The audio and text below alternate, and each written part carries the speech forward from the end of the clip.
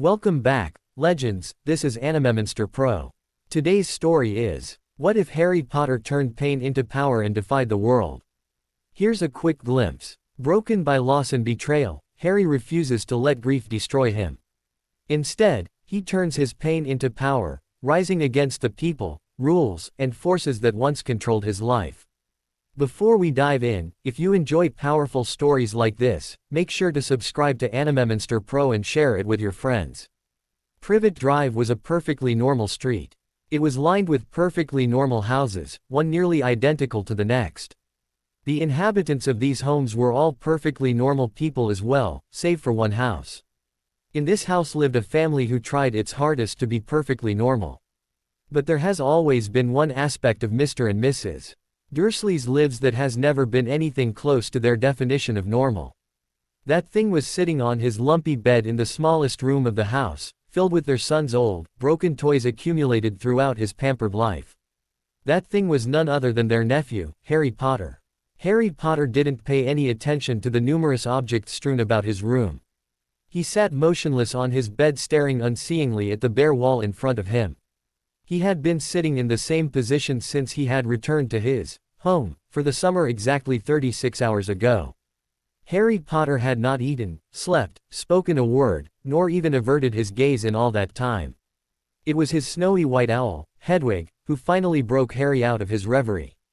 Returning from her nighttime hunt, she alighted on his shoulder and nipped affectionately at his ear, giving a soft hoot. Broken from his trance, Harry glanced at his bedside clock to find that it was just after 3 o'clock in the morning. Harry absent-mindedly stroked Hedwig's feathers as he realized something else he'd neglected to do in the past 36 hours. He then promptly ran out of his room to use the loo, leaving an indignant owl in his wake. Finished relieving himself of his most pressing concern, Harry realized how hungry he was. A growl from his stomach reaffirmed his decision to sneak down to the kitchen to scrounge up something to eat. He quietly made his way through the hallway and down the stairs, careful to avoid the floorboards and steps that he knew to creak. Once reaching his destination, he set out to make himself a sandwich. It only took Harry 2 bites before realizing that despite his obvious hunger he didn't have much of an appetite. Harry forced his way through the rest of his sandwich despite the rising sickening feeling in the pit of his stomach. Finished with his midnight meal, Harry cleaned up after himself and soundlessly made his way back up the stairs and into his bedroom, where he collapsed onto his bed and promptly dropped off into a fitful night's sleep. The next few days progressed in much the same manner for Harry. He only ever left his room in the middle of the night, and he had not encountered any of his relatives since the day they had picked him up from King's Cross Station. This was one of the very few things in his life for which he was grateful for at the moment. He spent those days in bed drifting in and out of sleep. To be honest, Harry couldn't really tell the difference between his sleeping and waking hours, for he continuously relived the same moments within his mind regardless of his state. Harry had become rather adept at avoiding and eluding his enemies. He had been doing it since he was a baby when Voldemort first targeted him. His years of practice could not help him this time though, for Harry Potter had become his own worst enemy, for the moment anyway. He did still have the darkest wizard of the century plotting his death. Harry could not escape the mental images of that dreadful night when he dragged 5 of his closest friends from their school in Scotland to the Ministry of Magic in London into certain danger on a harebrained scheme to rescue his godfather from the clutches of Lord Voldemort. What Harry had not known at the time was that he was being duped by Voldemort. Sirius, his godfather, was actually safe and sound in his London home at the time. The ensuing disaster led to injury for all 5 of his friends plus several Order of the Phoenix members who had come to their rescue, and worst of all, the death of his godfather, who had been a part of the rescue team. The moment Harry relived most often in his mind was watching as his godfather fell through that accursed veil. This moment brought a mix of emotions through Harry: pain and grief at the loss of the closest thing to a father he had ever known, anger at his murderer, Sirius' own cousin Bellatrix Lestrange, anger at Sirius for not taking the duel seriously. If only he had attacked her rather than wasting time taunting her, helplessness as he could do nothing but watch as Sirius tumbled through the archway, and confusion as to what the bloody hell that veil was exactly. Remus Lupin, Harry's only remaining connection to his long-deceased parents, had held Harry back from following Sirius through the archway, explaining that Sirius was gone and would not be coming back. Everyone he had talked to since then only reiterated this fact, yet Harry didn't understand how it worked. If the arch was a doorway to the world of the dead, shouldn't it work both ways? It wasn't as though Sirius had died properly, leaving behind his body while his spirit moved on to its next adventure. No, Sirius still had his body with him, and as far as Harry was concerned, that should mean that there was still hope that he could come back. Hope was all he had at this point. When Harry wasn't brooding over his godfather's state, he was reliving the rest of the events of that evening. After the shock of Sirius' tumble through the veil, Harry had raced after Bellatrix and cast the worst curse he could think of on her, the Cruciatus curse. It was this act more than anything else that stole Harry's appetite away. The thought of what he had done made him physically ill. He had cast an unforgivable curse. Not only that, he'd cast the worst unforgivable in his mind. He wasn't looking for control or a quick death for Bellatrix, he wanted to inflict pain, to make Bellatrix suffer as he was suffering at the time, as he was still currently suffering. She had mocked him for his effort, for the curse did not work properly. He had learned the hard way that when casting the curse you had to actually enjoy causing others pain. If you didn't enjoy causing others pain, you were only left with a feeling of self-loathing. Casting that curse had made Harry feel as though he was no better than Voldemort himself. It was that feeling that had left Harry completely powerless when Voldemort confronted Harry that night and had allowed Voldemort to possess Harry and gain control over his body. Harry still shivered when he thought of that. It left him feeling as if he was dirty, tainted, like he was covered in dirt that would never wash off. His hatred of himself in conjunction with his grief over the loss of Sirius caused Harry to drop his guard and welcome death's sweet release. Had it not been for Albus Dumbledore's impeccable timing, Harry would have been reunited with his parents and godfather in the afterlife that night. Being in the headmaster's debt was not somewhere Harry wanted to be at the moment. Harry learned later that night that the illustrious headmaster had been withholding quite a bit of information from him, not the least of which was the reason why Voldemort had tried to murder him almost 15 years ago when he was only 15 months old, and the reason why Voldemort might want to lure Harry to the Department of Mysteries in the Ministry of Magic. Harry learned that a prophecy was made before he was born about the one who would have the power to defeat Voldemort. One line kept playing repeatedly in Harry's mind, and either must die at the hand of the other, for neither can live while the other survives. That is what Harry's life had come down to, kill or be killed. The entire war rested on Harry's shoulders, and nobody had saw fit to let him know or to help him prepare. The headmaster thought it best to hide this from Harry for the 5 years since they had first met. Surely nothing bad ever came from acting out of ignorance, right? Dumbledore was the great puppet master in the story, and Harry realized that he'd been nothing but one of his puppets all along, his strings manipulated behind the scenes. Harry realized that the real weapon the Order had been guarding all along had been him, and the knowledge that he was in fact their only weapon against Voldemort. With this thought, Harry realized why he had been left with his viciously cruel relatives all his life and why he had no say even now in where he spent his summer vacations. No one ever worried about his well-being or happiness, they just wanted to make sure nothing damaged their precious weapon. Harry was sick of everything in his life right now, himself, his relatives, the Order, his headmaster, and more than anything else Harry was sick of feeling helpless and out of control in his life. It was this final thought that Harry focused on one night as he drifted off to sleep. Before sleep claimed him, he made a vow that no longer would he sit idly by and be manipulated. From now on, my life is in my own hands. I'm taking control. If Voldemort wants to come kill me, let him come. Next time I'll be ready for him, Harry murmured as his eyelids began to droop and he finally succumbed to sleep. Chapter 1. An Unexpected Visitor. Harry's dreams that night started out as they had ever since he had lost Sirius. He watched in despair, feeling helpless as his godfather fell through the veil again and again, when a familiar voice startled him. You really do need to stop brooding so much like this, Harry. Harry whirled around and felt his jaw hit the floor. See, Sirius. He barely managed to whisper. In the flesh. At Harry's pained expression he hastily added, sorry, wrong thing to say given my current state, but yeah, kid, it's me. Harry felt the tears welling up in his eyes as his all too familiar feelings of guilt quickly surfaced. Holding back his tears, he barely managed to choke out, I'm so sorry Sirius. It's all my fault. If only I hadn't been so stupid. Now hold it right there, kiddo, Sirius interrupted. I love you to pieces and all, but if you continue acting like this is all your fault, I'm not opposed to knocking some sense into you, literally, his trademark cocky grin firmly in place now. But, how, where, what? So many thoughts and emotions were racing through Harry's mind that he couldn't focus on any single one. Sirius was here talking to him, but Sirius was dead. It was his fault Sirius was dead, but Sirius didn't think so. But how was Sirius even here talking to him? Moreover, was it really even Sirius? Harry paused and took a breath. How is this possible? Is it really you? Articulate as always, I see. If I didn't know any better I'd think you were talking to a certain pretty Ravenclaw seeker. Sirius's smile widened as Harry's cheeks stained red behind the tear tracks. You're better off without that one, Harry. She wasn't right for you.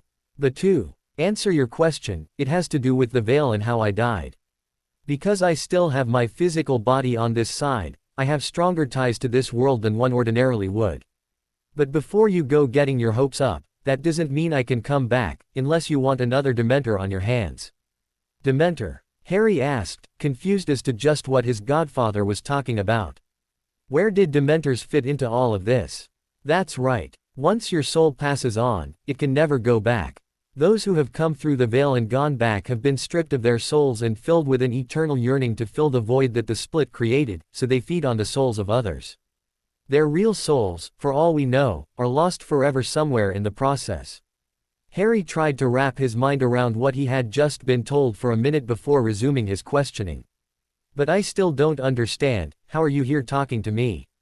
And where is here? Harry realized that they were no longer in the death chamber in the dome. Instead he found himself in an open field full of lush green grass with trees planted intermittently for as far as the eye could see. This is a figment of your imagination, or maybe my imagination, Sirius replied, waving his hand about at the landscape. And as I was saying, my tie to the physical world is strong because I took my body with me. The connection will weaken over time, and I will eventually pass on entirely to the other side. Think of it as what the Muggles call limbo or purgatory, sort of a waiting period. I'm not sure if I can visit anybody I want, you were the first one I tried. But from what I gather, it should be some time before I'm so far gone that I can no longer visit. Have you seen my parents? Harry blurted out, unable to contain himself once the question formed in his mind. He unconsciously took a step toward his godfather and was bouncing on the balls of his feet in anticipation. Sirius' grin faltered slightly as he began to reply. I have, though not as much as I would have liked to. Because of my ties to the physical world, I can't fully join those in the land of the dead. I'm sort of stuck in middle ground right now.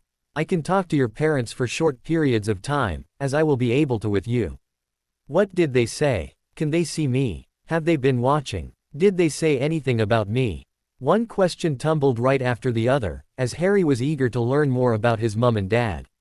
Seeing Harry's hungry, almost desperate expression, Sirius decided not to tease Harry about this particular subject.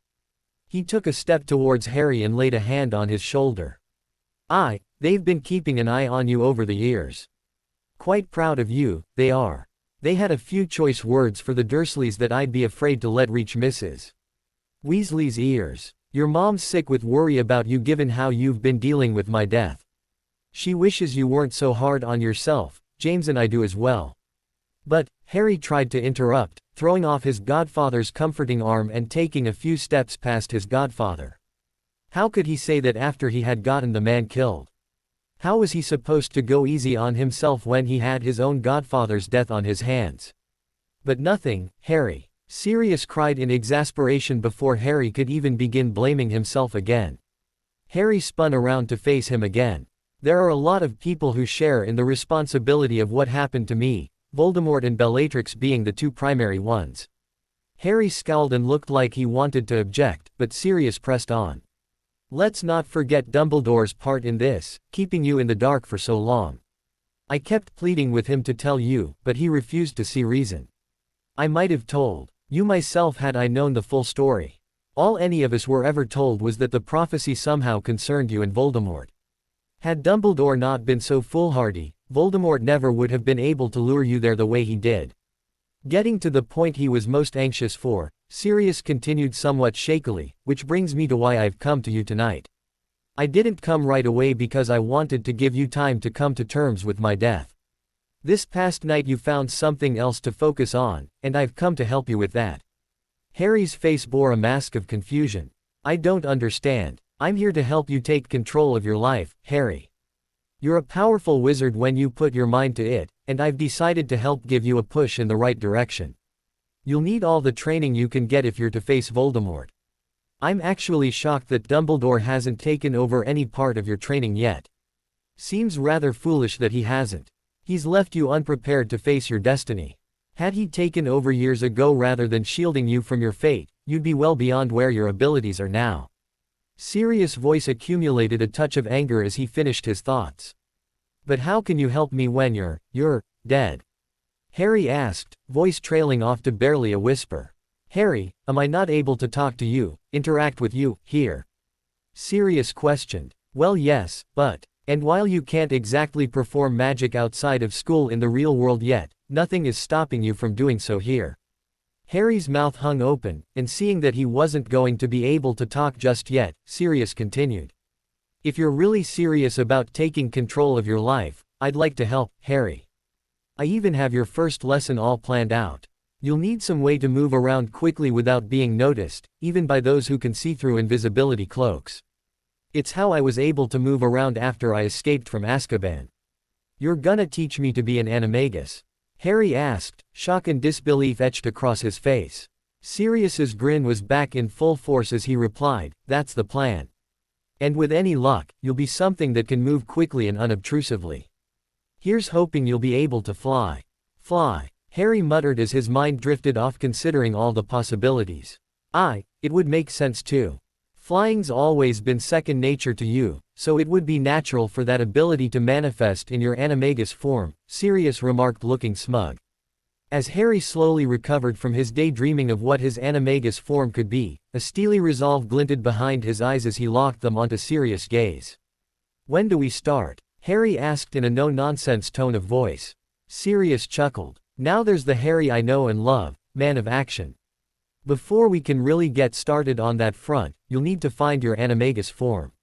To do that you'll need to brew a potion that will put you into a meditative state where you will meet the animal form inside you. Here's how the potion goes. Harry was gently awoken for the first time in so long that he couldn't even remember. The sun was peeking through the curtains adorning his window, casting beams of light across his face. He rose feeling better than he had for a few weeks, hell, for a few months even. He had a purpose in his life now and a plan. Granted, the plan only covered the start of his training, but compared to the helpless, purposeless feeling that had filled him just the day before, Harry felt like a new man. Harry broke his monotonous routine of spending the day in bed by going downstairs for breakfast. He walked into the kitchen to find his relatives already there working on breakfast. His aunt was at the stove cooking up some scrambled eggs. She dropped the frying pan she had been holding when she noticed Harry's presence. Luckily, it was only a couple inches off the stove at that point and only a bit of egg managed to fly out of the pan. His uncle's face had been hidden behind the morning paper. When he heard the pan drop, he looked up and caught sight of his nephew. They both looked shocked to see him as if they had completely forgotten he was even living there at the moment. His cousin, Dudley, was nowhere to be seen. He chuckled to himself humorlessly as he realized that they probably had forgotten he was there. He barely acknowledged the Dursleys as he helped himself to some eggs and toast.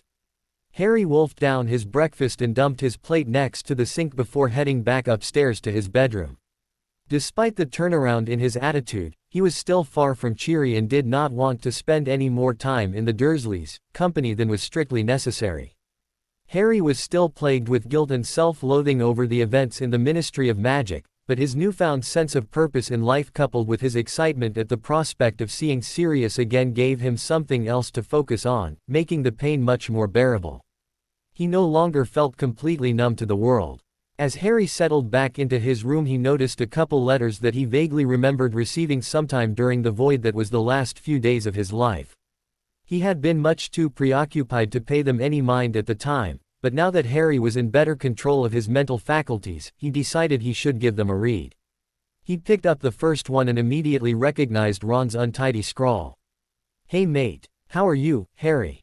Those muggles aren't treating you bad, are they? If Moody can't scare them straight, I don't think anything will. Mum's already on Dumbledore's case about getting you out of there, but he insists that you've gotta stay a while longer. I never did get why you have to keep going back. Ginny was bugging me about letting Pig bring you a letter with mine, but I told her to bugger off for a bit since I know you won't be in much a mood to talk to anyone right away. I got an owl from Hermione earlier, and she's in a right state worrying over you. I told her to lay off you for a while since I know how pushy she can be when she wants you to talk about something. I'm sure the opportunity to thank me by saving me from one of her usual tirades will come up soon enough. Mental, that one is. I'll keep bugging Mum to get Dumbledore to let you out of there. Don't let the muggles get you down. Ron. Harry shook his head in frustration as he crumpled up Ron's letter and pitched it in the trash. He hated when people walked on eggshells around him, as if he was fragile and unable to take care of himself.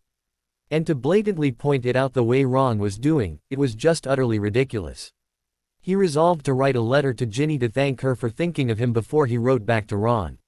Maybe then Ron would get the hint that he didn't need another minder. Then again, I wouldn't count on it. Harry thought. Thick, that one is. If he was in a better mood he might have laughed at his own joke. Instead, he picked up the next letter to find Hermione's neat script covering the parchment. Dear Harry, how are you? And don't you dare even think of writing back saying, I'm fine. Have you been eating regularly and sleeping all right? You know Mrs. Weasley will make a fuss over you if you come back looking like you haven't had a decent meal in weeks. I can only imagine how dreadful you must be feeling after all that's happened. I know you don't much want to talk about it, but please don't shut me out or push me away like you usually do. I'm just worried about you, and I want to help. And talking about it can help. I'm hanging in there, but I think my parents can tell that something is wrong. I've been sugar-coating things, a horrible thing to do to a pair of dentists, for them over the years because I was afraid they would pull me out of Hogwarts if they knew the truth of what was happening in our world and the kinds of danger we've been in. I fear the time has come for me to come clean. I only hope they are not too upset with me. Please write back soon, Harry. I'd really like to hear from you. Love, from Hermione. Typical Hermione letter overall, always trying to get people to talk about their feelings. He actually didn't mind it as much as he usually might have. At least she wasn't tiptoeing around him or trying to shield and coddle him. Of course, if Harry had read the letter just the day before he most likely would have scowled and tossed the letter aside, but running away from the pain didn't seem quite so important now. He had to face it and move past it if he was ever going to be any help in this war. What really surprised Harry about the letter was Hermione's admission that she had lied to her parents. Maybe Ron and I have rubbed off on her more than we thought, Harry pondered. She was the queen of rules and following authority to the letter. She must have been seriously scared of being pulled out of Hogwarts to have lied to her parents about it. Before Harry began crafting any letters of his own, he searched through his trunk for his potion supplies. Sirius had told him the ingredients and instructions for the Animagus potion the night before, and they had decided that Harry should ask his friends to get the additional ingredients he'd need. He was unable to go himself, lest his safety be compromised. The Order was surely keeping tabs on him, monitoring his whereabouts, and asking an Order member could arouse suspicion if they recognized what the supplies could be for or questioned his motives. Harry would just tell his friends he was studying this summer and wanted to be extra prepared for Snape's Newt class, as he'd need to do well in that class to become an Auror. That was of course assuming that he even made it into Snape's Newt class in the first place. Harry quickly compiled a list of what he'd need to make the potion and decided to ask Ginny for her help. He didn't want to risk asking Hermione for two reasons. One, she was just too clever for her own good, and two, her parents were muggles, meaning she didn't have easy access to Diagon Alley. So with that said, Harry pulled out quill and parchment and began to write. The Weasleys had just finished dinner that evening, and Ginny ascended the stairs to her bedroom. She was not having a very pleasant summer thus far. She had lost a man who, while she had only met him just a year ago, and prior to that thought him to be an escaped lunatic murderer, had quickly turned into a favorite uncle-like figure. He was an adult, technically speaking, but he was so full of life and mischief that it was hard not to see him as a friend first and an adult second. She knew that her feelings of loss were nothing compared to Harry's. Sirius had been the closest thing to a father that he'd ever known. Harry had been in such bad shape when they parted ways several days ago. He had almost seemed devoid of all emotion. Only his eyes betrayed the true depth of his pain. She knew this had to be weighing heavily on him, and he was probably blaming himself for the whole thing, the noble git. Not that she could really blame him for it, hadn't she, after the incident with the Chamber of Secrets her first year, done the exact same thing? She had been manipulated by Tom Riddle, otherwise known as Voldemort, same as Harry. Her brother, Ron, who also happened to be a complete git although for entirely different and much less flattering reasons, was not helping matters at all either. Ever since she'd mentioned she was seeing Dean Thomas on the train ride home he had not shut up about the subject. After living with the guy at school for 5 years without any problems, all of a sudden Dean Thomas is a right prat completely unworthy of me. Right. And to top it all off, he had refused to send her letter to Harry with his, claiming that Harry needed his space right now and didn't need to listen to another girl go on and on about feelings and emotions. If he keeps this up, Ron'll be having a big prank coming his way before long, Ginny thought while grinning ruefully. Just as she started to contemplate the different ways she could exact her revenge on her dear brother, she was pulled out of her thoughts by a tap tap tap coming from her window. She jumped 2 feet into the air, startled out of her reverie. As she glanced over, she saw something she had not been expecting, a beautiful snowy white owl with a letter trying to get in her window. She unlatched the window and opened it up. Hedwig, you know Ron's room is on the top floor. Why? She was interrupted by an indignant hoot from the owl in question. Hedwig held her leg out impatiently while glaring at the red-haired female who dared to question her ability to deliver a letter to its correct recipient. She did not deliver to the wrong person, and she delivered her mail with dignity. Unlike another owl, she had the displeasure of knowing that belonged to a different red-haired somebody. Sufficiently cowed by Hedwig's response to her questioning, Ginny shrugged and took the proffered letter. She scrounged up a bowl and filled it with water, offering it to the owl as a peace offering. While Hedwig hooted gratefully and helped herself to a drink, Ginny looked down at the envelope in her hands and sure enough, the envelope had her name on it. The first thing she noticed as she held the envelope was its weight and clunkiness. She ripped it open to find several gold coins contained within along with 2 pieces of parchment, one full-sized, the other a torn scrap. Now that's odd, Ginny thought to herself before pulling out the full-sized letter and beginning to read. Dear Ginny, I'm not exactly sure where to start as I've never written you before, but I suppose the beginning is as good a place as any. I'm sorry. I'm sorry for a lot of things, actually. I'm sorry for not noticing you and getting to know you sooner. I realized over the past year what a great person you are, and I'd feel lucky to be able to count you as a friend. I'm sorry for forgetting about your run-in with Voldemort. After you brought it to my attention over the Christmas holidays, I realized that I never once asked you how you were handling it and to make sure you were doing okay. I was a bloody git. Can you forgive me? I'm also sorry for leading you into that trap at the ministry. I appreciate your help and willingness to come that night. Without you and the others, there probably wouldn't have been anything left for the Order to save by the time they arrived. I just got around to reading the letter I received from Ron. He mentioned that you had wanted to send me a letter and that he'd refused to send it with his. The prat was acting like he had done me a favor. I haven't written Ron back yet. The last thing I need right now is another minder or someone who is going to tiptoe around me. Instead, I decided to write to you. I don't want to think of you as an acquaintance, or my best friend's little sister, but as a friend in your own right. That is if you'll have me. Now that that's over with, how are you doing? Is your ankle all right? I don't really know how you've been affected by Sirius's passing. Did you really know him well?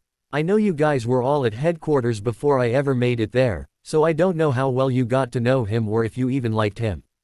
Plus I was probably a little too caught up in myself to notice much of what was going on around me anyway. God, I miss him.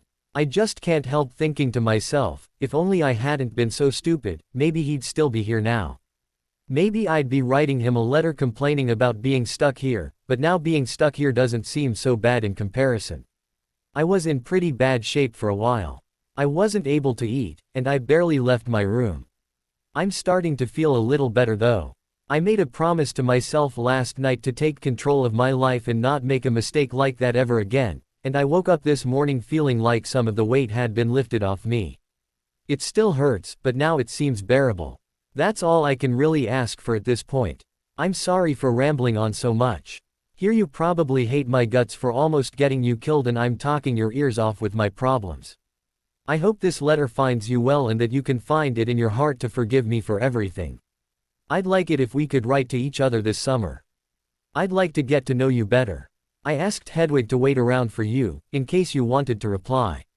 If you don't want to write, I'll understand. Just send Hedwig on her way. Take care, Harry. P.S. I almost forgot. The galleons are for potion supplies. I was hoping you could talk your mum into picking some things up from the apothecary for me, since I can't exactly go into Diagon Alley myself. I've decided to occupy myself with my studies over break for lack of anything else to do, and potions is taking a priority as I've got to be ready for Snape's Newt class assuming I make it in. I'll need to do well if I want to be an Auror. I wasn't sure how much it would cost, so tell your mum I can send more if need be. There's a list of what I need in the envelope. Thanks, Gin. You're the best. Ginny was speechless. What was that? He'd just said more in that one letter than he had probably ever said to her in the past 5 years since she'd first met him. He had just practically begged her to be his friend. She had thought he'd never see her for anything other than Ron's little sister. It had been the world's worst-kept secret that Ginny had a huge crush on Harry Potter when she was younger, and she could now admit to it without that familiar blush creeping up from her cheeks to her ears. She had spent years hoping Harry would finally notice her, realize he was madly in love with her, and whisk her away on his noble white steed. Okay, so that's not exactly what she had been hoping for, but looking back on it now, she knew she was waiting on a fairy tale. Only fairy tales aren't real. How could she expect Harry to notice her when she couldn't utter a single coherent sentence in his presence? Hell, she had trouble just getting out any sounds that could pass for human speech. She had realized during her 3rd year just how silly she was being. If she couldn't hold a conversation with Harry, she would never be anything to him. The first step was to drop her fairy tale. She gave up hoping for her fairy tale romance with Harry. She still cared for Harry, as most people who came to know him did. After Harry came out of the 3rd task of the Tri-Wizard tournament at the end of her 3rd year looking so broken and lost, she resolved that she would help Harry in any way that she could. She would be his friend. She wasn't holding out on some romantic fantasy of being the shoulder Harry cried on and the one who gave him comfort in his darkest hours. No, she was done with that silliness. Harry needed his friends and family, and from what she knew of his family, they were bound to be of no help whatsoever, to be there for him, to support him, and to help him shoulder his burdens. It tore at her heart that night in the hospital wing, watching Harry sob into her mother's embrace. At first, when her mother had wrapped her arms around him, he had stiffened as if unsure what was going on, as if he had never been held like that before. It wasn't until later that she realized how true that thought was. She had heard Ron talking in the past about Harry's relatives, but it never really hit her until later that night what he was really saying. She had been proud of herself that summer at Grimmauld Place. When Harry had finally arrived to spend the summer with them, she had not turned into the silly little lovesick fangirl she always used to become around him. She hadn't let his appearance change her at all. She acted like her usual self all throughout the summer. She had not said much directly to Harry, but the point was that she was now capable of talking to Harry. And she had no trouble talking to others even in his presence. Sadly enough, this was a remarkable improvement. Things had remained stagnant as school began, at least in regards to Harry. She was a year behind him, so they had no classes together. Eventually the DA started, so she got to see him a bit more.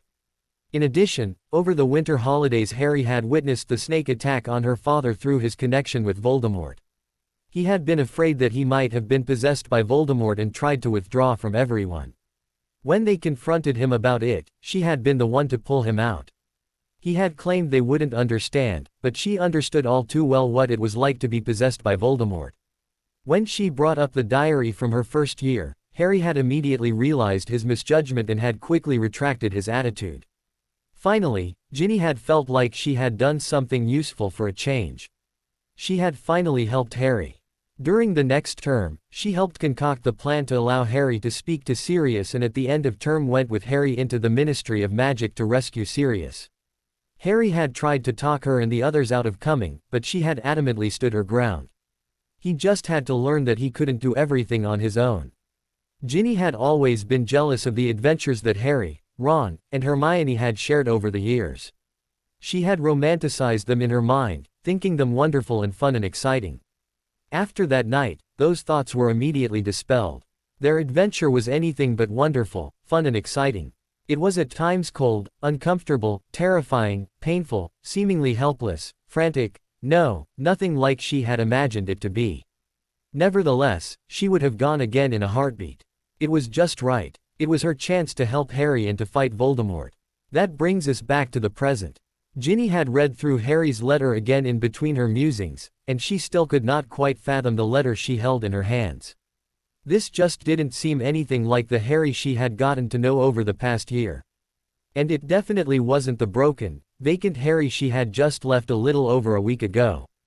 Harry was notorious for being closed up about his feelings, but he had been so open with her. The letter had a serious tone to it, but it wasn't a depressing one. He wasn't joking around and laughing, but she hardly expected him to be doing anything of that sort at this point of time. To top it all off, though, he had seemed genuinely concerned about her and her acceptance of him. Ginny was utterly confused. For a moment she considered the possibility that he had simply sent similar messages to all of those who had gone to the ministry with him to get it out of the way and avoid our questions and nagging. But that didn't quite add up. For one, Harry had specifically stated that he had yet to write Ron, and he had said that he only just got around to reading letters today, so there's no way Hedwig could have made many deliveries before her. Plus she was still sitting in her room waiting to see if Ginny was going to reply. There was no way around it. She was the one he had chosen to write to. He could have at most sent out only one other letter beforehand.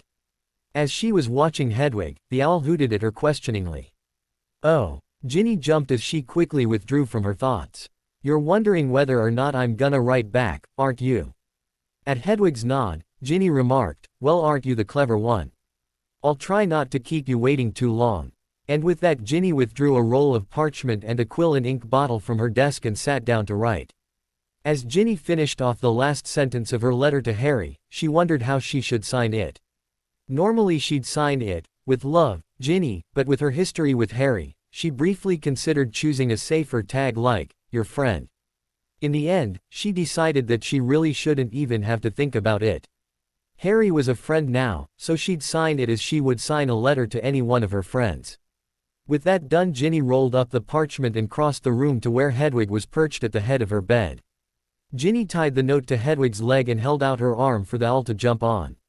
She crossed the room to the window and was just opening it up as her door flew open and Ron's loud voice filtered in. Ginny, what have you been? Where did that owl come from? Ron asked as Hedwig launched herself out the window. It just so happens, Ron, that a friend sent me a letter, and I was just sending a reply back, Ginny replied coldly as she slammed her window shut. As happy as she had been to hear from Harry, her earlier anger directed at her dear brother was not forgotten. Well, it couldn't have been Dean. I know for a fact that Dean doesn't have a white owl. Come to think of it, Ron pondered aloud as he leaned against the wall in her doorway, the only person I've seen at Hogwarts ever using a white owl is Harry. Yes, well, I've got to go ask Mum for something. Ginny left Ron's unasked question unanswered as she grabbed the potions list and galleons that Harry had sent and marched past Ron out the door and down the stairs, leaving her brother standing in the doorway still trying to figure out what was going on. She found her mum sitting in the living room, knitting needles fervently working beside her as she paged through the latest issue of Witch Weekly. Her dad was on the couch next to her mum looking at what Ginny could only assume was a muggle object of some sort. Mum, Harry sent me a letter and wanted to know if you could pick up these things for him from the apothecary, Ginny explained, handing over the list and galleons. He said he wants to be ready for Snape this year, he's pretty hopeful about getting into his Newt class, I guess. He said he could send more money if it ends up costing more than what he sent. Since when did Harry start writing to you? Ron questioned venomously from the bottom of the stairs where he'd obviously been eavesdropping. Hoping to head off a row before one started, Mrs. Weasley quickly interjected, of course, dear. I needed to run out to Diagon Alley this week anyway. Shall I have the apothecary all these to Harry?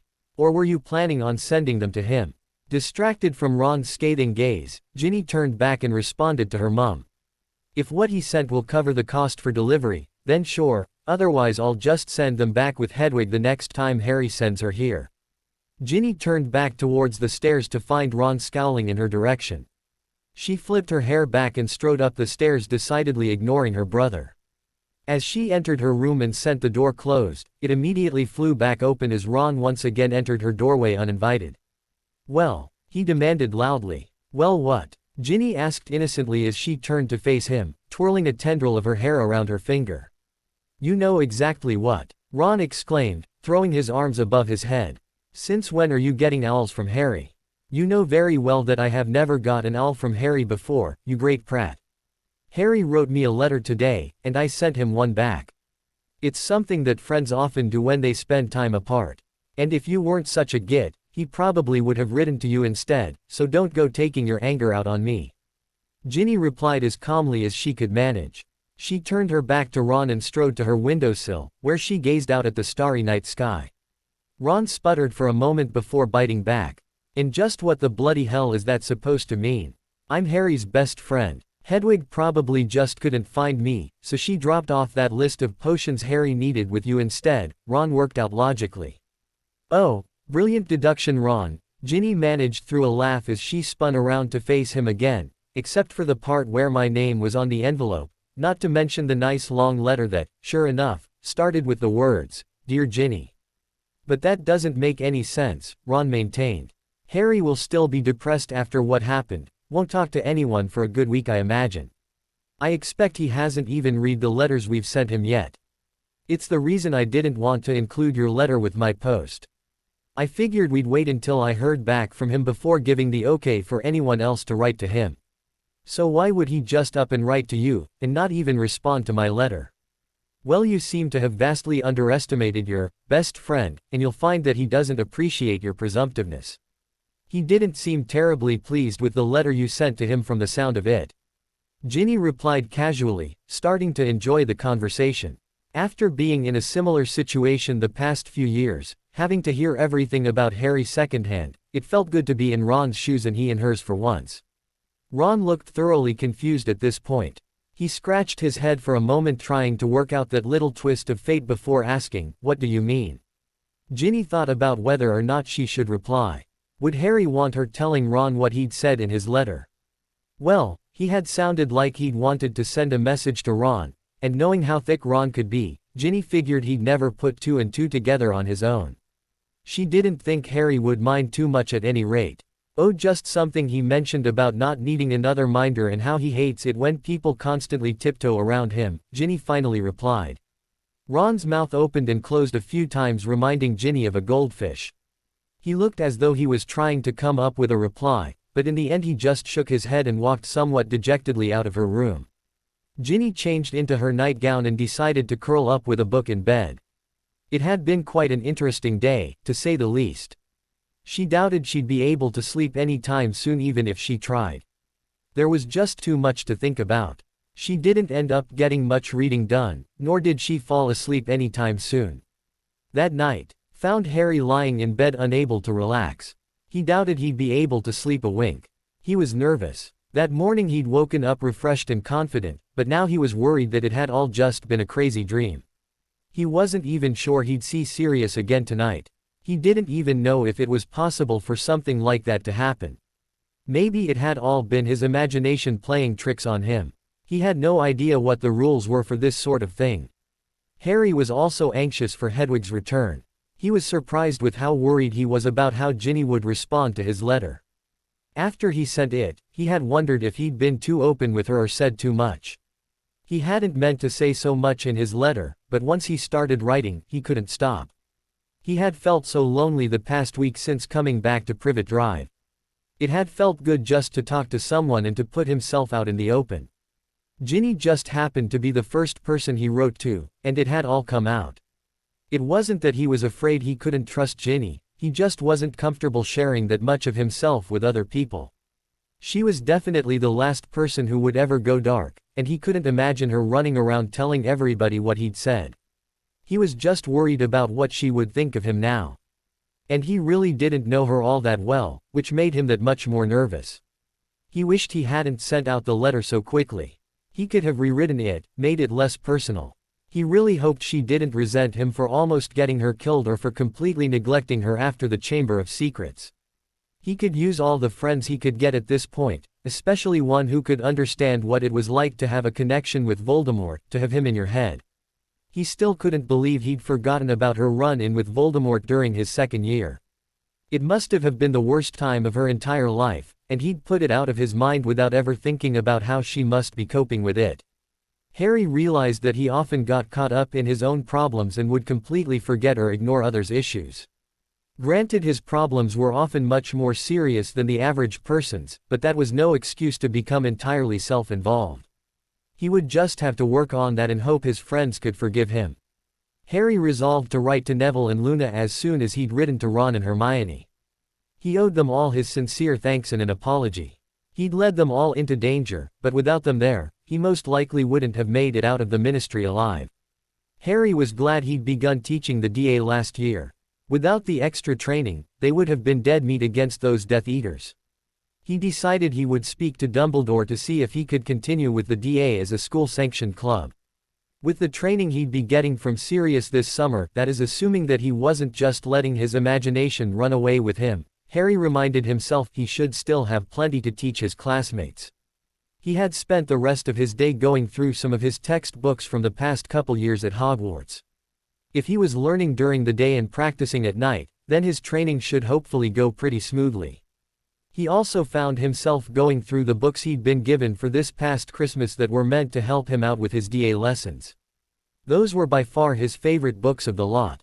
Harry turned back to look at his clock to find that it was well past midnight already.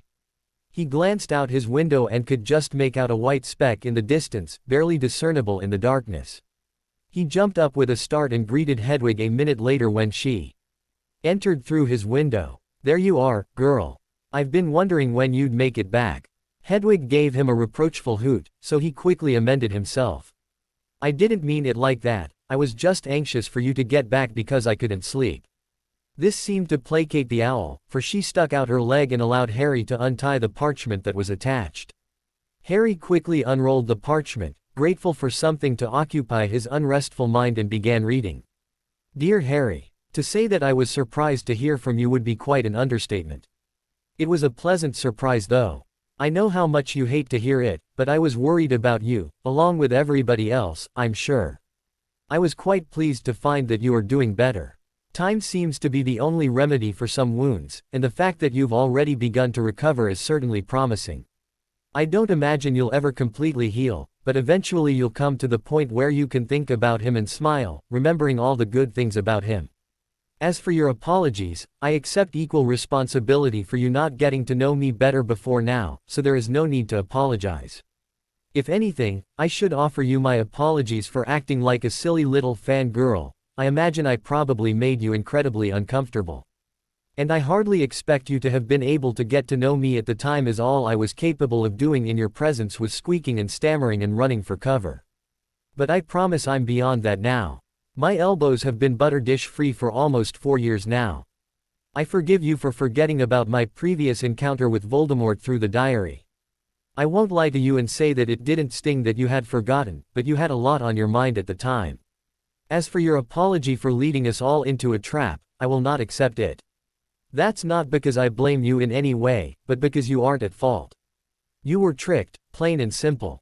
I would have done the same thing in your situation, and if a similar situation arises in the future, I'll be right there beside you again. Plus I know firsthand how tricky and manipulative he can be, and if you want to blame yourself for this, then you'll have to blame me for being fooled by the diary. I miss Sirius as well. I didn't know him very long, but last summer he became like a favorite uncle to me. He always had this spirit to him that set him apart from other grown-ups. It's sad to think how he spent the last 14 years of his life either in prison or in hiding, but I know he wouldn't have traded the last 2 years getting to know you for anything. He adored you and talked about you all the time. He always wanted to hear stories of your various adventures. However, I take comfort in the fact that he's probably causing a world of mischief with your father in the afterlife. I'm sure he's happy to see your parents again. I'm glad you agree that Ron is being a prat right now, as he has been almost unbearable this summer. He has not shut up about how much of a git he thinks Dean Thomas is ever since the train ride home.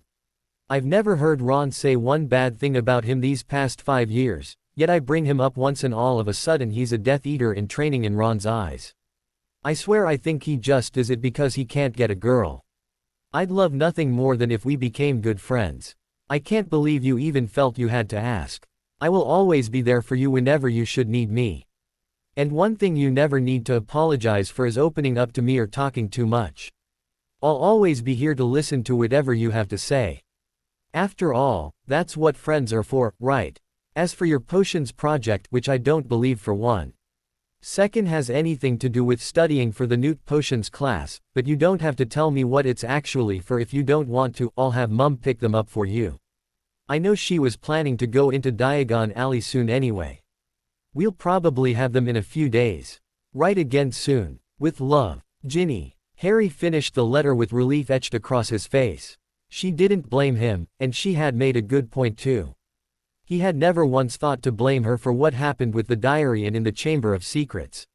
He wasn't ready to just drop his guilt like that, but it was definitely some food for thought. And maybe, just maybe, none of the others would blame him either. She had seen right through his excuse for the potion's ingredients, yet she didn't press him for answers. Ron or Hermione would have demanded to know what they were for, but Ginny had helped him out without asking for anything in return. She had respected his privacy. That was just what he needed right now, Harry thought. A friend who would be there to help and to listen when he was ready, who wouldn't pressure him for more than he was willing to give at the time, and a friend who could relate to some of what he was going through with his connection to Voldemort. Maybe Ginny could fill that need.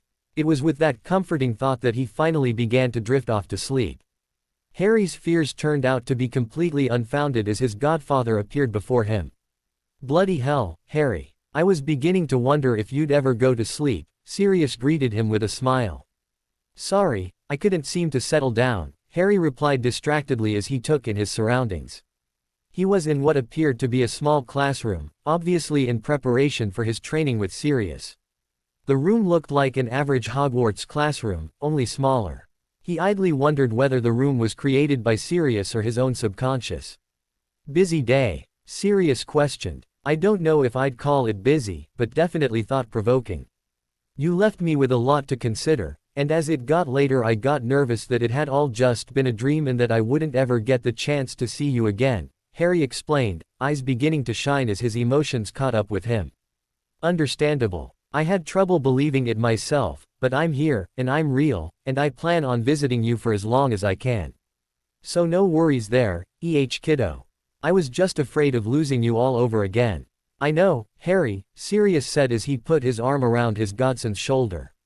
Eventually I will move on to the next life completely, and I won't be able to visit anymore, but we should have quite a bit of time before that happens. Plenty of time to say goodbye and to get used to the fact. Now what's the story with that potion? Harry took a moment to collect himself before responding. I needed some ingredients, so I've asked Mrs. Weasley to pick them up from Diagon Alley for me. Ginny thinks she'll have them within a few days. Sirius smirked cockily and raised an eyebrow at Harry. Ginny, huh? Not your usual Weasley correspondent, is she? What happened there? You and Ron get in a row, or did you just finally come to your senses with the female Weasley? Sirius asked suggestively. Ginny and I are just friends. I always did think you were a bit dense when it came to her, his godfather continued as if Harry hadn't spoken. I was always a bit partial to her myself. Had a bit of the old marauder spirit in her, she did. Not like the twins, who are much too boisterous. She has that same mischievous nature, but she's sly about it. The twins are all bang and pop, but she's got finesse like a true marauder. And since you're doomed to end up with a redhead anyway, might as well make it one as cute as Ginny. Wait, what? Harry asked thickly. What do you mean doomed to end up with a redhead? He scratched his head trying to figure out where the hell this conversation came from and where it was going. Sirius let out a hearty laugh and ruffled Harry's hair playfully. The Potter curse, or blessing as James liked to call it. Apparently every Potter male is doomed to fall helplessly in love with and marry a redhead. James called it his blessing because he knew right away that Lily was the one for him. He never even looked at another girl at Hogwarts. So there's really no use fighting it, Harry. Might as well just go ring shopping now. Maybe I'll have myself a goddaughter-in-law soon enough. I haven't exactly got the time or the energy to even think about girls right now. And my only experience hasn't left me itching to get back out there right away. Ron was being a prat, so I decided to write Ginny instead. I was planning on writing her anyway, as well as Luna and Neville. I just sped up my plans a bit, all right. Harry retorted. If you say so, Harry, Sirius teased. Harry was not in the mood for his godfather's game, so he quickly changed the subject. There was one question that I had. At Sirius' nod, Harry continued. How am I going to be able to transform into an Animagus without being caught for doing underage magic by the Ministry? Elementary, my dear Harry. You don't use your wand to transform. But I don't understand. What does the wand have to do with it? It has everything to do with it. Whenever an underage witch or wizard purchases a wand, a monitoring charm is placed on it, which is how they keep track of the underage magic users. After you've turned 17, the charm is removed from your wand. But then how do they monitor accidental magic? And how come in the summer before my second year I got in trouble for a hover charm that Dobby performed? Dobby? Sirius asked. House elf. Long story, Harry replied impatiently. All right, Sirius relented. Accidental magic alerts different sensors because of the strength of emotions and the resulting magical surge that is the result. Accidental magic generally only occurs with younger children because the older you are, the more control you have over your magic and your emotions. The sensors only pick it up when there is, for lack of a better word, an explosion of magic. As for Dobby, he must have either used your wand for the charm or found some way to imitate your wand's signature. So if I were to learn wandless magic, I could perform magic all I went, whenever I want, without repercussions. Harry wondered aloud. That's right, although you'd probably have better luck trying to break the tracking charm on your wand or stealing a spare wand. Most adults would have trouble casting a simple Lumos or Wingardium Leviosa wandlessly even after years of training. Very few are capable of becoming in any way proficient in that branch of magic, Sirius explained to Harry. Harry's eyes lit up as he remembered a time when he had cast a spell without his wand. Last summer, when I was attacked by those Dementors, I had dropped my wand because Dudley punched me. It was dark, and I couldn't find it, so I just blurted out, Lumos, and my wand lit up. Harry rushed out.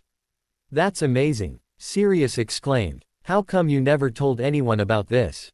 Harry paused to consider that for a second. I didn't think anything of it at the time. Besides, I was much more worried about finding Dementors in Little Whinging and the subsequent trial than about my wandless abilities. By the time the trial was over, I had completely forgotten about it. Sirius held his hand to his chin. I guess I see your point. You did have a lot going on at the time. But we must see if we can develop your wandless abilities. Tomorrow I want you to practice some simple spells without a wand and see what kind of success you have. Then tomorrow night we can analyze what you can do and try to gauge your potential. If you do have some skill with it, the Animagus transformation might come easily to you. The hardest part of the process is learning how to channel your magic within yourself to make the change rather than the usual way of casting spells with your wand. How long do you think it'll take me to become an Animagus? Harry asked. Didn't it take you and my dad a couple years? It did, but you have to remember that we had no instructor. And we didn't have any resources readily available to us. We had to sneak into the restricted section of the library and search for all the information we could get. That at least doubled our total time, if not more. Sirius paused and decided to get back onto the task at hand. Now there isn't anything we can do about your Animagus until you get that potion, so what say we have a couple practice duels tonight? I want to get a feel for what you're capable of. I'm not sure if everything will work the same for us here as in the real world. I tried doing a couple simple spells, and they seem to behave normally. So first off, just try a couple spells to make sure you can perform them okay, then we'll get started. Harry pulled out his wand, which was stuck in his back pocket, and did a few simple charms to test his magic. Everything appeared to be normal, so he turned to Sirius and nodded. Then they squared off. It was clear that Sirius was the more experienced dueler, but Harry was no pushover. A lot of novice duelers enter with the frame of mind that you'll trade hexes. I get one shot, you get one shot, repeat. Harry seemed to start off this way as well, but quickly learned that Sirius was not going to play that way. He would need to work on his spell casting speed, Sirius noted. Sirius made mental tallies of all his observations of Harry. His spell vocabulary was rather limited. He was agile and frequently relied on that to dodge spells, and he used the environment to his advantage, taking cover when possible and occasionally using a chair or some other object to try to distract or disarm Sirius. When he was finished with his observations, Sirius called for Harry to stop and approached him. Well, I wouldn't mind having you in a fight, but there's plenty of room for improvement. We'll need to improve your spell knowledge and increase your casting speed for starters. Not sure how to respond, Harry just shrugged his shoulders and inspected an overturned desk on the side of the room before finally looking up at Sirius expectantly. Well, I suppose that's enough for tonight. Don't forget to practice wandless magic tomorrow. Sirius ruffled Harry's hair affectionately and added, I'll see you tomorrow night, Harry. And with that Sirius and the classroom faded out of existence. The next morning Harry decided to write a letter to Hermione before anything else. He had a lot of letters to write, so it was best to get them started right away. He crawled out of bed and plopped down onto the wobbly chair at his desk. Parchment, quill, and ink were soon on the desk, and Harry began writing. Dear Hermione, I'm doing as well as can be expected, which doesn't say very much. I was in rough shape for a while, but I've been feeling a little better the last couple days. I've started doing some studying. It helps to keep my mind off of things. I'm eating as much as I ever do here now, which should still ensure that Mrs. Weasley will fuss over me next time she sees me anyway. I hope everything goes all right with you and your parents. You'll have to tell them the truth sooner or later, so maybe now is the right time. Just let them know that you are a part of the wizarding world now, and it is a part of you. Make them see that pulling you out of Hogwarts won't remove you from danger. It will only take away your tools to fight back and protect yourself. The best thing for you would be to continue to learn so that you can properly defend yourself should the need arise. I'm sure they'll come around. If you need any help or anything or think a letter from me might help, just say the words. I'd offer to come visit to help you talk to them, but I'm more or less trapped here at the moment. Take care, Harry. Harry sent Hedwig off with the letter, then turned to the door and walked out. He grabbed a quick breakfast much to his relatives' quiet dismay. The threat Moody and the others had made at the train station was still hanging thickly over their heads, and they were reluctant to openly cause Harry trouble. Instead they just ignored him, which suited Harry just fine. After making his way back upstairs, Harry took a seat at his desk once again and turned his attention inward. It was time for him to start practicing wandless magic. He wasn't sure how he was supposed to start as he'd only ever been taught how to focus his magic through his wand. No one had ever even told him it was possible to purposely do magic without one. Harry thought back to the night he was attacked by Dementors and tried to figure out what he had done. All he could remember was scrambling around frantically in the darkness and desperately wishing he could just see what he was doing. He needed some light and had just uttered, Lumos, without really thinking about it at the moment. He thought back to the times he had performed accidental magic hoping that it could somehow lead him into what he needed to know to do wandless magic. All the times he had accidentally performed magic he had wanted something to happen, and it just did. It didn't always happen in the way that he would have wanted, but maybe that's just because he didn't have proper control over the magic. One time he had wanted to get away from Dudley and his gang, and the next thing he knew he was on the roof of the school. Another time he had wanted his Aunt Marge to shut up and get over her inflated ego. In hindsight, perhaps inflated wasn't the best choice of thoughts since that was exactly what happened to her as a result. She was inflated like a blimp and floated away. The only difference he could discern was control. When he had cast Lumos he had been in control of his magic. He had willed to perform a specific function and had gotten the desired results. The other times he had just willed something to happen to fix the problem without giving a specific solution, and he ended up with sporadic results. So in theory Harry just had to really want something to happen, then will it to happen in a specific way without losing control. With that thought in mind Harry set to work trying to levitate his quill without the aid of a wand. An hour later and his quill had barely twitched, and it was debatable whether the cause of that was actually Harry's magic, the wind, or whether or not it was just a figment of Harry's imagination. Harry was getting frustrated. He began thinking about all he hoped to accomplish this summer and how much being able to use wandless magic would help. He wished his stupid quill would just get up and move already. And it did. It shot up into the air and firmly lodged its tip in the ceiling with the feather hanging down. Harry had felt a surge go through him which he could only assume was his magic. He finally got the quill to move, but it wasn't exactly what he was hoping for. He only had minimal control over what had happened.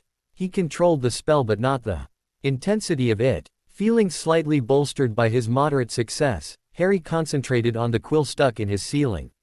He willed it to burrow out of the ceiling and float slowly down to his desk. He could see the quill start to move and feel something stirring inside him. Last time it had been a jolt, quick and powerful. This time it was a slow-moving flow inside of him. The quill extricated itself from its prison and floated ever so slowly down to the top of his desk. When the quill had landed, the flow inside of him stopped as well. Harry turned his attention to a small book on his desk. He focused inside of himself on that feeling of the magic flowing through his body, hoping to duplicate it. He willed the book to levitate off the desk. He could feel the magic slowly start to build up inside of him and flow through his body. Moments later the book was lifting itself off of his desk and hovering above it. Harry tried this on a couple other objects, increasing the weight of them as he went. After levitating his bed a couple inches off the floor, then slowly, soundlessly letting it drop back to the ground, he decided that he had levitation down pat. So he decided he would move on to a different spell. He decided to try a summoning charm next.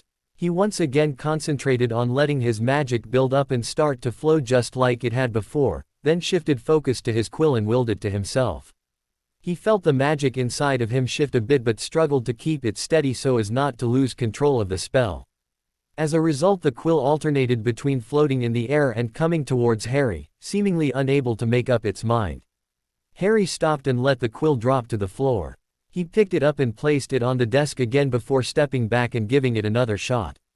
He felt the same shift in his magic and had to rein it in with the same results on the quill. He paused to think about what was happening. There was obviously something different. It was like he was casting a summoning charm and a hover charm at the same time. The question was, why is this happening? Was he just having a harder time controlling his magic because this was a more difficult spell? If he were able to stop his magic from struggling with him, would that solve the problem? Harry really wished he had someone he could ask these questions to. He tried a couple more times with the same results and began to grow frustrated. As his frustration increased, he seemed to have even more difficulty with the spell, and the quill would often buck in the air or go in the completely opposite direction and shoot around much faster than Harry had willed it to go. He decided to call it quits for the day before the quill ended up poking his eye out and realized that it was evening already and that he had completely missed lunch. He went downstairs and into the kitchen to find his aunt and uncle sitting down to dinner. Dudley was nowhere to be seen. Must be out with the gang, Harry thought to himself. Otherwise he'd never miss a meal. The Dursleys pointedly ignored Harry as had been the custom so far this summer. As he helped himself to some of the pork roast his aunt had cooked, he could feel the waves of tension streaming off of his uncle. It took all of the large man's energy just to hold back the surge of insults begging to be let loose on Harry. But he was obviously able to rein in all of his ill will, for he simply glared at his nephew before turning back to his food. Harry ate quickly and in silence before dumping his plate off in the sink and rushing back upstairs, eager to escape the tension and to return to the comfort of his solitude. Harry spent the rest of his evening poring over his old textbooks yet again to learn all that he could from them before finally crawling into bed and letting sleep overcome him. Dear Ron, I heard back from Harry today, which I guess is obvious since I asked Hedwig to deliver this. I also got your message earlier. It sounds like he was in bad shape for several days and is just starting to come out of it, which is hardly surprising. I'm guessing that he chose to write Ginny first because it was a safer note to write. He could avoid talking about the more sensitive subjects, and he figured that she wouldn't press him since she doesn't know him as well as us. I wouldn't worry too much about it because I'm sure you'll be hearing from him tomorrow. I'm so anxious to get our OWL results back. I hope they aren't delayed at all because of everything going on at the ministry right now. I've finished most of the summer reading for the Newt courses I hope to take. Have you started studying yet? You know that Newts are incredibly important, and you can never start preparing too soon. You really can't expect to get any Newts with the amount of effort you usually put into studying. You'll need to work extra hard these next 2 years. I'd be happy to write up a study schedule for you to help keep you on task and up to date. I have another letter to write and a long overdue conversation with my parents to plan, so I'm going to have to cut this short. At least think about opening a book, and let me know when you hear from Harry. Love from Hermione. Ron's sour mood had initially lightened as he saw the white owl fly into his room to deliver a letter. It was short-lived, however, when he saw not Harry's messy handwriting, but the neat script of Hermione Granger on the parchment. It wasn't that he didn't like hearing from Hermione. He was just anxious to hear from his other best friend. His foul mood only worsened as he finished reading through Hermione's letter. Why does she always have to get on my case? Ron thought bitterly. And Harry, what the hell is going on with him? I'm his best mate, and he's written my sister and Hermione already and not me. I had better hear from him soon, or he'll be hearing from me. And who the bloody hell is Hermione writing now? Better not be Vicky again. Ron dropped the letter on his desk and walked out of his room. He began descending the stairs as another door opened down the hall on the floor below. Ginny walked out and down the stairs in front of him, never noticing her brother's form on the stairs. As Ron continued, he noticed that her bedroom door was still open. He could see her desk through the open doorway and noticed some parchment littered across the top. He had tried to get Ginny to show him Harry's letter ever since she had got it.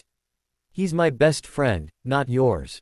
I have more of a right to know how he's doing than you, Ron spat. I think that's for Harry to decide, you self-obsessed, arrogant prat. When he wants to talk to you, he'll send you an owl. If he wants to talk to me and not you, that's his choice and his right, and there's not a thing you can do about it. If you thought less about yourself and more about Harry, he probably would have written to you already. Now for the last time, you are not reading Harry's letter. Ginny fumed, clearly frustrated with her older brother, before shoving him out of her doorway and slamming the door in his face. What does she know anyway?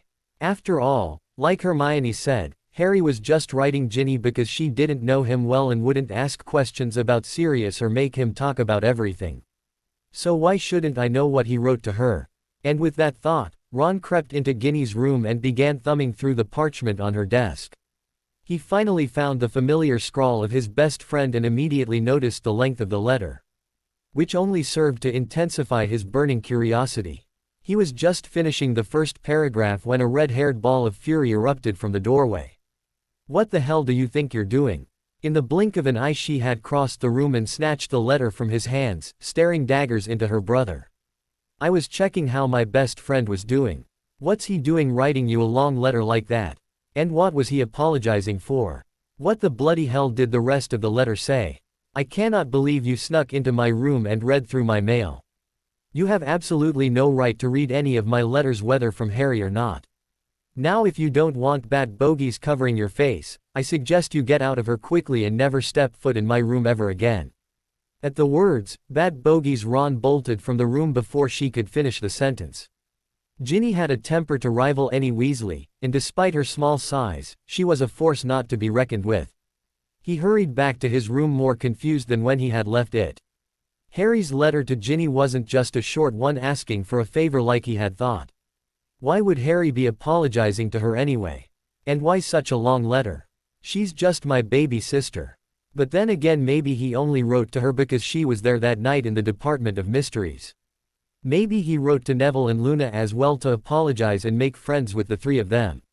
He had said that he wanted to be friends with Ginny. Well, I'll just ask Harry what's going on when he writes me. Ron turned back to Hermione's letter. She better not be writing to Vicky again. Sirius was waiting in that same classroom again as Harry entered into his dreams. Hiya Harry, he said jovially. Hi Sirius. So, how did the wandless magic go? Sirius asked. Gee, it's nice to see you too, Harry replied dryly. Gads, a sense of humor, Sirius smirked, clutching a hand to his chest. I'm sorry Harry. I'm just anxious to hear how it went. It's not every day you find a wizard capable of wandless magic. This could be a huge advantage for you. So how was your day, and how did the wandless magic go? My day was fine. I had some success with the wandless magic, but not as much as I had hoped. I managed to control Wingardium Leviosa pretty well, but when I tried to do a summoning spell afterwards I didn't get the best results. It felt like my magic was being pulled in two different directions, and I was having trouble controlling it. Then I got frustrated and things started falling apart from there. I'll have to try again tomorrow. Wish I knew how to help you. But even having that little success is promising. Yeah, I want to try doing a couple spells with my wand for a little bit. Maybe doing them with a wand and concentrating on the magic will help me get a grasp on things a little bit, Harry said. Fair enough. Have at it. Sirius took a seat to watch as his godson set off to work. Harry looked around the room and found some quills on a desk in the room. He pulled out his wand and with a swish and a flick and the words, Wingardium Leviosa, the quill was floating in the air. Harry had it hover for a few moments before lowering it back on the desk. He stood there looking pensive for a moment before opening his mouth. I can feel the magic in me when I concentrate. It felt the same as it did earlier, only it's slightly different because of the wand. Then it was like the magic was just flowing inside me. Here it's more focused around the wand in my right arm. Harry took a few steps back and performed the summoning charm with a short, Accio. The quill zoomed from the desk towards him, and he snatched it out of the air with his left hand. He did another levitation charm then. Another summoning and thought for a minute. They're different, he finally said, nodding to himself. He began to pace lightly as he continued to explain. I can feel the magic for both, but it's different. When I was doing wandless magic earlier I was concentrating on the magic and trying to keep it the same, but when I was trying to summon an object I felt my magic trying to change, so I was fighting with it. That's why it couldn't seem to make up its mind. I was trying to summon it with a levitation charm. Sirius just sat there looking at Harry until he finally asked, so what does that mean? It means that I need to learn the different ways that magic will feel so I can perform more spells without my wand. It will take some practice, but if I can manage to control my magic and change it to fit my needs, then I should theoretically be able to do any type of magic without a wand, Harry explained. That would be amazing, Sirius exclaimed, rising from his seat, but that's a pretty big if. Well, I'll just have to try and see how it goes. Sounds like a plan. Now that that's settled, what say we get started on tonight's lesson? Sirius asked. I thought tonight we would start on the basics of apparition. Really? You're gonna teach me how to apparate? I'm gonna try anyway. Hopefully what you learn here will transfer out into the real world. If nothing else we can go over the theory behind it and hope that it's enough when the time comes for you to use it. Sirius began talking about the basic mechanics of the spell. You had to visualize your destination in your mind and try to be as detailed as possible about the exact location you wish to apparate to. Any indecision or uncertainty or vagueness could lead to splinching.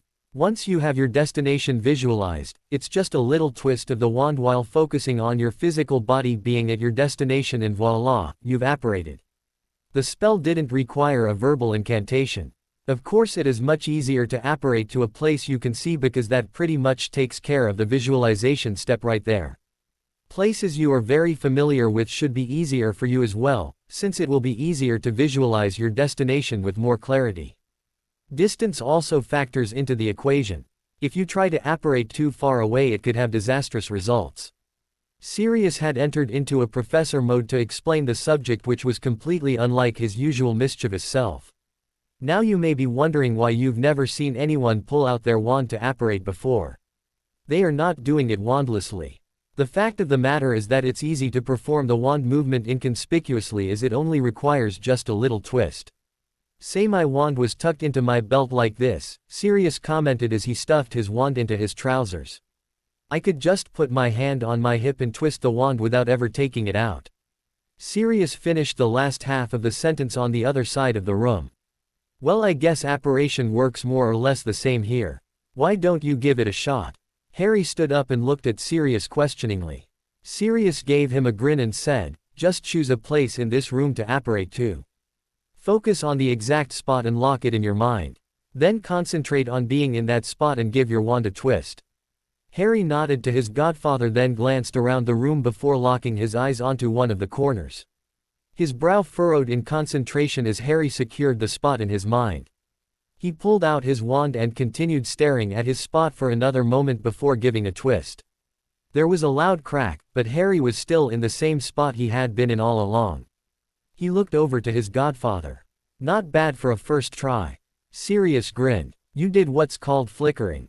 You technically apparated to the exact spot you were in. It usually means that when you actually went to twist you weren't concentrating on being anywhere else. Give it another shot. Harry did as he was told and focused his mind on his corner. When he was satisfied he gave his wand another twist. There was another loud crack, and Harry found himself a foot away from the corner of the room staring at where the two walls met. He quickly spun around. I did it, he exclaimed with a whoop of joy. Good. Very good, his godfather commended.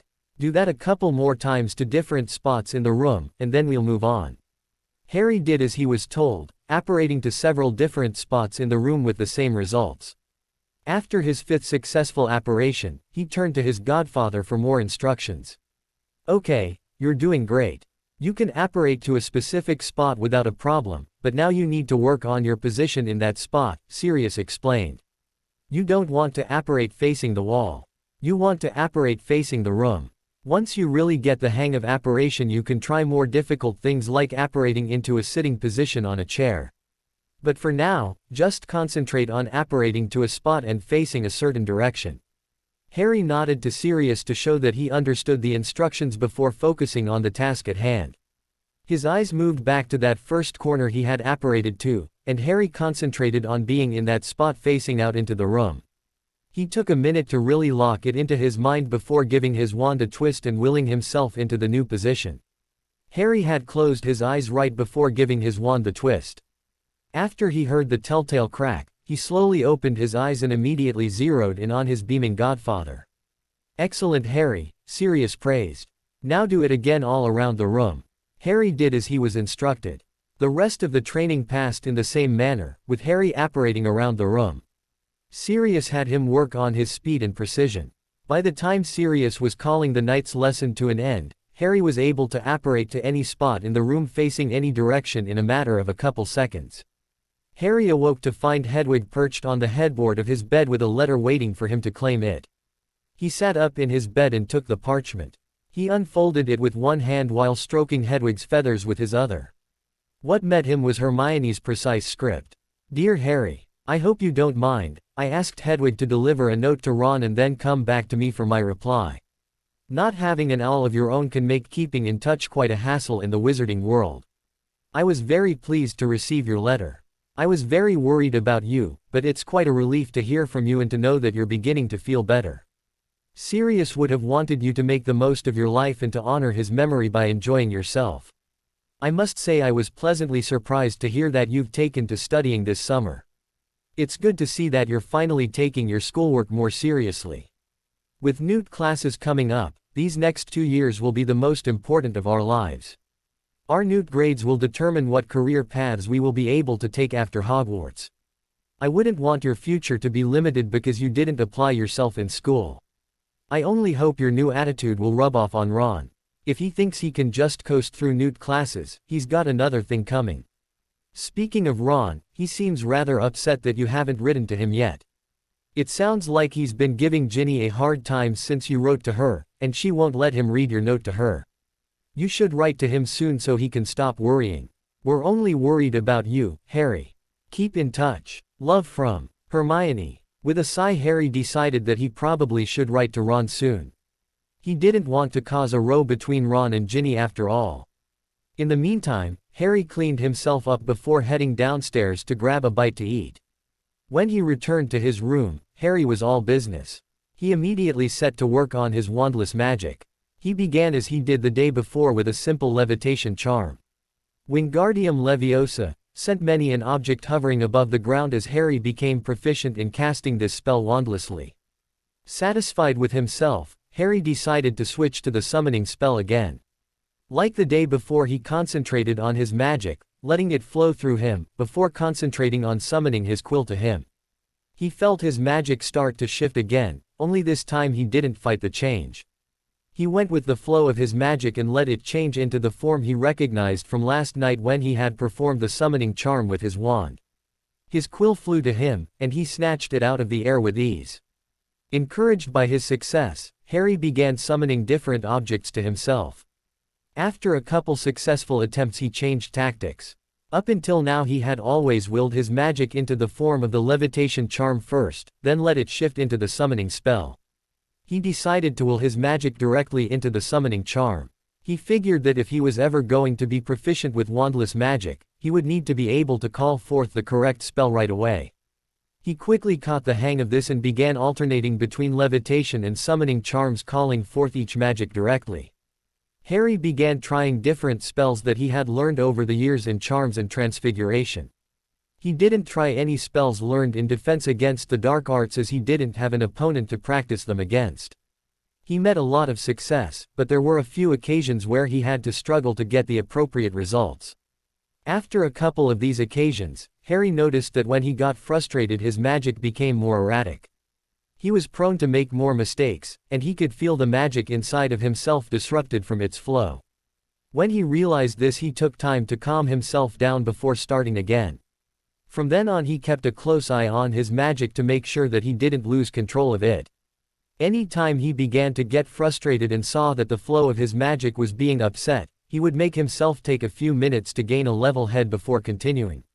By the time he stopped nighttime was approaching and he realized that he had missed lunch yet again. He ran downstairs to get dinner and realized that his relatives had already eaten. He fixed himself up a quick dinner of macaroni and cheese. As Harry was eating in solitude he thought of the implications of what he had learned that day. His wandless magic could be a great aid to him in the upcoming war, but he couldn't let his emotions get in his way. If he let himself become frustrated or upset, his magic was likely to become erratic at best, which could mean the difference between life and death, and not just for him, but for one of his friends or his classmates, anybody. Voldemort was out in the open now, and Harry knew that it was only a matter of time before he stepped into the spotlight and the war truly began. He would not be caught unprepared. But what could he do? How could he train himself not to let his emotions get in the way? Who did he know who could help him gain control, who could push him to extremes and force him to become used to remaining cool and collected in the worst of circumstances? Harry could only think of one person who would fit the bill, one person who would push all his buttons relentlessly and never back down. Severus Snape was just the man for the job. Harry didn't know if he would make it into Newt Potions. He thought he did pretty well on the Owl for it. Potions was a lot easier when he didn't have Snape breathing down his neck, ridiculing him every couple minutes. But he wasn't sure if he did well enough to manage an O. Harry decided that it might be a good idea to come up with a backup plan, just in case. Then it came to him, Occlumency. He would ask to resume his Occlumency training. It was something he should probably learn anyway. As Harry was finishing up his meal, he decided it was time to write his dear old headmaster a note. He wanted to continue with the DA and would need permission to do so, and he would also ask for permission to ask Snape to resume Occlumency training. Harry ran back up to his room and began writing. Dear Professor Dumbledore, I would like to begin by apologizing for my actions in your office a couple weeks ago. I was angry and upset, but I had no right to destroy half of your office. I hope nothing was damaged beyond repair, but if anything was I would be more than willing to pay you back if I can or to make up for it to you in some way. With that said, on to business. I have two things I wish to ask you. First of all, I would like your permission to continue with the D8 though a change of name might be in order. I would like for it to be a school-sanctioned club, and I would like to continue teaching it. I think it should be open to all students 4th year and above, but there should be some criteria for involvement. Hermione's magical contract was an idea, but I don't think it's enough. I'd like something similar that prevents someone who intends to use any of what I teach for dark purposes from joining the club. It should also prevent members from talking about the club with non-members. If there is any more information that you need about my intentions for the club, please ask away. My second request is for your permission to restart my Occlumency lessons with Professor Snape. I think it would be most appropriate if I asked him of my own accord, but given how things ended between us last term, I fear he might not be too receptive of the idea. I would like your permission and, if necessary, your assistance in convincing him to resume training me. Sincerely, Harry Potter. Harry rolled up the parchment and strode over to Hedwig's cage where his snowy white owl was perched, waiting expectantly for her next delivery. Harry stroked her feathers before tying off his letter and holding out his arm to the owl. She jumped on with a hoot of appreciation. He headed over to the window and gave Hedwig a boost out the window where she soared out of sight into the darkened sky. Harry settled into his desk to do some more reading before finally heading off to bed. Harry told his godfather all about his wandless experiences of the day.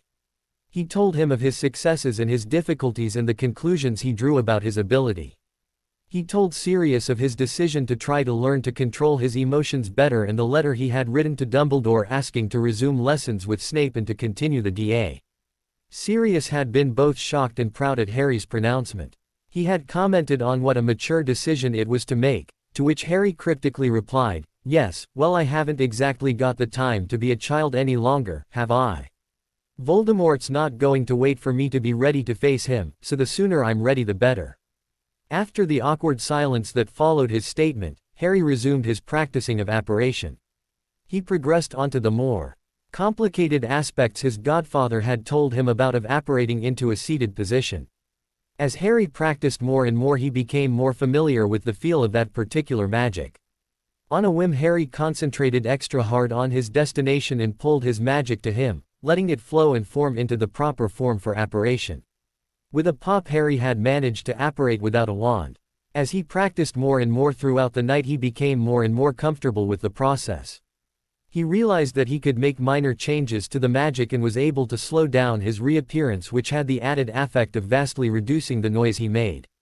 Appearing more slowly meant that not as much air was displaced as rapidly. By the end of the night he was barely making a sound, much to Sirius' delight. "Even Dumbledore makes more noise than you, and I'm pretty sure he needs his wand to do it too," his godfather had acclaimed. Needless to say, Harry was rather pleased with the progress he had been making. He was now able to cast spells outside of school during the summer without repercussion, and he was quickly learning how to apparate, something he shouldn't be learning how to do for another full year. The next morning Hedwig was again waiting for him with another letter.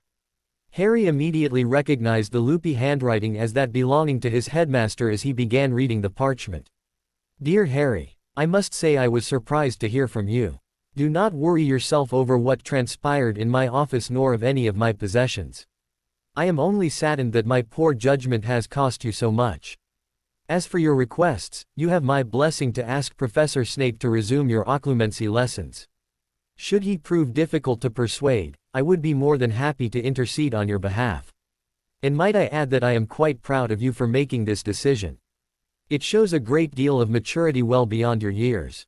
As for your other request, I think it a splendid idea to continue with the DA. If it is to be an official club, I will need to approve all of the details before you commence your instructions. I will need to know your plans for the magical contract you mentioned, and your curriculum will also need to be approved by either me or a professor of my choosing. The last thing to put in order will be your status in regards to your role in the club. You will be in a position of authority in this club, and you will need an official role to reinforce your authority. I will discuss your proposal with the rest of the staff before the start of term, and we will come to a decision on the privileges and responsibilities you will be awarded to coincide with your role. Again, I feel I must commend you on the maturity you have shown me. I look forward to seeing you at the start of the term. Sincerely, Albus Dumbledore." Harry tossed the letter aside. He still wasn't happy with his headmaster, but he knew he needed his help. He was pleased to see that the headmaster had no issues with either of his requests and even seemed willing to go out of his way to help out. Being given an official capacity to lead the DA would help him get much more work done, especially with any new members. Before he got too carried away with anything else, Harry decided he would write a letter to Ron. "Dear Ron, I'm doing okay now. The Dursleys have ignored me for the most part, which is a remarkable improvement. I heard that you've been giving Ginny a hard time about my letter to her a couple days back. I really wish you wouldn't. I wrote to Ginny because I wanted to and had something to say to her at the time. If you've got a problem with me, please don't take it out on Ginny or anybody else. Just talk to me about it. You also might want to think about leaving her alone about Dean. It's her business who she dates, not yours. I think she's quite capable of taking care of herself. What have you been up to this summer? I've actually been studying lately for lack of anything else to do. I wish I could practice with a wand over the summer. I don't want my dueling skills to get rusty. Seems kind of foolish for the Ministry to be worrying about underage magic with Voldemort running around. But at least they're finally admitting he's actually back. I'm sorry I didn't write to you sooner, but for several days I wasn't even reading any mail, let alone writing any. Then when I finally came around there were a couple that I wanted to take care of before this one. Don't take it the wrong way. It doesn't mean anything. Take care, Harry. As he was signing his name, a strange owl appeared in the window holding a package. Harry cautiously took the package and looked it over. It was from the apothecary in Diagon Alley. Figuring this must be the ingredients he had asked for, Harry tore it open to make sure he had everything he needed. That was certainly quick, he thought to himself as he confirmed that it indeed had everything he needed. He decided that since Hedwig was making a trip to the burrow anyway, he'd write a letter to Ginny to thank her and Mrs. Weasley. He whipped out a piece of parchment and set to work writing the letter. When he finished, he signed his name and rolled both letters up to give to Hedwig. "You're certainly getting some exercise this summer, aren't you, girl?" Harry asked his owl as he gave her both letters and told her which one went to each person. After sending Hedwig off, Harry closed his curtains to prevent anyone from seeing into his room and began his training for the day. The afternoon found Ron and Ginny Weasley in the garden, Ron hurling gnomes out of the garden while Ginny picked berries. It was a hot summer day with the sun beating down on the two fair-skinned redheads as they worked. As Ron flung another gnome over the hedge, he noticed a white speck in the sky coming towards him. He waited as the snowy white owl flew to him and held out her leg with a letter attached. "Looks like Harry sent me a letter," Ron proclaimed loudly to his sister with a smug smile on his face. After being relieved of her first letter, Hedwig flew over to Ginny and held out her other leg upon which was attached a second letter. "Looks like he wrote to me too," Ginny commented offhandedly. She missed the glare from her brother as she strolled over the shade of a nearby tree to sit and read her letter. Ron, meanwhile, stalked off into the house. Comfortably resting against the trunk of the tree, Ginny delved into Harry's letter. "Dear Ginny, thank you so much. I got the supplies from the apothecary today, it came much sooner than I had expected. Make sure you thank your mum for me as well. You're right about this not having anything to do with Snape's class, and I promise I'll tell you what I'm up to, so long as you promise to keep it a secret, but I can't say it in a letter. All I can say is that this summer I am preparing myself for what's to come, and these supplies should help me out a lot. Hermione mentioned that my last letter to you may have caused some problems between you and Ron. If that's true, I want you to know that I'm sorry. I didn't mean for Ron to get mad at you. If he was upset with anyone it should have been me, and he shouldn't have taken any of that out on you. I told him as much in the letter I sent to him, so hopefully he'll get the message and get off your case. I also told him that your love life is none of his business. I'm not sure he'll listen to me, but I let him know that you are more than capable of taking care of yourself. How are things going with Dean anyway? To be honest, I feel kind of bad because I had completely forgotten you had said you were seeing him now. But I hope all is well with you too. Dean's a decent enough bloke. He should treat you right, and if not he'll have more than an angry brother to answer to. Thank you for what you said about the correlation to our situations in being tricked by Voldemort. I hadn't thought of it from a different perspective like that. I still can't shake the feeling that I could have avoided the whole mess had I only thought things through, but it has helped make things more bearable. I know that I am not entirely to blame in what happened, but I still feel some responsibility for it. Believe it or not, I actually have been training and studying quite a bit this summer, even a little in potions. But not all of what I'm doing is for classes. I've begun thinking about what I'm going to be doing with the DA next year. Yes, that's right, the DA will continue. I already made it official by asking for Dumbledore's permission, which he gave without hesitation. We might be changing the name though. It will be an official club, open to students 4th year and up. There will be some sort of qualification for membership, a magical contract of some sort to discourage certain unfavorables from joining up. I haven't mentioned any of this to anyone else yet, so I'd appreciate it if you kept your lips sealed on the subject for the time being. I'd like to keep a few tricks up my sleeve. Well, I hope your summer is going well. Keep busy, stay safe, and write again soon. Take care, Harry. Ginny folded up the letter and tucked it into the pocket of her shorts. What did he mean he hasn't told anyone else yet? Surely he told Ron and Hermione about the DA, right?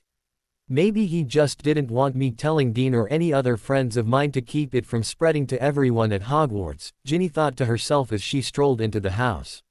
She noticed Hedwig perched in the kitchen and asked, "Hedwig, do you mind waiting a bit to take a reply back to Harry?" Hedwig gave a hoot to show that she would wait, so Ginny ascended the stairs and went to her room to craft her reply to Harry. She pulled Harry's letter out of her pocket and put it into one of the desk drawers that she kept locked. She learned her lesson the hard way when she walked in on Ron reading through the letters she had left lying on her desk the other day. Just as she was dipping her quill in ink to begin writing, her door burst open to reveal a furious-looking Ron. "You just had to go and tell on me to him, didn't you? What, are you trying to turn him against me or something? Is that it? Think maybe then he'll finally notice you." Ron accused his sister scathingly. "Just what are you on about now?" Ginny asked in annoyance, turning in her chair to face her brother. "Well, considering half his letter was spent telling me how I should treat my dear little sister better," Ron snapped, "that can only mean that you've been complaining to him about me. And I want to know why you're trying to turn my best friend against me." "First of all," Ginny replied icily, "the only thing I said to Harry about you was that you hadn't shut up about Dean Thomas since I mentioned him on the train." Ginny rose from her chair and advanced on her brother. "Secondly, do you really think that I have nothing better to do with my life than to try to ruin yours? Harry seemed mad enough at you without my help, so maybe you should worry a little less about what I am saying about you or not and just grow up." She poked Ron in the chest as she finished, backing him up out of her doorway. Once he had stepped out of the room, she slammed the door in his face. She locked the door and returned to her desk. If she wasn't planning on talking about Ron in her letter to Harry before, she sure as hell was intending to do so now. He really could be a complete prat sometimes. Harry had been practicing his wandless magic for a couple hours. He was apprehensive about practicing apparition. Despite his successes in his nighttime training with Sirius, there was always the chance that he would make a mistake, and there wouldn't be anyone around to help him if he ended up splinching himself. So he had avoided apparition practice and stuck to other spells. At one point he had taken his existing curtains, which were fairly thin and would not block out a lot of light, which some of the spells he would eventually be casting would cause, and used his transfiguration skills to make them into a heavier material that would have no trouble blocking all his spell work from the outside world. His confidence in his abilities was lifting as he encountered more and more success in wandless casting. He still wasn't up to the standards of his regular magic with a wand, but he was quickly closing the gap. The biggest difference at the moment was the speed of casting. It always took him a moment to gather his magic and form it the right way before he could cast anything. He hoped that as he continued practicing it would become second nature to him, allowing him to gather and form his magic at a moment's notice. Harry eventually gathered up his nerve and decided to try apparating. He started off very slowly as he had the first time he tried apparating with a wand. He focused on a corner of his room and made sure to completely lock the location in his mind before gathering up his magic and forming it into the apparition spell. Once he was satisfied, he concentrated on being in that corner of the room, facing out towards the room, and willed his magic to take him there. With a pop, Harry reappeared in the desired corner looking out towards the window. Encouraged by his initial success, Harry continued with his apparition practice, popping up all around the room. He started off slowly but was rapidly building speed as his confidence built up. He eventually started softening the sound of his apparition like he had the night before until there was barely a whisper when he disappeared and reappeared. Late that night, Harry realized that he was making a habit out of missing meals as his stomach reminded him that he had not eaten lunch or dinner yet. He snuck downstairs into the kitchen to appease his rumbling stomach.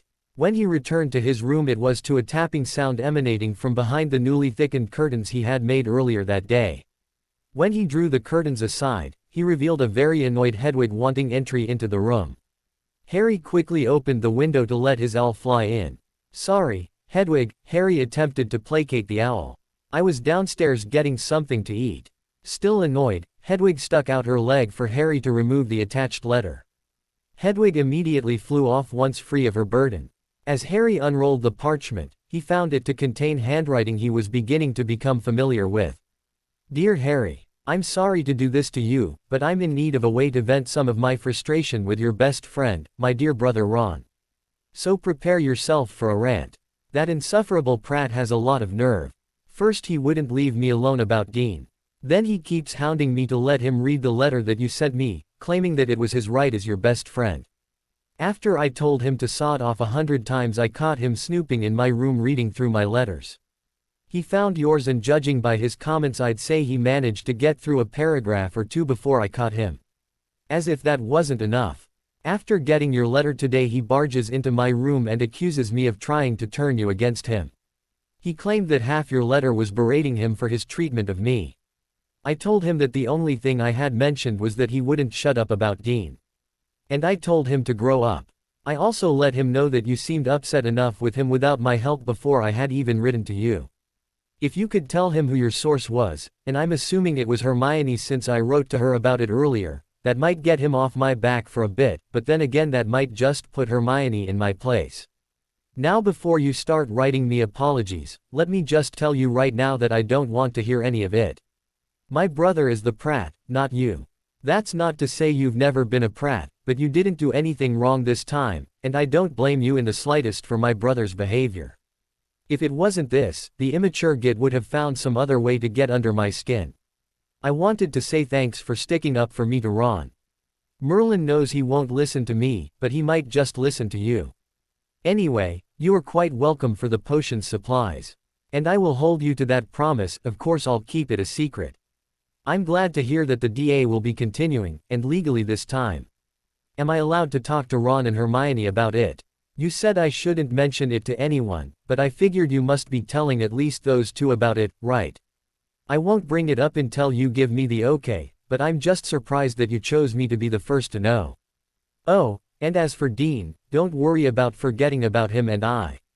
You had a lot on your mind at the time. To be entirely truthful, I probably would have forgotten about it too if not for the git constantly reminding me. Yes, that's right, you heard me correctly. I made the whole thing up just to prove that Ron would throw a fit no matter who I dated. Looks like I was right. Don't tell Ron that, though. Annoying as he is about it, I still get some pleasure out of baiting him with it. Sorry again about the rant, but I needed to say all of that to somebody. Write again soon. With love, Ginny. Harry could not believe Ron. How dare he read my letter to Ginny without her permission? And how could he accuse his own sister of trying to turn me against him? And the nerve of him to claim that it's his right as my best friend to read letters I send to Ginny. This is a time when we all need to pull together, and he's just starting fights wherever he can. Harry thought to himself. Ginny had said it best. Ron needed to grow up, otherwise he was going to be left behind. As Harry had told Sirius, he didn't have any time for childishness, he had a prophecy to fulfill. Harry tucked back into his small collection of books to study before going to bed. It was only an hour later that Harry began to grow bored and tired. He had been through most of these books before, and he was running out of new things to learn from them. He decided to put the books aside for now and write the letters to Neville and Luna that he had been planning on sending. He set to work on Neville's first. Dear Neville, I'm not exactly sure how I should start this, but let me first say thank you. Without your help and the others I probably would not have made it out of the ministry alive that night. You showed a lot of courage facing those Death Eaters. You're a good friend, Neville. I'm sure your parents would be proud of you. I also want to apologize for leading you into danger needlessly. You came with me to save my godfather knowing that we would likely be facing Voldemort or his Death Eaters, and I cannot thank you enough for that, but if I had thought things through and been more careful, you wouldn't have had to be in that situation in the first place. For that I am very sorry. You've proved yourself to be an excellent dueler. Last year in the DA you quickly ascended the ranks and were often one of the first to master a new spell. And I'll be willing to bet that with a new wand especially fitted to you, you'll only get even better. I'd like to offer to pay for a new wand for you, if you'll let me. It was my fault you were there that night, and if it weren't for that you wouldn't need a new wand. It's the least I can do. And if your gran is mad at you over that incident, I'd be more than happy to send her a letter explaining everything and taking full responsibility for it. I don't want you to get in trouble on my account. I hope your summer is going well. Let me know what you're up to. I'm stuck with the Muggles again, so I've had nothing to do except study to keep me busy. Keep in touch. Take care, Harry. One down, one more to go. Dear Luna, let me start off by just saying thank you. You volunteered to come with me to save my godfather knowing the danger involved, and I cannot thank you enough for that. Without your help, along with the others, I probably would not be here today. I would also like to apologize for leading you into that danger in the first place. Had I stopped to think things through, I might have realized that it was just a trap to lure me into danger. Had I not been so stupid, you and the others never would have been put at risk. For that I am sorry. If there is ever anything you need, I want you to know that you can always ask me. You've got a friend in me. With that said, how is your summer going? Have you and your father started your search for the Crumplehorn Snarkack yet? I hope you find one. I'm stuck with my Muggle relatives right now, so I haven't had anything to do with myself except study. Keep in touch, and let me know how the search goes. Take care, Harry. Harry rolled up the 2 pieces of parchment and turned to Hedwig, who had returned a short time ago to find her cage spotlessly clean and her water bowl freshly filled. She had apparently deemed this an adequate apology, for she didn't give Harry any more trouble. Harry gave each of the letters to her in turn, explaining who each letter was meant for. Have a safe flight, Harry told his owl, who hopped onto his shoulder and nipped his ear affectionately before swooping out the window to deliver her post. He looked at his watch and resolved to study for another half an hour before going to bed. He pulled out the dueling book he had been given last Christmas to help him with the DA and set to work. Harry took a long time to get to sleep that night because he kept thinking of his newly acquired potion's ingredients and the fact that it meant he would soon be well on his way to becoming an Animagus. He felt that becoming an Animagus would help him feel closer to his father and Sirius, which made the whole thing all the more important to Harry. When he finally did fall asleep, he found Sirius waiting for him as had become the usual. How was your day? His godfather asked him fondly. Great, Harry replied enthusiastically. I was able to apparate around my room just fine without my wand. I also practiced more wandless magic and am becoming more comfortable with it. It still takes me a few moments to cast my spells, but I think I'm getting a lot better. It's beginning to feel a bit more natural. I also got a package from the apothecary today. It's got everything I need to make the Animagus potion. That's great. I guess that means we should go over the steps for brewing the potion tonight. You'll have to memorize each step carefully and remember all of the details because you won't be able to write it down. Here to take with you. It's times like these that will make you wish pensives were a little more commonplace, said Sirius. I'll do my best to remember all the instructions. Hopefully without Snape breathing down my neck the brewing will go smoothly. I tell you, I was amazed at the difference when I was taking my potions, Owl, Harry remarked. Don't be worrying about Snape right now. Besides, weren't you the one who decided that his attitude was going to help? Fine, you win, Harry returned with a slight grin. You better believe it, Sirius smirked. Now let's get to it then, shall we? At Harry's nod, Sirius began drilling the instructions for the Animagus potion into Harry's head. He went over every instruction several times and had Harry reciting the steps back to him on command. When Harry was able to regurgitate the instructions perfectly, whether in order or backwards or each step in a random order, Sirius finally decided that he had it down. He decided to call it a night at this point for fear that practicing anything else might take Harry's brain away from the potion. He wished Harry a good night and good luck and faded out of existence. Harry began on the potion as soon as he woke up. He didn't want to waste any time or give himself a chance to forget any of the steps. He drew his cauldron out of his trunk and picked out each of the ingredients he would need. He was soon feverishly working on the potion, hovering above the cauldron, stirring the proper number of times clockwise or counterclockwise as necessary, or chopping, mashing, or mixing ingredients as directed. He performed each step with precision and was left with the desired color and thickness. The potion just had to simmer for 3 hours before it would be ready to be drunk. Harry glanced at his clock and realized that he'd been at work for a couple hours. His stomach growled at him to emphasize the fact that he hadn't eaten anything yet. He decided to obey his body's demands and first headed out the door and into the bathroom. After washing up, Harry dressed and headed downstairs to fix himself something to eat. He strolled down the stairs and into the kitchen and began rummaging through the refrigerator. He His Aunt Petunia noticed Harry and, against her inclination to completely ignore her nephew due to the warning the Dursleys had received from the Order, reprimanded him. "And just what do you think you're doing?" she questioned shrilly. "We already ate breakfast, and it's too early for lunch. If you wanted anything, you should have been down here when I was serving. This is not some restaurant that will cater to your wants. If you want to eat, you will do it on my terms. I don't need you messing about my kitchen." Using every ounce of his willpower to refrain from sampling some of his newfound wandless magical abilities, Harry had to take a moment to compose himself before he was able to form an adequate reply.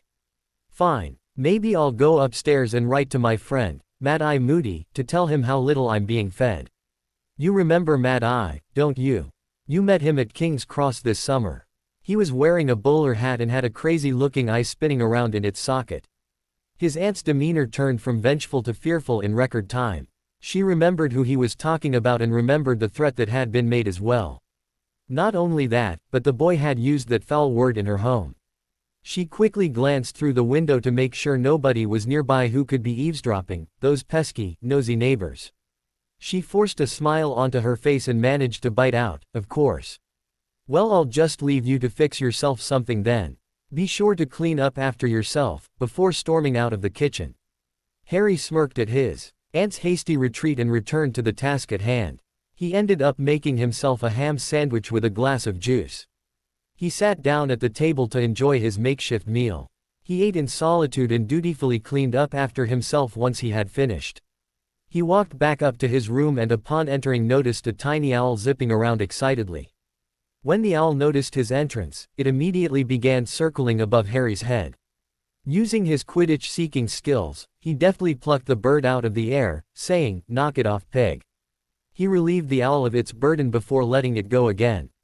This time ignoring the pesky owl, Harry sat down on the edge of his bed to read the note.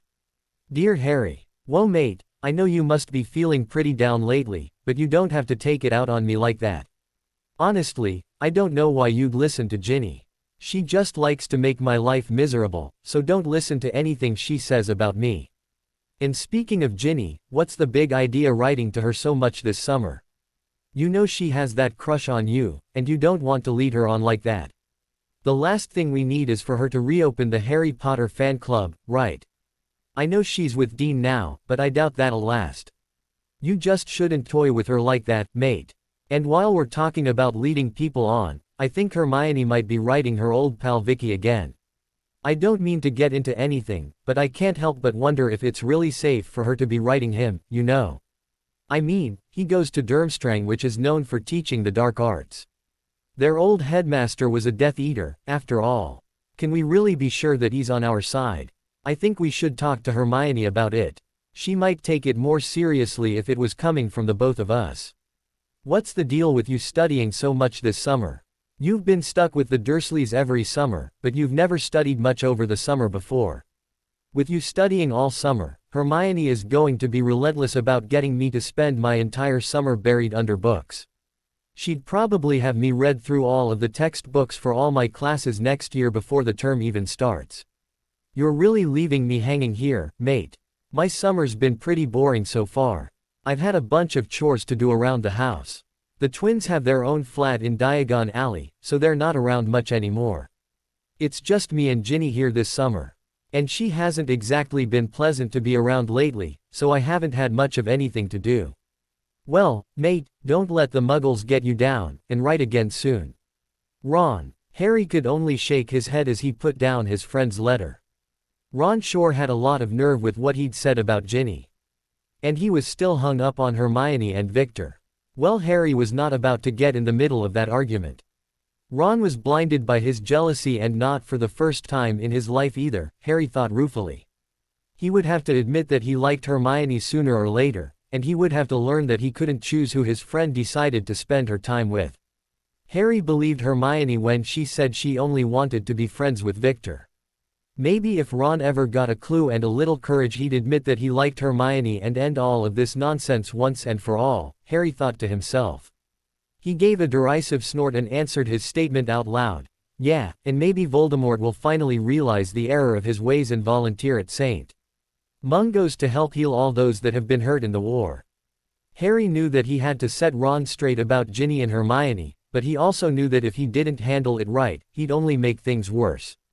He wished his friend would just grow up a little so that he didn't have to be so careful with what to say to him. His friend had an outrageous temper, and once he got worked up there was no reasoning with him. He decided not to write back just yet, figuring that he'd need the extra time to calm down and gather his thoughts together. He still had over an hour to go before the potion would be ready for consumption. He decided to practice his wandless magic to pass the time. After 45 minutes, Harry switched to apparition practice. Harry knew he had the basics down and could apparate anywhere in the room without difficulty, so he decided to be a bit daring. He had yet to try apparating to a space outside the room he started in. He slipped on his invisibility cloak to hide himself away from his relatives.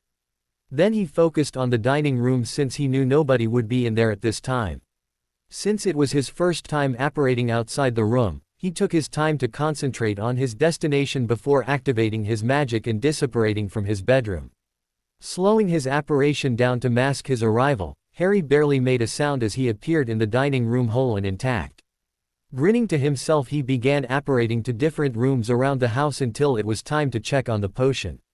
He appeared back in his room and strode purposefully to the cauldron set up on the floor in the corner of the room. He ladled some of the potion into a glass and let it cool for a few minutes. Satisfied that he'd waited long enough, he lifted the glass and said, "Here goes nothing," before downing the contents. It was only a moment before he started to feel the effects. He became drowsy and staggered towards his bed. He barely made it to the edge of his bed to pitch himself onto it as he was overtaken by the potion and succumbed to unconsciousness. Harry found himself in a dark forest. There was little to no light, so Harry assumed it was nighttime, yet the forest was so thick that the sun may have been high in the sky without his noticing. Despite the lack of light, he was able to see surprisingly well. As his body began to move of its own accord, Harry realized that he was merely an observer in this vision. He had no control whatsoever. The body he was inhabiting stalked through the forest stealthily. Harry was able to catch glimpses of his paws as he maneuvered through the overgrowth and trees. He had black fur and seemed to be feline. "I must be a panther," Harry thought to himself. "This must be my Animagus form." Harry concentrated on the feel of his body, and he noticed the magic coursing through it. He committed the feeling to memory so that he could emulate that magic when it came time for him to transform. The panther continued its progress through the thick growth on the forest floor, weaving in and out of trees as it silently stalked its prey. It sneaked up on another animal Harry was unable to recognize from the rare glimpses he received of it. When he drew in close, the panther pounced at it with blazing speed and quickly subdued the smaller animal. Thrilled at his success, or should he say the panther's success, Harry let out a mental whoop that the panther seconded with a victorious growl. Just then his vision blacked out. He assumed that marked the end of the vision, so he prepared to wake up. Without notice, Harry's eyes were blasted with light. He was temporarily blinded as Harry felt air soaring all around him. As the spots began to clear from his eyes, Harry realized that he was facing the sun as it was beginning its descent. He also quickly noticed that he was not standing on the ground nor was he falling. At the moment he was gliding on a current of air. Elated at the prospect of flying, Harry let out his second mental whoop of the day. He strained to catch a glimpse of himself as the body he inhabited flapped its wings. Harry could see that his wings were covered in black feathers. He tried to think of what kind of bird he could be. He didn't think he was a raven or a crow, but those were the only birds he could think of offhand that were black. Something inside of him seemed to insist that he was an owl. He had never seen a black owl before, but that didn't mean they didn't exist. And he just couldn't shake that nagging feeling inside him. He was a black owl. Harry concentrated on his magic again to note its form. It was very similar to the feel of the panther, he noticed. It made sense considering both spells would require transforming himself into an animal form. The minor difference between the two must just be the difference between the owl and the panther.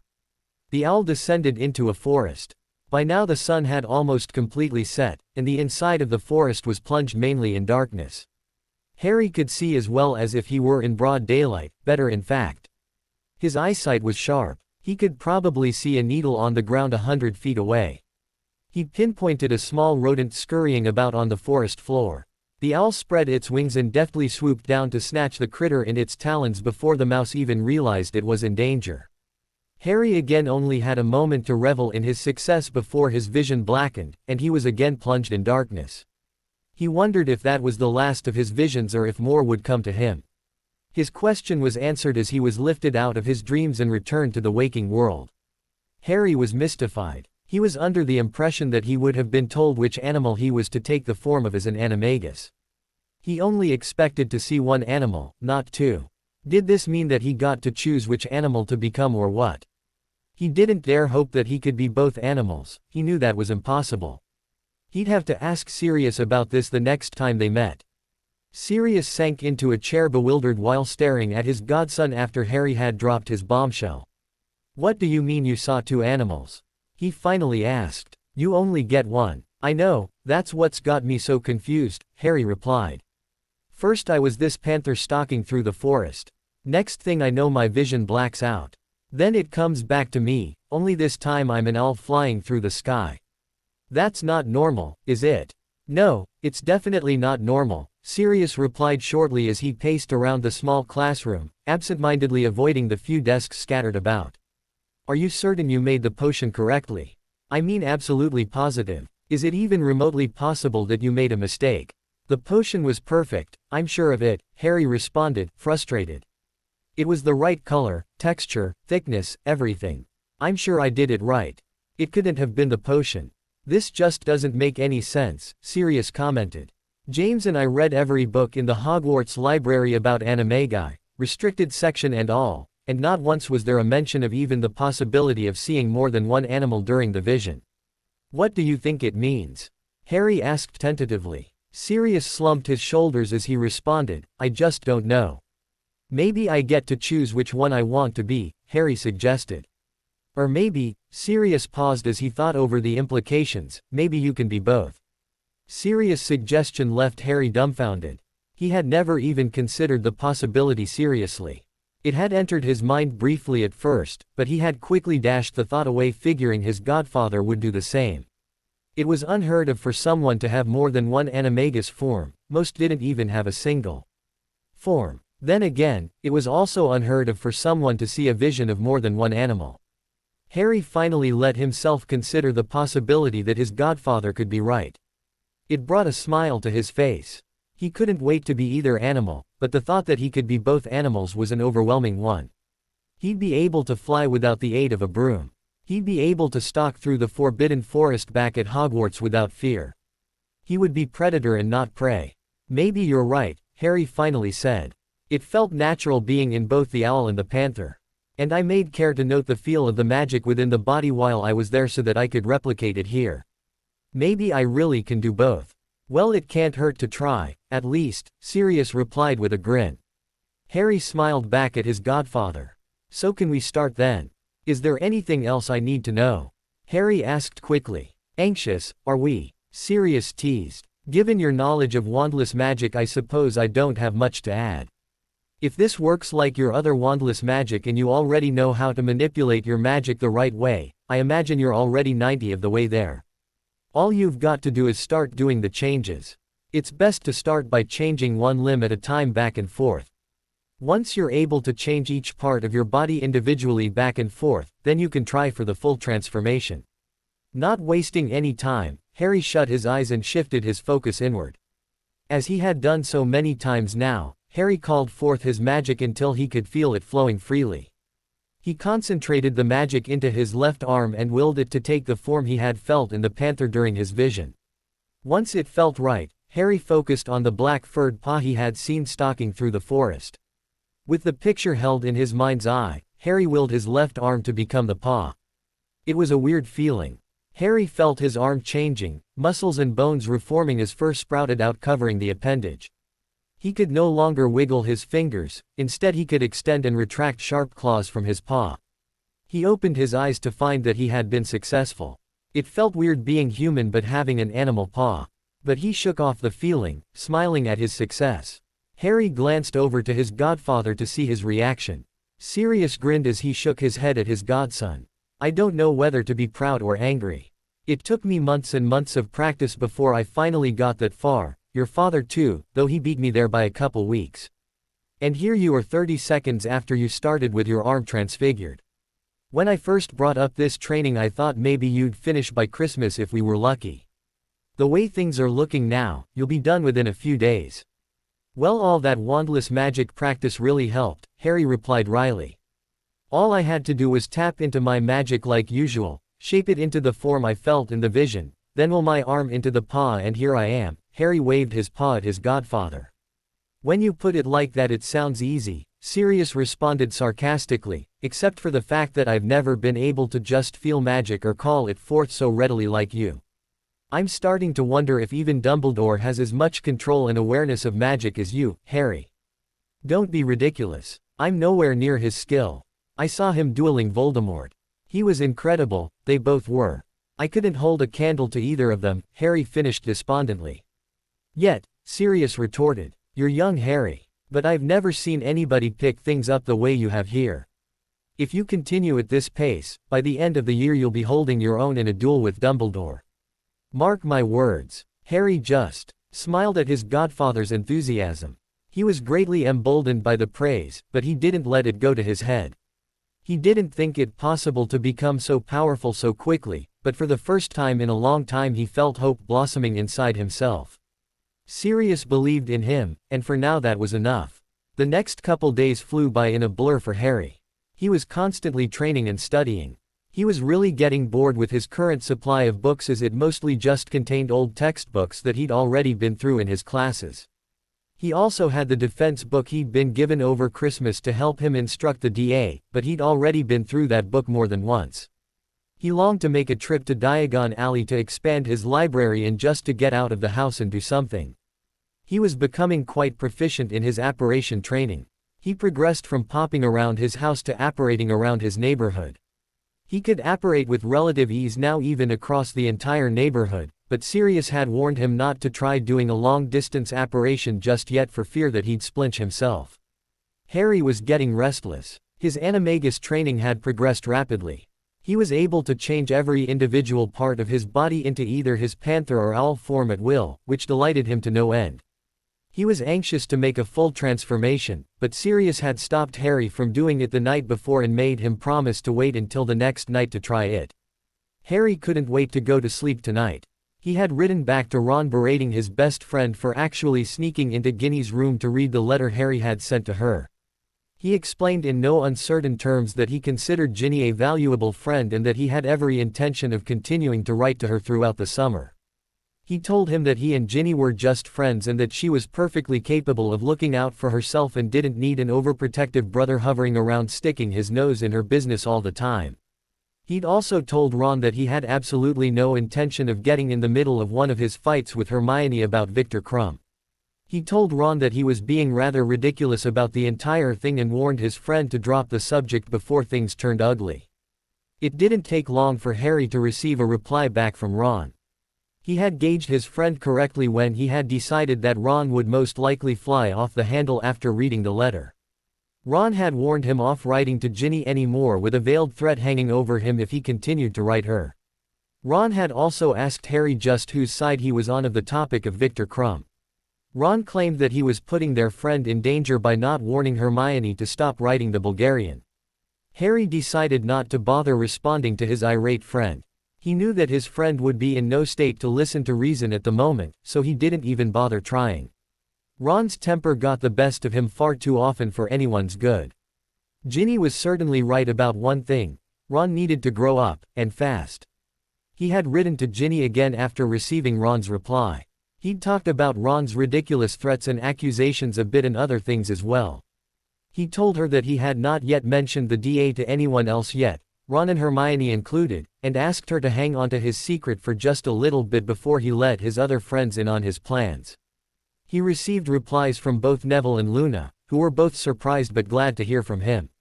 They told him how sorry they were about the loss of his godfather. They also both asked if the DA would be continuing next year. Luna had, in her awkward way, told Harry that it was like having friends. Like so many other times, Harry had no idea how to respond to her. Luna had also talked about the expedition she was on with her father to find the Crumplehorn Snarkack. They had apparently been hot on the trail, but the animals kept eluding capture. She said she expected they will have caught one by the end of the month. Harry wondered what they were actually following but decided it might be best not to know. Neville had seemed excited to be getting a new wand and had told Harry that he really didn't have to pay for it. He asked Harry if he really thought that his magic would improve with a wand that was suited especially for him rather than his dad. He also said that his gran had been a little upset that he had put himself in danger but that she was proud of him for what he had done. Harry was glad to see that his friend was finally getting some positive reinforcement. Maybe his confidence would improve over the coming year. Harry had taken to jogging and working out in the mornings on his godfather's suggestion. He had said that most wizards overlook the physical aspects of a duel. Dodging could be more effective than a shielding charm, especially when dealing with unforgivables. And the endurance to last through duels taking up to several hours and multiple opponents was extremely important given the war he found himself in. His running and workout routine would help him build up his endurance and his speed. His reflexes were already quite sharp, which he attributed to Quidditch practice and growing up with the Dursleys trying to avoid getting hit. He decided not to just work on that but to also build up some muscle as well. You never know when he might need to resort to physical violence instead of magical. When Sirius had made the suggestion, Harry had no choice but to agree. Back in the Department of Mysteries, the duel with the Death Eaters had been as physical as it was magical. The extra quickness, strength, and endurance were sure to come in handy next time. Harry smiled ruefully at that thought. He no longer thought of it in terms of if he ever met another Death Eater in combat but rather when. Harry was already considering including physical training in the DA. He knew he had to talk about the DA with his friends soon, especially Hermione. She was, after all, the brains behind the operation. He would need her help working out all the details of what he would be teaching when and organizing everything in a manner that would be acceptable to present to Dumbledore, and he could use her help with the magical contract. Harry had settled into a bit of a routine the past couple of days. He would wake up, grab a quick bite to eat, then go for a jog around his neighborhood. He reckoned he ran a good 4 kilometers every morning. He would follow that up with a series of other exercises: push-ups, sit-ups, chin-ups, jumping rope, punching a bag that his cousin used to train for boxing, among other things. He would then shower and get cleaned up and ready for the day. He'd eat an early lunch, then return to his room to study. After a couple hours he would begin practicing wandless magic. He would eventually move on to apparition followed by animagus practice. Afterwards he would eat dinner then spend the rest of the night studying and taking care of any personal matters such as letter writing. His morning workout routine was leaving Harry extremely sore and tired, but he knew that it was only because he was not used to the physical exercise. It would only take a little while before he began to get the hang of it. He felt genuinely good about himself for the first time in quite a while. It is amazing what a sense of purpose can do for you, coupled with a plan of action. It is always best to keep busy lest you become bored and begin to brood. Harry didn't leave himself any time for that as even his dreams were spent training with Sirius. That night, as scheduled, Harry made his first attempt at a full transformation into his animus forms. "Here goes nothing," Harry remarked with a grin. "Just do what you've been doing with the partial transformations, only this time concentrate on the whole animal rather than individual parts. You'll define," Sirius advised practically. Harry shut his eyes as he concentrated. He pictured the panther in his mind and began building his magic up inside himself. He let it flow through his entire body until he could feel it from his toes all the way to his fingers and head. He then focused his magic into that of the panther transformation and pictured a panther in his mind. Once in focus, he willed his magic to make it happen. He could feel himself changing all over. He sunk down onto all 4 legs and whipped his tail back and forth. Opening his eyes, he found himself lower to the ground than he had been when he'd closed them. He could see his godfather smiling at him proudly and knew that he had transformed perfectly. He bounded about the room and pounced at his godfather unexpectedly, pinning him to the ground. Harry rolled off and re-emerged in his human form. "I'll get you for that," Sirius threatened as he rubbed his back. "Did you have to be so rough? I'm not as young as I used to be, you know." "Sorry," Harry said around a sheepish grin. "Couldn't help myself." "Well, if you're done savagely attacking me for the moment, perhaps you'd like to give the owl a shot," Sirius input, still rubbing his back. Whatever you say, old man, Harry retorted teasingly. He closed his eyes and repeated the process of building up his magic. This time he changed it slightly to reflect his owl form, then pictured the owl in his mind. He willed his magic to make the transformation. When he opened his eyes he felt shrunken, he was even lower to the ground than before. He stretched out his wings and beat them experimentally. He rose from the ground a couple inches before sinking right back down. He began flapping his wings tentatively and lifted himself off the ground. He flew around the room slowly gathering his bearings before swooping around the room, delighting in his newfound freedom. He could fly. He swooped toward his godfather who ducked out of the way. He swung himself around and moved toward Sirius slowly this time and perched on his shoulder. His godfather stroked the feathers on his neck a couple times before Harry took off again. He landed on the ground this time and was replaced by human Harry moments later, a large smile plastered across his face. That was incredible, Harry exclaimed. Sirius only cocked an eyebrow and let his godson continue. I've always loved flying, but this is so much different than flying on a broomstick. This is just me in the air completely free. I can't wait to fly out in the sky in the open air, free as a bird, Harry said wistfully. Sirius smiled at Harry's excitement. That's actually a good idea. You should spend some time each day in your animus forms to get used to moving around and using the different muscles of the animals. The only trouble will be finding a place where you can do so inconspicuously. Well, I'm not going to find any place suitable in Little Whinging. I would need to go someplace like the Forbidden Forest or perhaps even the forest around the burrow, Harry thought out loud, grinning widely. Sirius let go of a sigh knowing that Harry was right.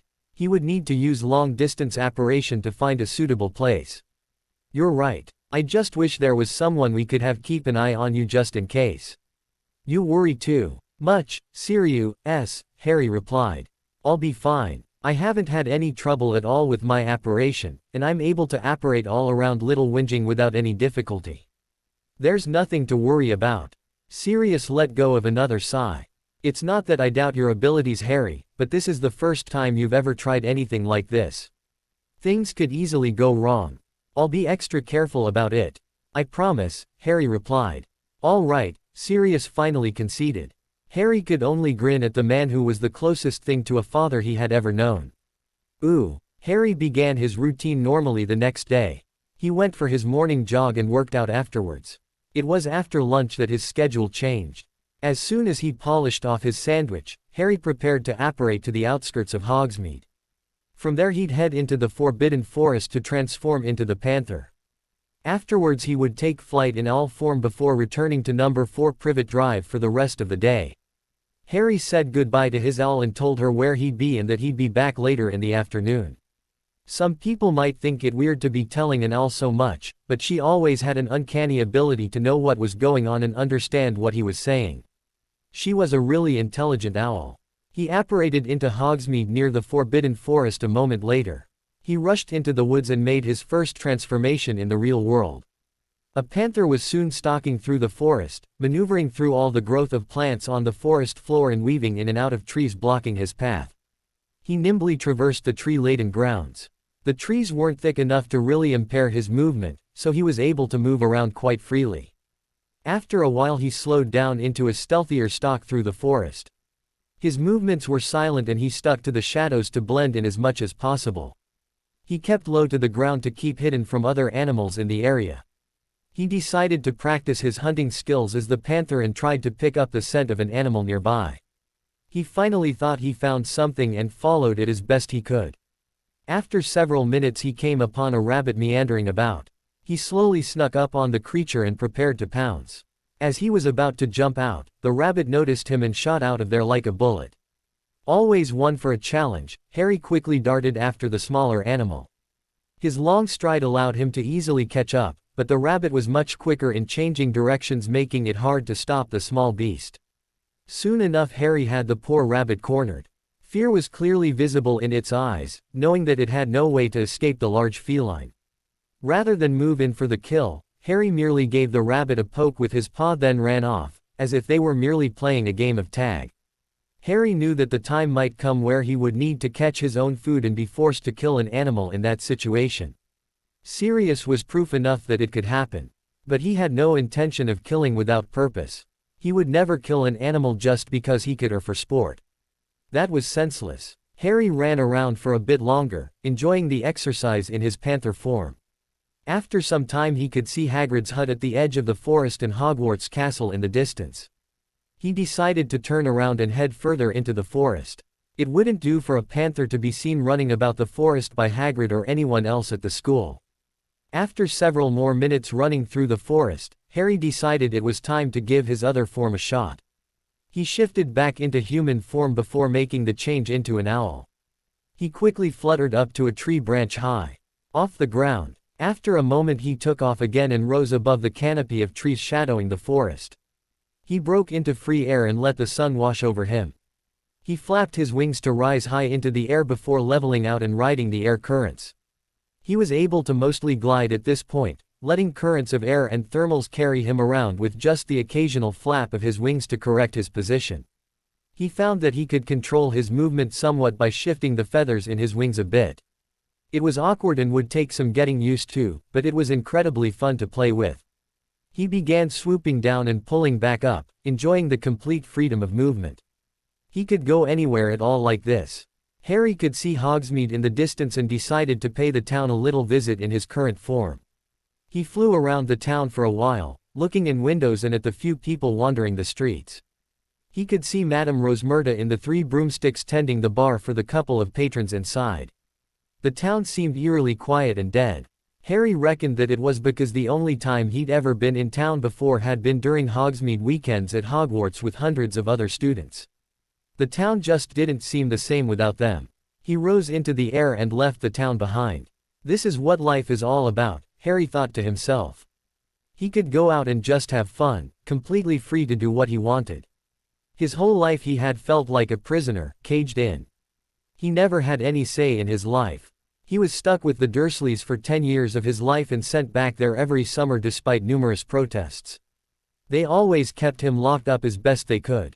At Hogwarts the teachers were always trying to keep the students confined to keep them safe and keep an eye on them. Out here, Harry left all of that behind him. This was freedom. No more cages to hold him in, just the air beneath his wings. He was free to soar the skies and do whatever he pleased. He had never felt so alive. After some time Harry figured that he ought to head back to Privet Drive. He dove down to the ground and pulled up to make a soft landing. Once safely on the ground, Harry changed back into human form and apparated back to his bedroom with the Dursleys. I could definitely get used to that part of my training, Harry told Hedwig when he had arrived. Do you enjoy flying that much, Hedwig? His owl gave him a strange look and hooted at him. You probably have no idea what I'm talking about, do you? You've yet to see me fully transformed. Well, you're in for a bit of a shock, I should say. And so Harry transformed into the black owl to say hello to Hedwig as one owl to another. Harry hooted a, "Hello Hedwig," to his snowy owl. Is that you, my human Harry? A strange yet familiar voice filled Harry's consciousness. What was that? Harry tried to say out loud, though it only came out as a hoot. Hedwig, it is you, isn't it? Was the only reply. Can all owls talk this way? Harry asked. All magical owls can communicate to each other, she told him. This is amazing. I always wondered how you could understand me so well. Turns out you know the language but just can't speak it the way humans do. How are we speaking to each other anyway? Harry asked. Mind speak. Magical animals lack the means to speak with our mouths, so we do so with our minds, came Hedwig's reply. How is it that you have become one of us, human Harry? I've been training to become an animagus, he explained, so I can turn into an animal form. I can become both an owl and a panther. You said all magical animals communicate this way. Does that mean I'll be able to talk to all magical animals just like I am with you right now? Harry asked, imagining the possibilities. Yes and no. Most animals do not understand speech. Since owls spend so much time with humans, we often pick up human speech. Other animals you can communicate with in a way, by sending feelings or images.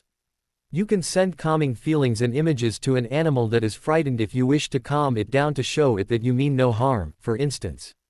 Phoenixes are the only magical creatures that have their own language. We cannot understand their speech, Hedwig dutifully explained. While Harry would have loved to be able to talk to Fawkes, this new information was still incredible and opened up many possibilities for Harry.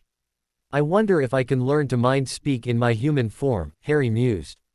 I do not know, human Harry. I have never heard of a human who could communicate with us before, even in animal form, let alone human form. Well, it's worth a shot at least, Harry decided. But anyway, I should get back to my training. It was nice talking to you, Hedwig. It was nice to be able to speak with you too, human Harry, Hedwig replied. Harry reverted back to human form and affectionately stroked Hedwig's feathers. She gave him an appreciative hoot in reply. Harry then turned his attention to his studies. Ooh, do you know of any spells I could use to change my appearance? Harry asked his godfather. Why do you ask? Sirius questioned suspiciously. Well, now that I have long-distance apparition worked out, I thought it was time for me to take a trip to Diagon Alley. If I don't get some new books to study at the very least, then I'll never get anything accomplished this summer. I can't just keep rereading all my old textbooks. Okay, I get your point. There isn't much you can do apart from the simple glamour charms most witches use to do their makeup. They work the same way Muggle makeup does in covering up the surface instead of actually changing your appearance. There are charms to color your hair and some that can grow your hair temporarily as well. There isn't much beyond that you can do to change your appearance, which is why a metamorphagus like Tonks is so valuable. Well, I can't walk around in broad daylight looking like my usual self without drawing a crowd, Harry replied. I agree. I think I remember the hair charms well enough. You'll want to wear a hat or something to cover up your scar. If we could get you out of those glasses as well, that might be enough for you to wander around unnoticed. Unless you've got a spell to fix my eyesight as well, I'll be keeping the glasses, thank you, Harry retorted. Have you ever heard of contact lenses? Sirius asked. Of course, Muggles use them in place of glasses. They go right into your eyes. Oh. How do you propose I get some? I don't know of any Muggle eye doctors in the area. There is a place in Diagon Alley you can go. If you go early enough you should be able to get the lenses before the streets become too crowded. Okay, so how about those hair charms? Ooh. Harry woke up with the sun the next morning. He didn't want to mess up his routine, so he went for his usual jog and workout extra early this morning. After he was finished, he showered and dressed. He performed the charms to lengthen his hair to about his shoulders and to color it a dark blonde. Then he transfigured a tissue into a bandana which he wore on his head to hide his scar from view. Harry took a good look at himself in the mirror. His face was the same, but looked so much different with his hair changed the way it was. The only telltale sign that he was still Harry Potter were his wire-framed glasses and the green eyes behind them. Satisfied with his appearance, he apparated into Diagon Alley just outside of the Leaky Cauldron.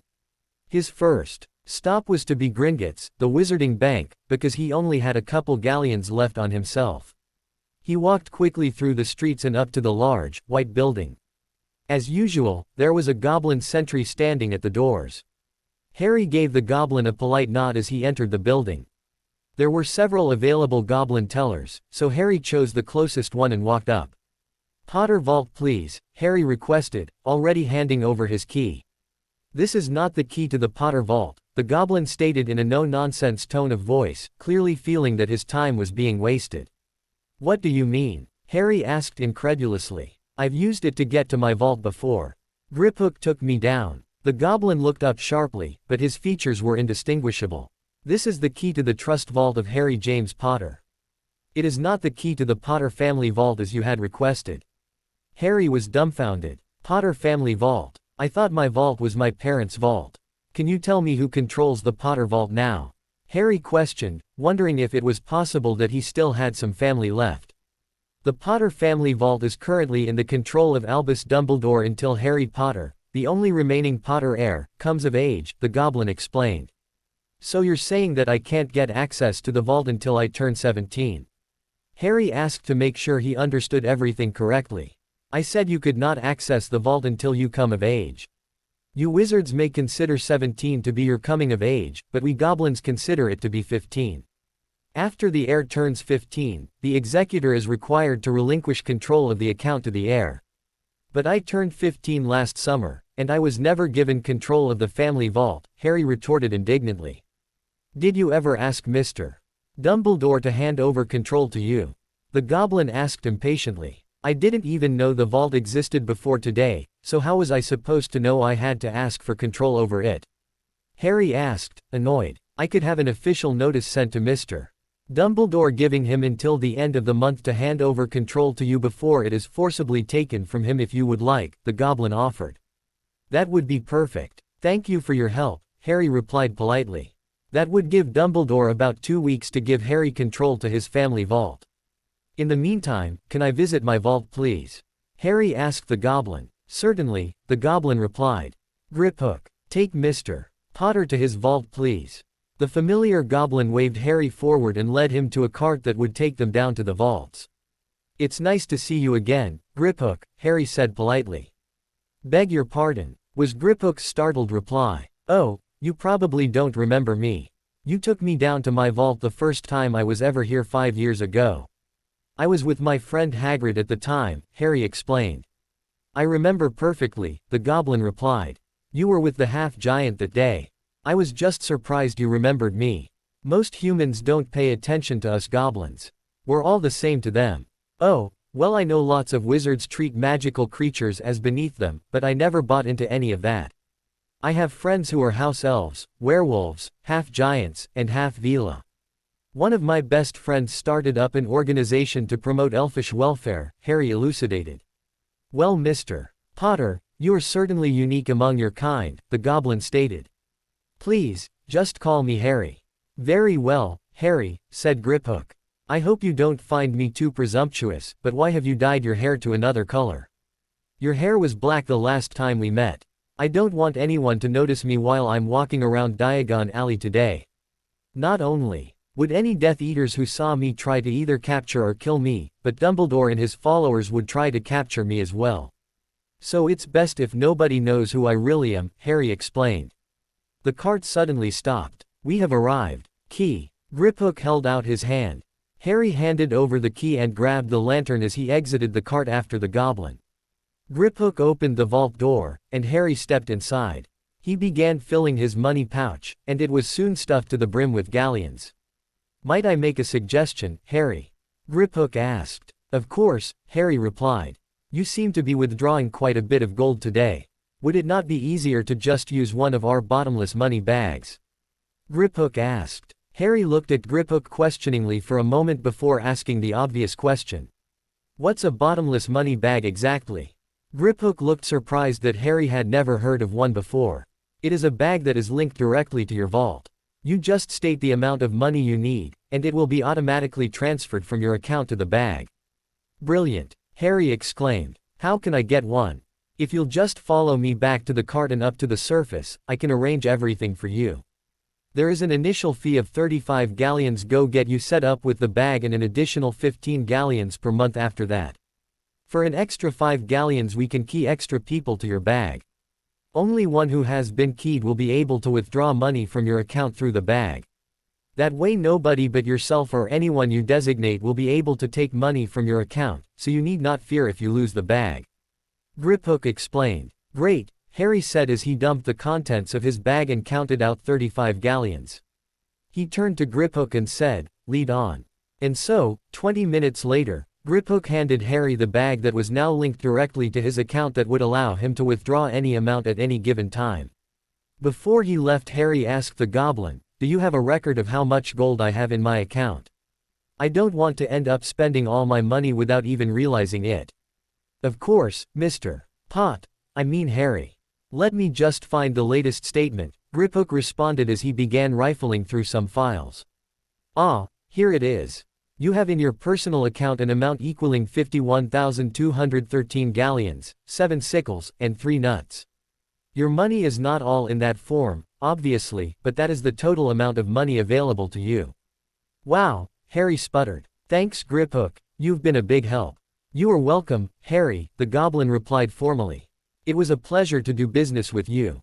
And you as well, Harry responded before walking out of the office and through the hallway to the main chamber of the bank. He exited the bank and headed immediately toward the second-hand robe shop. Sirius had explained to Harry that the eyewear store was just across the street from it. As he walked through the door of the shop, a middle-aged witch greeted him cheerfully from behind the counter. Can I help you, young man? Yes, Harry replied. I'm looking for contact lenses to replace these glasses. Harry momentarily lifted the glasses off of his face. Ah, now that I can do. Can I see your glasses for a moment, please? The witch asked politely. Harry passed his glasses to the woman. My. Your eyes are magnificent. You certainly shouldn't be hiding them behind these glasses. Normally I'd offer lenses to change your eye color, but with those startling eyes, you'll want the clear variety. I'll just be a moment. Here you go, dear. She handed Harry back his glasses and slipped into the back room. Harry slipped his glasses back on with his cheeks flaming up from the woman's comments. Ever since his 3rd year he had been especially proud of his green eyes because they were the only physical trait that people associated with his mother. He looked around the shop and found several racks full of glasses. Some were normal looking, others had various dials all over them like the omnioculars he had used at the Quidditch World Cup. There was also a rack with magical eyes, much like the one Moody had, displayed. After a couple minutes the witch returned. All right, I've got you a nice pair of clear contacts that I matched to the prescription of your glasses, and I've got a pair of our automatically correcting lenses that will sense your needs and adjust to them. Would you like to try them out? Yes, please, Harry replied holding his hand out. She handed him both boxes explaining which was which as she did so. He tried on the ones matched to his glasses, and, as expected, found his vision returned to normal. He carefully took the lenses out and tried the other pair. The difference between the two was surprising to Harry, although it really shouldn't have been.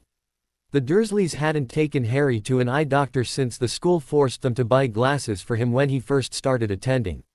His prescription had probably changed since then, but the Dursleys would never bother to take Harry in to check. He could see much more clearly with these lenses than he could ever remember seeing. Harry quickly made the decision to get the automatically adjusting ones without any color. But he thought that changing his eye color might help his disguise some, so he decided to ask for some brown-colored lenses as well.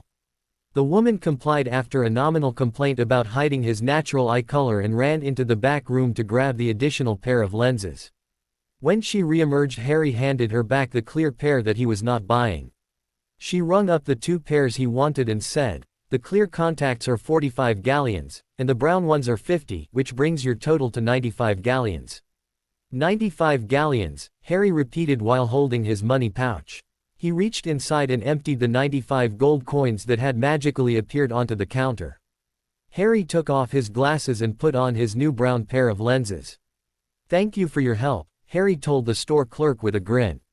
"Any time," the woman replied as the door swung shut behind Harry. Harry checked out his reflection in the glass of the store's window. He was pleased to see that he hardly recognized himself and was confident that nobody would figure out who he really was in this disguise. He made his first stop the magical storage shop. Before he began buying everything else, he needed a place to put everything. His current trunk was big and bulky and already filled to capacity. Harry remembered Moody's trunk with its 7 compartments from his 4th year at school and decided he wanted something similar. Harry entered the store and began looking at the trunks on display. There were only a few trunks there, and they were pretty basic. There was a single compartment trunk with double the space of a normal trunk, one with quadruple the normal space, and a couple 3-compartment trunks with various added dimensions to each compartment. It was not what Harry was hoping for. He approached the man behind the counter. "Excuse me, sir." "Yes, what can I help you with, boy?" the man replied gruffly. Harry did not like to be called boy, especially in the tone of voice the man used. It reminded him too much of his Uncle Vernon, but he tried not to let it bother him. "I was wondering if those were the only trunks you had in stock or if you had more of a selection to choose from," Harry answered, maintaining a polite tone. "Course we got more. We only keep the most basic out. In the front. The rest are in the back. What did you have in mind?" "I don't know what's available." "What's the top model you have?" The man eyed Harry suspiciously for a moment before finally ordering, "Follow me." He led Harry through a door in the back to find a warehouse much larger than the building it was housed in. Magical storage indeed, Harry thought to himself. They were soon in the section holding all the magical trunks. The man led Harry up to one trunk in particular. "This is the top of the line. It has 7 compartments total. The first 3 compartments have 6 times the storage capacity of a regular trunk. The fourth compartment also has 6 times the regular space, but it is done up with shelves. It's generally used as a bookshelf. That leaves 3 other compartments, which are actually rooms. 2 of the rooms are 5 meters long, 4 meters wide and 3 meters tall. The last room is 8 square meters, and again 3 meters tall, the man explained in a superior tone. Harry nodded approvingly. That would definitely do it, he muttered to himself, then more loudly asked, how much does it cost? The man gave a toothy grin. This is where the game ends, he thought to himself. More than a kid like you can afford, he sneered, sweeping his hand toward Harry. Now why don't you stop wasting my time and either make a purchase or move on to another store? Harry dropped his polite front and stood up straight and tall as he retorted. Now listen here, sir. I don't know what kind of a shop you're running here, but where I come from it's customary for you to actually try to sell the merchandise instead of chasing your customers away. Now you can either give me a price and an apology, or I can turn around and find myself another shop to do my business at. Your choice. The man looked unsure of how to proceed for a moment before adopting an apologetic visage. I'm terribly sorry, sir. I don't know what came over me. The base trunk costs 1,000 galleons. Normally it would be an extra 10 galleons to key you into it, but I'll waive the charge for you. I'll key you in as the master, and you'll be able to add and remove others at will. Only someone keyed in can open the trunk on their own, but you can take people in without actually keying them in if you'd like. You said that was just for the base trunk, Harry commented.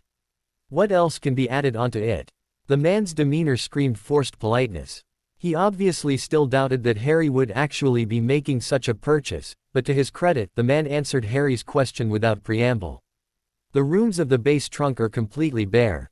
Many people wish to have the rooms furnished. We have a few different styles to choose from in that capacity. There are also a couple additional features that can be added on. Yes, I definitely want it to be furnished. Can I have a tour of one of your furnished trunks? Harry asked the salesman. Certainly, the man replied in his salesman tone. Just follow me. Harry did, and the man led him up to a trunk a few meters away. The trunk was a deep, reddish wood, and had 7 little circles evenly distributed across its front. The man reached out with his right hand and touched his index finger into the last circle. A moment later he quietly intoned, "Open." The lid of the trunk popped open, and the man climbed inside. Harry followed after him and entered into the large room of the trunk. The walls, he noticed, were the same deep red wood of the trunk's exterior and were bare save for the scattered torches that were hung up to provide light to the room. Not far in front of him was a cozy-looking couch and a couple of armchairs.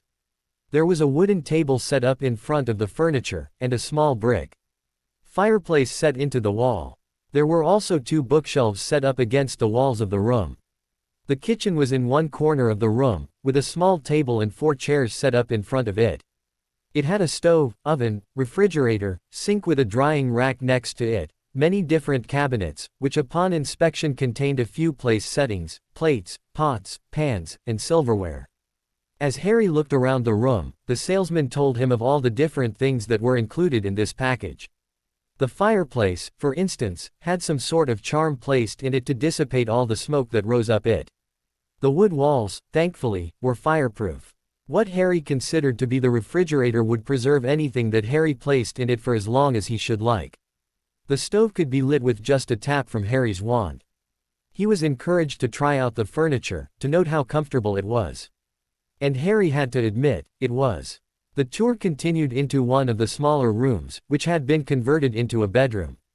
The walls were again bare save for a couple torches, while the queen-sized bed was fitted with dark blue with a gold trim. There was a desk in the room as well as a dresser. A closet was set into the far wall. The third room was set up similar to the bedroom he had just vacated. It had all the same furniture, only slightly different in style and color. Harry listened as the salesman explained that there were also trunks where the last room was set up as a study instead of a second bedroom. Harry mulled that over for a bit. He highly doubted that he'd ever have company spending the night in his trunk. So a second bedroom hardly seemed necessary. Then again, he didn't really have that much need of a study either. It would provide more bookshelves, though Harry doubted that he'd be filling the 2 in the main room any time in the near future, so that was hardly a concern. And he had a desk in each of the bedrooms anyway. In the end, Harry requested to see a model where the third room was converted into a study. He just couldn't decide which one to go with. While they were looking at that second model, Harry commented, "You know, the only thing missing from these trunks is a bathroom. Toss that in, and you could live in there full time." That earned him a toothy grin from the salesman, who informed Harry that there was a new model that did include a bathroom. So the two took a tour of that model, and Harry was showed into the bathroom. It was small, no doubt about that. But it had a toilet, sink, and a shower. In other words, it had everything it needed to have.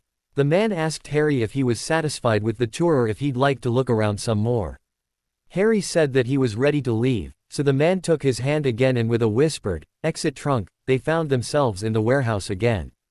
The man turned to Harry once again and asked, "Is the trunk satisfactory?" Instead of answering the question, Harry had a few of his own. "You mentioned that there were some additional features that could be added on. What kind of features are available?" "Well, there are some standard features to protect the finish of the trunk against wear and tear and even from some spell damage.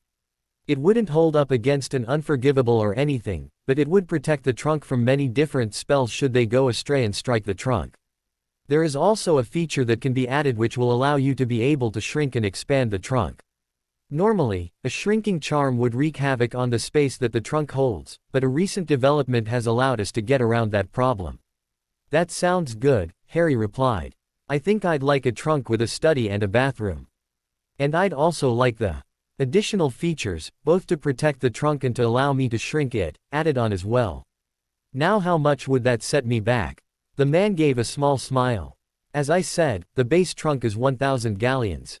The standard furnishings are an additional 2,000 galleons, with the addition of a bathroom being an added 500 galleons. Normally, the additional features would be an added 50 galleons each, but I'll waive those for you." Harry grinned right back at the man. "I'll take it." "Excellent," the salesman beamed. "It will take me about 5 minutes to get everything prepared. You can wait out in the front of the store." The man made as if to lead Harry out, but Harry held up a hand. "Don't worry about me. I think I can find my way back. Thank you for your help." "Believe me, the pleasure was all mine, Mr. Thomas," Harry blurted out. Dean Thomas. It was the first name Harry could think of that didn't stand out. He couldn't use Ron's name because the Weasleys were fairly well known. And he was learning that many knew of the Longbottoms as well, so Harry didn't want to use Neville's name again. And Dean Thomas sounded more believable than Seamus Finnegan. Harry later realized that he didn't have to use the name of one of his roommates, but as long as it worked, he wasn't going to worry about it. So Harry made his way back out to the front of the store and browsed around a bit while his purchase was being finalized. He found a selection of backpacks that were charmed to be featherweight and had various amounts of expanded space that might appeal to him come the next Hogwarts term, but Harry had no need of such a thing at the moment, so he just continued to wander the small shop until the salesman came back. A short while later, Harry was exiting the shop 3,500 galleons poorer. In his pocket was a shrunken-down trunk that only Harry could open at the moment and, if needed, he could live out of, and it would definitely be able to store all of his possessions, as few as those were. But that's one problem Harry was out to rectify. He directed himself toward the bookstore for his next stop. He walked through the now busy streets reveling in his anonymity. In the past, when he walked through Diagon Alley, people always stared and talked about him as he passed. They treated him as if he was just some figurehead but not a real person. He no longer had to endure strangers introducing themselves to him wanting to shake his hand and meet the famous boy who lived.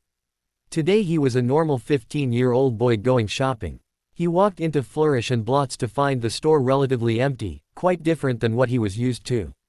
Harry was used to coming here close to the start of term to find it crowded with students and parents trying to get that year's textbooks.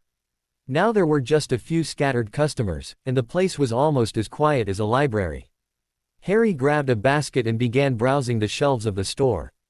He wanted a variety of books, so he grabbed anything that looked interesting or that looked like it might help in his training.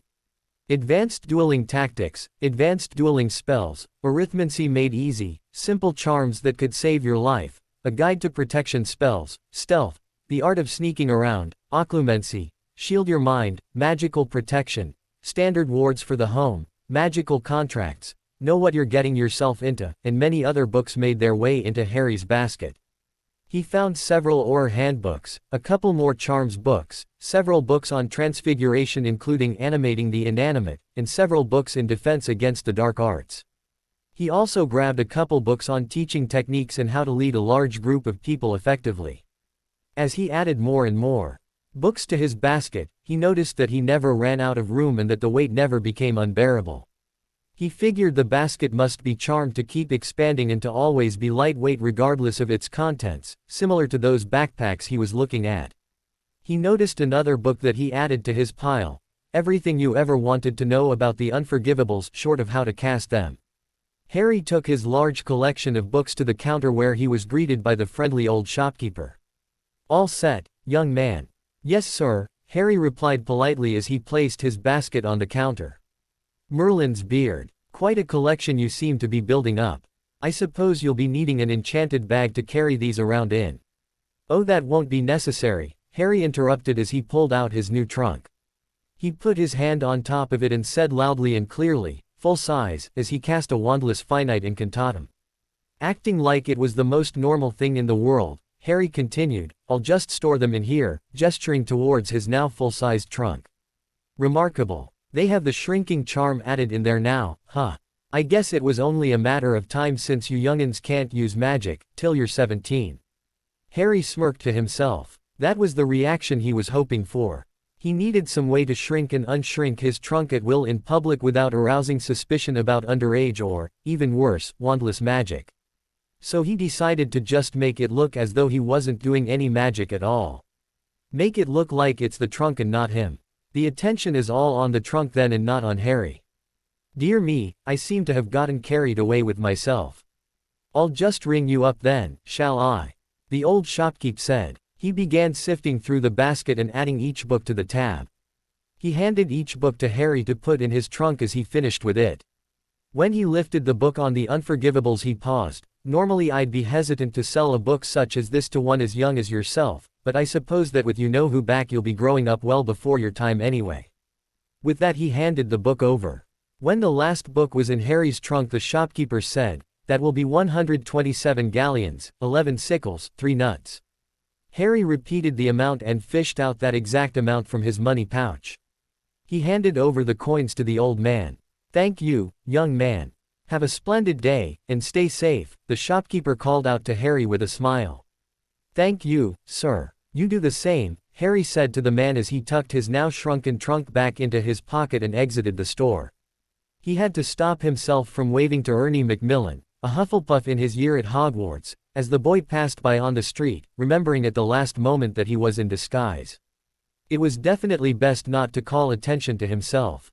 As Harry continued walking down the busy street he felt his stomach grumble hungrily. He decided to make his way over to the Leaky Cauldron for a bite to eat before he continued shopping. After maneuvering through the bustling crowd, Harry entered the dingy pub. He spotted Tom the bartender and headed his way to request a meal. As Harry walked towards the bar, what he saw made him stop in his tracks. Two faces Harry had not expected to see today swam into view, one very familiar, the other not so much, yet he knew both people. He stared intently into the somber face of Remus Lupin who was sitting at the bar with a woman who Harry unmistakably identified as Nymphadora Tonks. He may not have recognized her face, but nobody else could pull off the hot pink hair, nor would many others even try to. Besides, how many pink-haired women could Professor Lupin know? Harry quietly and discreetly sidled up to the bar to try to eavesdrop on their conversation. He was very careful to remain as inconspicuous as possible. The last thing he needed was to be recognized by either of the two. He'd never hear the end of it. "He won't want to talk with me, Tonks. He's got friends that will be there to help him. I'll just remind him of what he's lost," Lupin proclaimed. "Don't be daft, old man. Harry needs you now more than ever.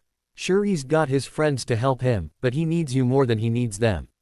None of his friends were that close to Sirius, and they won't have a clue as to what he's going through or how to help.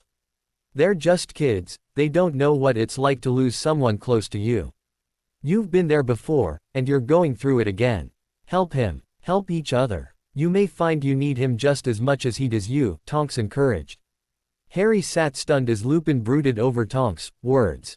How could I have been so selfish? Harry silently castrated himself. He's now lost the last of his friends, for the second time at that, and all I've thought of is myself. Harry had to fight the urge to rush over and comfort the man as he continued to sulk. How has Harry been taking it? Lupin finally asked quietly. By the look on his face, Harry could tell that he wasn't sure he really wanted to know the answer to his question. To be honest, I'm not sure, Tonks replied with a sigh. The first few days with his relatives, there didn't seem to be any movement at all in his room. She paused as though considering how to continue. Then one day he's moving about like everything is normal. He does close his shades quite a bit though, which makes it harder to tell what he's up to. Makes me wonder if he knows we're watching him. I'm sure he knows. After last summer, how could he not know? Lupin asked sourly. Tonks continued on as if he hadn't said anything. Several days ago he started running and working out in the mornings. I always get stuck with that shift, so I have to run with him in my invisibility cloak, which is not an easy task, mind you. Tonks paused again to think over her words carefully. It's strange, really. He seems like he's okay. I'm worried that he might just be suppressing everything and not really confronting his feelings, maybe even pretending that he's not really dead. Harry felt his chest constrict. Ever since his godfather had begun visiting his dreams, he had not really thought about the fact that Sirius was still dead. He was responsible for Sirius' death, and lots of people were suffering as a result. He resolved to write to Remus as soon as he returned to Privet Drive. Harry stumbled away from the bar and out of the pub, his hunger long forgotten. He wandered the streets aimlessly for several minutes, jostled constantly by the stream of shoppers now pouring out of shops and heading every which way to their new destinations. His desire to shop had also left him, so Harry stepped off to the side of the street to avoid the hustle and bustle of the crowd. He soundlessly disappeared from Diagon Alley and rematerialized in his room at number 4 Privet Drive. After spending several minutes staring unseeingly at a blank piece of parchment on his desk, Harry realized his restless mind would be unable to concentrate on anything at the moment. He needed something to help clear his mind and settle his nerves. The way he saw it, he was left with two options, owl or panther. He apparated to the outskirts of Hogsmeade again and quickly took to the sky in his owl form. The sun was bright in the virtually cloudless sky. Harry quickly located the railway that the Hogwarts Express uses to transport the students to and from school. He followed the tracks for several miles until he found what he was looking for. He was surrounded by open fields, green grass everywhere he looked. There was not a human being in sight. He angled himself into a dive and pulled up at the last possible second so that he was flying swiftly, level with the ground only a few feet below. He made the transition into panther straight from his owl form and didn't miss a stride as he galloped through the green fields. The world was Harry's playground. He ran every which way, chasing everything and nothing. He left the path of the Hogwarts Express and traveled through the countryside, not caring which direction he headed nor where he would end up. After over an hour, Harry found a nice large oak tree and plopped down in the shade, panting from exhaustion.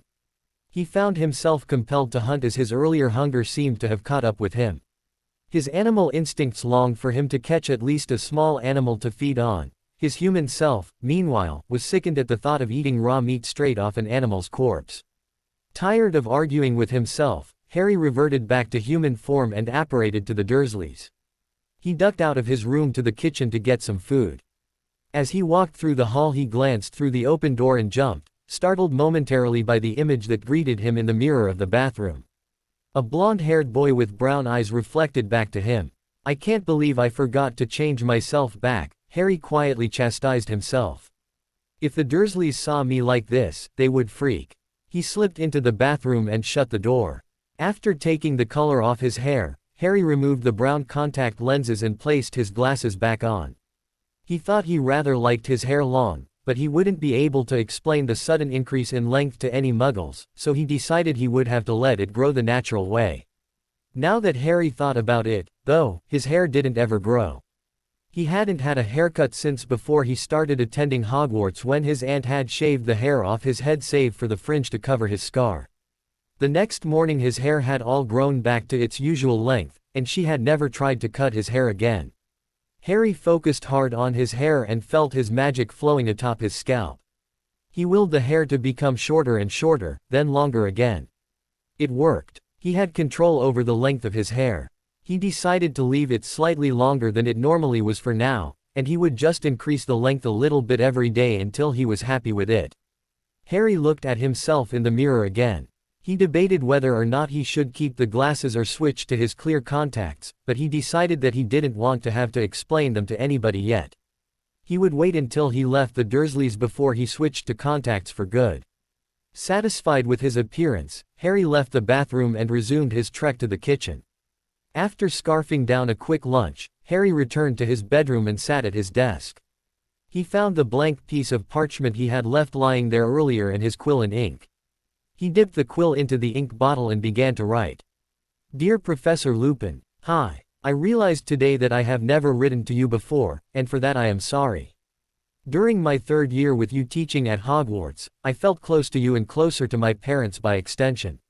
I had never met a friend of theirs before. You were there for me when I needed you, and I can never thank you enough.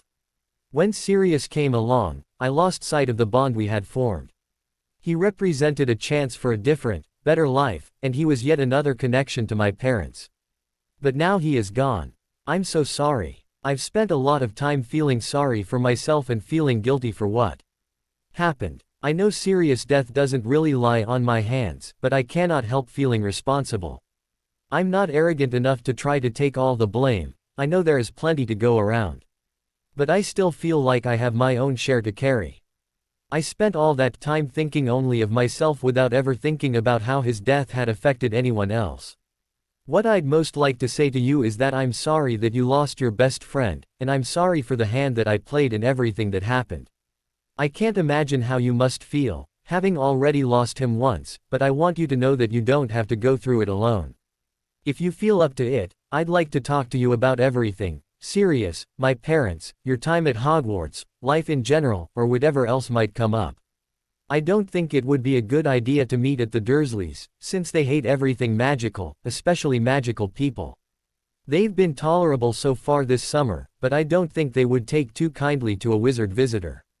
There is a park nearby where we could talk. If you would like to meet, let me know when to meet you.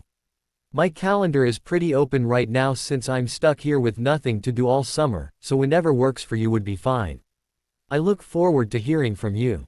Take care, Harry. He read through the letter once and smiled inwardly. He really hoped this would help cheer his old professor up. The man had looked awful in the pub today, and Harry hoped he could do something to lift his spirits. He couldn't believe that Professor Lupin thought that Harry wouldn't want to talk to him. Harry rolled up the parchment and tied it to Hedwig's leg, asking her to deliver it to him right away. His owl gave him a hoot to acknowledge his request before taking off out of his bedroom window. With that taken care of and his nerves finally settled, Harry took out his new trunk and enlarged it. He retrieved one of his new Defense Against the Dark Arts books and began reading. Harry was a bit distracted that night while he was dueling with his godfather. He kept thinking of Professor Lupin in the bar and wanted to talk to Sirius about it, but he wasn't sure how to bring it up. Sirius must have noticed something was amiss because he called for Harry to stop and asked, "All right, what's on your mind?" Harry met his godfather's gaze momentarily before examining the floor carefully. "Was I that obvious?" "Well, yes, you were," Sirius replied with a smirk. "It's Moony," Harry replied despondently. At his friend's pet name, pun shamelessly intended, Sirius' eyebrows quirked upward. "Oh," was all he uttered. "I saw him at the Leaky Cauldron today," Harry explained. "He didn't look so well. Tonks was there as well, keeping him company and trying to cheer him up. She's worried about him, and they're both worried about me." He seemed almost lifeless. After a slight pause he added, "I wrote to him today asking if he'd like to meet me and talk about everything." Sirius' expression almost matched the face that Lupin had worn in the pub hearing of the state of his friend. "That was good of you to do," he finally replied after several tense moments of silence. "Moony's strong. He lost all of us once before, but he pulled through. He has a tendency to try to handle things alone, defense mechanism he picked up living his life as a werewolf. Having someone to lean on and, more importantly, having someone who will lean on him will be good for him." "I hope you're right," Harry replied with a sad smile. "I feel bad that I never thought of how he was dealing with everything sooner. First I was too caught up in my own grief and guilt, then you came along and I began training, and I just didn't really give it much more thought after that. Sirius sighed, I was afraid of that. Look, I know this is hard, but you still need to come to terms with the fact that I am dead, even though I'm visiting you in your dreams every night. Eventually I will move on and won't be able to visit you anymore, and I don't want you to fall apart when that happens. Harry's eyes moistened as he surveyed his godfather. I don't want to lose you again, he choked out. Sirius quickly closed the gap between them and enveloped Harry in a hug. I know, Harry. I know, was all the man could say. He stood there holding Harry for a few minutes, rubbing the young man's back soothingly. He pulled away to look his godson in the eye. We still have this time together, and you'll have time to accept what's to come. I just don't think you should lose sight of the fact that I am dead and one day will be gone for good. I know you're right, Harry said. I'll try not to forget. Sirius gave him another brief hug before asking, you ready to get back to work? Yeah, let's do it. Ooh. When Harry returned from his morning workout, he found Hedwig waiting for him with a letter. He opened it up and read the short message. Dear Harry, I would like to see you very much. Meet me in the place you mentioned today at 2 o'clock. It meant a lot that you thought to write to me. With regard, Remus Lupin. Harry couldn't help but smile despite the nature of the visit. He was really looking forward to seeing his old professor again. He set the note aside and pulled out the book he had begun reading the previous night. He spent the rest of the morning buried under his newly acquired library, only taking a break when his stomach reminded him to eat lunch. As it drew nearer to 2 o'clock, Harry felt as if he was studying the clock at least as much as he was his book. He was anxious and nervous about his meeting with his former professor. Finally, at 1:45 o'clock, Harry marked his place and shut his book. He put the book back in his trunk, shrunk the trunk, then slipped it into his pocket. He didn't want to take any chances with his new possessions. He didn't want anybody to know that he had bought any of them. He left the house unnoticed by the Dursleys. They hadn't been paying Harry much attention at all this summer. It was easier for them to ignore Harry than it was to be civil with him. The sky was overcast with dark gray clouds looming over him in all directions as he walked to the park. He hoped that it would not rain this afternoon, at least not while he was still out with Professor Lupin. He passed over Magnolia Crescent and onto Magnolia Road and continued his trek. He ignored the few residents giving him scathing looks as he passed by their homes. Soon enough Harry was entering through the gates of the park. He looked around but did not see his old professor anywhere. With a shrug he began ambling through the park for lack of anything better to do. As he passed by an empty bench a disembodied voice startled him, Harry. Harry jumped into action as he whipped out his wand and rolled to the side. With his wand leveled toward the empty bench, Harry looked around for the source of the noise. It's me, Harry, his former professor said as he removed his invisibility cloak and appeared before him. Merlin, don't do that to me, Harry said as the man extended his hand for Harry to shake. Harry clasped his hand and encircled his old professor with his other hand to give him a backslapping hug. I'm sorry. I didn't mean to startle you, he replied. But I must say I'm impressed with your reaction. Moody would sure be proud. It's all right. Just be glad I didn't hex first and ask questions later. The last thing I need right now is another letter from the Ministry about underage magic use, Harry shot back with a grin, knowing that any spell he shot would not have actually come from his wand, making it untraceable by the Ministry. But he had to keep up the guise that he was unable to perform magic at the moment. Point taken, was Lupin's only reply as he guided Harry over to the bench where the two of them sat down. For several minutes neither one said anything as they traded off studying each other and their surroundings. Finally Lupin broke the silence. So how have you been holding up? He asked. I'm okay, Remus made to interrupt, but Harry held up his hand and continued. Really? The first few days back here I was a wreck. I didn't eat, didn't sleep, didn't really move much at all. I spent all day and night lying in bed staring at nothing at all. But then I decided that brooding all day long wouldn't solve anything and that Sirius wouldn't want me to be taking it so hard. So I decided to do something with myself. Ever since then I've been doing a lot of studying, and I recently started jogging and working out in the morning. I'm finished with all the summer homework that was assigned for the classes I'm planning on taking next term. I've just been going through all my old textbooks picking up anything I might have missed. Sounds like you've been keeping pretty busy, Lupin commented. Yeah, you could say that. I just needed to do something. I'm sick of being left here cooped up in my room all day, so I started studying. That left me feeling restless, so I began training physically as well. That night made me realize dueling is as much physical as it is magical. I'll need all the edge I can get next time, so while I can't practice with my wand here, the physical training will have to suffice. Harry hated lying about the magical training he had been doing, but he just couldn't risk telling anybody. Not yet, anyway. That's very insightful, Harry, his old professor encouraged. You may be onto something there. I'm thinking about incorporating some physical training in the DA this year as well, Harry continued. I'm not sure how I'll fit it in, but I think it's important. I need to start planning what I'm going to be teaching and how it will work so I can present it to Professor Dumbledore. I've got to go over some things with Hermione as well. She was the real brains behind it last year. You're going to keep teaching the DA? Remus inquired. Even with Umbridge gone? Yeah, even if they manage to find a good teacher, they'll still need all the training they can get, especially with the lack of consistent teaching over the years. In 5 years there, I've only had 3 acceptable teachers, and 2 of them tried to kill me. I already asked for permission to run it as a school club with me as the leader and was granted it. Only the details need to be worked out now, and we've got all summer for that, Harry explained. Indeed, Remus replied with a thoughtful expression. I think it's great that you've found all this stuff to keep yourself busy with, but I'm worried about you, Harry. It does not do to dwell on things you cannot change, but it is perhaps worse to ignore them or pretend that they never happened. I'm worried you might be doing that here. Harry sighed. I know what you're talking about, Professor, but… Harry, Remus interrupted, it's been several years since I've been your professor. Please just call me Remus. All right, Remus, Harry tested the name. That's gonna take some getting used to. I will admit keeping busy does help me take my mind off of Sirius. Harry stumbled over his godfather's name. I know that he's dead and that nothing will ever change that. And I'm sorry I cost you your best friend.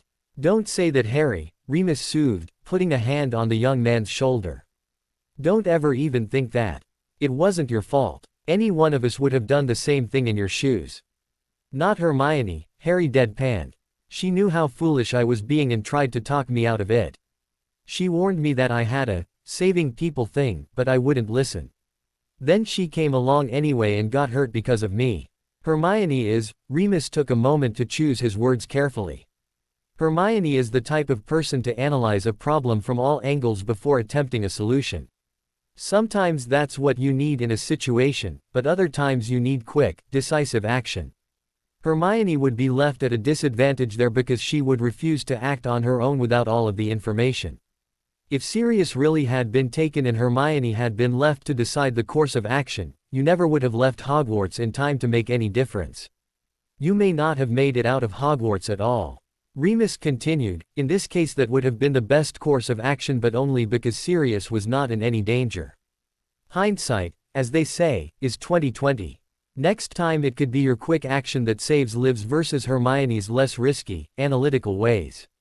As you grow older and more experienced, you'll learn to tell which type of action fits each situation better, but nobody is infallible. Right, Harry replied with forced confidence. He then asked, what about you? How have you been doing? Remus let out a long breath before admitting, not so good. It was hard losing my friends the first time around. James, Lily, and Peter dead with Sirius their betrayer. When I got Sirius back, a huge weight had lifted off my shoulders, but now I've lost him again. And I know that I'll never get any of them back ever again. It will only get worse when the next full moon hits. Having Padfoot there helped calm the wolf down. Could I help? Harry blurted out before he realized what he was saying. What do you mean? Remus questioned, studying Harry carefully. Harry had to think fast. How could I be so stupid?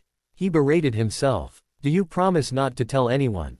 Sure, Harry, if that's what you'd like, Remus responded. Not even Dumbledore. Harry shot back. Remus gazed at Harry penetratingly. What's this about, Harry? Only after you promise, Harry replied seriously. Okay, Remus sighed. I promise I won't tell a soul. Now don't make me regret this. I've been practicing to become an Animagus, Harry said quietly. What? When? How? Remus spluttered. Sirius, Harry slowly explained. He got me started over the Christmas holidays. He gave me the potion and told me everything I would need to know. He even told me a couple books he and my dad had used at Hogwarts that might help," Harry fabricated, impressed with his ability to make this up on the fly. "How come he never mentioned anything?" Remus asked. "Or you for that matter. We wanted to keep it a secret, something just between the two of us," Harry made up. He didn't think many people would approve. "I see," Remus paused, taking in this new information. "So what's your form then?" Harry quickly decided to go with Panther, since that would be the form that would help most in keeping Moony company during the full moons. "And how far along are you?" Remus questioned. Harry considered this for a moment before answering. "Well, before the year ended I was able to do partial transformations for all of my limbs and most of the rest of my body. I had meant to give the full transformation a shot before summer started, but with everything that happened I never got around to it. Now that I'm here I can't try without getting kicked out of Hogwarts." "I'm impressed," Remus said. "Do your friends know about this?" "Not a one," Harry replied. Evenly. "I thought for sure you'd share something like this with Ron and Hermione," Remus said with some surprise. "You three are so close." "It was something that just Sirius and I shared," Harry said carefully. "Ah, say no more. Thank you for sharing this with me, Harry." Remus paused to consider something before continuing. "If I share a secret with you, will you promise not to tell anyone that you heard it from me?" "Of course," Harry replied without even needing to consider. "The Ministry can only track magic performed with your wand. So if you were so inclined," Remus told Harry, "you could continue your Animagus training over the summer." "Really?" Harry asked in mock surprise. "That's great. But I want you to be extra careful if you decide to give it a try, and it wouldn't be a good idea if others knew you were trying," cautioned Remus. "Right, I'll be careful," replied Harry. "Let me know if you manage a full transformation, then we'll discuss if and how you'll keep me company on full moons," Remus said. "If you want to maintain your secret, we may have to wait until school starts to plan this. I just want you to know that it really means a lot that you'd share your secret with me, Harry, and that you want to help me with my transformations." "Professor Remus, it's the least I can do." "No, Harry," Remus interrupted, "it's a lot more than that." "Thank you," he choked out as he put his arm around Harry's shoulder. "I know I can never replace Sirius, but I would like you to know that I will always be there for you if you should ever need me." "Thank you, Remus," Harry said through a stifled sob. "I'd like it if we could meet like this more often." "I'd like that too," Remus replied with a small smile. "How about we try to meet once every week or two? We shouldn't meet at regular times, best to change it up every time. Moody would have my head otherwise. I'll let you know the date and time of the next time I'll be able to come see you. I'll wait for you under my invisibility cloak at one of the benches, so just walk around like you did today until I call for you, okay?" "Sounds like a plan," Harry replied. Remus sighed. "I should get going, Harry. Take care of yourself. I'll send you an owl sometime soon for our next meeting." "Okay Remus," Harry said. "Thanks for coming, and be careful." "You got it," he replied as he rose to his feet and embraced Harry once more. "Until next time." And with a pop Remus was gone. Harry began his walk back to the Dursleys, and thought over his conversation with Remus. He had given away information he hadn't meant to, but he had done a pretty good job covering up his real summertime activities. It really felt good to have someone to talk to though, and he was glad he would be able to help Remus, especially when the full moon came around. Harry hadn't thought about it, but Sirius had probably stayed with Moony each full moon since he had been back in England after his escape on Buckbeak in Harry's third year. Harry was determined that Moony not suffer through his transformations alone. The next several days passed by in his normal routine. He made a small dent in his new library and was becoming increasingly proficient in his wandless casting. He found that if he practiced any new spells at night with Sirius to get a feel for the spell, he could easily pick up the wandless casting for it the next day. He moved much of his wandless casting inside of his trunk, to avoid being caught. He was also beginning to increase in the speed with which he was able to cast spells. It only took him half a second to build up his magic and form it correctly before casting his spell. And he was increasing the speed in which he could cast multiple spells one after the other. He found that he was just as quick if not a little quicker without the wand than with it. He still practiced with his wand against Sirius, though, because he wanted to be used to using it for when he got back to school. He didn't want to slip up and showcase his new abilities for the whole school to see. As Harry made his way through books, he took notes of any spells he thought would be useful to use in the DA. He kept a list and a short description of each spell in a notebook he had found in his room. Towards the end of the summer he would take his list and organize it into the order in which he would teach the spells. In the back of his mind, Harry kept reminding himself that he needed to write up the magical contract for the DA and that he should consult Hermione about it. He had skimmed through the book he had bought on the subject, but he wanted to know as much as possible about magical contracts before he began working on it. He finally made himself sit down and write her a letter. Dear Hermione, I need your help. I know that must come as a huge shock to you. I am going to continue teaching the DA next year, only it will be a club open to all students 4th year and up. There will be a requirement that every member sign a magical contract saying that they won't discuss the DA with any non-members and that they will not use anything I teach them to help Voldemort or the Death Eaters. I would like your help with the contract. It needs to be more than the one you had everybody sign last year. For one thing, if anybody is insincere or planning on breaking the rules of the contract, they would be unable to sign their name in the first place. But then I was hoping to find a way to stop people from accidentally mentioning it in front of other people, kind of like how the Fidelius charm works with the secret keeper being the only one capable of disclosing the secret. And of course there needs to be suitable punishment if either clause is violated. Any thoughts you have on this would be greatly appreciated. I managed to get my hands on one book on the subject, but I was hoping you might know a little more. I need to present the contract before Dumbledore and have him approve all the subject material. Have you talked to your parents about everything yet? I was thinking it might be a good idea to have some support to help explain everything. I know I won't be allowed to come talk to your parents, but one of the Weasleys would be an ideal candidate, or Remus. I met with Remus last week, and we've decided to meet up and talk on a regular basis from now on. It's nice to actually have some contact with the wizarding world beyond owls for once. Let me know how your summer is going. Keep in touch. Take care, Harry. After Harry sent Hedwig off with the letter, he returned to his studies. He had turned into somewhat of a machine, it seemed. He spent his entire day studying, practicing spells, improving his wandless abilities, physically training, and training in his animal forms. He spent the majority of each night training with Sirius in his dreams. Sirius helped him while he was learning new spells and also served as his dueling partner. His godfather was still the superior dueler, but Harry's skills were improving dramatically. Harry was getting faster and stronger, both physically and magically. He was able to dodge curses while hurling hexes of his own, his shields were able to deflect anything Sirius threw at him, and his reflexes were as sharp as ever. Prior to this training, Harry had not been accustomed to an all-out duel. The way it had always been done in classes had been with opponents alternating shots and shields. In a real duel nothing was so formal. You could volley hexes back and forth, or one person could release a barrage of curses one after the other. Harry was still getting used to this aspect of battle, but he was improving every night. He had finally managed to best his godfather the previous night. Sirius had been a mix of happiness and pride in his godson and anger at himself for having been beaten by a 15-year-old. Harry could tell that Sirius had been very proud of him despite his confused emotions. He began reading his books on Occlumency today, spurred to do so after his first Voldemort-related experience of the summer the previous night. His scar had not bothered him at all since their encounter in the atrium of the Ministry of Magic. He assumed Voldemort had been lying low since his return was finally being acknowledged by the Ministry. Last night Harry had been training with Sirius as was normal when he was suddenly ripped from the classroom. When he was able to orient himself, Harry found himself in a dark, dank cavern surrounded by figures robed in black, faces covered by masks.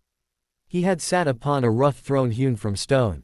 As he stood up to address his followers, they fell as one to their knees in a bow. My loyal followers, tonight our number grows. I have called in our faithful servants from Azkaban, and with them come your brothers who were recently captured. Voldemort paused as a muttering spread through the crowd. Silence. We have been careful thus far, discreet in our movements to avoid notice. Now the world knows I have returned. They no doubt expect us to make ourselves more public, to spread terror and chaos throughout the land. And we will. Yes, we will. In time. Now is the time to gather up our allies, to build up our numbers. While the world expects us to strike out, we will build up our strength. And just when they let their guard down, we have our coming out party. After all, we wouldn't want to deny the world a chance to celebrate our glorious return. Once we have properly announced our presence to the world, the dark mark will once more light up the skies, striking fear into the hearts of the wizarding world. And you, my followers, will be allowed to enjoy yourselves torturing and killing muggles, mudbloods, and muggle lovers. We will show the world the superiority of pure blood. Ah, it would seem our guests have arrived, Voldemort commented as several Death Eaters entered. Welcome. I trust your stay in Azkaban was pleasant. Tell me, how is it that 12 Death Eaters were unable to overcome half a dozen school children? Voldemort asked in mock calm. My lord, Lucius Malfoy answered, stepping forward, we were trying to protect the prophecy. We could not strike the Potter boy for fear of destroying it. That would explain how Potter eluded your grasp, Lucius, but tell me, how is it you were unable to capture one of the other 5 children running around? Surely you must have realized that Potter would have traded the prophecy had you captured just one of his friends. My lord, it was not that easy. Potter was constantly threatening. Silence. I have heard enough of your pathetic excuses, Voldemort raged. Do not fail me again, Lucius, or you will find the consequences most severe. Potter and his friends will pay. Now I will tell you the same thing I told Bella, Crucio. A blast of pain shot through Harry's scar as Malfoy dropped to the ground, writhing in agony. Voldemort continued to torture each of the Death Eaters who had been captured at the Ministry. Harry awoke sometime during the torture session in a cold sweat, scar-searing in pain. He spent the next several minutes curled up in a ball on his bed, clutching at his forehead. Eventually the pain began to subside and Harry was able to think clearly and process what he had just witnessed.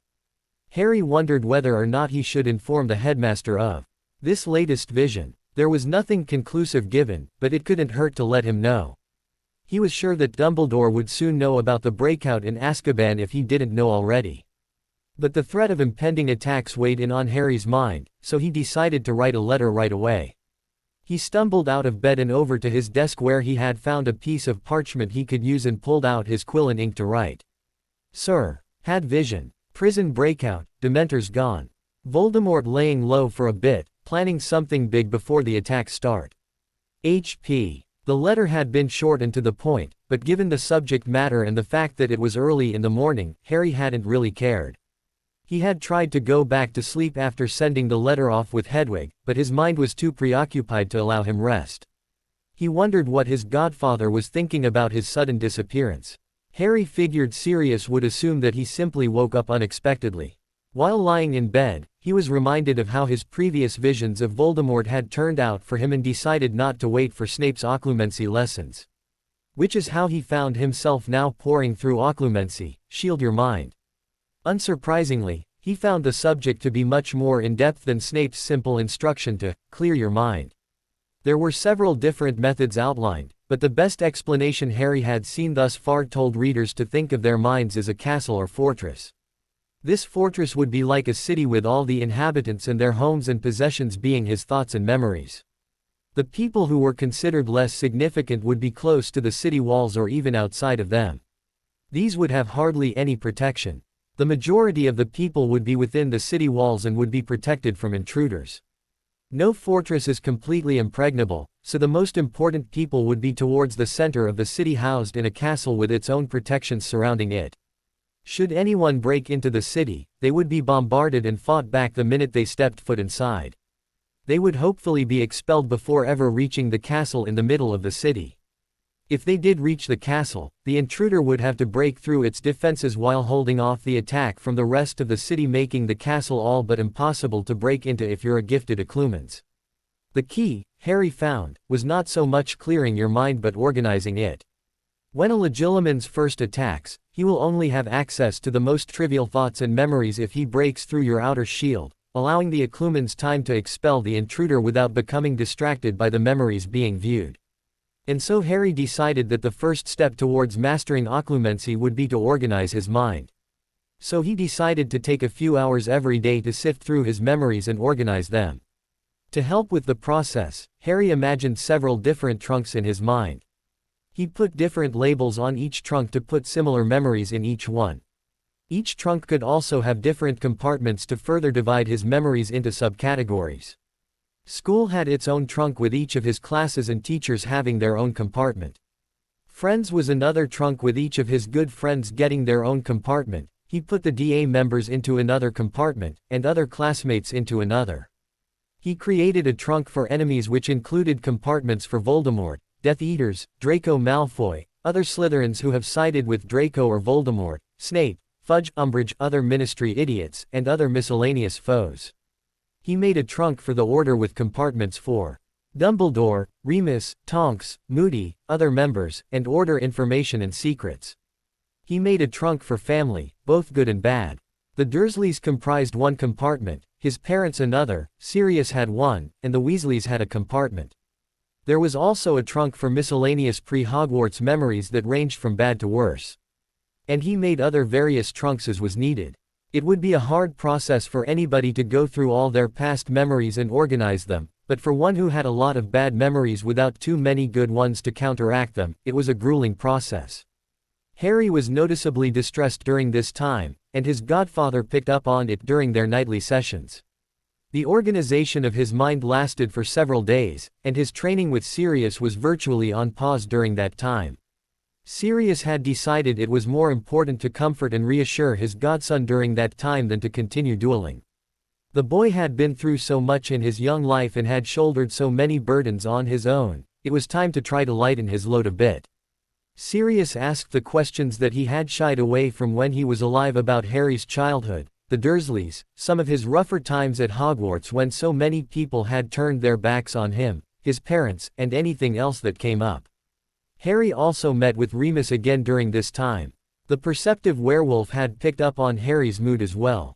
He took it to mean that Harry was finally really facing serious death and comforted him as best he could. Harry felt really guilty about misleading Remus, but used the situation to his advantage to sell his grief to his former professor. He knew that everyone expected him to be taking serious death badly, but seeing his godfather every night made it so much easier to forget the pain. But with Harry looking as bad as he did at this time, it made it that much easier to hide his nighttime activities from others. When Harry finished organizing his memories, he knew he wasn't done with them. He had been suppressing so much for so long, and he was not naive enough to think that he was over his past, but there were more important things to do now. So he pushed all that aside, trapped in the trunks in his mind for the time being. With all of his memories so organized and stored away, Harry found it much easier to control his emotions and thought processes. He could prevent himself from thinking about certain things if he wanted to, and it wasn't hard to squash any emotions he wasn't ready to deal with by just locking them up in the thoughts and memories that were causing them. Now that everything was sorted out, it was time to learn how to protect his mind and memories. He read more of the book and found different analogies of how to protect the mind. Physical barriers were one example, while another example likened the process to setting up wards to protect a home or possession. Given Voldemort's strength, Harry decided it was probably best to cover all fronts. He didn't know anything about wards yet, but he had bought a book about them from Diagon Alley. That would be the next book to devour. In the meantime, Harry imagined setting up physical barriers. He imagined his mind to be encased in steel walls on all sides, the ceiling and floor both steel as well. He then imagined his trunks being reinforced with steel as well. After he felt like he had done all he could with physical barriers, he decided to start reading on wards. That was how Harry found himself reading through Magical Protection, Standard Wards for the Home today. Harry had been using his assignment notebook that Hermione had given him to help him keep notes to himself and keep track of the days. As he was adding a note to himself he realized the date, July 30th. Harry realized that it was Neville's birthday. He decided that he would write a quick note to his friend to wish him a happy birthday. He wished he had thought of it sooner so he could have gotten the boy a gift, but he would have to make do with just a homemade birthday card. He set aside his book and pulled out parchment and quill to begin writing. Dear Neville, happy birthday, mate. I wish I wasn't stuck with my Muggle relatives, or I might have been able to get you something. I don't know if you ever realized this, but our birthdays are only a day apart. Kind of funny how despite that, this day could still sneak up on me. But the Dursleys never celebrated my birthday, so it's never been a big deal for me, which has made it easy to forget about it. I hope your summer is going well. I've been keeping busy studying. I've been coming up with new lessons for the DA this year. That's right, the DA will be back. It'll be open to new members and officially sanctioned by the school, so we won't have to sneak around the school all the time anymore. You'll hear all the details about it when we get to school. Well, I just wanted to wish you a happy birthday. I hope your day goes well. Take care, Harry. Harry walked over to his owl and gave her the letter to deliver to his friend. It was never a strange sight to see Harry talking to his owl at Privet Drive. She was, after all, the only friend he had in the house. Ever since he had found he could talk to Hedwig, he would occasionally change to his owl form and chat with his snowy white feathered friend. He also tried to imitate their mind speak in his human form, but had not found any success yet. He told Hedwig to deliver the note to Neville and that it was the boy's birthday. He wished her a safe flight and saw her out the window. Harry turned back to his book and buried himself in it. He found a lot of words that would not help his current problem, but that he read up on regardless because he was genuinely interested in learning more about them. There were anti-apparition, anti-portkey, anti-muggle, and confounding wards. There were wards that would prevent entrance to anyone except in a certain location designated as the gate. There were wards that you could key to certain people to specifically prohibit their entrance. There were also age-specific wards like the age line that Dumbledore had used with the Goblet of Fire in Harry's 4th year. There were a few different wards to create different kinds of silent spaces. One kind would block any sound from leaving the enclosed area but would allow sound to enter, another kind would block sound from entering the enclosed area but allow sound to leave it, and the last ward would block sound from both entering and leaving the enclosed area.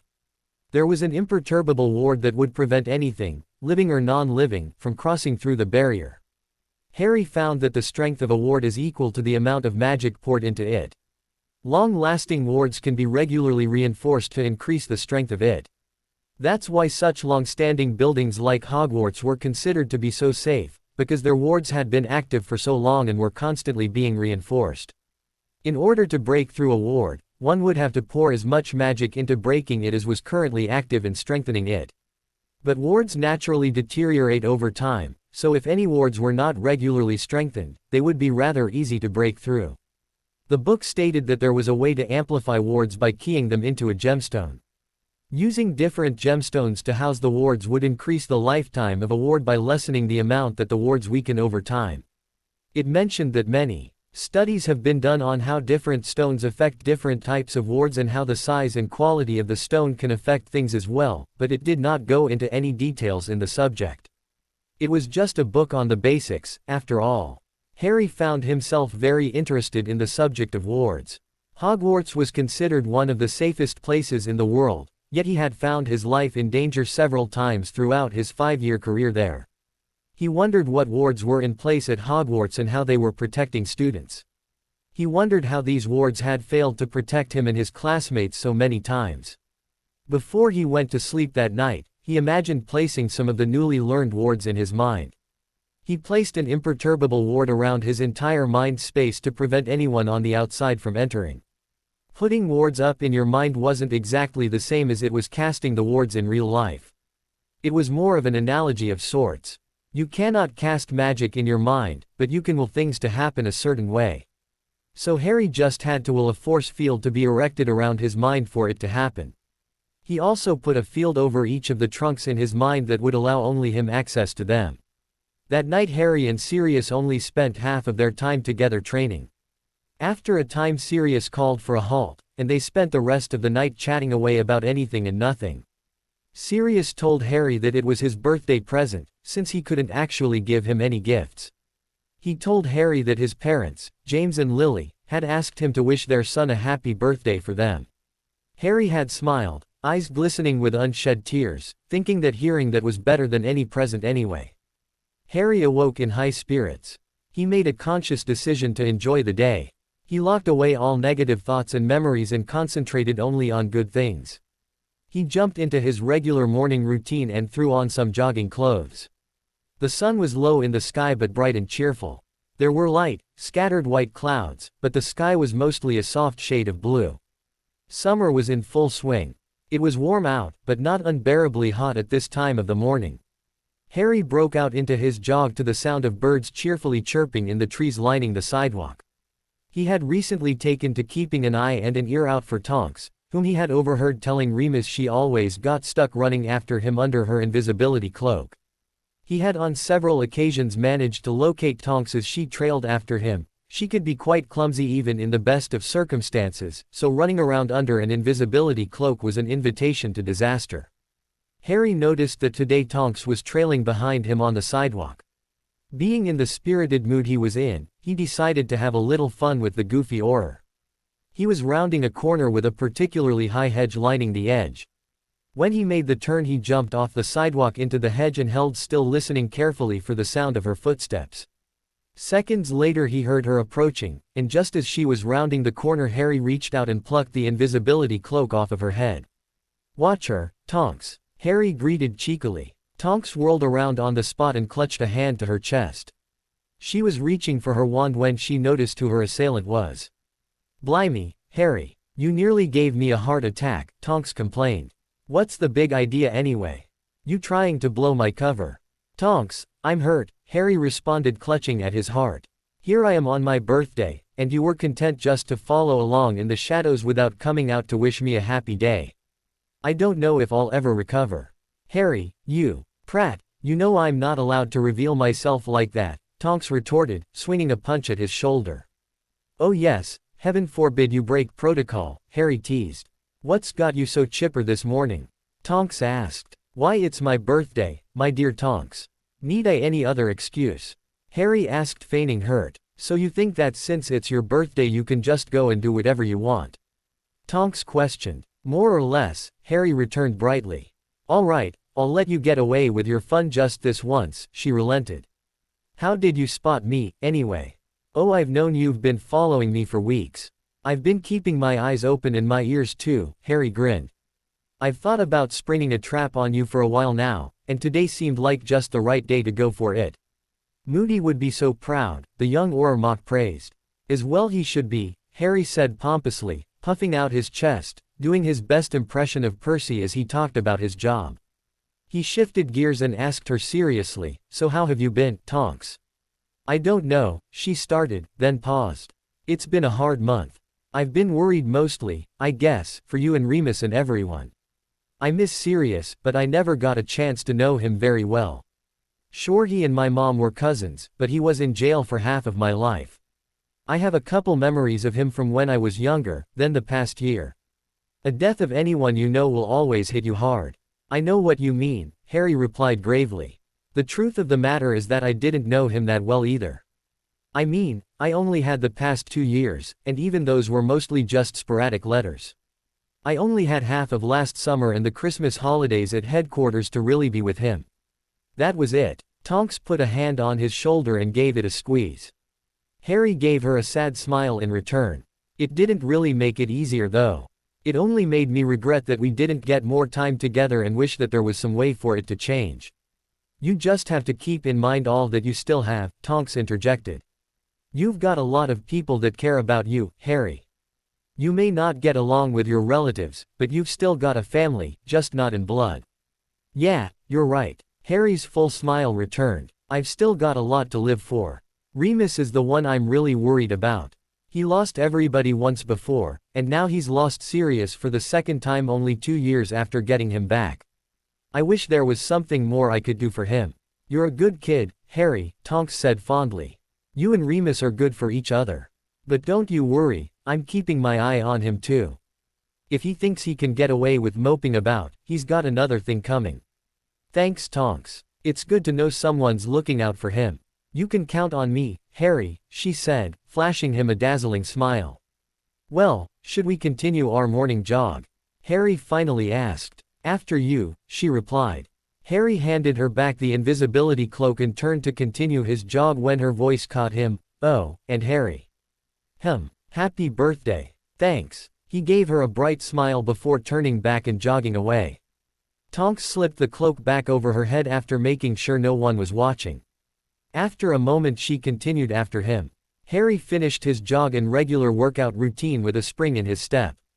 As he came back up to his room, he was greeted by a handful of owls bearing various parcels.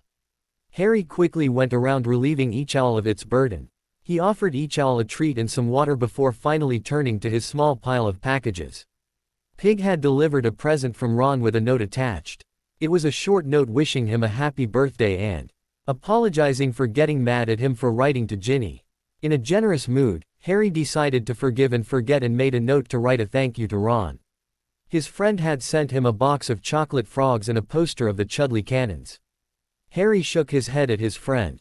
Ron was utterly devoted to the cannons and seemed intent on making sure Harry was the same way. An unfamiliar owl had brought him a somewhat weighty rectangular package with a note attached. Harry opened the letter first and found Hermione's script on the page. She had wished him a happy birthday and told him that she hoped her present would help him. He tore open the packaging and, unsurprisingly, unearthed a book and a pamphlet. The book made him grin while the pamphlet caused him to huff in annoyance. The book she sent was to help him out with the magical contract for the DA. The 5 Stages of Grief pamphlet made Harry want to yell out in frustration. How could Hermione think a stupid little booklet would help in a situation like this? Remembering his earlier vow to himself, he decided not to let it get to him and moved on to the next package. Another unfamiliar owl delivered a present from Remus. The note he sent asked him to meet him in the park today at 3 o'clock. His former professor had sent him a book on defense and a wizarding photograph of himself, James, and Sirius. The true marauders, Harry thought to himself. The photo was housed in a plain wooden frame. He decided to look up a charm to do engravings. He rather liked the title he had thought up. A Hogwarts owl came bearing a gift from his half-giant friend, Hagrid. Harry hoped that Hagrid hadn't sent him any homemade food again. His friend meant well, but his food always ended up winning the battle against Harry's teeth. Harry tore open the package to find a dagger. He reckoned it was about a 10-inch blade and had a dragon theme to it. A dragon coiled itself around the hilt of the small blade, its eyes sparkled with red sapphires. The sheath also had carvings of dragons on it. Hagrid always did love dragons. Harry smiled at the gift. It was unconventional, sure, but it wouldn't have been a gift from Hagrid if it was normal. He didn't know how much use he'd get out of it, but Harry rather liked the gift. He looked at the note that was sent along with it written in Hagrid's messy scrawl. He had wished Harry a happy birthday and told him not to let his relatives bother him. He said that he had an interesting term lined up for the students this year which made Harry cringe. Hagrid's idea of interesting generally meant life-threatening to everyone else. Errol had brought a package from Mrs. Weasley. Her cooking was legendary, and Harry was not disappointed to find homemade fudge and a small cake. Harry set it aside for the moment. After he opened all his presents he would put it in the fridge in his trunk to preserve the food. The twins had also sent him an owl with a box full of Weasley's Wizarding Wheezes products. Harry decided to hold off opening any of those just yet. He didn't fancy having anything explode in his face just yet. They had sent him a letter wishing him a happy birthday and telling him about their business plans. They were apparently opening a shop in Diagon Alley in September. They told him that as their financial supporter, Harry would own 10 of the company. Harry resolved to write them back to tell them that 10 was too much. If he thought they'd let him, he would have tried to talk them out of giving any of the company to him, but he knew he wouldn't get away with it, so he decided to try to talk them down to 5 instead. Harry moved on to what his own owl, Hedwig, had brought him. The first was just a letter, a reply from Neville thanking him for his letter and wishing him a happy birthday in turn. Neville seemed really excited about getting back into the DA. Harry smiled as he thought of his friend. Neville had really come a long way the previous year. After Bellatrix Lestrange, the woman who had tortured Neville's parents into insanity, escaped from Azkaban, he had found a new determination that quickly made him one of the most formidable duelers in the whole club. Hedwig had also brought him a package with a note attached. Harry tore open the letter to find Ginny's handwriting sprawled across the parchment. She wished him a happy birthday, telling him to do something silly today just because. Laughing, he thought to himself, already did that, Gin. Just ask Tonks. He resolved to write her back to tell her about his ambush on the Auror. He thought she'd get a kick out of that. He opened up the package she'd sent, which was rectangular in shape. He found a drawing framed in an elegant dark wooden frame with symbols unknown to Harry etched along its sides. To be honest, Harry barely noticed the frame at all. The drawing had caught his attention and held it. A big, shaggy black dog was grinning at him in a way that no normal dog would ever be able to. But this wasn't any normal dog that had been drawn. Padfoot was captured in all his glory. Harry was struck dumb at the sight. The drawing was magnificent. His godfather's Animagus form was captured perfectly. His personality bled from the canvas. He bounded about a small orchard painted behind him. Harry didn't recognize the landscape, but that didn't matter to him. Padfoot's eyes sparkled with mischief. He wagged his tail spiritedly and lolled his tongue out of his mouth. He gave a silent bark at Harry, and Harry could almost hear it in his mind. The top of the frame had Padfoot engraved across it in large letters. The bottom of the frame read, "In loving memory of a dear friend." Tears streamed down Harry's face as he once again mourned the loss of his godfather. He hadn't thought much about his godfather's passing in quite some time since he saw the man every night in his dreams, but this painting made it all real for him for a moment. It was a fitting memorial for his godfather and friend. He didn't think anything else could capture his godfather's spirit as Ginny had done. He hadn't even known she could draw. He eventually placed it on the nightstand next to his bed and continued to gaze at it for another long minute before looking back to the rest of his gifts. He picked up his new books and placed them with the rest of his library in his trunk. Harry kept his unread books in the regular storage compartments, but as he read through them he added the books to the bookshelves of the study in the trunk. So he slipped the books in with the rest of the unread ones, then gathered the dagger, food, and poster into the trunk. He put the food away and placed the dagger on a table in the living room. He wasn't sure what to do with it just yet. He stuffed the poster into a closet, not wanting to stare at the orange poster in the living room or bedroom. Harry exited his trunk and returned to his bedroom. He decided that thank yous were in order, so he sat at his desk and began writing. Glancing at the drawing on the little table beside his bed, Harry began to write. "Dear Ginny, thank you. I can't tell you how much your gift means to me. I don't think anyone could have captured him better than you have. I could have sworn I was staring into his eyes. I can't thank you enough for the gift. I didn't even know you could draw, but you're very good. I'd like to see some of your other drawings sometime, if you don't mind showing me. Ron sent me the usual, candy and cannons merchandise. I don't have the heart to tell him that I could really care less about the cannons. I've never seen a single game of theirs. The only professional Quidditch I've ever seen was at the World Cup. I think he takes the fact that I don't badmouth the cannons like everyone else as a sign that I like them. I'm not really sure. Hermione sent me books. Shocking, I know. Take a moment to calm down and get over your astonishment. One will be very useful. It's a book on magical contracts. I had asked for her help writing one up for the DA. I highly doubt the other book will be of much help to me, though. She sent me a booklet on the 5 stages of grief. How she could think a book was what I would need to help me with it is beyond me, but that's Hermione for you. Hagrid sent me a dagger with a dragon motif on the hilt and sheath. It's kind of cool, but I don't know what use I'll find for a dagger. At least it wasn't any of his home cooking though. I rather like my teeth whole. Remus, Professor Lupin, sent me a book on defense and a picture of him, my dad, and Sirius. I was thinking about engraving the true Marauders into the frame, but I think I'll wait and have someone else do it for me as my handwriting is hardly legible. Do you know about the Marauders and all that? Sometimes I forget that while you've been around all these years you haven't necessarily been privy to all of our little secrets and everything we've done. Sometime this term we'll have to sit down together and catch up. I'm sure you've got a few stories you could share with me as well. Anyway, the twins sent me some samples of their merchandise which I have been too afraid to open. They told me they're opening up a shop in Diagon Alley in September. I hope we get a chance to see it sometime. I'm sure it'll be a great shop.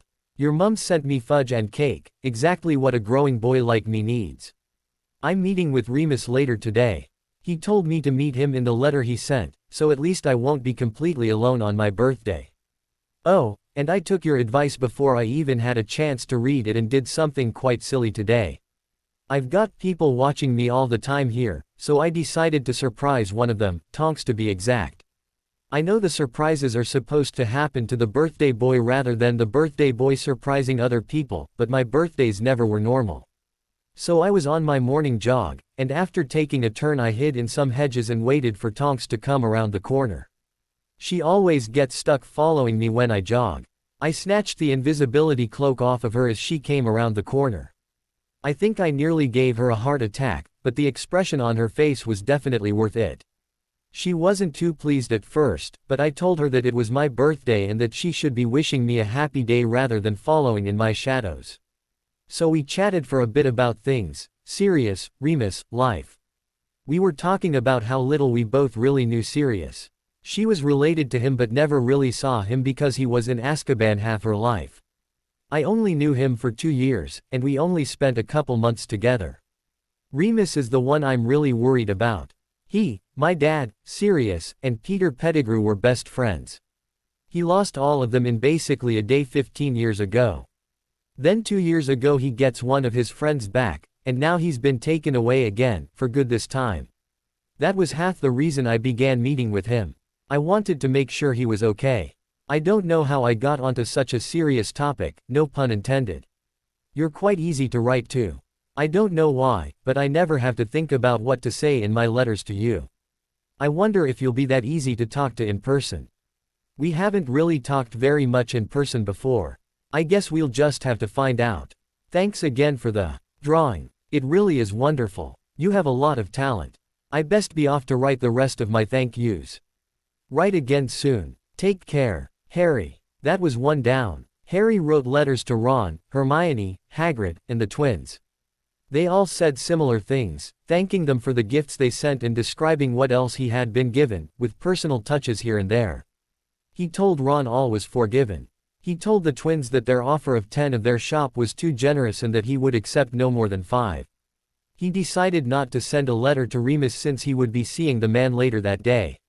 When all was said and done he found himself with 6 letters to send. Luckily 4 of the 6 would be delivered to the same place. He walked over to his owl and realized that he'd have to find something to hold his letters because he couldn't tie all 6 to her legs. He conjured a small bag and put all the letters going to the Weasleys in it.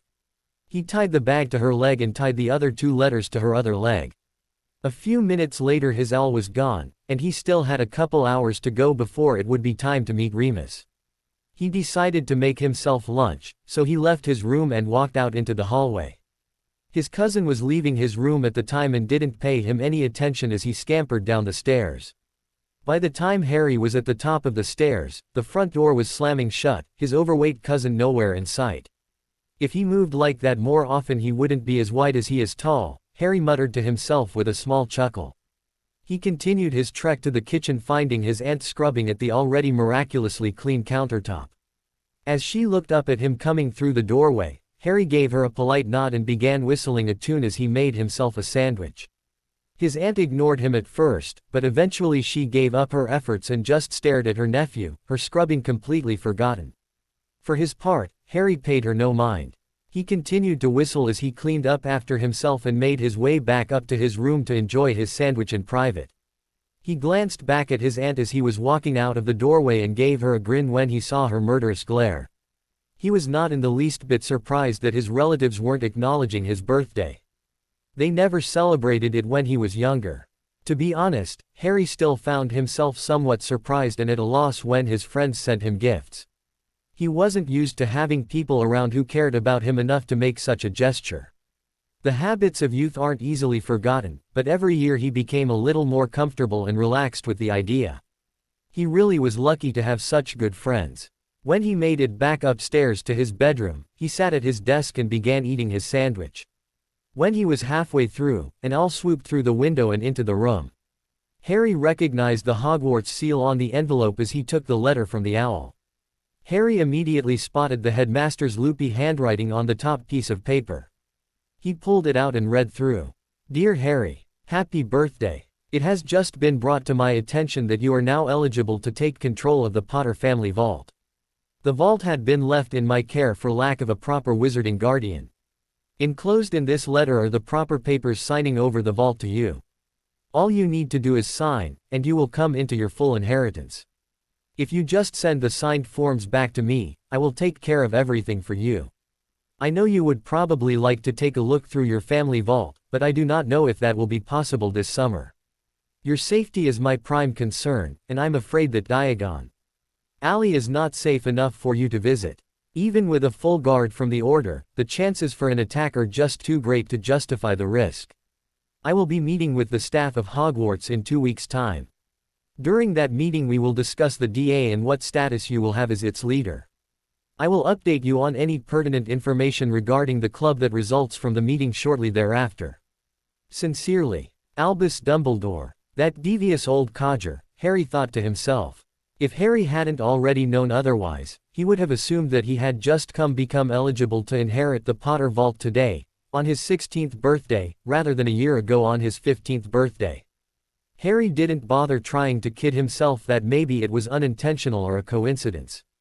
This was Dumbledore he was talking about. Everything that man did was well thought out. He waited to send this letter out until the last day possible, Harry's birthday, so that Harry would not question why he was just now finding out about his family vault. He would naturally assume that it was not brought up before because he could not gain access before today. Harry knew, however, that he should have been given access last year.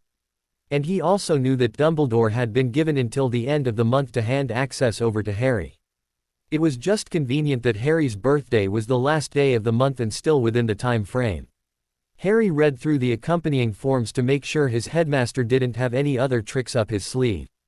As far as he could tell, the forms were exactly what he said they would be. They transferred control of the Potter Vault and all subsequent deeds and entitlements to Harry James Potter. He took out a quill and signed his name in the few places it asked for his signature. Harry wrote a short reply back to Dumbledore, thanking him for his birthday wishes and for telling him about the vault. He very much wanted to call the headmaster out on his scheme but knew doing so would only raise questions that he was not willing to answer.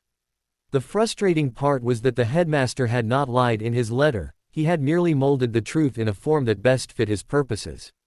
Harry could not accuse him of being untruthful, only manipulative, and the evidence for it was flimsy at best. He could not prove that Dumbledore had purposely misled him even if he tried.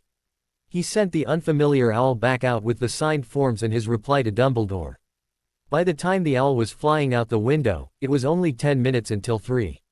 Harry rushed out of his room, down the stairs, and out the front door in a flash. He was hurriedly walking through the streets to the park at the end of Magnolia Road. He paid no mind to anyone that he passed along the way. He was eager to reach his destination. When he finally walked into the park, he began his turn around the path, passing closely to each empty bench, knowing one would hold his former professor. Sure enough, as he was passing the third bench, a voice called out to him. "Happy birthday, Harry." Remus Lupin appeared before him and drew Harry in for a brief hug. "Thanks," came his reply, muffled by the man's shoulder. Remus released Harry and took a long look at him. "So I heard you've been having some fun today," he commented. Harry cocked an eyebrow. "Been talking to Tonks, have you? She may have mentioned something about a meeting with you this morning," Remus casually replied. "Oh," Harry returned. "And what did she have to say?" "Only that you scared her half to death," his friend replied, cracking a grin. "She did seem rather jumpy this morning," Harry replied, completely composed. "The way she tells it, she had plenty reason to be startled." Remus retorted. Harry shrugged noncommittally. "Says you jumped her from a shrub and snatched the invisibility cloak right off of her before she even knew what was happening." Remus was smiling widely now. "I might remember something like that," Harry said, his composure cracking as he snorted a laugh. The look on her face was priceless, he finally choked out. Remus joined in his mirth. "I would imagine so. I don't think she ever expected to be attacked by the person she was protecting. I don't think any of them thought you knew you were even being followed." "After last summer how could I not know?" Harry asked, repeating Remus's words almost verbatim. "If they were guarding me last summer when Voldemort was lying low, I imagine that if anything they would double their efforts this summer now that he's finally out in the open." "And you aren't too far off base," Remus replied. "You won't find Mundungus on guard duty anymore, or any of the less experienced members either. They've got only combat-ready members watching over you at all times. The only Auror who has completely escaped guard duty is Mad Eye because he's got experience on everyone else and is too often needed elsewhere. And thank Merlin for that," Harry thought to myself. If he were guarding me, he'd notice that I'm not always in the neighborhood, so to speak. I'm lucky he hasn't been guarding, or my cover would have been blown a long time ago. I see, was all he returned out loud. So do you see Tonks often then? Harry asked, changing the subject. Every so often, Remus said timorously. Why do you ask? Oh, no reason at all, Harry replied coolly. I know that look, Harry James Potter, the werewolf shot back. Just what do you think you're getting at? Harry's grin only grew at his former professor's discomfort. Whatever do you mean, Remus? He asked innocently. I've seen that look enough on your father to know that it means you're up to something. Remus, I'm hurt, Harry grinned. How could you accuse me of such a thing? Well, how about you, Harry? Remus said, attempting to shift the focus off of himself.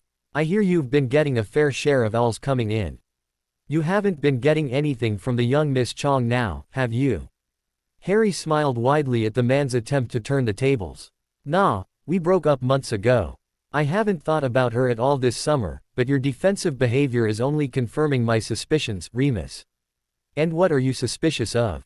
Remus asked in return. Oh, no, I wouldn't want to embarrass you, Harry said with a mischievous sparkle in his eyes. Oh bollocks, Remus exclaimed. Come on, out with it already. His friend's behavior was only encouraging Harry. Oh, if you insist, Harry paused dramatically. I don't know if you've noticed, but Tonks is a girl. Of course she's a girl. Oh, so you have noticed, then, Harry interrupted. And you see, sometimes when a boy and a girl are grown up, they may find themselves becoming attracted to members of the opposite sex, or in some cases of the same sex. Honestly, Harry, I'm as old as your parents. I don't need a speech about the birds and the bees, Remus groaned. So you know all about your attraction to Tonks and what you should be doing about it then? Harry inquired. Of course I know what to do about it, Remus shouted. Harry abruptly burst out laughing. As Remus thought about what he'd just said, he turned brick red, encouraging Harry to laugh even harder. He was soon rolling on the ground, clutching his sides, trying desperately to get in a breath around his laughter. Oh, you're not that funny, Remus half-heartedly rebuked. In truth, he was rather glad to see the young man in such good spirits. The fact that it was at his own expense was just a minor drawback. When Harry finally recovered from his mirth, he adopted the sternest expression he could manage and asked, So what are your intentions with Tonks? At the stern look he got in reply, Harry scampered out of reach of the werewolf, who took a swat at Harry's head, and doubled over in laughter yet again. I'm sorry, he choked out, trying to regain control. I just couldn't resist. You're rather full of yourself today, aren't you? Remus asked. You're just lucky it's your birthday, or we, the victims of your fun, might not be so inclined to let you get away with it. Oh, lighten up, Moony, Harry said exasperatedly. Weren't you one of the marauders? I'm sure you put up with far worse than that in the past. Well, I won't deny that, Remus replied, grinning in remembrance of his youth. And believe it or not, I was known to give out as well as I got. Oh, I don't doubt it, said Harry behind a grin. So you never answered my question, Harry commented. When Remus didn't respond, he continued, What are your intentions with the young Miss Tonks? I believe that is none of your business, was the reply. Fine, if you won't tell me about your girlfriend, you won't get to hear about mine, Harry bluffed. Tonks is not my girlfriend, Remus responded. Well, what are you waiting for? Harry questioned. She's much too young for me. Besides, what would she ever see in an old, poor, tired, born werewolf like me? Remus asked. So you are interested, then? Harry asked seriously. Harry glanced at Remus and continued when he saw that the man was about to start raving at him. Don't sell yourself short. Tonks isn't the type to care about your furry little problem.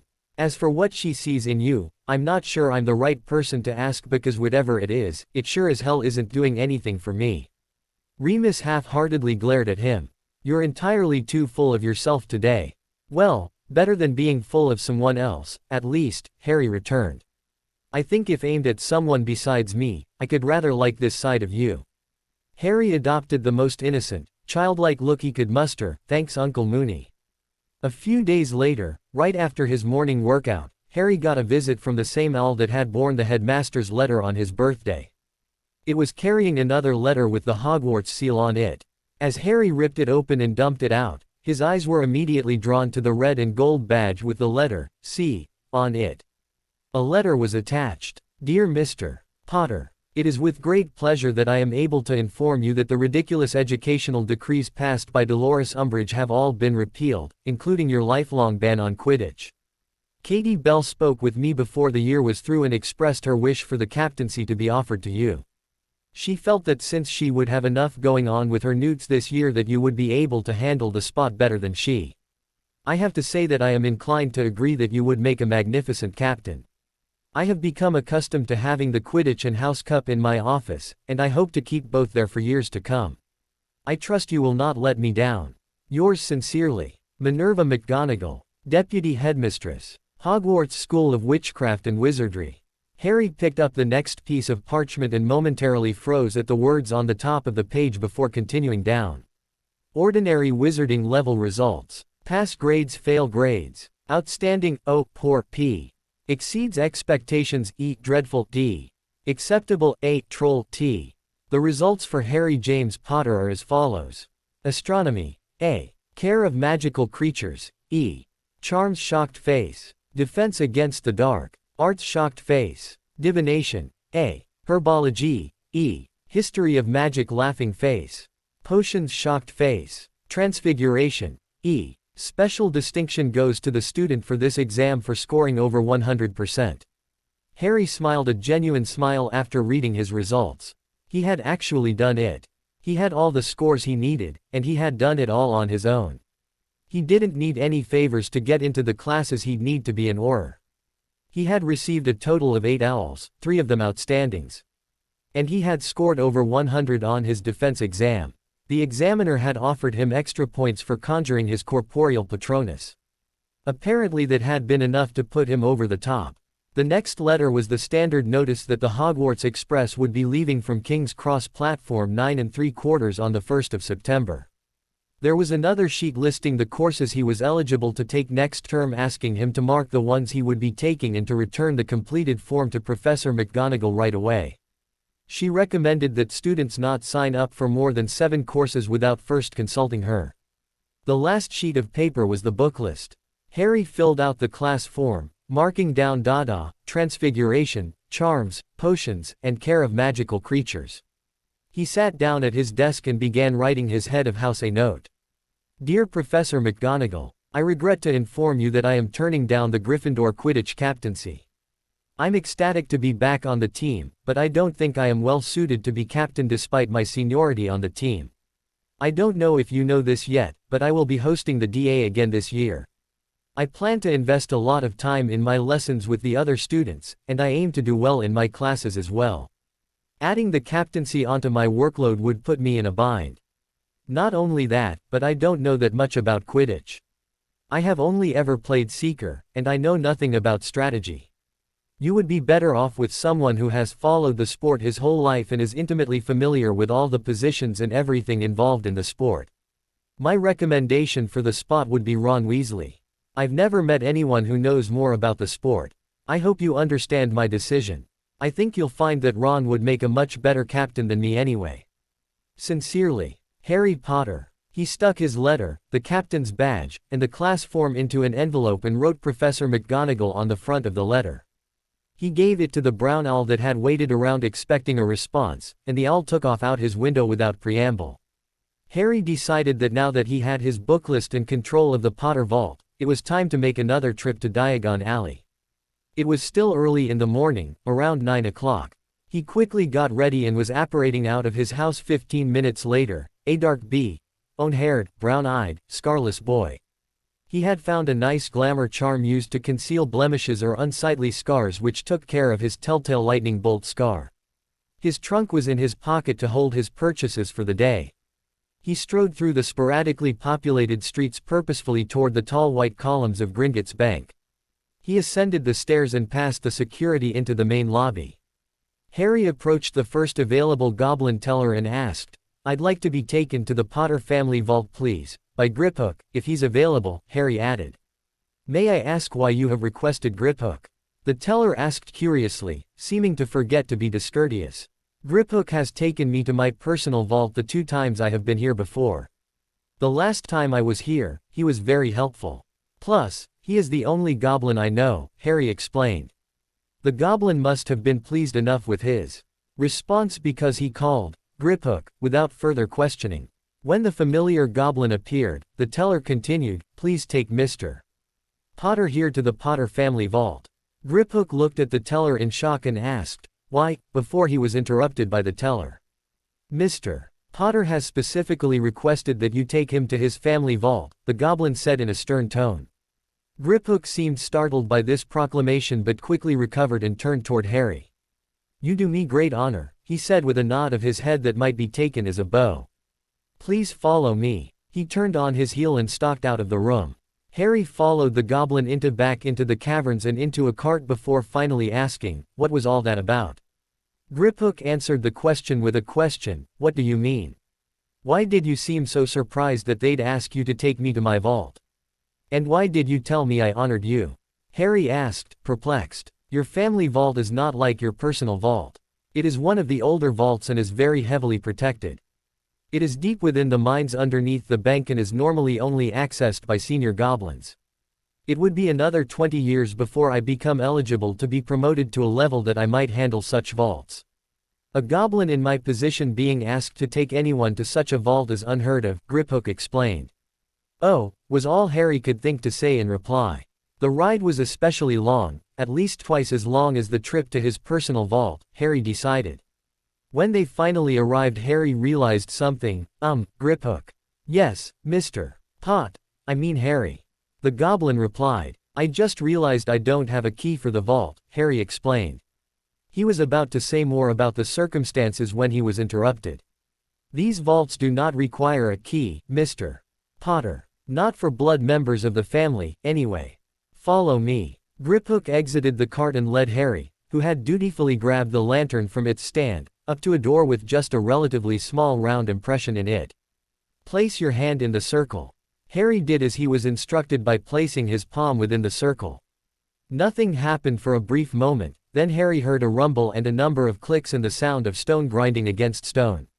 Moments later the entryway was open and he was staring into a treasure room. There was gold everywhere. Some was contained within trunks, half of which were open, but there were mountains of gold scattered around. The room was enormous. Harry noticed there was some old-fashioned furniture on his left. He walked over to a shelf that was holding various objects in it, many of which were forms of jewelry or precious stones. There was a sofa nearby with a table in front of it. On top of the table an envelope caught Harry's eye. As he walked closer, Harry realized that there was writing on the envelope, his name. Harry snatched up the envelope and sank into the sofa behind him. He stared at his name on the envelope for what could have been an hour but was probably closer to a minute. He eventually shook himself out of his stupor and gently opened up the envelope. There were 2 pieces of parchment inside, different handwriting, but both beginning with the words "Dear Son." Harry hungrily lifted the letter in feminine script and devoured its contents. "Dear Son, writing this letter to you is probably the hardest thing I have ever had to do in my life. Your father and I are taking you and going into hiding tomorrow. Voldemort found out about some prophecy that might name you as his future killer, so you have become one of his prime targets. What could possess a man to attack an infant is beyond me, especially one as precious as you, but Voldemort seemingly lost his humanity long ago. I am writing this letter because I fear for what might happen. If you are reading this, then my fears were well founded. I am sorry that I was unable to be there for you as you grew up. Since the day I learned I was pregnant, you have been the center of my life. I want you to know that I love you with all of my heart. I take comfort in the fact that I know that your father and Sirius love you as much as I do, so I know you will always be in good hands. This past year with you has been the best year of my life in spite of the war. You are a light in my life that could guide me through the darkest of times. You are the most precious baby in the world. And I think you might be the only person that is capable of taming Sirius. The only time he shows the smallest amount of responsibility is when he's holding you. And we know you're going to be one powerful wizard someday because we've already seen you doing magic. When you see something you want, you'll do everything in your power to get it, even if it means summoning it from across the room. When you're reading this, I imagine you'll be all grown up already. I want you to know that I will always watch over you through the good times and the bad. If you ever feel alone, know that I am always with you in your heart. What I hope for most is that you live a long and happy life. Always stick up for what you believe in and follow your dreams through to the end. Don't let others dictate how to live your life. Your life is your own to live as you see fit. And if you find love, hold on to it with everything you have. Believe me when I say that it is worth it. I love you, Harry. Lily Potter. Tears dropped onto the parchment that he hadn't even realized he'd been crying. His whole life Harry had wanted something from his parents, anything at all. He craved something that would tell him even a little bit about his mom and dad. At the end of his first year at Hogwarts he was given a picture album of his parents. That was the only thing he owned, besides his father's invisibility cloak and the Marauder's map, that linked him to either of his parents. Now he had a letter from his mom sitting in his hands, written to him. It was quite literally a dream come true. And it wasn't just any old letter that she had written. It was meant for Harry, written to Harry. It said all the things that he had been longing to hear for all his life, though he had long given up hope.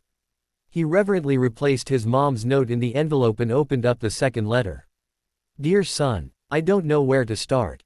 I am writing this letter because there is a very good possibility that I may not make it out of this war alive. Unless you are taken here beforehand, you will not receive this until you're 15, practically a man. I'm sorry I was not there for you while you were growing up. I would have loved to be the one to teach you to fly. You're going to be a great Quidditch player someday, just like your old man, I can feel it. You already love flying, but don't tell your mother that I've taken you on a broom. I'd never hear the end of it. Sirius thinks you'll be a seeker, but I think you'll follow in my footsteps and be the best chaser Gryffindor has seen since your old man. You're already doing magic, which entertains us to no end. You even once levitated Padfoot into your crib to cuddle with as you went to sleep. Sirius would never say so, but I don't think he'd ever been so happy in his life. He loves you like you were his own son, and I know he will have taken good care of you. Now for the fatherly advice that you've been missing out on your whole life. I don't imagine Sirius ever had too many words of wisdom to give you. One day you're going to find a woman who is everything that you could ever hope for in a partner. And I'll bet you she's got red hair. Some call it a curse, I call it a blessing, but you're a Potter, and Potters always end up with redheads. Though if you find yourself a winner without the hair, don't listen to me about this stupid curse. When you find the one, never let go. Fight to the end of the earth for her if you have to. There will never be a more important battle than the one you wage for the love of your life. I knew your mother was the one for me right away. She was a little harder to convince, but I never gave up. She fought me good and hard for a while, but she eventually caved in and gave me a shot, and we never turned back after that. I love your mother very much, but we both love you more than life itself. We will always be watching out for you. Any time you stumble in life or need someone to turn to, know that we will always be there in spirit. Live your life whatever way makes you happy, and know that your mother and I will always support you. I love you, Harry. James Potter. Tears were again streaming down Harry's face, but he was aware enough to wipe them off before they managed to drip down onto the letter. It wasn't so much anything specific that was said in the letters but just the overall sentiment behind them that touched Harry so. His parents loved him. To actually have tangible evidence of it was overwhelming. He had always hoped and thought that his parents loved him, but it was just blind hope. His relatives hated him and had never shown him the slightest bit of sentimentality. So he imagined what his real family was like and how great it would have been if his parents were still alive. But it was never real before now. Now he knew that he was loved like a child should be loved by a parent. He could remember times before Hogwarts when he was locked up in the cupboard under the stairs with nothing to pass the time but his imagination. He would imagine his parents and what his life would have been like had they still been around. He had never seen pictures of them before, not even of his mum who had been his Aunt Petunia's sister, so the figures didn't even look exactly like his parents. But at the time it didn't matter because he didn't know any better. His imaginary parents had loved him very much and doted over him the way any real parent would. The more he learned of his real parents, the more his imaginary world was destroyed. Harry didn't mind, though, because reality was so much better than the illusion. He could only guess what his parents were like in his mind, and he always held on to his doubts. But he didn't have to doubt this because the letters had come from his parents. There was no guessing or imagining here. His parents loved him. He slipped his father's letter back into the envelope with his mother's and extracted his trunk from his pocket. He put the envelope in the trunk before shrinking it up again and placing it back in his pocket. He wasn't going to let anything happen to those letters. Wiping his eyes, Harry resumed his tour of the vault. There were a couple bookcases filled with volumes upon volumes of old tomes. Harry glanced through the titles on the spines of the books and selected a few that caught his interest. Basic healing spells every parent should know, the Fidelius Charm, Guard Your Secrets Well, and Portkey Creation were among the few to be transferred into the collection in his trunk. On a desk he found a pile of papers containing a couple deeds to properties he now owned. The only name he recognized from the pile was Godric's Hollow, but he apparently also owned a few other houses scattered throughout Great Britain. He found a collection of portraits and paintings in a corner of the vault. He selected a couple paintings of landscapes to hang in the rooms of his trunk. The walls had come bare and could use some spicing up. Harry wandered around the vault for a couple of hours total, looking through things at random. He hadn't really come with a purpose. He just wanted something to link him to his family, his past. He had found it in spades in his parents' letters. There was still plenty more to look through, but he decided that he had had enough for the day. He still had other business to attend to. He walked back to Griphook, and the pair rode the cart back up to the surface. Harry mentioned that he would like to exchange some galleons for Muggle pounds, so Griphook led Harry to the appropriate line. Harry had been in possession of wizarding money for several years, but he had never thought to change some of it into Muggle money. He had never had anything in the Muggle world. He still wore his cousin's enormous cast-offs, practically swimming in them. With a bit of Muggle money he could become a little more presentable. He exchanged 100 galleons for a little over £500 given the exchange rate.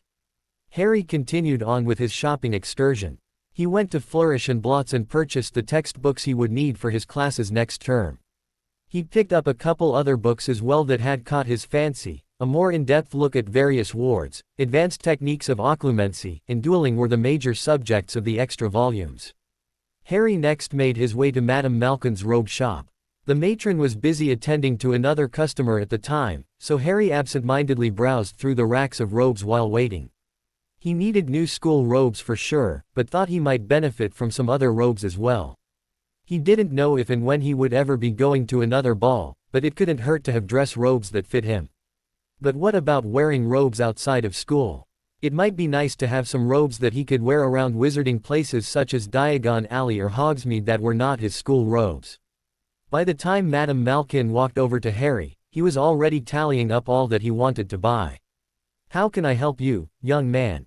the shopkeeper asked kindly. Harry gave a little start as he had not noticed her approach. "Oh, I need some school robes for Hogwarts. And I would also like dress robes and some casual robes as well," he replied. Her eyes lit up, whether from the prospect of selling so much merchandise or just being given the chance to fit him in so many different robes, Harry was not sure. She immediately set her measuring tape on him. It roved around his body on her command, measuring everything from his inseam to the length of his left shoulder to his right knee and the length of his right index finger. He wasn't sure why most of the measurements were made or how many actually served a purpose, but soon enough he was being ushered into a changing room with the standard black Hogwarts robes to try on. "Try these school robes on first, dear. Did you have anything in mind for your other robes? Or would you like me to pick some things out for you to try?" she asked as she guided him to the curtained-off stall. "I'd appreciate your help picking the robes out, thank you," he politely replied. Harry tried on the school robes, and, as expected, they fit perfectly fine. He told Madame Malkin as much, so she set the robes aside behind the counter before bustling back to the racks of robes searching for the rest of Harry's robes. She handed him a few dress robes to try first. One was green, similar to the robe he had worn to the Yule Ball that Mrs. Weasley had claimed would bring out his eyes. Another was black with a silver trim and a silver dragon displayed on the back. The next robe was crimson with gold etchings, Gryffindor through and through, Harry thought as he glanced over it. A golden phoenix was embroidered on the back. Harry tried all three on and found that he rather liked the black and the crimson robes. He realized as he was looking at himself in the mirror that he would look much different with his normal appearance while wearing the robes, which made it rather difficult to decide which he liked best. In the end, he decided in favor of the crimson robes. If nothing else, he would be showing his support of Gryffindor by wearing them. Harry was then given a few simple robes that were similar to his Hogwarts robes, only not black. There were several different colored robes: green, red, blue, yellow, gray, and silver, to name a few. He chose the green, blue, and gray ones, and they were added to his increasing pile behind the counter. The store owner asked Harry if there was anything else he would like. Harry told her that that would be all he needed, so she proceeded to ring him out. 70 galleons, 4 sickles please, she informed Harry. Harry repeated the cost and pulled the exact amount out of his money bag. He threw all of his robes into his trunk and with a quick, "Thank you," he was walking out the door. Harry's next stop was the stationery shop to stock up on ink, parchment, and quills, followed by the apothecary to replenish his potion supplies. It was a quick stop, only getting precisely what was needed and not wasting any time browsing around. He made his way to Elop's Owl Emporium next. He was running low on owl treats and knew that Hedwig would not be happy if he had nothing left to give to her. Their relationship was building now that he was able to turn into an owl and hold a conversation with her, but Hedwig was a proud owl and would expect to be rewarded properly for her service, and Harry was inclined to agree with her. After stockpiling on owl treats, Harry wandered through the alley until he came up a store that had dragon hide clothing prominently displayed in the window. He looked up at the sign to find the store was called Toller's Personal Defense. Harry shrugged his shoulders and opened the door. The shop was average-sized, lined with shelves displaying various products. One section was devoted to sneakoscopes. There were several mirrors on the wall that Harry presumed were faux glasses based on the images that were appearing in the glass. Harry came to a section full of wand holsters. There were a few different varieties. Some would attach to your wrist and with a little flick would pop out into your awaiting hand. There were some that attached to your leg. There was also a variety embedded within some dragon hide boots. There were different accessories within each kind as well. Some were just basic with no extra enchantments. Some prevented your wand from being summoned while it was in the holster. Others appeared to be invisible while attached to your arm. He grabbed 6 of the wrist holsters that would prevent your wand from being summoned while housed in it and that turned invisible while attached to your arm. He figured it was the least he could do for his 5 friends who had followed him into the Department of Mysteries. They were all linked to him now and would most likely become targets for Death Eaters. Any small advantage that he could give them, he would. Harry grabbed a small faux glass for himself as well. It couldn't hurt to have it around as a precaution. He paid for the 6 wand holsters and mirror before exiting the shop. He then traversed the busy streets to the Leaky Cauldron to have some lunch. He entered the pub to find it slightly crowded.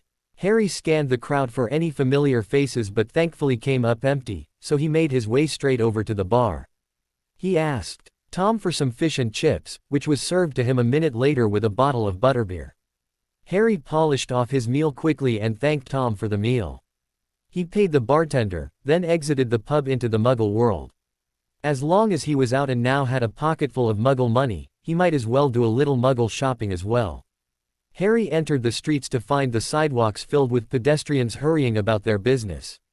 The streets were filled with cars speeding by and others stopped at the red traffic lights. Unfamiliar with the area, Harry asked a woman nearby for directions to the nearest department store. She looked to be in her 40s and was wearing a green business suit. "Excuse me, ma'am, I don't mean to bother you, but could you possibly tell me where the nearest department store is? I'm not from around here, and I need to pick up a few things." The woman gave him a warm smile and replied, "Certainly, dear. It's not every day one meets a young man like you with such manners. If you just walk down this street 2 blocks and make a left, then there will be a store about a block down." "Thank you, ma'am," Harry responded politely. He was on his way in the direction he had been pointed and followed the movements of the crowd around him. He wasn't familiar with the traffic signals and when it was proper to cross an intersection, but he knew well enough not to just walk into traffic. He just followed the lead of the crowd and picked up on the flow quickly. After 2 blocks he turned to his left and headed down that street.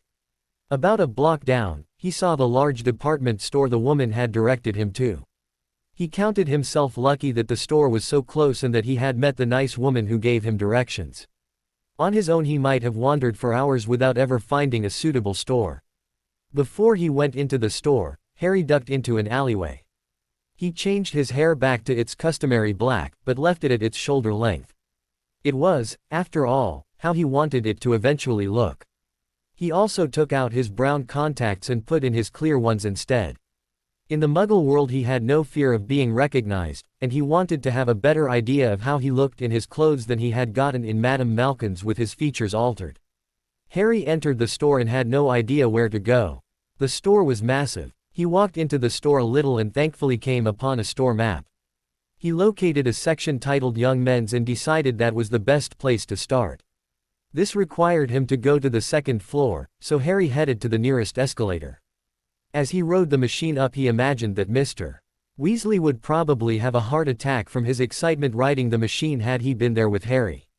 As Harry stepped off the escalator he glanced around for a moment before he located the sign marking the Young Men's department. He walked over and began looking through the various clothes on display and found himself very quickly overwhelmed. There were 100 different kinds of jeans in various sizes, and he had no idea what the difference was. There seemed to be thousands of different shirts. Some were collared, some not. Some were short-sleeved, some long. Some had designs or patterns on them, others were plain, while others had words and phrases printed across them. There were dress pants in various styles and colors. Harry thought that there were at least 100 different shades of khaki pants on display. It must have shown on Harry's face that he had no idea where to start because he was only looking for a couple minutes before a young woman, probably no more than a year or two older than him, approached. "Did you need any help today? You look a bit lost." Harry gave her a shy smile as his cheeks tinged slightly pink. The girl was attractive. She had brown hair, slightly curly, with B-owned highlights streaked through it. She was a couple inches shorter than Harry with a collared shirt on with the top few buttons undone, displaying just a hint of cleavage but not enough to be unseemly. The blouse was tucked into the skirt she was wearing which came to about mid-thigh.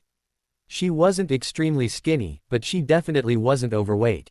She was healthy. Harry stammered. He took a second to compose himself before he tried again.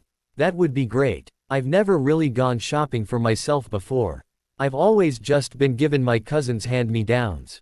Harry pulled at the extremely loose-fitting clothing adorning his body to emphasize his point. "As you can see we're not exactly the same size. I came into some money recently and decided it was time to get some clothes of my own, but I don't even know where to start." She gave Harry a warm smile. "Say no more. My name is Jessica, and by the time I'm done with you, you'll look like a new man. I promise." "Thanks," Harry replied, then added as an afterthought, "I'm Harry." "Don't mention it, Harry," she returned. "I get paid on commission." Harry gave a little snort before commenting, "Well then I guess this is your lucky day." "You might say that," she said as she shot him a dazzling smile and gave him a wink. Harry felt his face heat up. Was this girl flirting with him? And she wasn't flirting with the boy who lived like some girl in the wizarding world might do. She had no idea who that even was.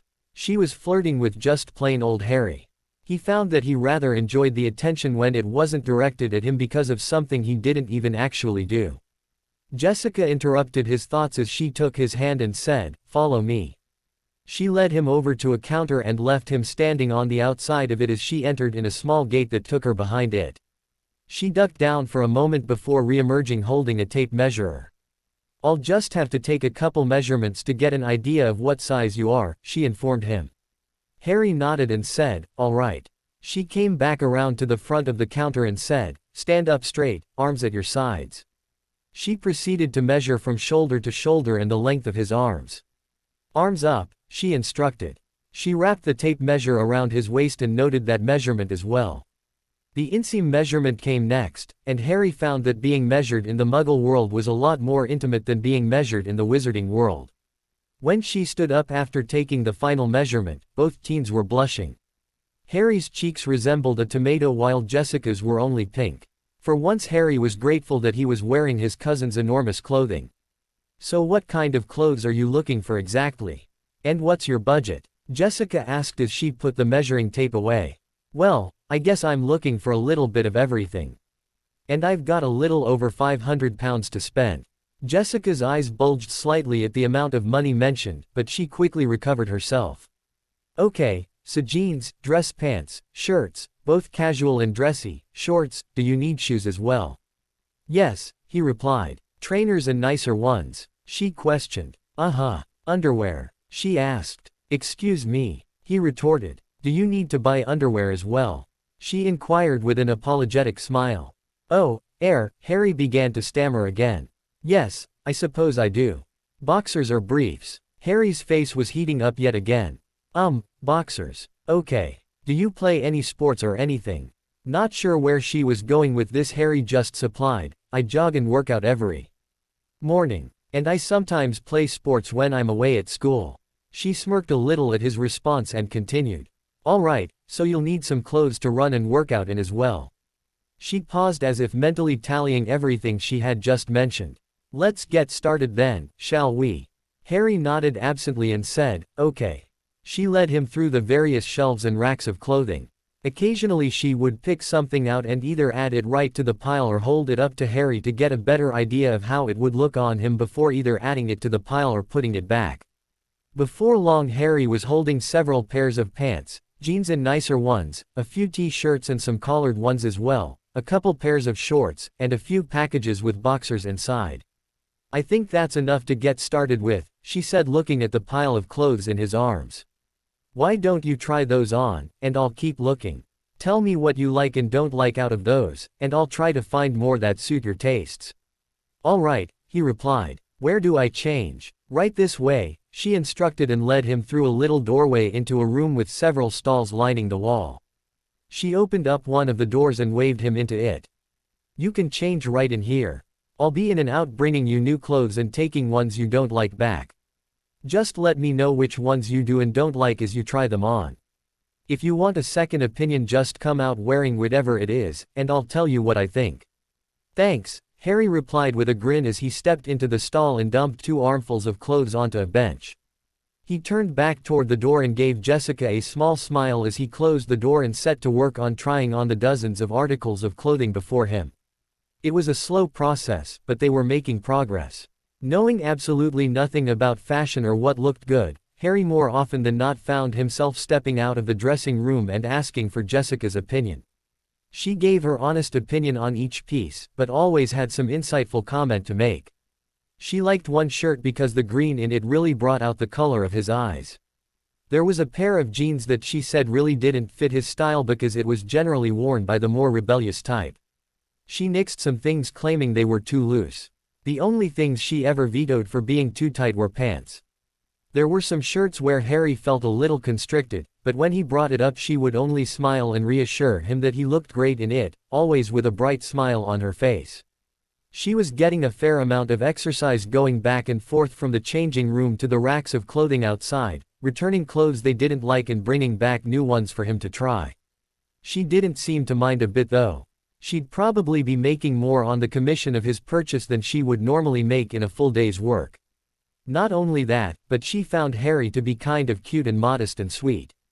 The two kept up a fragmented conversation as Jessica came in and out of the changing room. She told him that she was going to start attending a nearby university in the fall and was working here to help pay the tuition. He told her that he went to a boarding school in Scotland that his parents had gone to.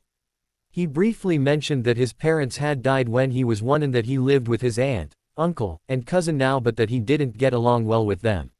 Sensing that it was a sensitive subject, Jessica began talking about her own family life and didn't ask him any probing questions about his. Eventually Harry ended up with a few pairs of jeans, a couple casual pairs of khakis, a couple pairs of dress pants in khaki and black, a good dozen casual t-shirts, several collared shirts, a few long-sleeve shirts and sweatshirts for when it got cooler, a couple pairs of casual shorts, some workout shorts and shirts, and over a dozen pairs of boxers.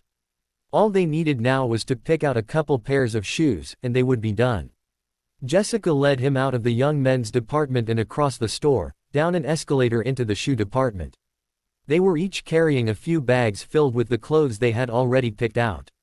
When they walked into the shoe department they were immediately intercepted by a man who looked to be in his 40s. "Can I help you?" he asked. "Actually I'm already being helped, thanks," Harry replied gesturing toward Jessica.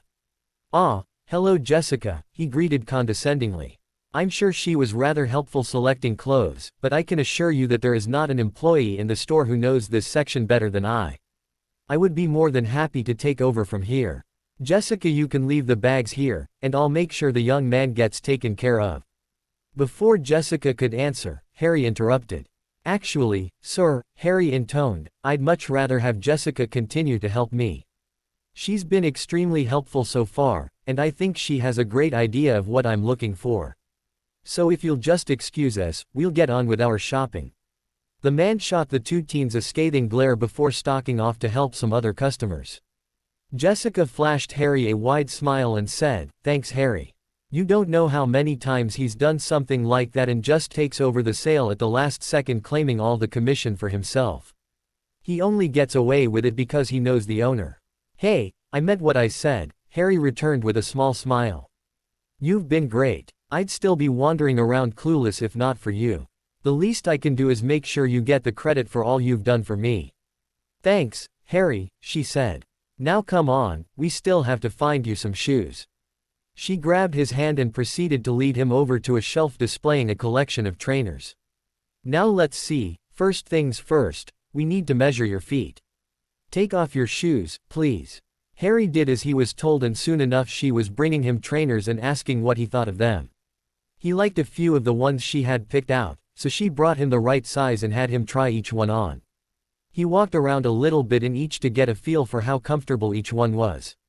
He eventually selected the pair he liked best, and they moved on to brown shoes. The process repeated once again, which led them to the final pair of black shoes. When they finally had all the shoes selected, they picked up all the bags again and Jessica led him to the front of the store. She rung him up behind the counter, which took a considerably long time given how much stuff he was buying. The total came up to be about £475. He pulled out the £500 notes he had been given by the goblins and gave them to Jessica. She counted out the change and went to hand it to Harry, but he just shook his head. "Keep it," he told her. "Consider it a thank you for all your help." She blushed beautifully at his gesture but persisted. "I really couldn't do that. It's too much." "Here," she again tried to hand the money to Harry. "Please. Like I told you, I recently came into a lot of money that I really have no use for. And you have been a huge help to me today, and I actually had a lot of fun shopping with you," he told her, feeling his own face heat up again. "I don't really have any other way to say thank you, so please just keep it." She looked as if she was about to argue more, but she paused and looked deep into his eyes as if searching for something. Her resolve softened and a small smile graced her lips, creating a small dimple in her left cheek. Seeing her expression change from one of resolve to acceptance, Harry smiled widely. Jessica pulled a small card out of her pocket and grabbed a pen off the counter and wrote something on it. After she was finished, she tilted her head back up and looked him in the eye again. She bit her lip softly as she lifted the card up and held it out to him. "If you ever need a personal shopper again, just give me a call," she explained behind a smile. "You're a really sweet guy, Harry. Don't be afraid to call, even if it has nothing to do with shopping." Harry cursed himself as he felt his face heating up for what seemed like the 100th time since coming into the store. He knew that he was probably grinning like an idiot, but he couldn't do anything to help it. He took the card from Jessica and gave her another one of his shy smiles. "Thanks," he replied softly. "I'll have to keep that in mind." "Be sure that you do," she replied with a winning smile. "Do you need some help taking these things out to your car?" "Oh, no, I think I can get everything out there okay," Harry answered. "Thanks again for all your help, Jessica." "It was my pleasure, Harry," she responded.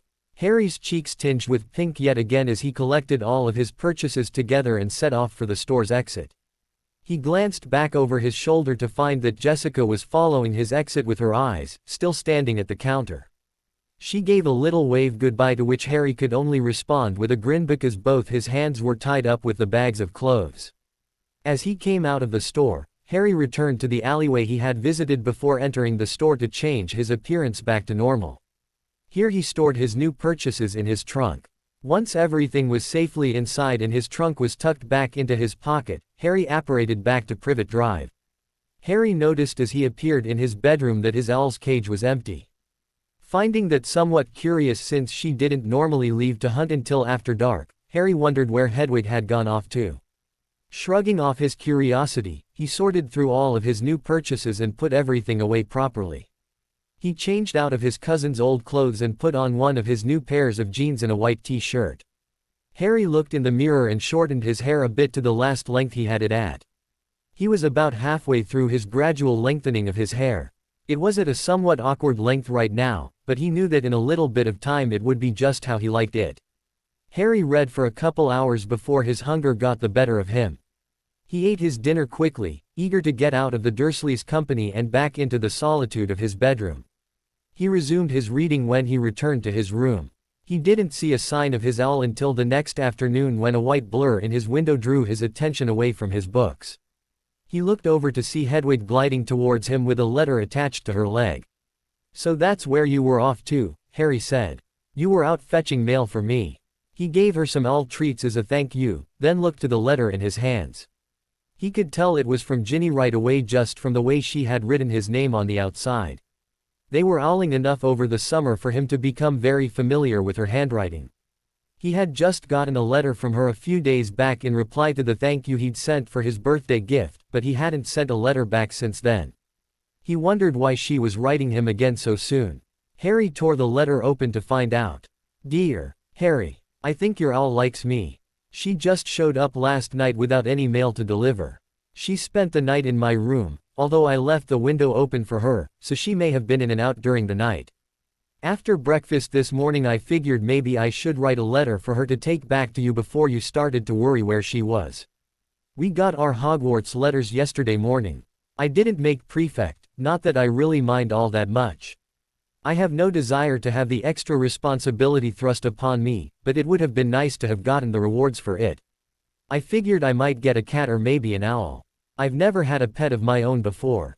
Oh well. Ron got his owl results, which I gather were decent but not outstanding based on both his and Mum's reactions, but I'll let him tell you more about that. I didn't actually see his scores anyway. How did you do? I'd be willing to bet you aced your defense exam, right? That's what I thought. How did you do on your potions exam? That was the one you were worried about, that you needed to become an Auror, wasn't it? Ron and I have been bugging Mum to let us go to Diagon Alley with her since we got our letters. I don't think we were having much of an effect on her, but then today at breakfast Ron got another owl from the school, this one naming him captain of the Quidditch team. Kind of odd how the notice came a day late and separate from his regular Hogwarts letter, don't you think? I wonder why that is, but anyway, after Mum found out and Ron begged to go to Diagon Alley to go to quality Quidditch supplies, Mum finally caved in. I wish you could come with us, but nobody seems willing to budge in the least bit where you're concerned. Sorry. It will be nice to finally be able to get out of the house for a bit.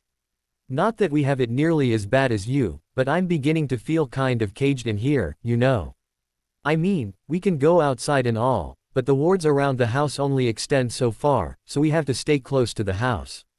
That means the clearing we usually play Quidditch in is off limits. I've gone flying a bit around the house, but it's not the same. We don't have the space to really practice. Did your Quidditch ban get lifted? Or have you not heard about it yet? I can't imagine them not lifting it, but the ministry has done a lot I'd never imagined it doing. It'll be nice to have you back on the team.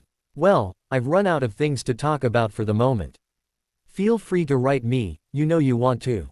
With love, Ginny. Harry was glad to see that McGonagall had listened to his advice and named Ron the Quidditch captain. He realized that Ginny, like Hermione, could be entirely too clever for her own good. She hinted that she thought that there was more to Ron being named captain than meets the eye, and she was quite right. But Harry hoped that Ron didn't make the same connections his sister had. Ron could be extremely jealous at the best of times. Harry didn't want to know what his friend would do if he knew that Harry had refused the captaincy and recommended Ron. A normal person might be grateful, but he could never tell with Ron. He tended to get jealous and resentful in that type of situation. Harry got up from his desk to fetch another treat for Hedwig before returning to his desk to write a reply. Dear Ginny, Hedwig always did have good taste. I got my Hogwarts owl yesterday as well, complete with owl results. I am happy to say that I think I did quite well.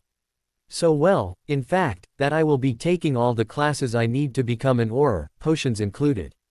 It's amazing how much easier the subject is when you don't have Snape and his band of Slytherins constantly berating and taunting and sabotaging you. Who would have thought that? Without all that I might not be half bad with potions. It's really not that different than cooking, and I have years of experience with that. That's great to hear about Ron. He deserves to be captain. I've never met anyone more obsessed with the sport than he is, and he knows strategy a lot better than anybody else on the team as well. It was a good choice.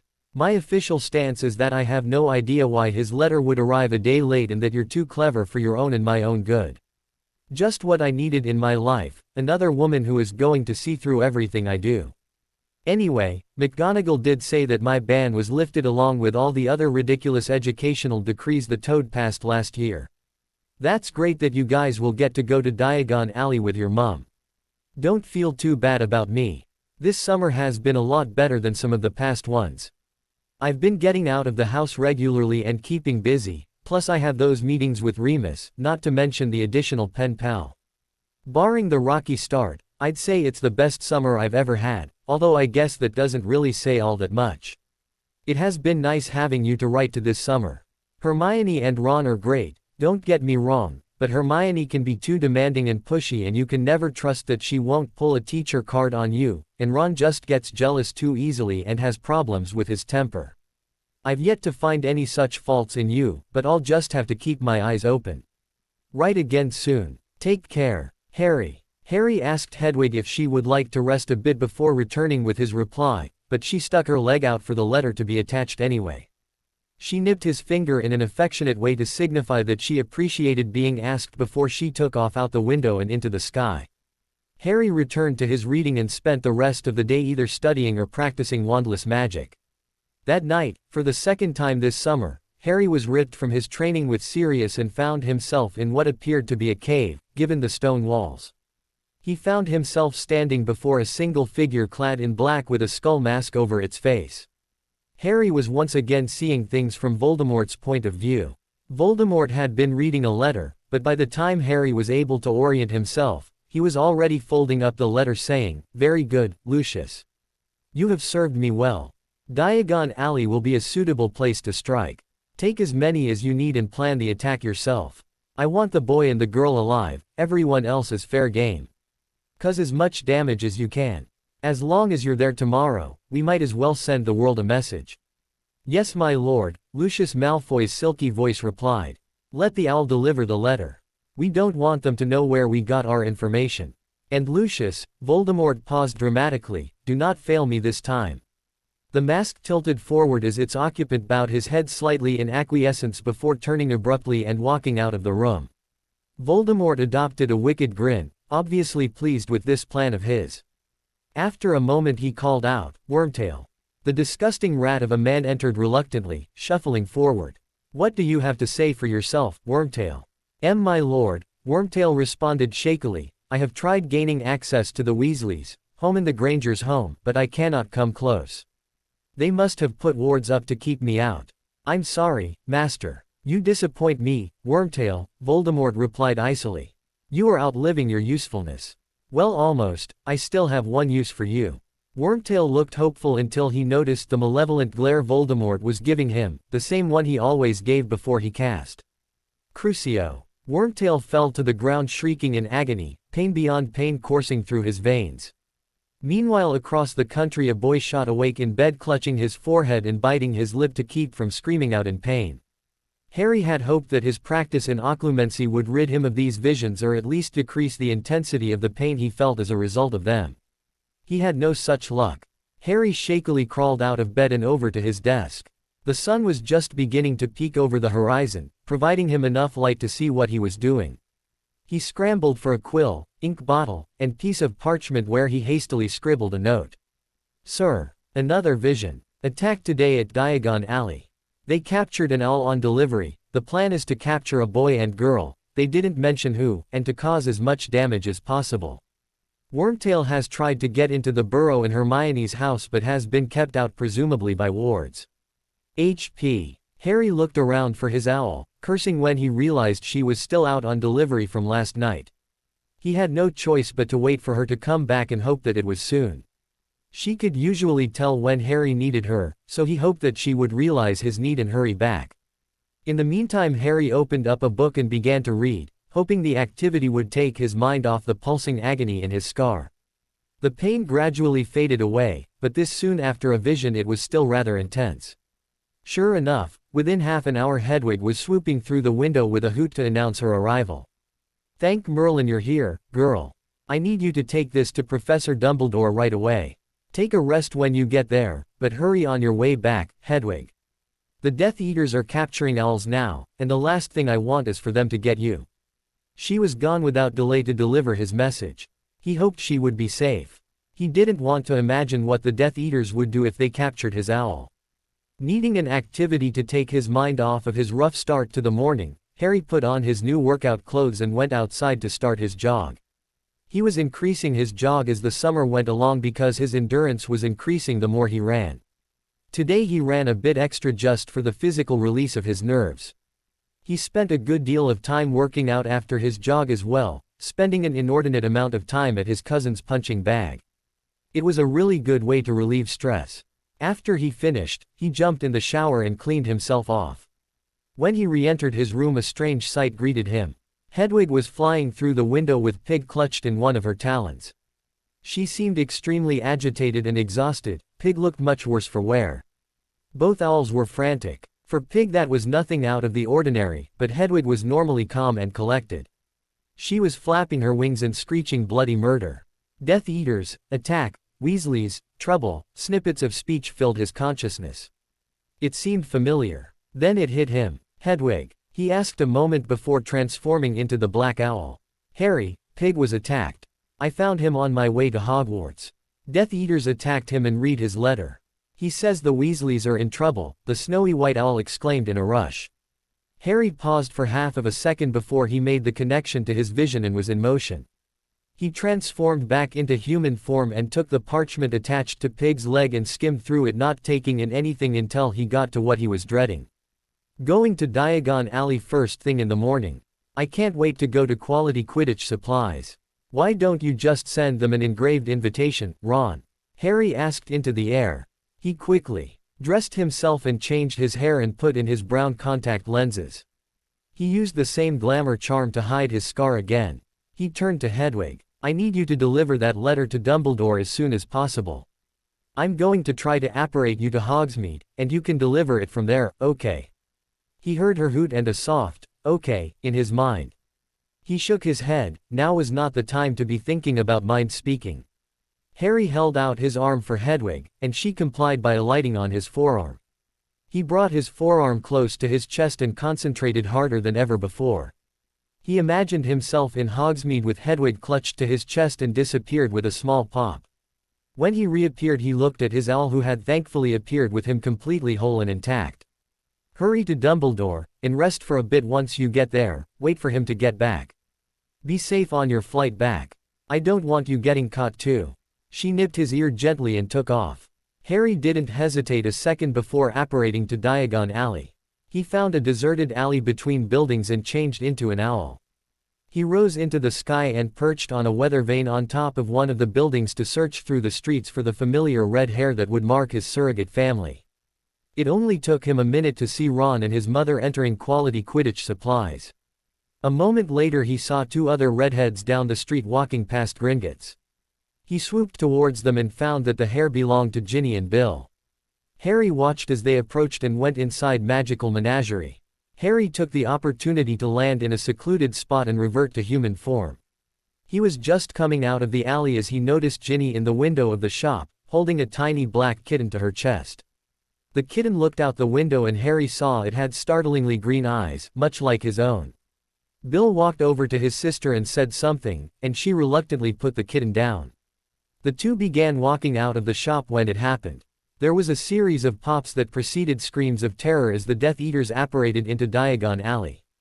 They appeared right in front of Gringotts and immediately noticed Bill and Ginny coming out of the shop next door. Half of them aimed their wands at the two, while the rest turned and went in the other direction. There were about 10 wizards with their wands trained on the two Weasleys. The rest of the alley was in chaos. People were running around frantically with no destination in mind, screaming in terror. The entire street was pandemonium while the two Weasleys were caught like deer in headlights staring down the wands of the Death Eaters. As the black-clad figures began to cast spells, Harry jumped into action. He drew his magic up inside and threw a shield towards Ginny, knowing she was one of their targets. The shield succeeded in blocking the spells directed at Ginny, who was just now pulling her wand out of her robes, but it was unable to help the debris falling from the reductor curse that was cast over their heads onto the building directly behind them. Ginny scrambled away and dove to the ground, coming up in a bit of a roll. As she stood, she limped on her left ankle, having twisted it in her little bout of acrobatics. The Death Eaters, in the meantime, were on the move, closing in on the duo. Bill was separated from his sister by the fallen rock and was busy fighting for his own life. Harry stunned several of the Death Eaters from behind as Ginny held off two of them on her own. She did not see the Death Eaters sneaking up behind her, however. She was quickly disarmed. The Death Eater grabbed hold of her and began dragging her off into one of the alleys. She struggled, but the Death Eater had a solid hold on her, plus he was at least twice her size. Harry acted without thinking. Before he knew it, he was a panther, running full speed after her. He entered the alleyway to find the Death Eater still dragging a struggling Ginny. Further down the alley was another figure clad in black waiting for them. Harry streaked down the alley toward Ginny and leapt up onto some boxes stacked up next to the building on his left side. With a powerful push, he leapt over the Death Eater and was human before he touched the ground. With one arm extended toward the back of the Death Eater holding Ginny and the other aimed at the one at the end of the alley, Harry cast Twin Stupefies, rendering both opponents unconscious before they knew what hit them. Harry summoned their wands and snapped them, having read that the best way to permanently disable an opponent without killing was to remove their main weapon. In that moment he was glad he had taken to reading so much this summer. He finished it off with Incarcerous spells to bind the Death Eaters. Once finished, he turned his attention toward Ginny, who was staring at him wide-eyed. "Give me your hand, Gin. Quickly, there's no time. I have to get you out of here and check on the others," Harry said urgently. Ginny only continued to stare, so Harry took the initiative. He grabbed hold of her shoulders and said, "It's okay. You're safe with me," before drawing her in close to his chest and disapparating with a pop. He reappeared outside the burrow and said, "Please, when you tell people what happened, don't tell them about my wandless abilities. I don't want anyone getting any more curious about me than they already will be. Now get inside. I'll make sure the rest make it home." Ginny ran towards the house without delay. After a moment she turned back to thank her rescuer, but he had already vanished without making a sound. She turned back toward the house and rushed inside to wait for the rest of her family. When Harry got back to Diagon Alley, the tide was already turning on the Death Eaters. Bill was finishing off a Death Eater who collapsed next to a couple of his brethren. Down the street Harry saw Dumbledore disarming and tying up a group of Death Eaters that had surrounded Ron and his mum. Harry sighed with relief at the scene. The battle was over, and everyone was safe. Harry let a small smile grace his lips before he disapparated and reappeared in his room. He looked at the clock and realized he hadn't been gone for a full 10 minutes. That had to have been one of the most frantic 10 minutes of his life, though. While Harry was relaxing in his bed after a job well done, the people in Diagon Alley were frantic despite the elimination of the threat. Everyone was surprised when all of the captured Death Eaters suddenly disappeared from right under their noses. The silver lining on the clouds had just been ripped away, leaving nothing but the dark, foreboding gray. Bill was beside himself. Ginny was his responsibility, and he had no idea what had happened to her. They had been separated when the building came down upon them. He was so busy dueling Death Eaters that he hadn't even seen what had happened to her. She was gone without a trace, and it was all his fault. Mrs. Weasley was almost hysterical when Bill told her that Ginny was missing. After a minute she managed to compose herself enough to begin thinking clearly, though tears were still flowing freely down her cheeks. The first order of business was to get Ron home. She took him by the arm and led him to the leaky cauldron to flow home, despite his protests that he wanted to stay and help search for his sister. She followed after him through the fireplace to make sure he didn't try to come right back through. As she came through the hearth, relief poured through her at the sight that met her. Ron was hugging a surprised Ginny so tight it looked like her eyes might bulge out of their sockets. He was asking 100 questions without giving her a chance to respond. Mrs. Weasley quickly closed the distance between them and engulfed both children into one of her bone-crunching hugs, exclaiming, "Thank Merlin." "Mum, Ron," Ginny wheezed, "I can't breathe." The two Weasleys let go, looking sheepish but unapologetic. There was only a moment of silence before Ginny spoke again. "What happened? Is everyone okay?" "Yes, everyone's fine, just worried half to death that you were taken captive," Mrs. Weasley replied. "Oh, Bill," she shrieked before turning and heading back through the fireplace in a swirl of green flames. It was only a long minute before Mrs. Weasley returned with Bill, and Ginny found herself yet again the subject of a life-threatening hug. "What is it with you people? You find me safe at home, so you try to squeeze the life out of me?" Ginny asked breathlessly. "You scared us half to death," Bill replied. "Yeah, how did you make it back here?" Ron asked. Ginny's grin faded for a second as she thought back to how close she had come to being captured. She sat down and urged the others to do so before telling her story. "After the building collapsed, I rolled out of the way and think I twisted my ankle. Anyway, I came up and started battling the Death Eaters in front of me. There were 3 of them approaching, and I managed to stun one while holding off the other 2, but I got snuck up on and disarmed from behind," Ginny explained. "He started dragging me off into an alleyway while I was struggling to get free. I couldn't see where we were going because I had my back to him. Anyway, as we're going through the alley, this cat comes streaking through. And I'm not talking about a house cat, this was a jungle cat, like a panther or something. It leapt over our heads, and the next thing I know, the man holding me is slumped on the ground unconscious. I turn around, and there's a man, couldn't have been more than a couple years older than me, conjuring ropes that tied themselves around the one holding me and another Death Eater at the end of the alley. He came up to me, told me I was safe, and grabbed hold of my shoulders and pulled me into his chest. The next thing I know, we're right outside the burrow. He told me to run inside and that he'd make sure everyone else made it home okay. I turned around to say thanks, but he had already left. So I ran inside and waited in front of the fire for you guys, and here we are now." Ginny finished her story with a sigh. She had respected his wishes and not mentioned his wandless abilities, but she was still highly curious about it. There was something altogether familiar about him. When he was in his panther form, the eyes had really stuck out at her. They were startlingly green, just like the kitten she had been looking at, just like Harry. The man didn't resemble anyone she knew, though. He had blondish brown hair and brown eyes.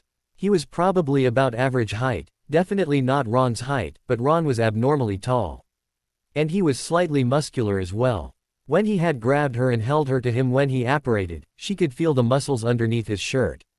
She had felt safe in his arms, just as he had said she would be.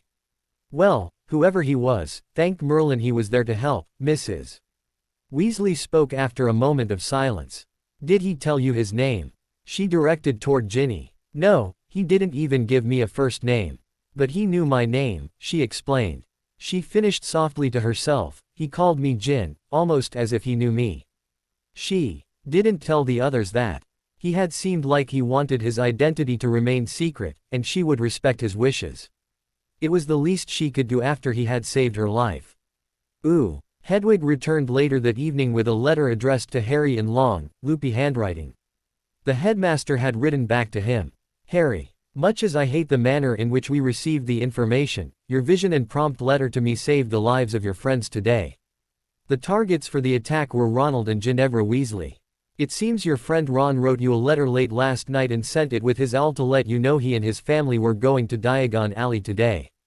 We were able to respond before the alarms alerted us to the attack, thanks to your letter, and we managed to stop the attack before they were able to fulfill their purpose. The Weasleys are all safe once again, and there were no known casualties during the attack. There was some damage done at the alley but none that cannot be easily repaired. Thank you for alerting me of your vision when you did. You have saved countless lives. Nevertheless, the fact that you are still having visions worries me. I will be glad when you resume your Occlumency lessons, but might I suggest that you spend the rest of your summer trying to prepare yourself for those lessons. The more effort you put into protecting your mind, the harder it will be for anyone to break into it. As always, I will be here if you need anything. Sincerely, Albus Dumbledore. Harry read through the letter and was pleased overall with its contents. No one was seriously hurt or killed in the attack.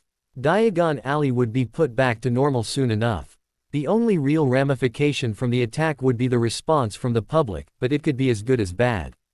Now that Voldemort had really threatened the people in general, they would not stand for the Ministry's lack of action. Now was the time to start fighting back. Harry fed his owl some treats in gratitude for her help today. He fed Pig a treat as well. The small owl had apparently decided to rest a bit before heading back to the burrow. Considering the fact that Death Eaters had already intercepted him once, Harry couldn't really blame the owl. The next day Harry returned to Diagon Alley to find Ministry personnel scattered throughout the streets helping with the cleanup. He walked over the magical menagerie which was mostly put back together from the attack the day before.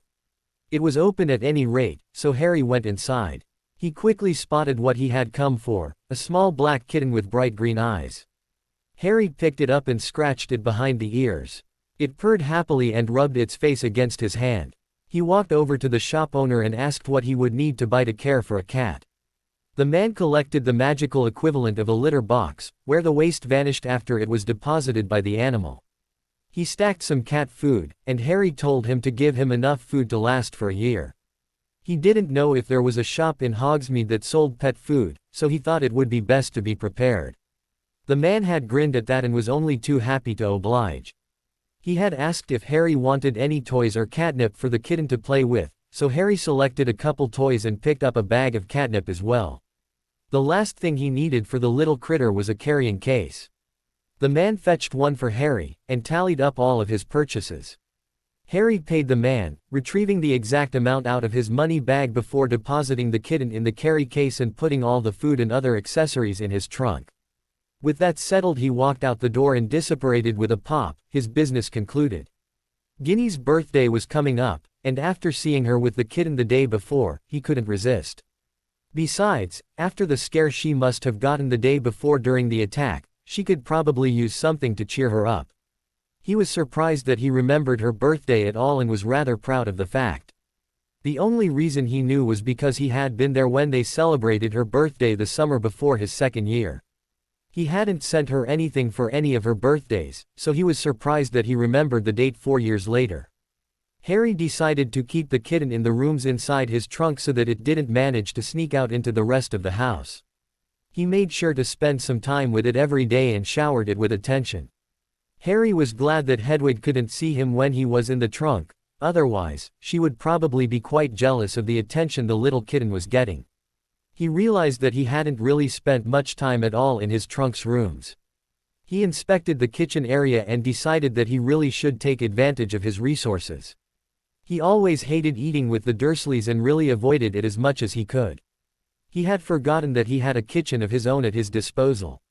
He still had some Muggle money left over from his excursion into Muggle London, not much, but he figured it would be enough to get a few groceries to stock his kitchen. So he did. After a couple days he went back to Gringotts to get more money, then returned to the grocery store to buy even more supplies. He rather enjoyed having his own kitchen. With the kitten around, he was spending quite a bit of time in his trunk, keeping her company.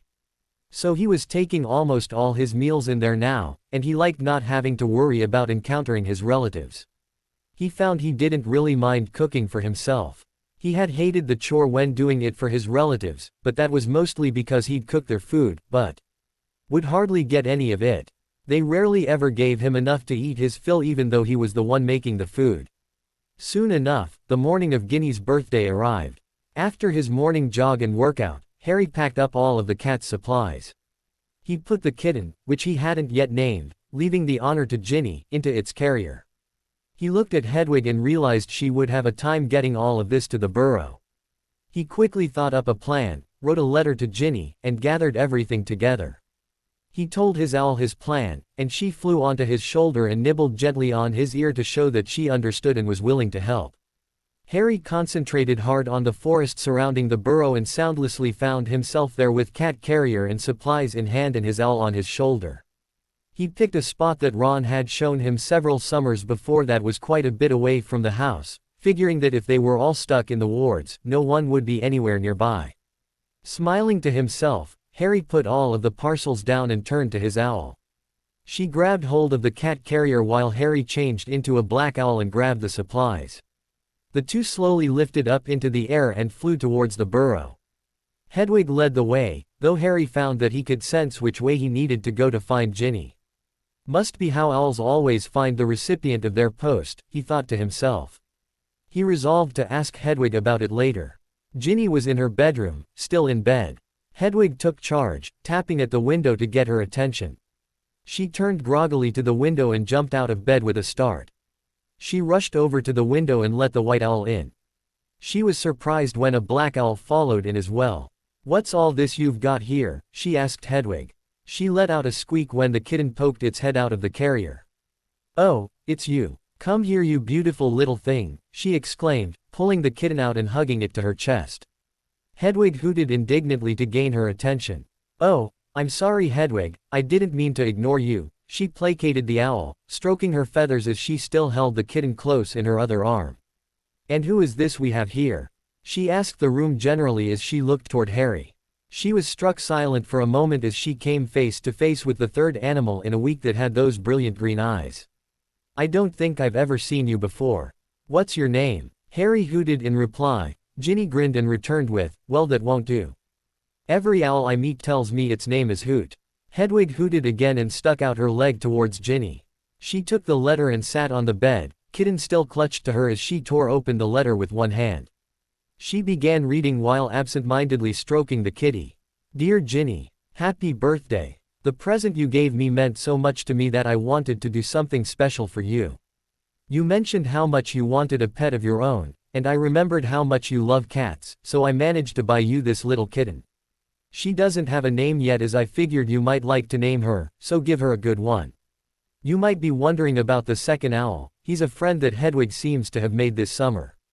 He comes to visit every once in a while and is pretty friendly, so you don't need to be afraid of him. Don't be offended if he refuses owl treats, though. He won't accept any from me either. I haven't named him or anything, as he isn't really mine, so I don't know what to call him. I enlisted his help because I bought you all the supplies you'll need for the kitten that I'm guessing you have sitting in your lap right now. It should be enough food to last you a year. There's a magical litter box, some toys, and a bag of catnip. Everything you need to keep your new kitten happy. I heard about the excitement you all had at Diagon Alley the other day. I'm sorry you were all in danger and that I've made you all targets. I promise to do everything I can to help prepare you and Ron this year so that you'll be able to better protect yourselves. I don't think I would ever be able to forgive myself if anything happened to any of you. I wish I could be with you to celebrate your birthday, but I'm sure your family will more than make up for my absence.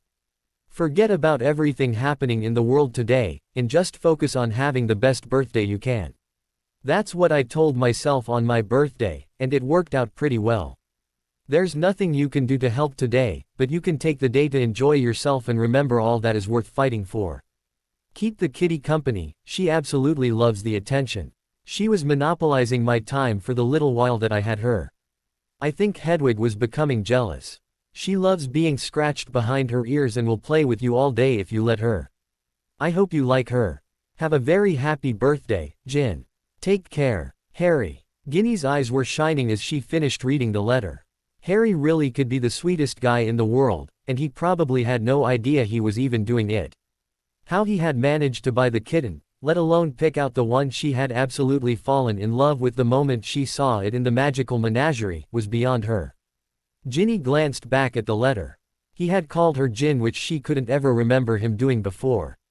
It reminded her of the man that had saved her life, but she quickly pushed that thought out of her mind. She stood up from her bed and looked down at the kitten in her arms. She was curled up in the crook of her arm against her chest and appeared to be sleeping. Ginny carefully made her way across the room and offered Hedwig an owl treat. With all the correspondence Ginny had been doing with Harry this summer, she kept a small stock of treats in her room now. She offered one to the mystery owl as well, but as Harry had said, the owl shook its head and turned its neck slightly away to signify that he wasn't interested. Ginny shrugged and gave the second treat to Hedwig as well. She looked through all the supplies that the black owl had brought. There was a ton of food, the litter box he had talked about, a bag of catnip, and a couple toys. She thanked both owls profusely and asked, "Can you guys hang out for a little bit?" I want to go show off this precious little kitten and then write Harry a reply, okay. Hedwig hooted her acquiescence right away, so Ginny turned her attention to Harry. He thought about it for a second before hooting and bobbing his head slightly. Ginny shot them both a wide smile and said, "Thanks, I'll be back in a few." And then she was gone. She carefully made her way down the stairs so as not to disturb the sleeping bundle of black fur in her arms. She walked into the kitchen and was greeted by a chorus of, "Happy birthday," from all occupants of the room. The kitten's head shot up at the unexpected noise, and she shot out of Ginny's arms and out of the room before the red-haired birthday girl could react.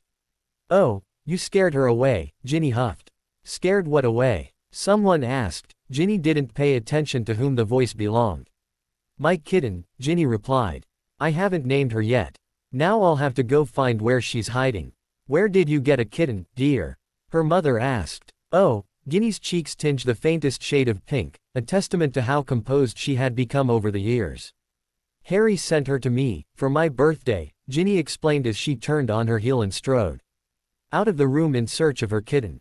A few minutes later, Ginny coaxed the black ball of fur out from under the couch and once again let her curl up in her arms. She began thinking of names for her as she walked back into the kitchen. "So Harry sent you that kitten, Fred asked. "Mighty nice of him, that was," George added. "Indeed, he is quite thoughtful, wouldn't say George." "Why, I would say so, Fred. Quite the catch, that one." "Oh yes, he's simply dreamy. Why, if we weren't sure he didn't swing that way." "And we are sure, aren't we, Fred?" "Pretty sure, my good twin. Alas, if only things were different, we'd be vying for his attention. We wouldn't mind sharing, mind you. After all, we're sure he's plenty man to handle the both of us." "Cut it out, you two, Mrs. Weasley," admonished her sons. Ginny meanwhile had largely ignored their banter and was now trying to eat her breakfast with her one free hand. The other arm was still holding the kitten in her lap, scratching behind her ears as Harry had suggested. After scarfing down her breakfast as fast as she could handle one-handedly, she scrambled away from the table and back to the stairway. "Well, I'm off to write Harry a reply. The owls are upstairs in my room waiting for me," she explained to her family. She ascended the stairs and stopped off on the first floor, immediately heading back to her room. She laid the kitten down on her bed where she scratched it some more while thinking up a name for her. She finally decided on Emerald. She'd call her Em for short. "What do you think, Em?" she asked her kitten. "Will Emerald do for you?" The kitten purred affectionately into Ginny's hand in reply, which Ginny took as a yes. With that settled, she left Em on her bed with one of her toys and walked over to her desk. She sat down to write a reply. After a few minutes of writing, she stopped and tapped that quill against the parchment for a minute. After rubbing her chin for a moment in thought, she crumpled up the parchment and started over. Harry would have laughed if he was capable of doing so in owl form. He was tempted to retrieve the discarded parchment from her trash bin but decided against it. He didn't want to arouse any suspicion, and it really wouldn't be right of him to invade her privacy like that. Several more minutes passed before Ginny signed her name, finishing the letter. She tucked it into an envelope and wrote Harry's name. Turning to the two owls perched on the windowsill, she asked, "So which one of you wants to take this?"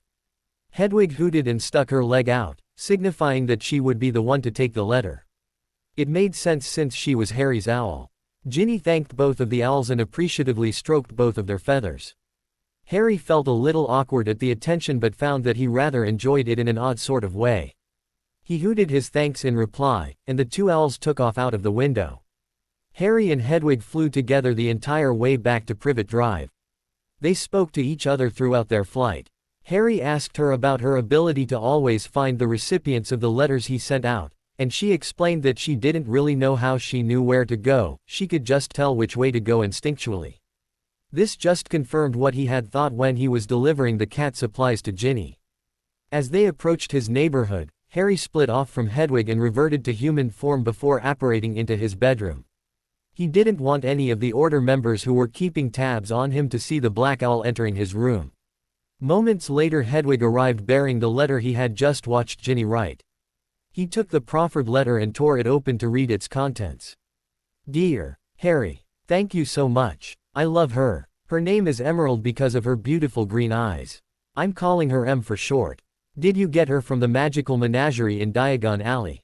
That's where I was when we were attacked, and I had fallen in love with this kitten with brilliant green eyes as soon as I walked in. How did you know? And for that matter, how did you manage to get her, considering you're in lockdown with your relatives? Well, regardless of how you managed it, thank you so much. She is quite possibly the best present I have ever been given. I was advised not to write much about what happened at Diagon Alley, so you'll have to wait until I see you for all the details. But I guarantee you that it's quite the story. I'll tell you all about it on the train ride. Since I'm not a prefect, I'll be able to sit with you while Ron and Hermione are off in their little meeting. That is of course assuming you'd like to sit with me on the train. You really didn't have to buy me all of that stuff to go along with them, but I appreciate it. I know you have a lot of money and like to spend it on others. And I won't let you spend all of your money on me all the time, but I might just let you get away with it every once in a while. I know that your money has always been a sore spot between you and Ron, but I could care less either way. I know you've got it, and I don't. And I know that you're not averse to spending it on others, and I promise not to get offended by it. I know you're not trying to buy friendships or anything silly like that.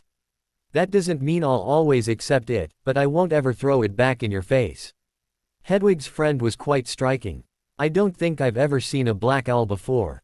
But then again, I think Hedwig is the only white owl I've ever seen, so maybe they make a good match. Do you think maybe they're a little more than friendly? Might we be finding some black and white owls flying around the Potter household soon?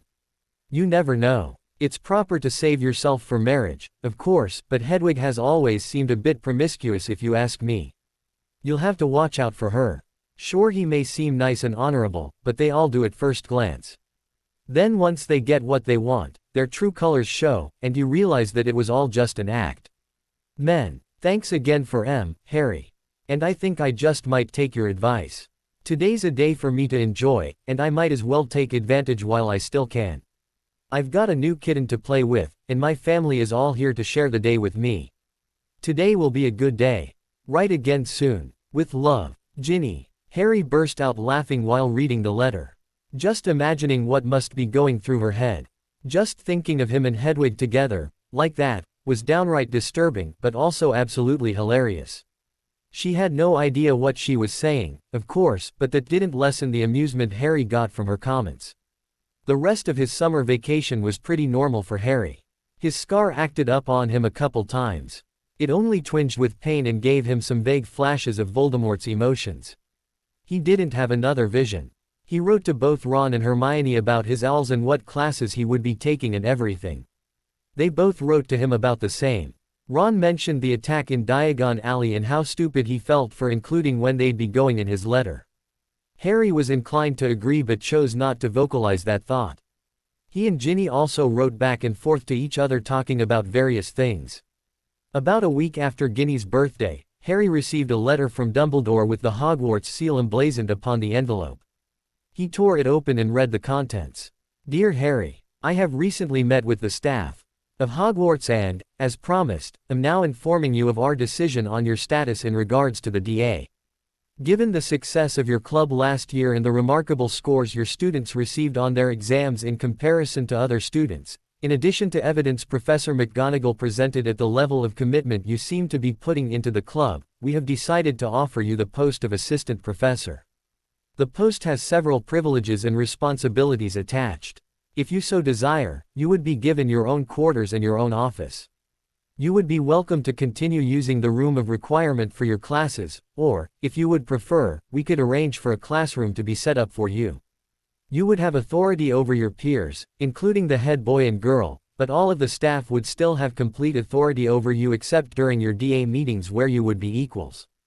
There are other privileges included like the ability to access the restricted section of the library and an extended curfew as well. As I mentioned, as an assistant professor you would have authority over the other students. You will be expected to treat this authority responsibly and not abuse it in any way. You will have the ability to take and award house points and give out detentions, but if it is found that you are abusing this power, it will be stripped from you. We expect you to treat all students equally regardless of any personal feuds or of which house they are from. You also may be asked for assistance by our new Defense Against the Dark Arts professor.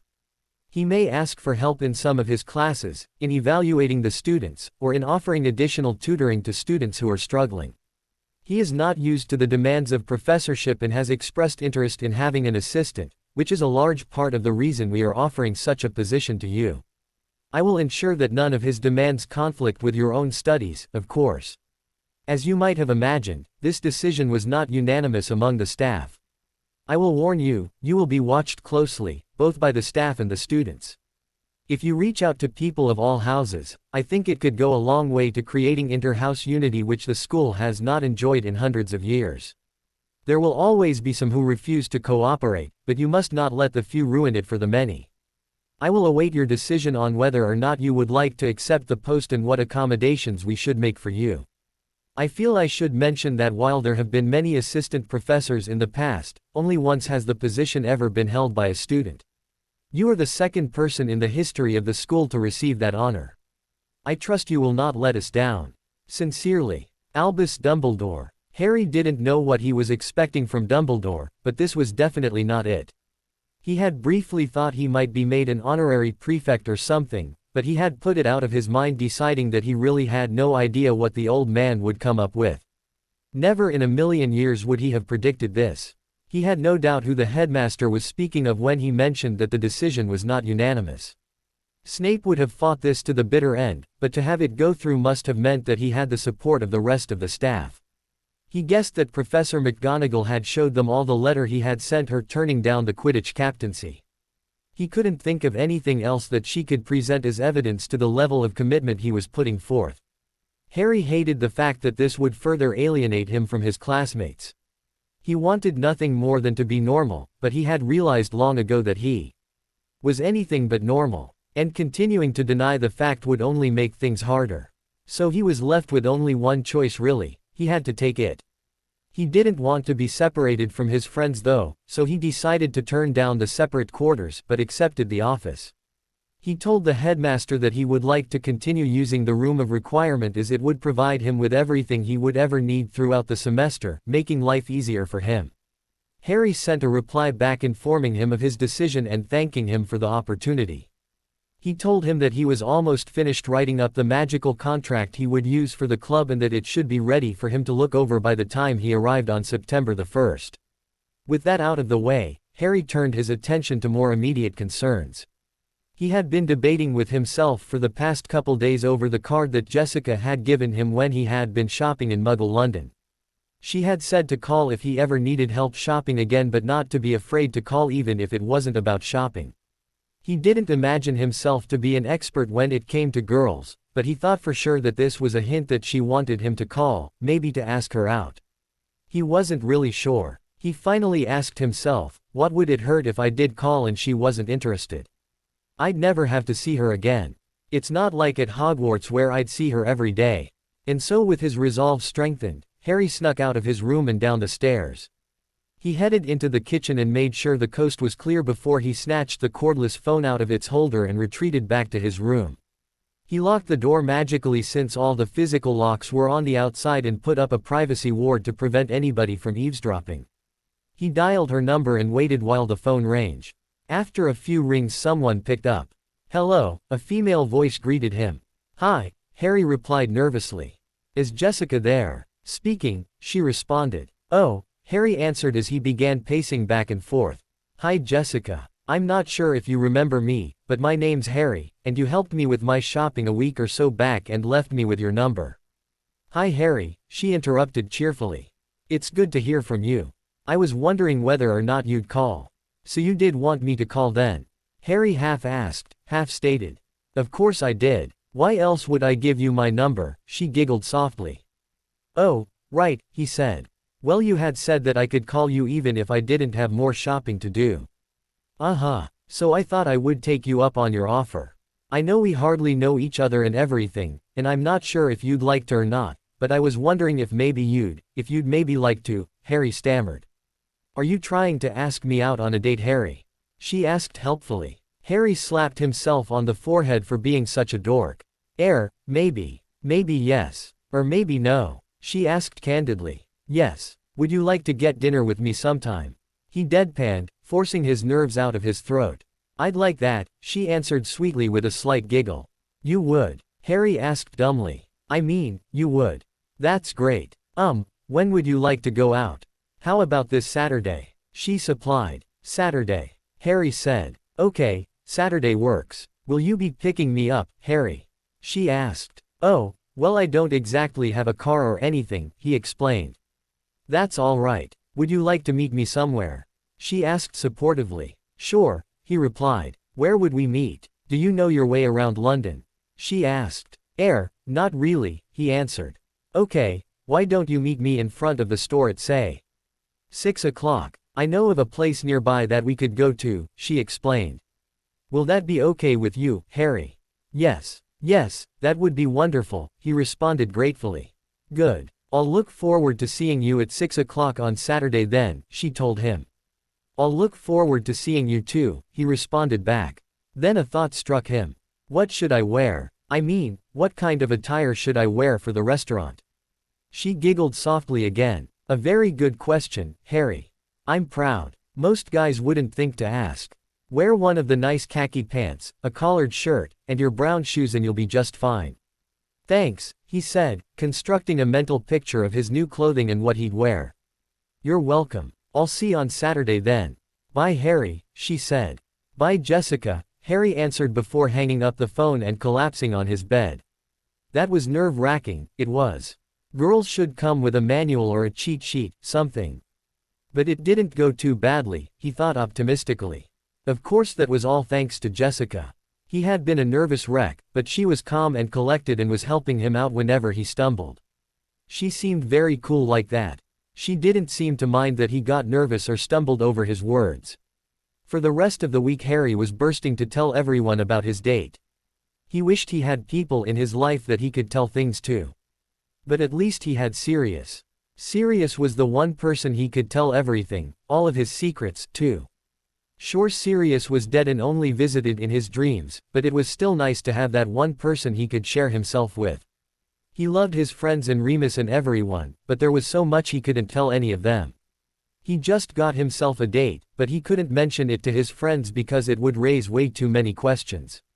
He didn't hesitate to mention it to Sirius, though, and was teased mercilessly for it as a result. His training went poorly for the next couple days as all his godfather had to do was bring up his date or make some suggestive comment and Harry would become distracted. After the second night of this torment, he put a lock on his emotions and no longer let himself become preoccupied with anything but dueling Sirius. And Sirius paid for his taunts.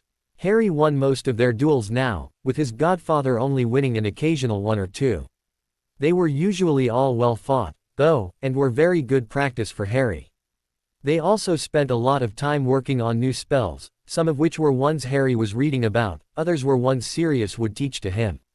His repertoire of spells was increasing rapidly from all of the extra study and training time.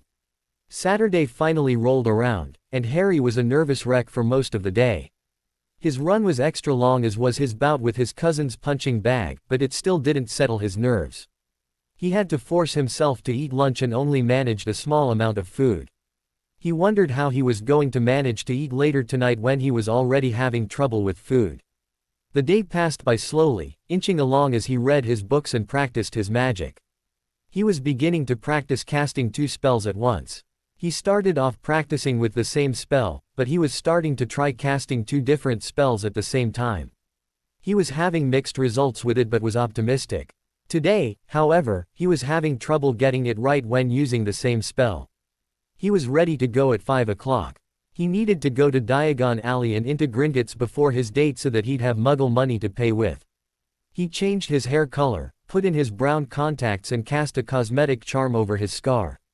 He checked himself in the mirror before leaving and was satisfied with the results. Even looking up close he couldn't tell that he had a scar. It blended in perfectly. He apparated to Diagon Alley and walked quickly into the bank. He got in the line that Griphook had directed him to in order to exchange wizarding for Muggle money the last time he was there.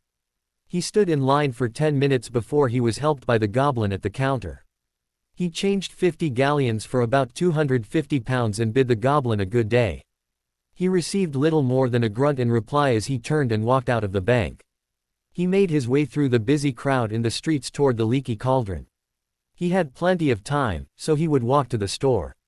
He made it to the pub without incident and was soon walking out the exit into the Muggle streets. He began his trek toward the department store.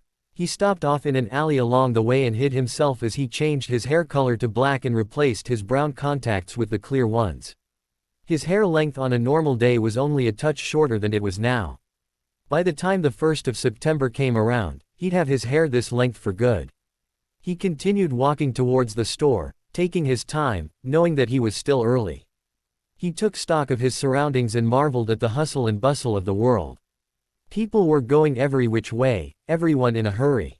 Cars sped down the streets as people traversed the sidewalks walking at speeds more closely resembling a jog. All the while Harry took his time to enjoy his walk and settle his nerves as he prepared for his date. Before long he was coming up to the store. He saw a clock in the window and saw that he was 25 minutes early. With nothing better to do, Harry entered the store and sat on a bench near the door.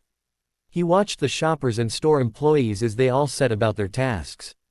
Some shoppers seemed to just be browsing casually while others seemed intent on finding clothing that suited them. Some of the employees were greeting customers cheerfully and offering assistance. A few greeted the shoppers with less cheer and more grumpiness but offered help nonetheless. Still others seemed to be in charge of restocking the shelves and racks of the clothes that were disappearing of them. They seemed to be the least cheerful of all the workers, but Harry couldn't blame them. The job did seem rather boring. After a short while he saw her. She was leading a customer toward one of the registers. Their eyes met briefly, and she gave him a small smile as he gave her a casual wave. She returned his greeting and tilted her head toward her customers and held up one finger to let him know she'd be with him in a minute after she finished helping the shoppers. She wrung them out cheerfully and bid them a good night. They replied in kind. She then sauntered toward Harry, so he got up and met her halfway. "Hi," he greeted. "Hey," she said back. "You're early." "I know," he replied sheepishly. "I didn't want to be late, so I gave myself plenty of time." "That was sweet of you," she told him. She glanced at a watch on her wrist. "I still have 10 more minutes until I can punch out. Are you all right just hanging out here, till then?" "Oh," Harry responded, "yeah, that's fine. I'll be right here whenever you're ready to go. Take your time though. I'm not in a rush or anything." She gave him a full smile in return and said, "Thanks. I'll try not to keep you waiting too long." And with that she turned and headed back into the store. Harry returned to his bench and continued his people watching. He also used the time he had to focus on controlling his emotions. He didn't want to be a stammering wreck the entire night and was hoping that his occlumency practice would help in that respect. It was about 15 minutes later that Jessica walked back towards him. She had changed, he noticed immediately. She had been wearing a cotton skirt before, red in color, with a white blouse. Now she was wearing a black skirt that seemed to be a more silky material. It had some white flowery designs on it. She was wearing a light blue top that came down in AV over her chest. "Shall we?" she asked. "You look beautiful," he told her without registering what she had asked. She shot him a dazzling smile as a reward, and Harry's brain took another moment to catch up with him. Right, I'm ready to go." She giggled softly again, and Harry found he rather liked the sound. It wasn't like when girls like Lavender or Parvati giggled while gossiping at Hogwarts. That was a louder, more intimidating laugh. Jessica's giggle was soft and inviting. He decided that anything he did to make her laugh like that was worth it, even if he did look stupid as a result. "Thank you, Harry. You look rather dashing yourself." Harry blushed brilliantly at the unexpected compliment. "Well, a woman with impeccable taste helped me pick it out," he managed to say without stammering one bit. She giggled again, and Harry mentally congratulated himself for accomplishing that without making an idiot of himself. He opened the door for her and waved her through it.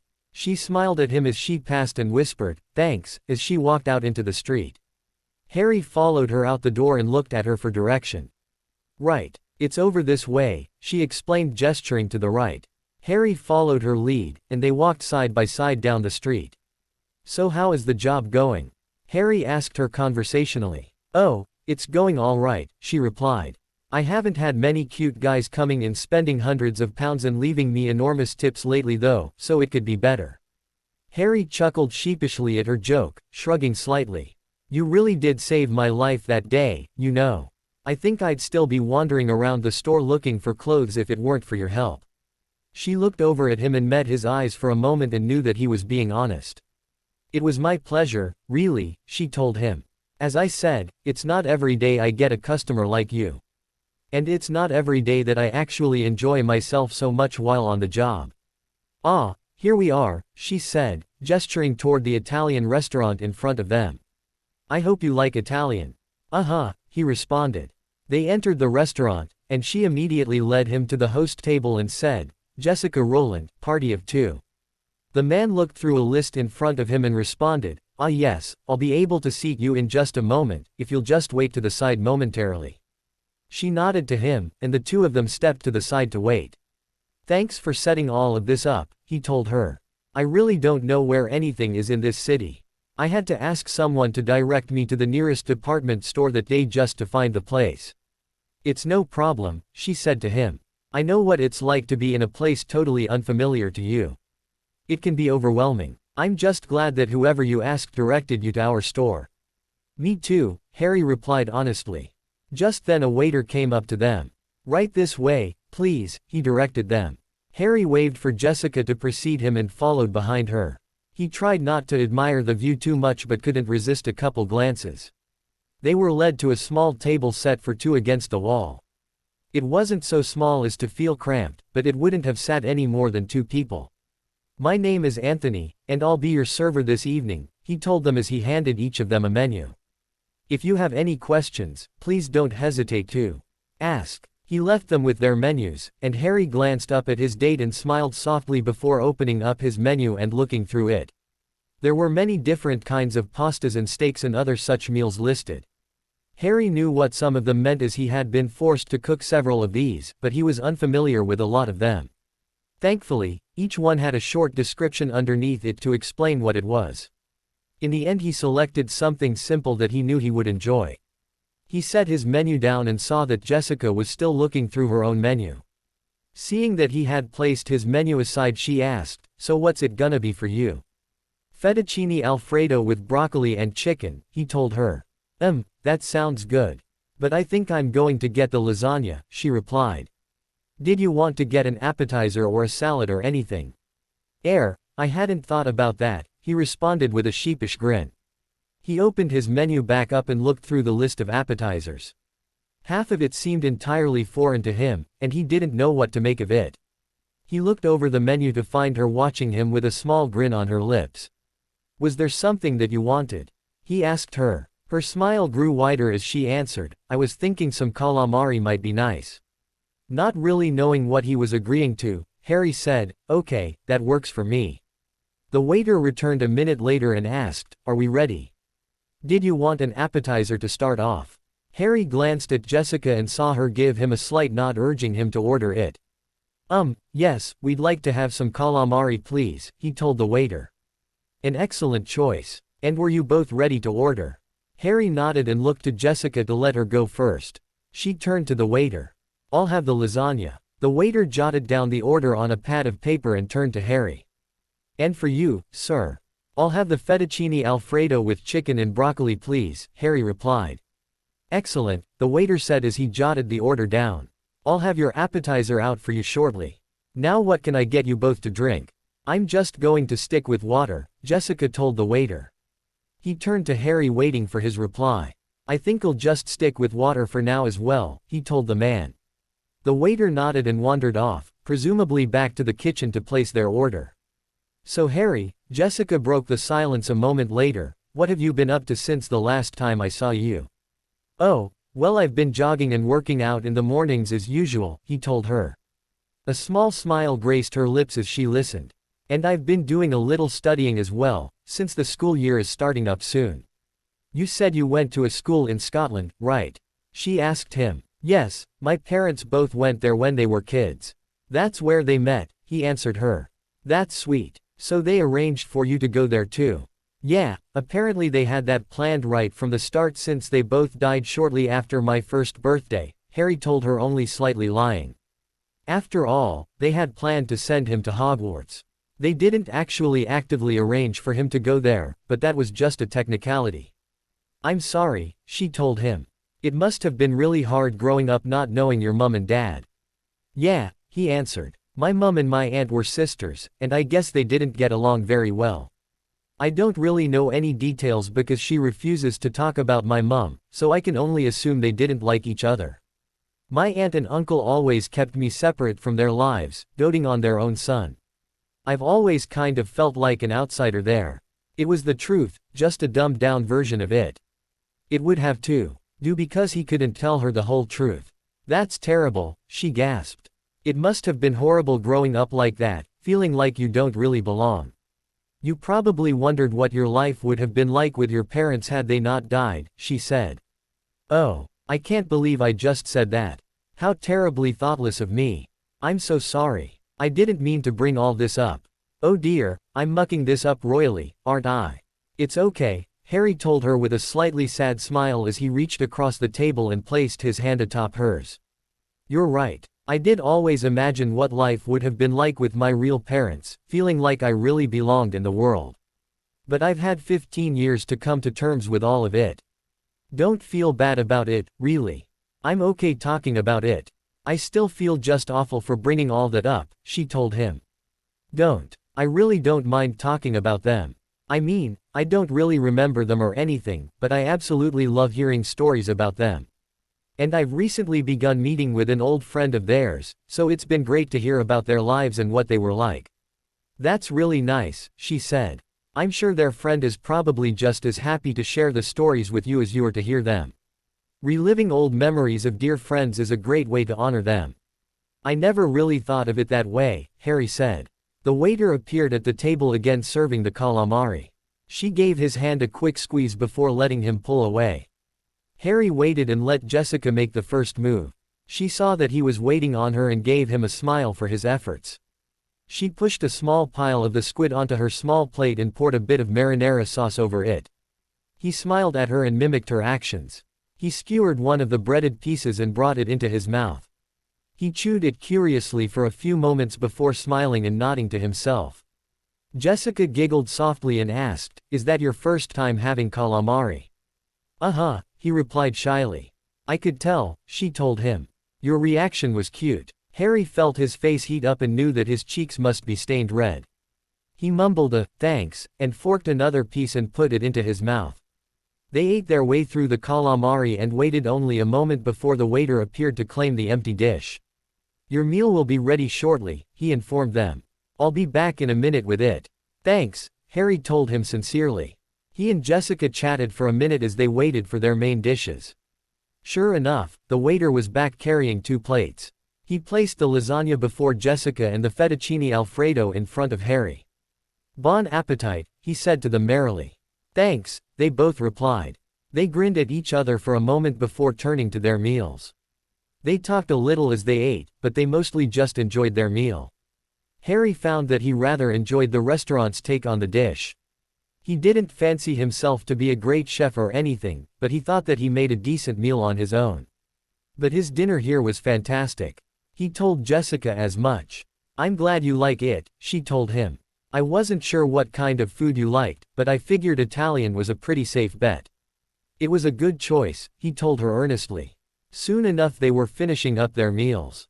The waiter returned shortly thereafter and asked, "Any dessert for you or coffee?" Harry looked at Jessica. She shook her head slightly to show that she didn't want anything else, so Harry replied, "No, I think we're both pleasantly full." "Very well, I will just leave this with you then," he said as he placed the check in the middle of the table but slightly towards Harry. "Thank you," Harry told the man. Harry took the check and looked at the price. £40, gratuity not included. Harry had never eaten out before, so he didn't know how much to leave for tip. He turned to his date and asked, I feel kind of stupid, but how much should I leave for a tip?" She smiled at him warmly and said, "Don't feel bad. 15 is about the standard." "Thanks," Harry told her gratefully. He turned back to the check and did the math in his head. It took him a minute to do the work since it had been some time since he had taken a math course, but he eventually figured it out. £40 for the meal and an even £6 for the tip would do it.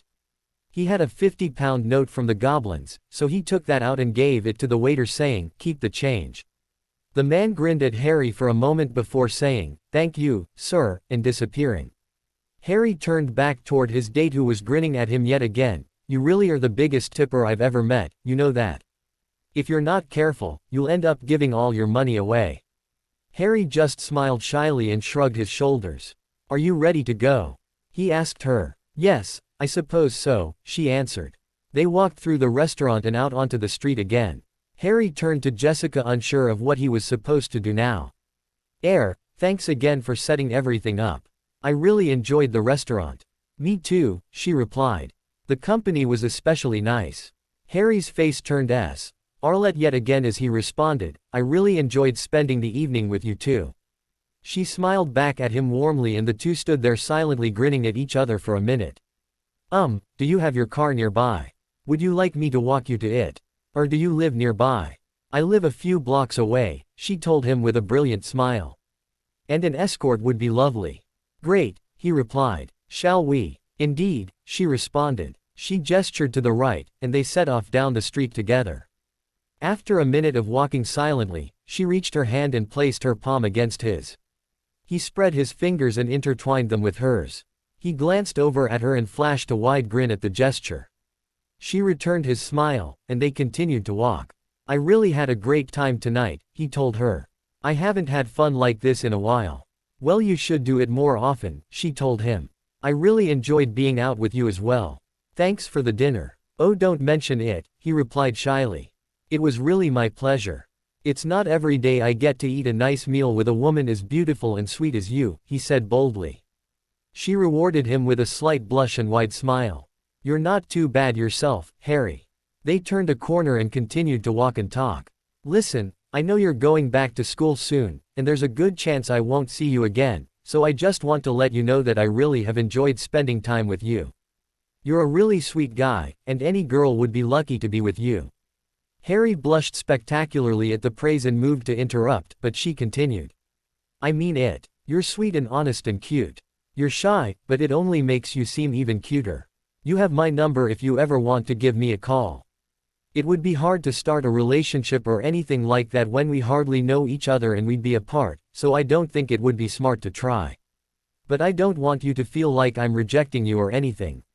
Maybe when you're finished with that school of yours, if you come back to London, you could look me up, and maybe we'll pick up where we left off tonight." Harry smiled at her. "Thank you, Jessica. I appreciate your honesty. You're right, of course. It probably wouldn't work between us right now, but I do like you and enjoyed spending time with you tonight. So maybe I'll hold on to your number and give you a call the next time I'm in town. If you're seeing someone by then, we can always just catch up as friends." "I'd like that, Harry," she told him somewhat shyly. "Well, this is me," she said, gesturing toward the apartment complex in front of them. "Remember what I said, any girl would be lucky to have you," she told him as she leaned in and gave him Arlette on the cheek. She stepped up and hugged him briefly. He wrapped his arms around her to return the gesture. "Good luck in university," he whispered in her ear. "Thanks," she replied. "Good luck at your boarding school." She released him slightly and looked into his eyes for a moment, their faces only inches apart. She parted her lips slightly in anticipation, and Harry fought to keep his nerves in check. She closed her eyes and leaned slightly forward. He tilted his head slightly and met her halfway. He closed his own eyes as their lips met. It was a brief Arlette, but it was absolutely wonderful in Harry's mind. His only other experience Arletting had been with a crying Cho underneath the mistletoe after a DA meeting last year. This was nothing like that. He rather enjoyed this Arlette, but it was over all too soon. She pulled away, then hugged him once more before backing away and saying, "Good night, Harry." "Good night, Jessica," he replied and watched as she walked up the steps to the front door. She paused as she reached the door and turned back toward Harry. She smiled sadly at him and waved goodbye. He returned the sad smile and waved his own goodbye. She turned back to the building and entered it as she exited his life. He knew going into the date that whatever happened with her wouldn't last, but it didn't make it any easier to watch her go. He had fun with her. She was great. He just wished that she was a witch and went to Hogwarts so that they didn't have to part. But life is hardly ever that fair, and never so in the case of Harry's life. He chose to walk around the city for a bit to clear his head. He didn't want to go back to Privet Drive just to be stuck in his bedroom for the rest of the night. He wandered the streets aimlessly for a time, not really registering his surroundings or paying any attention to where he was going. He was lost in his thoughts of Jessica and the date they'd just had. It was nice. He finally had a date that he could look back on and not find a complete disaster. After a while he finally pulled himself out of his reverie and apparated back to his bedroom at the Dursleys' house and spent the rest of his night reading. That night Harry told Sirius about his date and everything that was said at the end. He also embarrassedly told him about the goodnight Arlette. "That's great, Harry," his godfather exclaimed. "Sounds like you found yourself a winner." "Yeah," Harry replied. "It just Arlette's that it can't be more. I've got Hogwarts, she's got her own school. It would never work, and by the time it would work, she'll have already moved on, I'm sure." "Maybe," Sirius answered back, "but then again, maybe you'll have moved on as well." "Maybe," Harry said without much conviction. "Listen Harry," Sirius deadpanned. "You just had a great night with a pretty girl with no strings attached. Lighten up a bit, alright? Maybe you'll end up with this chick, maybe not, but there's no use dwelling on it right now. There are plenty of girls at Hogwarts. Open your eyes and look around, and you might just find someone that catches your fancy. I just wish my life could be easier for once and that something would just go my way," Harry explained. "I know you do Harry, but life is often too complicated for us to get exactly what we want," Sirius lectured. "You just have to take what life hands you, and make the best out of it." "I'll try," Harry sighed. "That's all you can do." The last week of summer passed by without incident. Harry continued to read and practice diligently. He finished writing the magical contract with all the spells attached with a day to spare, of which he was quite pleased. He was confident that no one of questionable loyalty would even be able to sign the contract. And those that did manage to sign would be bound pretty tightly. They definitely wouldn't be able to switch sides in the war without finding themselves seriously disabled magically. The penalty for talking about the club was much less severe, but anyone who breached that clause would regret the decision, and wouldn't be able to get away with it without his notice. The day before he was set to leave, Harry packed up all the loose objects in his room, which wasn't very much at all. Most of his possessions were in his trunk already. He pulled all the normal things he would have for the school year in his old trunk. He decided that he would continue to use this trunk as normal so as not to arouse undue suspicion. His school robes, cauldron, course-related books, and a few personal effects went into this trunk. He kept the rest of his library, his invisibility cloak, Marauder's map, and anything else that might be considered either unusual or particularly valuable in his new trunk. He passed the rest of the day as he had passed every other day of the summer, reading and training. The next morning, Harry started his morning routine as normal. He went for his normal jog, and he said his goodbye to an invisible Tonks. He thanked her for watching out for him all summer. Despite the fact that he felt it wasn't necessary, he still appreciated the fact that she was there for him and ran with him every morning. After he finished his workout, he showered and got dressed and ready for the day. He wore some of his casual khaki pants and a plain blue shirt that fit him a bit snugly. His hair was nice and long, reaching down to his shoulders. He put in his clear contacts and wore his new trainers. He also strapped one of the wand holsters onto his wrist and slipped his wand in place. They promptly disappeared from view. He didn't need his wand but wanted it on hand in case there was a need for him to perform magic. He didn't want anyone to know he could do wandless magic, so he'd have to at least pretend to use his wand. He read until 10:30 when he decided it was time to leave. He had no idea if the Order had plans of their own for getting him to the train station or not. He planned on just apparating there. If anyone asked him, he would just tell them that he left with his uncle that morning under his invisibility cloak. His uncle had not wanted anyone to see him. He asked Hedwig if she'd rather go with him or fly to the school. He heard a brief reply of, "Fly," in his head, so he nodded and saw her out the window. He added her cage into his trunk and apparated just outside of King's Cross Station. He wandered through the crowd and across the platforms until he came to Platform 9. He saw the barrier that separated Platforms 9 and 10 and walked slowly towards it. As he walked right into the barrier, he found himself standing in Platform 9 3/4. The Arlette engine that was the Hogwarts Express was ready and waiting for students to board. The platform was not yet busy as there was still over 20 minutes left until the train was set to depart. He went into the train to find a compartment and chose the one at the end of the train that overlooked the platform. He loaded his trunk into the storage rack, sat down on one of the benches, and looked out of the window onto the platform. Families were gathering together, helping the smaller ones with their trunks. Mothers were doting over their children, most of whom were trying to escape their mother's coddling and affection. If only they knew what life would be like without it, they might not fight their mothers so hard. It became increasingly busy on the platform as the time ticked down. Finally, with little more than 5 minutes to spare, Harry caught a group of redheads rushing through the barrier. Ginny came through with her brother Bill.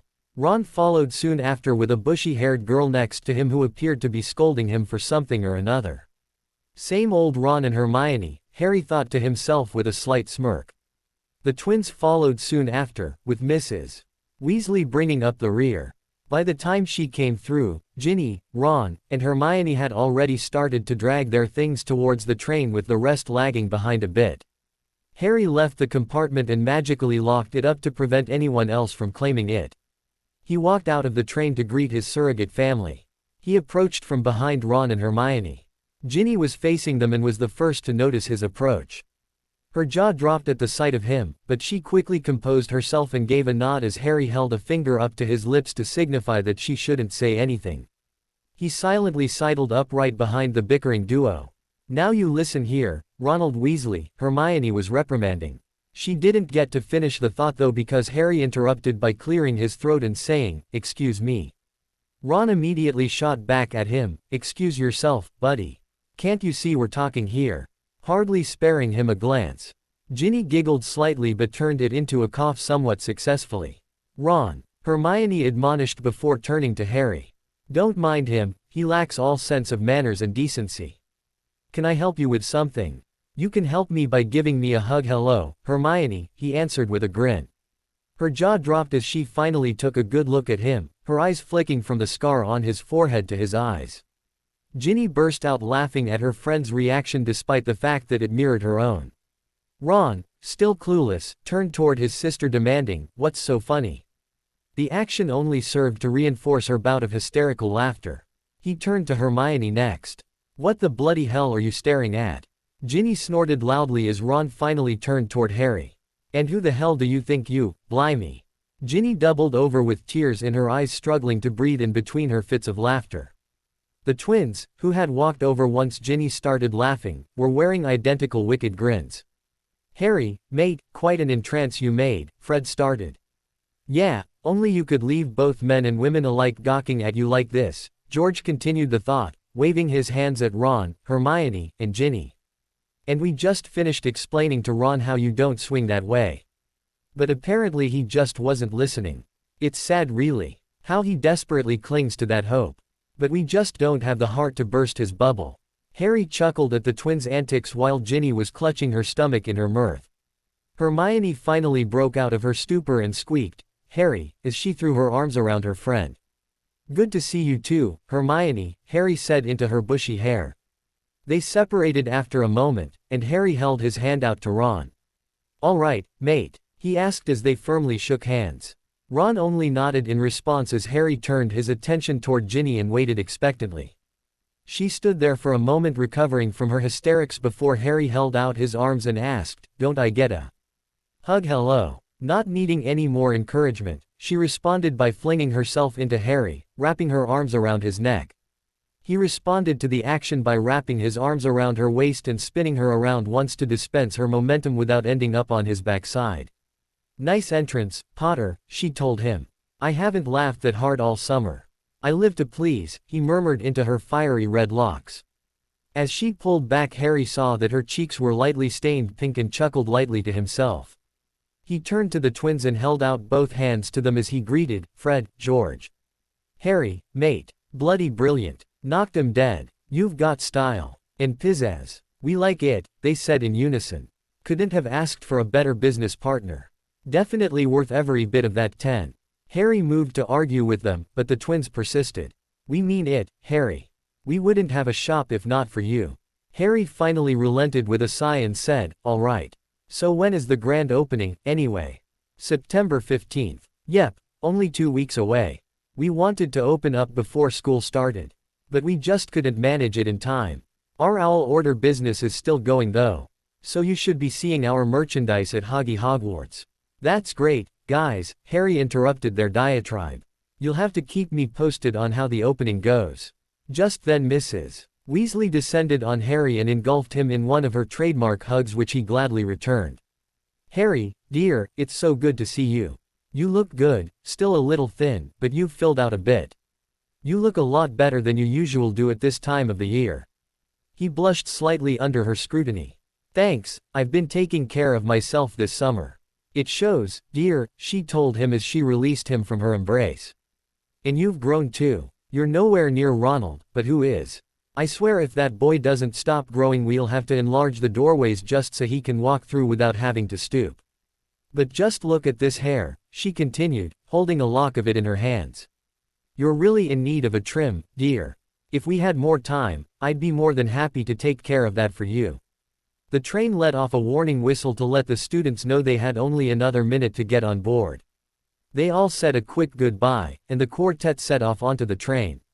Hermione and Ron mentioned the prefect meeting and told Harry and Ginny that they would meet up later. That left the two of them in the corridor by themselves. Harry turned to Ginny and said, I've already claimed a compartment in the back. Would you like me to carry your trunk? Ginny smiled brightly at him. Thanks, Harry. That would be great. Lead the way. Harry obliged and hefted Ginny's trunk in front of him. It was heavy. He let a little magic slide into the trunk to lighten it up a bit, making it more manageable. He didn't make it weightless, as that would have been a little too obvious. He just lightened it up enough to reduce the effort it took to carry. As Harry approached the door and opened it up he heard one of the younger students mutter, how come it opened for him? We've been trying to get in there since we got here. Harry turned around and informed him, you've just got to have the magic touch. As Harry bent down to lift her trunk into the overhead storage rack, Ginny moved to set her cat carrier down to give him a hand. Here, let me help you with that. But he had already hefted the trunk up and was sliding it into the rack. You should have let me help you out with that, she admonished him gently. You already carried it all the way to the compartment on your own while I was just carrying him here. You didn't need to lift it up onto the rack all by yourself. Oh, how is Em? I missed her after I sent her off with you, Harry said, ignoring her comments as he stuck his hand into the carrier and scratched her behind the ears. He could hear her loud purring even that far away. She's wonderful, but I was wondering, she trailed off as she pondered how to ask her question. Yes, Harry prodded. What is it? Well, I was just wondering how you managed to get Em for me. I know she came from the magical menagerie in Diagon Alley because I saw her when we went to get our school supplies.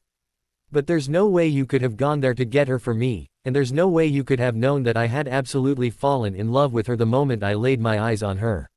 She said the last part softly to herself. I have my sources, he explained evasively, and an owl. You make it sound so mysterious, she said. She could tell he wasn't being entirely forthcoming with her but decided to let it go for now. This is kind of weird, don't you think? She asked him suddenly. We've been talking so much over the summer through letters, but we've never really talked like this in person. I guess so, he agreed, but we have plenty of time to get accustomed to it. She awarded the comment with a dazzling smile. You've changed a lot since last year. Well, it's like I was saying to you over the summer, Harry explained, you've got to live your life and really enjoy it, otherwise you won't have anything worth fighting for. The minute we let Voldemort stop us from living, he wins. Wise words, she commented.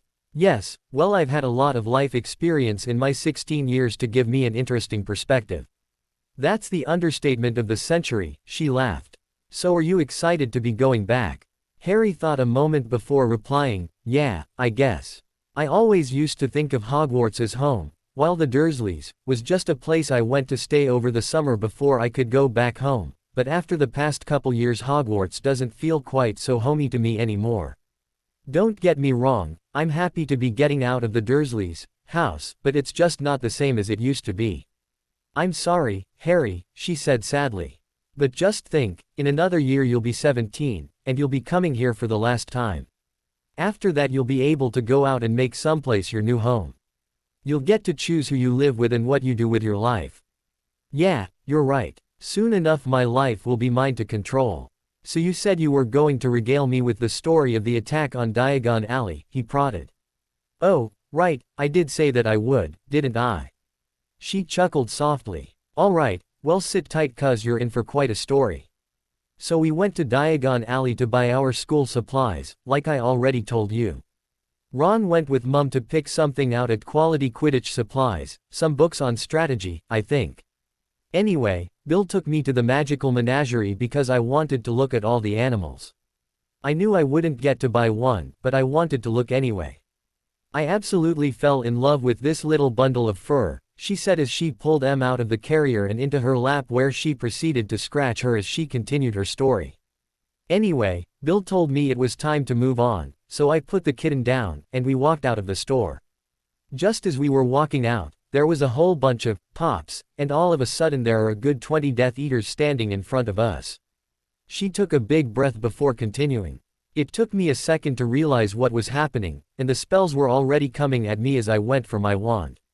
The spells aimed at me were blocked. Bill must have put up a shield, I guess. I don't know, I never asked him about that. Anyway, they also shot spells at the building behind us, which sent us scrambling out of the way. I twisted my ankle in the process, but I was up and dueling with a couple Death Eaters for a minute. Then I was disarmed from behind. I never even realized anyone was behind me. She shivered slightly as she went on. So one of them grabbed me from behind, pinning my arms down and dragged me into an alleyway. I couldn't see where we were going because I had my back to him. All of a sudden this jungle cat, must have been a panther or something, comes streaking through the alley. He leaps onto some boxes and up over our heads. Before I know what's going on, the man holding me is slumped on the ground, unconscious, and a man, couldn't have been much older than you or me, is binding them up.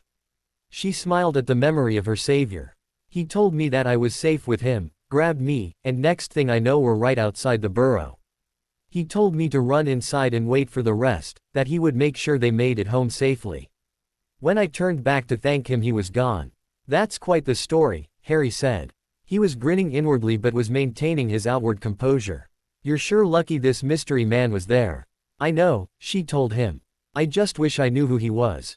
He didn't give me his name, not even his first name or anything. But he knew who I was. He had long hair like yours, but it was a light brown. He had brown eyes, but the panther that came through had green eyes that seemed so familiar, similar to M's here and Hedwig's owl friend and, you, she said turning towards him. Really? Harry asked somewhat uncomfortably. He had to stop his throat from gulping in his nervousness. Yeah, and now that I think about it, he was about your height and build as well, and apart from the color, his hair was exactly the same as yours as well, she thought out loud, quickly making connections and jumping to conclusions. Her eyes began to light up, and she was about to speak when the compartment door swung open and Neville stuck his head in. There you guys are, he said in a friendly tone. His eyes widened as he took a second glance at Harry, but he refrained from commenting. Mind if we come sit with you? He asked, gesturing toward himself and the bee-owned girl next to him. Harry quickly answered, sure, Neville. It's great to see you, and you too, Luna. How did your summers go? He glanced over at Ginny, and she was looking at him intently, clearly trying to impress upon him that their conversation was not over and would be concluded later. Harry half smiled at her and slightly inclined his head to let her know that he understood. They spent an hour or so chatting about their summers, Harry not really contributing much about his own summer except for his morning workouts and meetings with Remus. Luna had not caught any of the crumple-horned snarkax she and her father had been searching for. They had apparently been hot on the trail when they ran into a colony of fuzzwuffles which prevented them from following the path they were on. They weren't able to find any signs of the snarkax after that. Neville had a new wand which he wasted no time in showing everyone in the compartment. It was cherry wood with unicorn hair as its core. He told some story about his great-uncle Algie that Harry only vaguely paid attention to. It had something to do with his toad Trevor, but Harry wasn't entirely sure where he fit into it. Ginny told them about her summer at the Burrow and about Ron being a prat. She explained to Neville and Luna about how she lied about seeing Dean Thomas and how her brother reacted as a result. Neville was very sympathetic, saying that he had no right to try to control her. Life like that, to which Harry added his agreement. Luna, on the other hand, merely said, "Oh, that's just because Ronald knows that Dean's hair is infested with glumpies, which we all know are perfectly harmless for guys but can be quite hazardous for women." The other three occupants of the compartment exchanged looks and silently agreed not to comment on that statement. After a time, Ron and Hermione emerged from their prefect duties bickering as always. They each talked briefly about their summers, and Neville, Luna, Ginny, and Harry each gave abbreviated versions of their previous descriptions. It was a peaceful and pleasant ride, although Harry became slightly uncomfortable whenever he caught Ginny looking at him wonderingly. They got some snacks off the food cart as the woman came by, and Harry shared his spoils with the others. He told them all that he had a gift for each of them that he'd give them when they got back to school. Malfoy made his customary appearance in their compartment door with his two flunkies trailing slightly behind. "Well, he sneered from his position in the doorway. "What do we have here?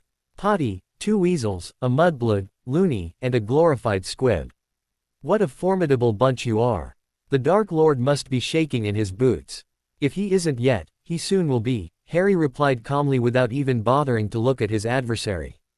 "Now why don't you be a good little boy and report back to Daddy, or has Voldemort already done away with him for all his failures? You did know that he was in charge at the Department of Mysteries, don't you? Your Dork Lord wasn't too pleased about that. I can't imagine what Voldemort did to dear old Daddy after he failed to kidnap Ron and Ginny here." "Don't talk about my father that way, Scarhead," Malfoy shrieked. "He's one of the Dark Lord's most trusted followers." "I think you mean servant," Harry interrupted tranquilly. "Why you?" Malfoy cried as he reached for his wand. Harry held up his hand to the others in the compartment to stop them from doing the same. All listened except Ron. Malfoy's wand was leveled at Harry as Ron had his trained on the bee-haired Slytherin. The two Slytherin brutes were just cracking their knuckles waiting to be given instruction. "Put your wand down, Ron. I'm not worried about this Death Eater wannabe." Ron looked unsure for a moment, then complied. Malfoy smirked condescendingly and took his chance to strike. "Furnunculus," he called, wand leveled at Harry. His spell rebounded off an invisible wall directly in front of him, and he was blown back a couple steps as boils sprung up on his face. Crabbe and Goyle scrambled to his side, unsure what else to do without being given direct orders. Harry stood and strode to the door. "Do tell Daddy I said hello, would you?" he asked as he shut the door on the faces of the three Slytherins. He smirked as he strode back to his seat and sat down. His friends were all staring at him in wonderment. Ron finally broke the silence. "Bloody brilliant, mate. I didn't even see you pull out your wand."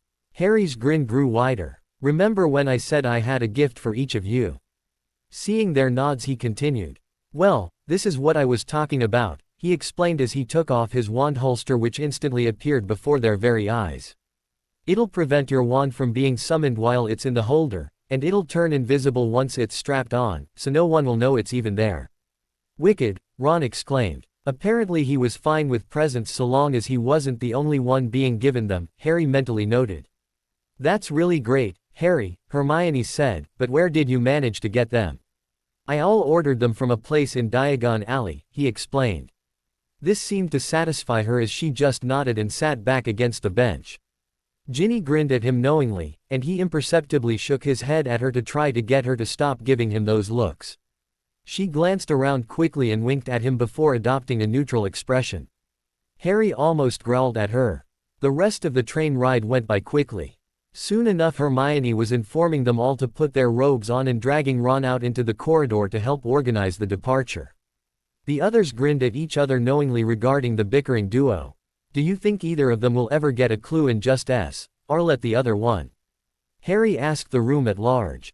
Ginny giggled softly, which reminded Harry slightly of Jessica's giggle. Neville just shook his head and said, "I don't know, Harry. But Merlin help us all if they don't figure it out soon." "You said it," Ginny piped in. Luna just gazed dreamily out the window, seemingly oblivious to all that was going on around her. The train slowed down gradually and came to a stop after a minute. The four friends looked at each other briefly before filing out of the compartment. Harry led the way, followed by Ginny, Neville, and Luna bringing up the rear.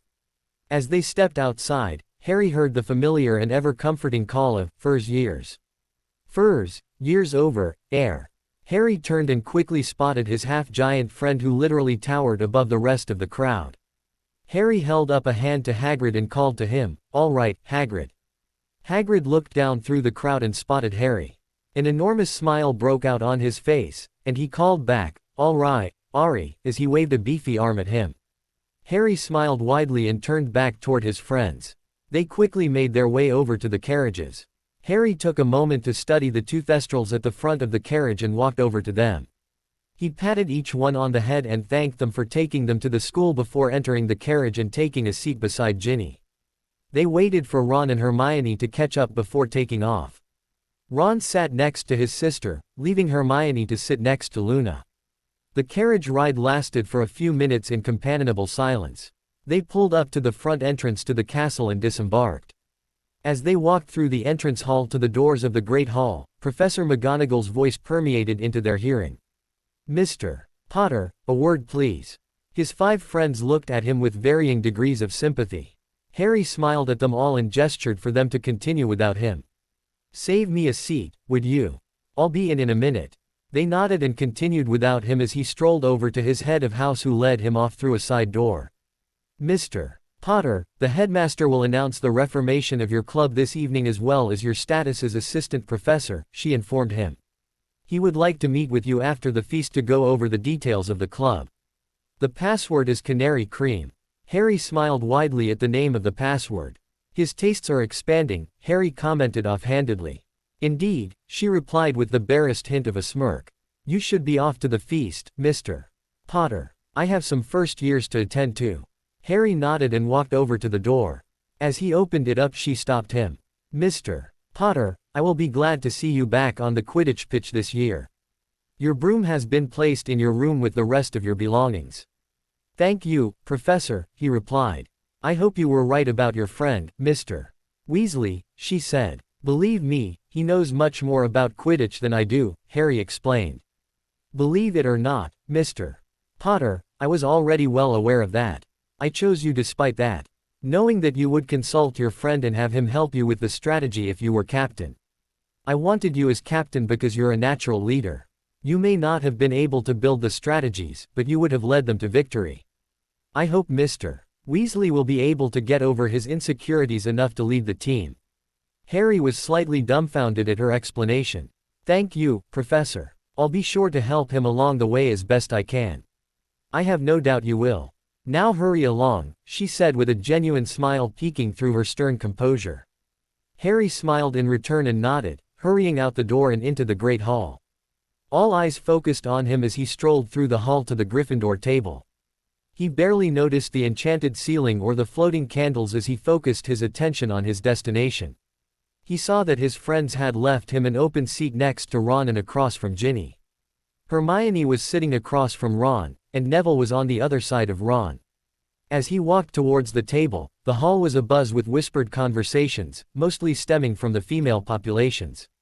Girls from all years giggled and whispered back and forth to each other behind their hands. Harry caught a couple stray words being murmured, causing a faint blush to creep onto his otherwise composed face. He finally made it into his seat and was immediately bombarded by Ron. "What did McGonagall want?" he asked. "Professor McGonagall," Ron, Hermione corrected. "Right," he said. "What did she want?" "Dumbledore wants me to meet him in his office after the feast," Harry said with a grimace. "What's wrong?" Hermione quickly asked, noticing the expression. "Huh?" Harry asked thickly. "Oh, it's nothing. I'm just not looking forward to going back to his office. The last time I was there I kind of destroyed half of it." Ron sputtered while Hermione looked like she might have a heart attack. Neville's eyes bugged out, but Ginny just looked somewhat surprised but mostly amused. "You did what?" Hermione shrieked. Harry glanced around as a few heads turned in their direction. "Keep it down, would you?" Hermione didn't even bother to look sheepish. "Why did you destroy the headmaster's office?" "I had a very bad night," Harry retorted darkly. "What is that supposed to mean?" Ron asked dumbly before catting on. "Oh," a silence hung in the air. "You know," Hermione started, "you've never really talked to us about that night." "I know," Harry said straightforwardly. "You saw fit to remind me several times over the summer. A look of hurt flashed across Hermione's face, followed by one of indignation. You can't go through this alone, Harry. You need to talk to us about what's going on. Not everybody deals with grief in a textbook manner, Hermione, Harry said, pointedly referring to the gift she'd given him for his birthday. And some people don't deal with their grief at all, she shot back at him. And what would you know about it? He asked her sharply. Nothing. That's the whole point, Harry. You haven't let any of us in. I know that more went on that night that you're not telling us. It's time to stop with the secrets and tell us what's going on. I think that's my decision to make, he told her coldly. I'm not going to drop this, Harry. I will find out what you're hiding from us, she told him matter-of-factly. I'm not some problem for you to solve, Hermione, Harry frigidly intoned. Seeing that Hermione was not going to let it go, Ginny quickly asked, so what do you think Dumbledore wants to talk to you about? Harry shot her a grateful smile and replied, you'll find out soon enough. The sorting's starting. Sure enough, Professor McGonagall was leading a group of small, timid looking first years into the hall from a side door. They stood in front of the head table as Professor McGonagall strode forward, placing a stool in the middle of the room. She set a worn, old hat on top of it. The hat sat motionless for a moment before it opened its mouth, for this hat had a mouth, and regaled them with a song explaining the difference between the four houses and stressing the need to unite together in the face of the coming trouble. Same thing as last year, Ron commented offhandedly. That's because we haven't made any progress towards uniting the four houses. Now shush, the sorting is starting, Hermione scolded. Ron made a face, but Hermione's attention was already directed toward the front of the hall. Harry glanced at Ginny, and the pair shared a smile and shook their heads at the two sitting next to them. The sorting went by with just the occasional rumble of Ron's stomach, followed by a, bloody hell, would they get on without it already? I'm hungry. Or something of the sort, anyway.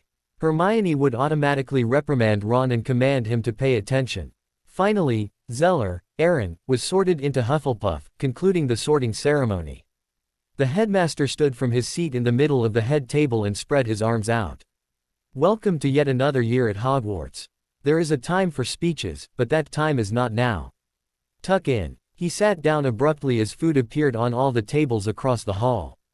There was a small cry of approval at the appearance of the food, followed by a general murmur of conversation mixed with eating. Harry and his friends didn't talk much as they ate through their meals. At one point Hermione commented, that must be the new Dada teacher, gesturing toward the only unfamiliar professor at the head table. Oh, do reckon, E.S. Ron asked around a mouthful of food. Honestly, Ron, that's disgusting. Don't talk with your mouth full, Hermione admonished. Whoever he is, he can't be as bad as Umbridge. I'll second that, Harry inserted. Even Lockhart was better than her, Ron commented, mouth free of food. He shifted his gaze to Hermione and said, but then again, some of us were actually quite taken with him. Hermione blushed slightly, but answered, that was years ago, Ron. We were only second years. Let it go. Ron looked like he was going to pursue his point, so Harry quickly interrupted. As long as we're allowed to use our wands in class, and we don't get punished for telling the truth, I'll be happy. He unconsciously rubbed the back of his right hand where the words, I will not tell lies, could still be seen etched into his skin. Ron and Hermione both shot him sympathetic looks, and they all resumed their meals. Soon enough, the food was disappearing, and Dumbledore was again rising from his seat at the head table. The noise died down quickly as the student body noticed the headmaster rise. I trust you all enjoyed the feast. I have a number of announcements to make this evening. First, I would like you all to welcome the newest addition to our staff, Professor Caldwell, he said, gesturing toward the wizard on his left side. Professor Caldwell stood and lifted a hand to acknowledge the polite applause ringing through the hall. He looked to be in his 50s, with short brown hair with a light tint of gray running through it, about average height, and seemed to have a mild-mannered, modest countenance. He seemed normal, which was quite abnormal for a Dada professor. Professor Caldwell will be taking over the Dada classes this year.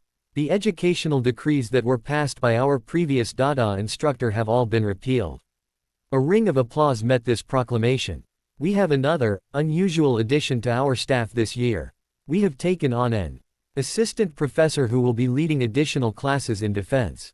Please give a warm round of applause for Assistant Professor Harry Potter. Harry blushed brilliantly as the entire student body shifted their gaze onto him. There was a moment of absolute silence before someone started clapping a few seats down from him at the Gryffindor table. Picking up their cue, the rest of the students, save for the majority of the Slytherin table, all joined in, clapping and cheering for him. Bloody hell, Harry! Ron exclaimed next to him. Why didn't you tell us? Language, Ron, Hermione scolded. That's amazing, Harry. There's only ever been one other student in the history of the school who has been made an assistant professor. I know, Hermione, Harry told her. Dumbledore told me. Did he tell you who the other student was? She asked him. Harry shook his head no, so she continued. It was Professor Dumbledore. He helped teach Transfiguration his 7th year. Harry didn't know what to say in response. He didn't end up having to respond, for Ginny finally chimed into the conversation with a, "Congratulations, Harry." Harry shot her a grateful smile and said, "Thanks, Gin." She gave him another one of those looks she had been giving him ever since Neville and Luna had walked into their compartment on the train, so Harry averted his attention and focused his gaze back on the headmaster. Dumbledore held out his arms again, and the noise died down.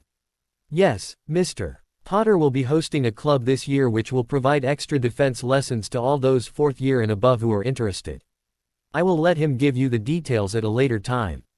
Notices will be posted in your common rooms for those who wish to attend the informational meeting for the club. Our caretaker, Mr. Filch, has kindly asked me to remind you that magic is not to be performed in the corridors and that the rather extensive list of banned items can be found on his office door. The Forbidden Forest is still strictly that, forbidden. Our new students and some of our older ones would do well to remember that. Those wishing to play for their house Quidditch team should give their names to their heads of house. We are also in need of a new Quidditch commentator. Anybody interested should do likewise. As you all know by now, Lord Voldemort, a collective gasp went around the room at the name, and his Death Eaters are once more at large and gaining in strength. I cannot stress enough the seriousness of the situation that lies before us.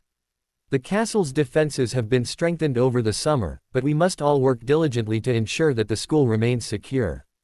I urge you all to follow any restrictions or rules laid upon you by your teachers, however trying they might seem. We all place your safety as our #1 concern. Harry glanced at the Slytherin table during the headmaster's speech. There were several students that were listening attentively, some looked bored but were at least paying attention, but there were a few, Malfoy included, who were completely disinterested and unconcerned with the subject at hand. Harry made a quick mental note of the members of this last category. Those were the ones they would need to watch out for. With all of that said, Dumbledore continued, I think it is time that you all got to bed. Classes start tomorrow morning, after all.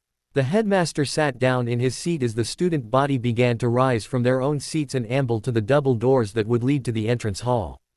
Hermione immediately sprang into action, grabbing Ron with her. Come on, Ron. We have to lead the first years to Gryffindor Tower. Can't we just let the 5th-year prefects take care of it? Ron grumbled as he followed. Behind her, Ginny looked at Harry expectantly across the table as he continued to sit there. I know, Gin. I can't talk right now though. Dumbledore wants me to meet him in his office. I promise we'll talk soon, okay? All right, Harry, she responded. Good luck. She ran off to catch up with some of her 5th-year dorm mates as Harry stood from the bench and casually made his way out of the Great Hall. He took his time as he walked to the gargoyles guarding the headmaster's office. He stopped just before entering the final hallway to pull out his trunk and extract the magical contract he had made, sure that the headmaster would ask to see it.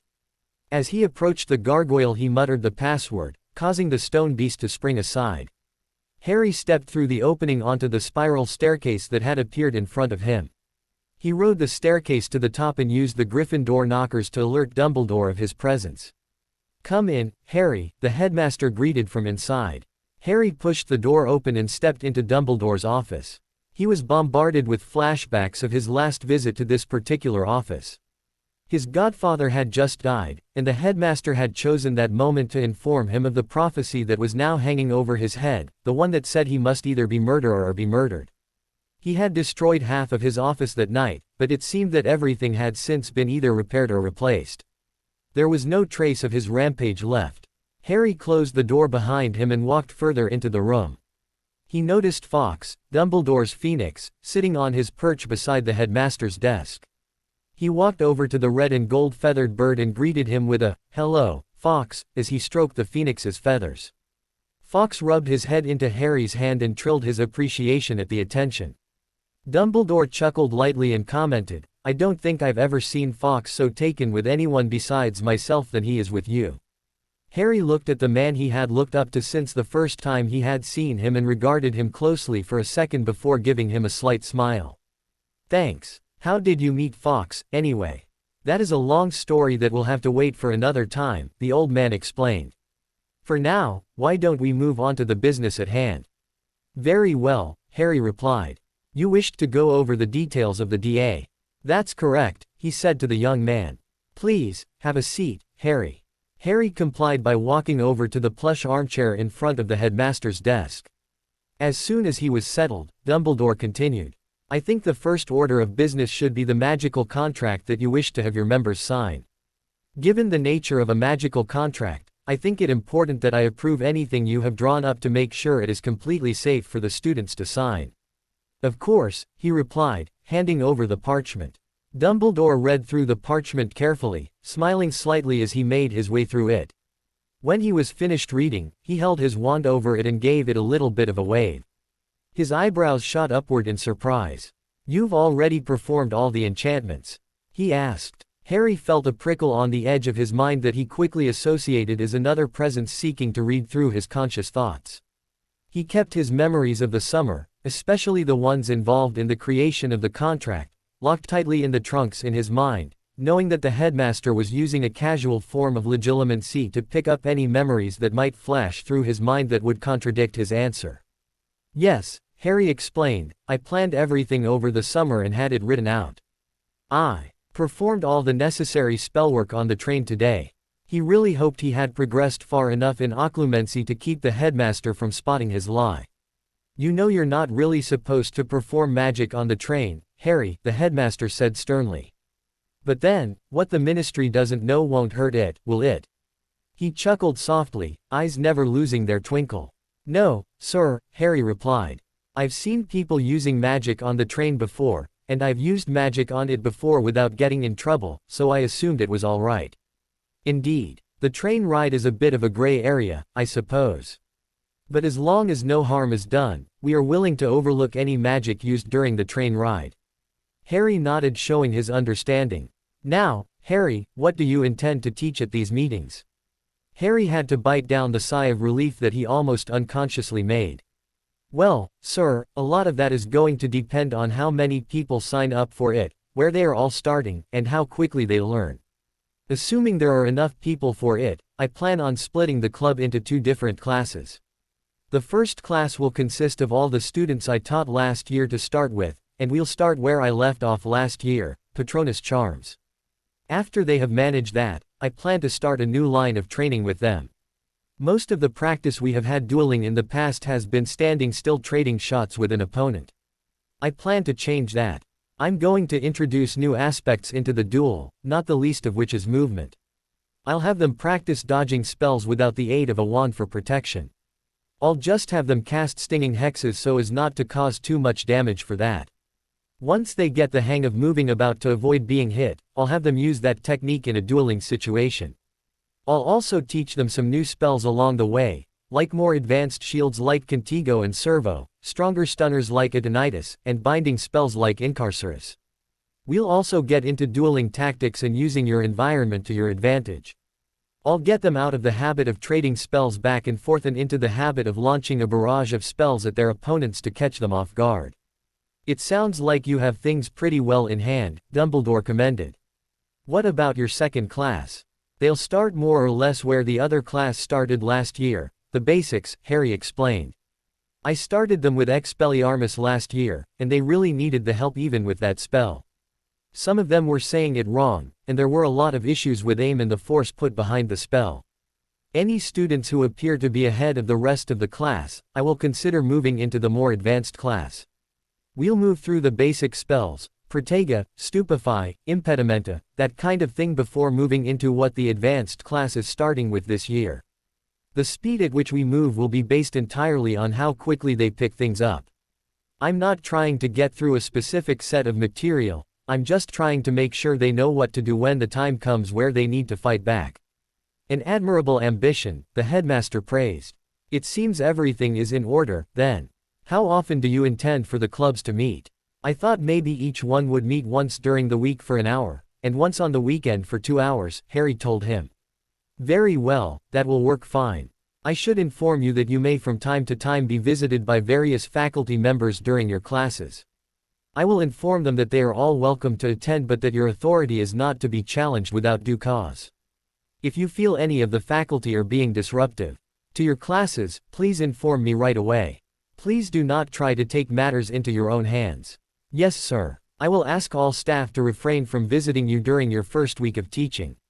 That should give you ample time to get settled and get your classes started up without fear of interruption. Thank you, sir. I should tell you, Harry, that another part of your professor status allows you access to all of the house common rooms.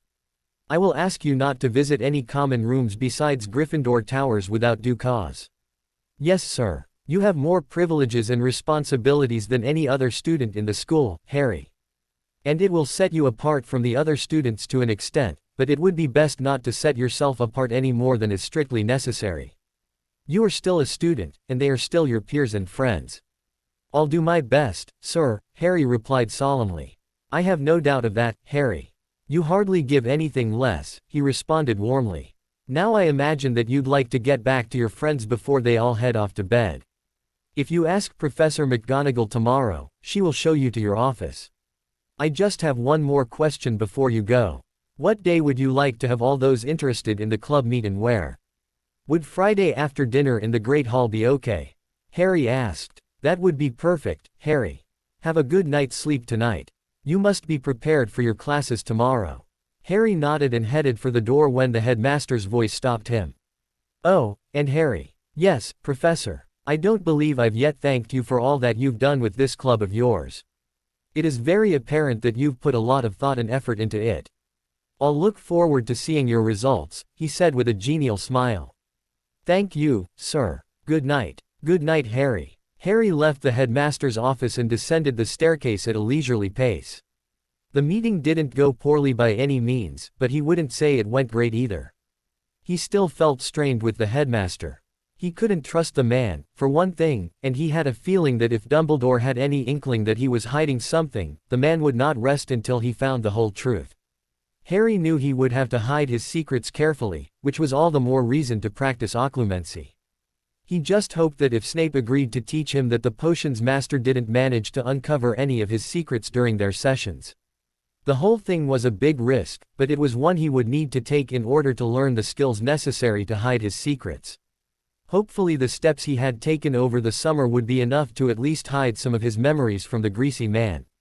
When Harry finally made his way to the portrait of the fat lady, he realized that he didn't know the password. He remembered what the headmaster said about having access to all common rooms and hoped that this meant he could get in without a password. He asked her, "Can you let me in, please?" As he approached, she regarded him carefully for a minute before replying. "Very well, Professor Potter," she said with a wink and a smile. The portrait swung forward, and Harry climbed through the opening. The common room was mostly empty by now. There were a couple scattered groups of older kids, one of which was watching his entrance expectantly. He walked over to where Ron, Hermione, Neville, and Ginny were sitting and greeted them with a, "Hey guys. So what's the big idea holding out on us?" Ron immediately asked, impatiently waving his arms in the air. "I wanted it to be a surprise." Harry half asked, half explained as he plopped down on the couch. At their exasperated looks he further explained, "I was just kind of embarrassed about it and didn't want to make a big deal out of it, all right." "It's nothing to be embarrassed about, Harry," Hermione replied practically. "It's a great honor. You'll be in the next edition of Hogwarts, a history for sure. Plus just think of all the extra privileges and responsibilities you'll have. All the more to set me apart from everyone else," Harry continued for her. "As if I wasn't already abnormal enough, this is just another thing to set me apart from everyone else." "Oh, don't be melodramatic, Harry," Ginny chided him. It's not like you're no longer going to be taking classes with the rest of us or anything like that. You'll just be teaching one. It won't be any different than last year with the DA. Besides, with all those extra privileges Hermione was talking about, it will be that much easier for you to get away with a little bit of rule breaking. Harry grinned at her unique brand of logic as Hermione's head shot up and shrieked, "Ginny! How could you say something like that? It's bad enough with Ron trying to break every rule in the book. We don't need you doing the same, and we definitely don't need you encouraging Harry as well." "Oh, lighten up, Hermione," Ginny retorted. "Rules are more of just a guideline than anything else. Besides, it's not like you haven't broken your fair share of rules over the years." "Well, I always had a good reason. And who is it that gets to decide which reason is good enough and which isn't?" Ginny interrupted. "Well, exactly," Ginny said. "Now lighten up on the rest of us on the rule front for just a little while, alright? We just got here." Hermione huffed. "Well, we should all get to bed. We've got classes tomorrow." She looked at them all expectantly. The rest of the group grumbled at her proclamation but nevertheless followed her direction. They murmured goodnights to each other. Ginny and Hermione walked up the stairs to the girls' dormitories while Harry, Neville, and Ron walked up the boys' staircase to the sixth-year boys' dormitory. They got ready for bed and said their goodnights to each other as each slipped into his own bed. The next morning, Harry woke up 2 full hours before breakfast even began being served and quickly dressed in his workout outfit. Every time he got dressed in the morning he briefly thought of Jessica since she had been the one to help him pick out his entire new wardrobe. It always brought a bit of a sad smile to his face. Harry made his way through the deserted corridors of the castle without running into a single person. He walked out of the entrance hall onto the grounds into a sunny, warm summer day. He decided to take a jog around the lake for today. He wasn't quite sure how it would measure up to the distances he had been running back in Little Whinging, but he figured it would do for today. As he set off on his jog, he found that he liked this setting much better than the suburban one he had been subjected to over the summer. A mist was rolling across the lake creating a beautiful effect. Birds were chirping in the trees. There were numerous trees and hedges and flowers and other growth along the path to give it an aesthetic appeal. He swung back around the other side of the lake and kept jogging and headed towards Hagrid's hut to see if the half-giant was awake yet. As he approached he noticed that a light was on inside the hut. He smiled to himself and jogged right up to the door. He raised a hand and knocked loudly 3 times. A loud barking started up inside, and Hagrid called out, "Down Fang. Now, oo'd be knockin' at this, ar." The door banged open in front of him and the large form of Hagrid appeared with his hand around the collar of his boarhound, Fang. "Harry. Good mornin'. Didn't 'spect ta see ye this early. I got used to waking up early over the summer. I went for a jog every morning, and I decided to continue that practice here. I just finished a turn around the lake when I noticed a light on in your hut, so I thought I'd come pay you a visit," Harry explained. "Mighty nice of ye, Harry. Good ta see ye, as always. Come on in and avenue a cuppa." "Thanks, Hagrid." Harry walked into the room and took a seat at the table. Fang bounded over as soon as he was let loose and stuck his face in Harry's lap. Harry scratched the hound behind the ears as it slobbered all over his shorts. Hagrid set a large mug in front of him filled with tea and pushed some rock cakes onto the table. Harry gratefully took the cup of tea but avoided the rock cakes like the plague. He rather liked his teeth unchipped. "So how was your summer, Hagrid?" Harry asked his friend as he sipped his tea. "Oh, I was alright, suppose. Did a lil work fare the order, I shouldn't be talkin' aboo, duh."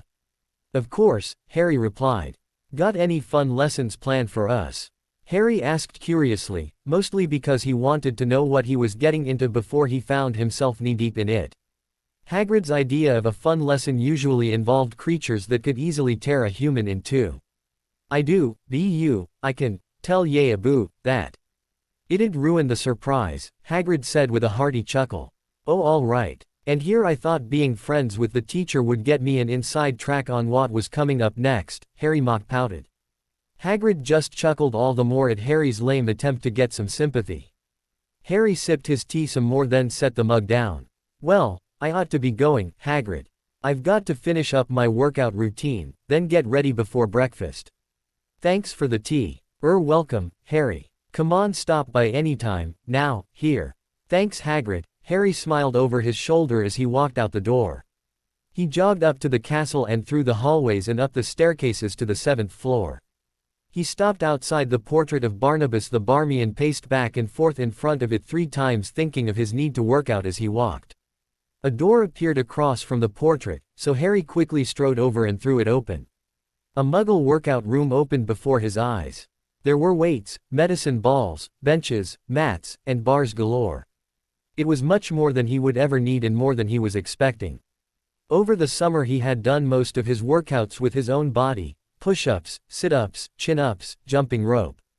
Now he had all these weights and a few machines to help him out. Not wasting any time, Harry set off to work. After a while he started to wonder what the time was, so a clock appeared on one of the walls. He saw that it was about the time he would normally be waking up to start the day, so he finished up his current routine and left for Gryffindor Tower. He strode through the common room and up the stairs to the 6th-year boys' dormitory. His dorm mates were just starting to stir. Harry headed into their bathroom and showered. He got ready for the day as his friends all groggily got out of bed and began getting ready. Harry was all set before any of his friends, so he went down to the common room to wait. There were a few people sitting around when he got there, most notably was the red-haired girl sitting on one of the couches in front of the fireplace. She looked like she was still half asleep, though she was completely dressed and ready to go down to breakfast.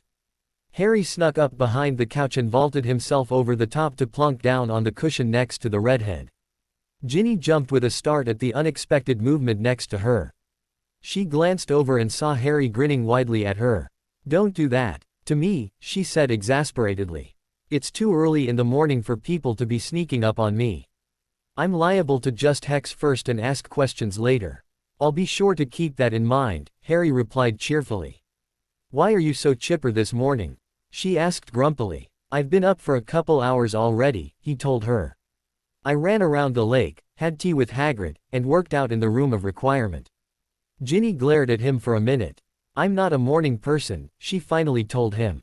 "I'm not usually one either," Harry told her introspectively. "But I got into a routine over the summer, and running in the morning really helps to wake you up. It probably doesn't hurt that I don't have nightmares anymore keeping me awake half the night and that my visions of Voldemort are few and far between." "You had nightmares? I mean besides the visions?" she asked, honest curiosity emblazoned across her face. "Practically every night for a long time," Harry deadpanned. "This summer started out especially terrible. But after a little while I managed to come to terms with things. I made peace with Sirius, and I adopted a new outlook on life.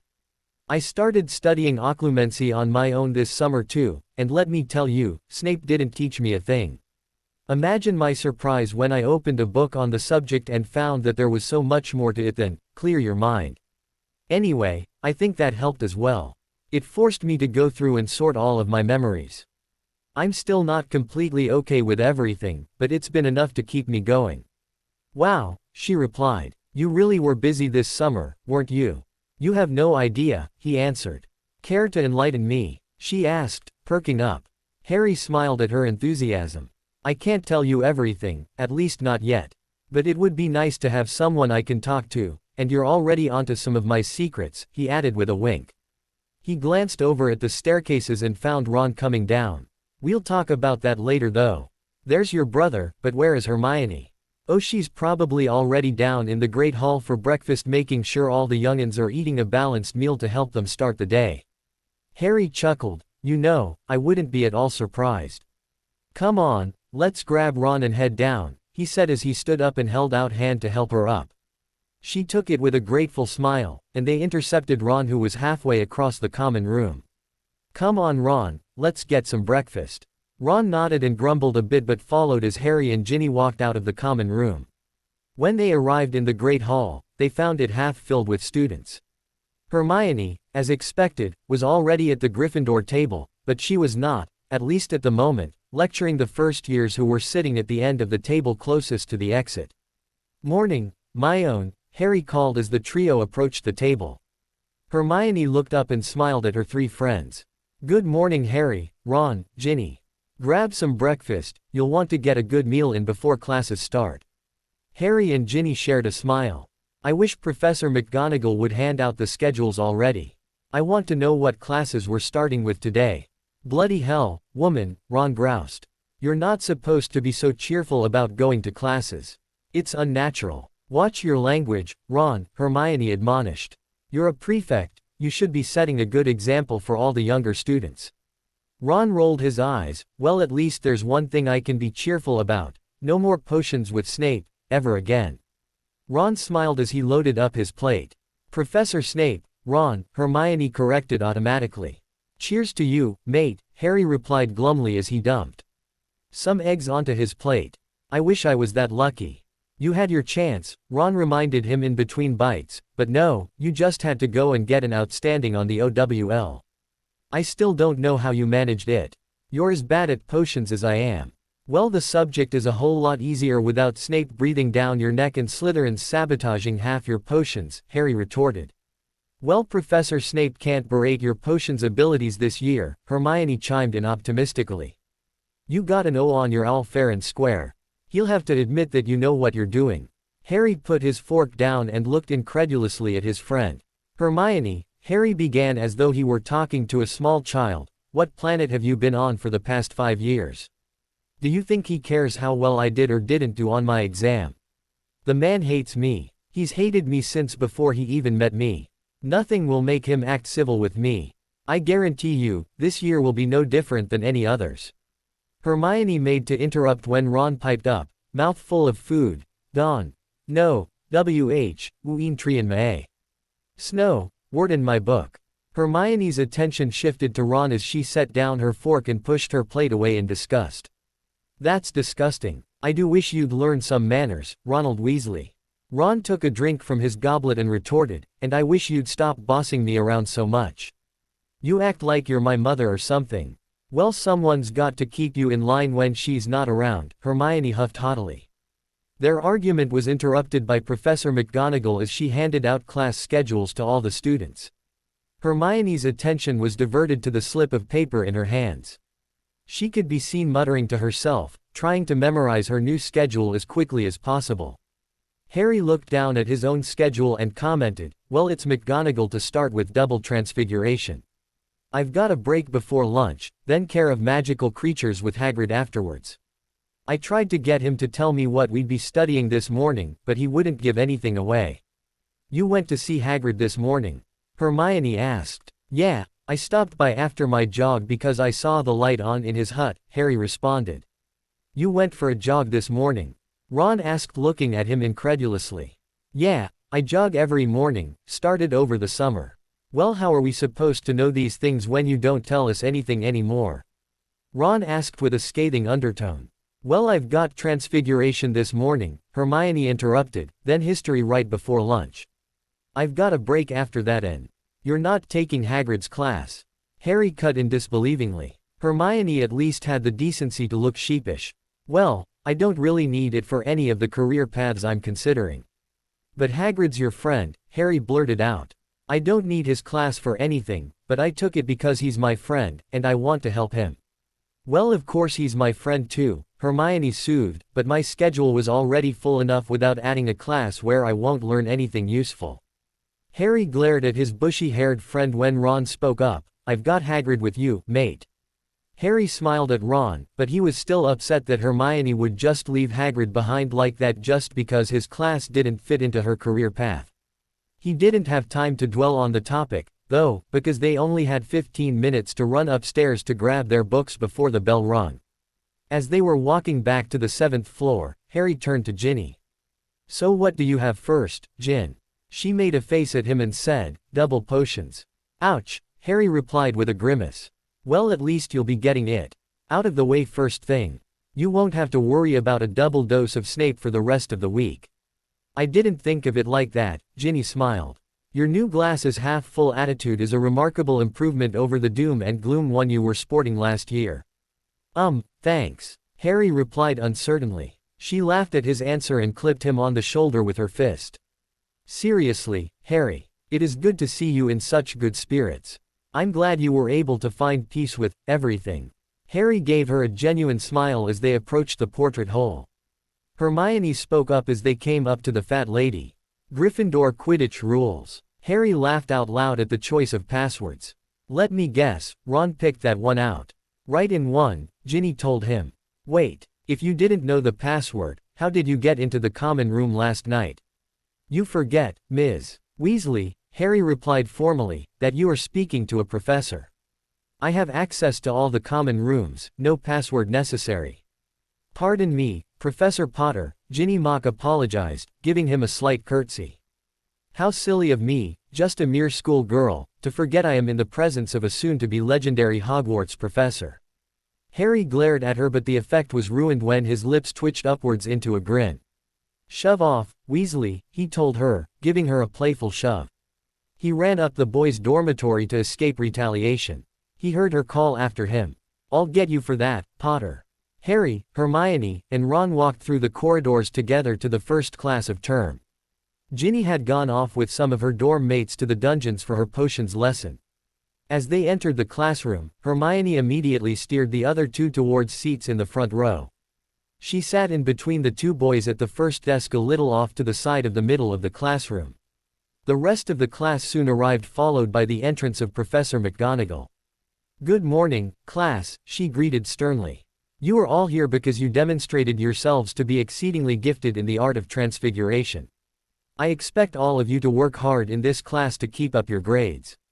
If at any time I feel that any of you are not up to the standards of the class, you may be asked to either seek tutoring or to leave the class.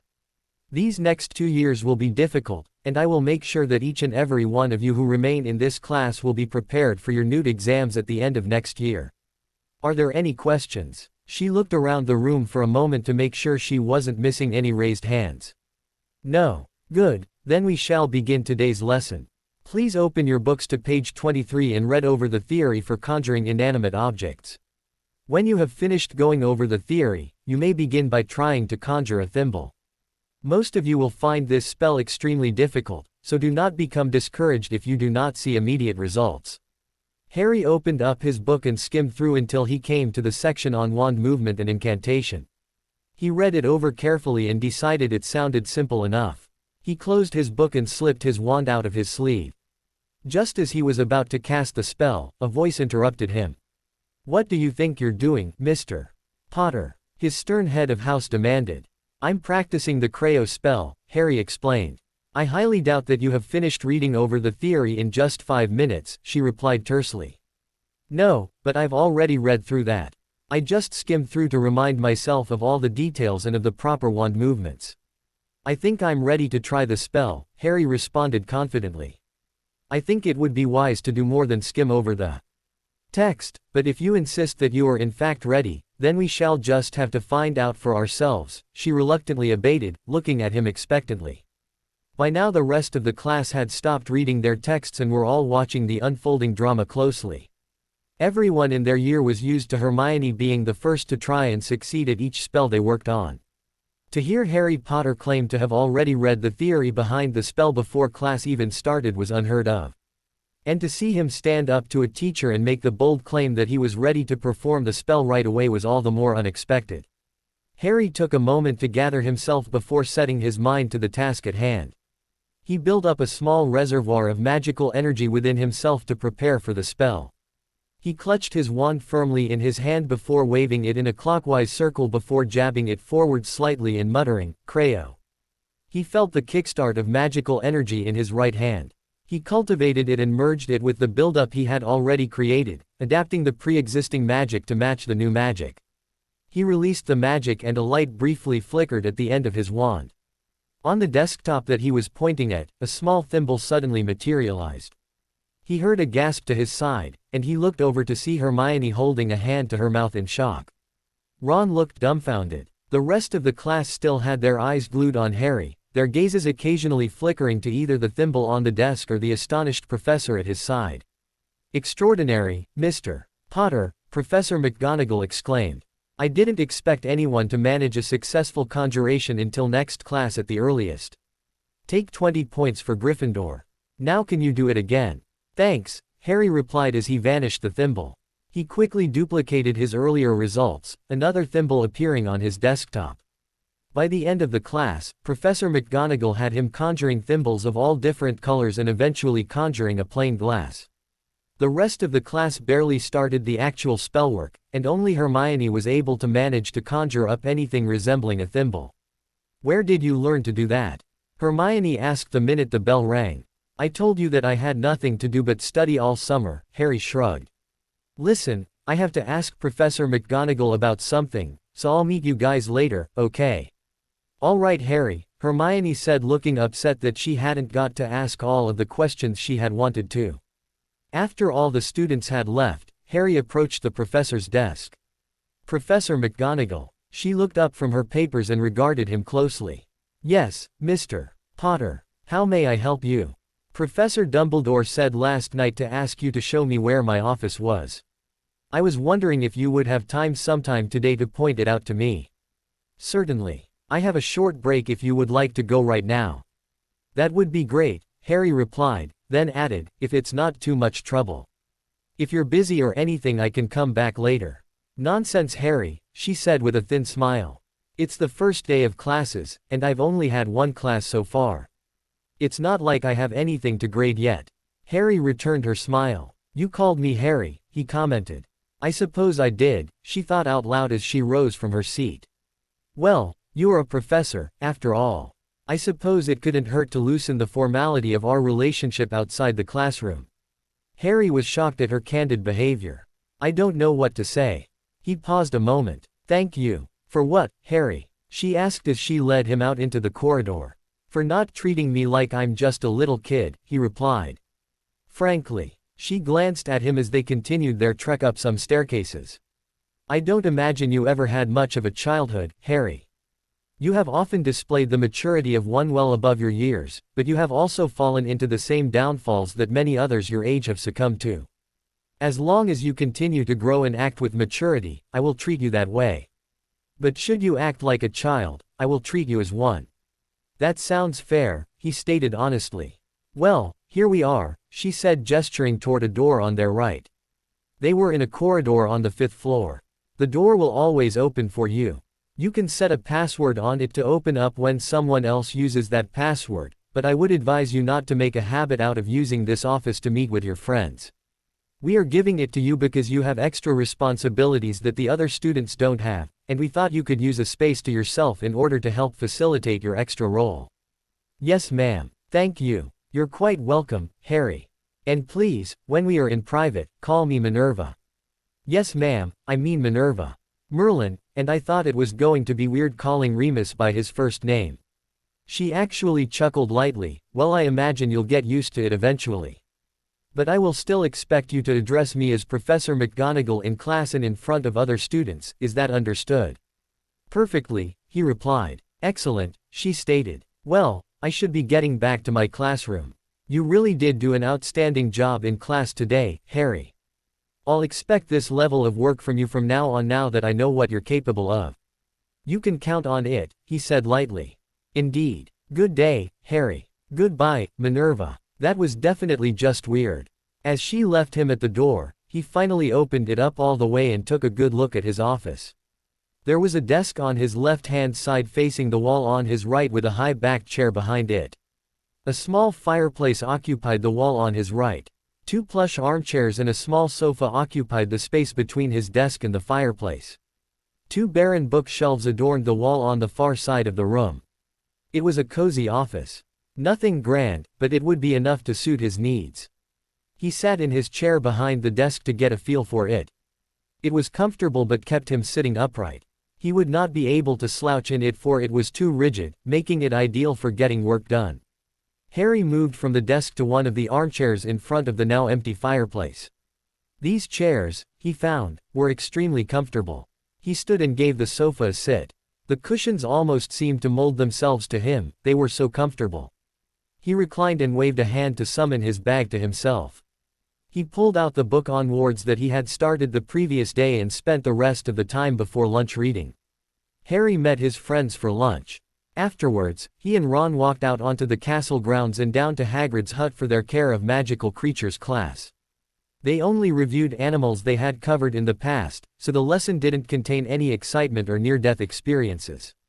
Unsurprisingly, the class was relieved at the boring lesson.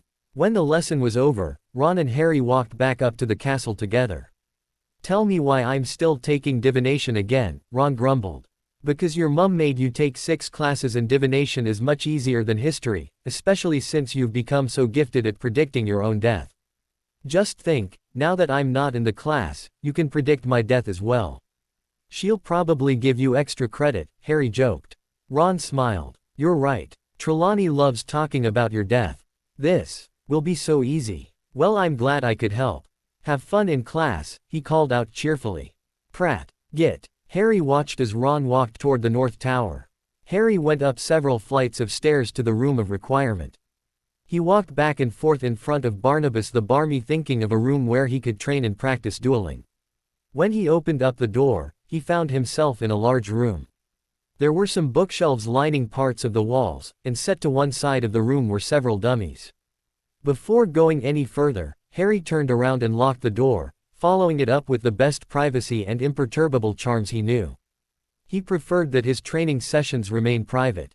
Curious, Harry went over to the dummies and took a good look at them. He wondered what they were for. As if in answer to his unasked question, and in fact it probably was, a small booklet appeared on a nearby table. Harry walked over and read the title, Training Dummies Instruction Manual. He browsed through it for a couple of minutes, then shut the book and grinned widely. This was more than he had hoped for. It would be perfect. The training dummies could be activated to move around and cast spells at you.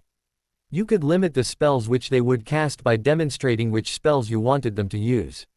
You could also set a difficulty level on each of them, ranging from novice to dueling master. He activated 2 of the dummies to start with and demonstrated the stinging hex to them. He set them both to the level of a Hogwarts graduate, thinking that would be a fair starting point for this activity. With everything set up to his satisfaction, he called out, "Training dummies begin." He immediately set in motion. He wasn't actually casting spells back at his opponents. This exercise was meant to increase his reflexes and reaction speed. He was simply dodging spells shot at him from his 2 opponents. He found that as long as he could keep a fair amount of distance between himself and his opponents, dodging was fairly easy. But with 2 opponents, it was easy for them to close in on him, making things extra difficult for Harry. He was pleased to see that the dummies seemed to be able to work together somewhat cohesively to try to trap him. He was hit numerous times throughout the training, but towards the end he was getting the hang of it. In the last few minutes, despite his fatigue, he didn't get hit once. He stopped his training with an hour to spare before dinner began. Rather than head back to the dormitory to wash up and get changed, Harry merely thought about his need for a shower room. Lo and behold, a moment later he was walking through a new doorway leading to some showers. He stripped down and entered. After he finished cleaning himself off, he waved his hand over his clothes to clean them. With a half-hour left until dinner was served, Harry headed over to Gryffindor Tower to see what his friends were up to. He entered the common room to find Ron and Neville playing a game of chess at one of the tables. Ron was winning as usual, but Neville wasn't doing half bad. He looked like he was giving Ron a lot more trouble than Harry usually did anyway. Harry greeted the 2 but did not sit with them. He instead chose an open sofa in front of the fireplace, which had a fire in it that strangely enough didn't seem to be giving off very much heat. He took the book Onwards he had been reading back out of his bag and continued where he had left off. Several pages into his reading, Harry felt the sofa cushion shift as a weight was added onto it. He looked over to see Ginny smiling at him. "Whatcha reading, Harry?" she asked brightly. Harry held up the book so that she could read the cover. "Wards?" she asked simply, cocking an eyebrow at him. "Uh-huh," was his succinct reply. "Care to explain why you're reading about wards?" She prodded. "I find them interesting. It's actually kind of surprising that they don't teach us at all about them here at Hogwarts. It would be extremely useful even just to know the most basic ones for life after Hogwarts," Harry explained. "And since when have you taken such an interest in them? And in reading in general?" she returned. "Since the summer," Harry supplied concisely. "Speaking of the summer," Ginny steered, "when do I get to talk to you about some other interesting events that happened this summer that I have questions about?" Harry looked around the room to make sure no one was listening in. "Not here, Gin. I promise you that we'll talk soon, but please don't bring anything like that up in public. No one, and I mean no one, has any idea about that, and I would very much like to keep it that way," he whispered fervently. Ginny adopted a contrite look. Okay, Harry. I won't bring it up anymore, but can we talk soon, please? What are you doing tonight? He asked her. I've got nothing planned, she responded. After dinner I'll go to my office, he explained. It's on the 5th floor in the corridor with the statue of Gregory the Smarmy where your brothers set off their swamp last year. You'll need a password to get in. I'll set it to, oh, I don't know, Mars bars. Just say that at the door, and it should let you in. Be discreet about it though, make something up to tell your friends. I don't want anyone to even know that we're meeting. I can't have any of this getting out, okay? Alright, Harry. No one will have any clue about it, I promise. Harry smiled at her as he inwardly laughed at his own choice of passwords. He couldn't think of anything to name it, so he just went with his headmaster's method and chose his favorite candy bar. Thanks. Now let's grab your brother and Neville and head down to dinner. Any idea where Hermione is? Let's see, Ginny thought out loud, if I were Hermione where would I be on the first day of term? There's a no-brainer, the library. Harry chuckled, knowing that she was probably right. He walked over to Ron and Neville. We're heading down for dinner if you're interested. Ron glanced up from the board and muttered, just gotta finish this game. We'll meet you down there. Neville didn't look like he particularly agreed with Ron, but he didn't speak up. Harry shrugged and looked over at Ginny. Shall we, Ms. Weasley? Indeed, Professor Potter. The two walked out of the portrait hole and down to the library on the 4th floor. Hermione was occupying a table in the middle of the room with several open books strewn across it. As they approached, Ginny commented, "You look like you're already well into your newt studying." What gives? Hermione looked up exasperatedly and shrugged, saying, "Nothing. I just want to make sure I don't fall behind, that's all."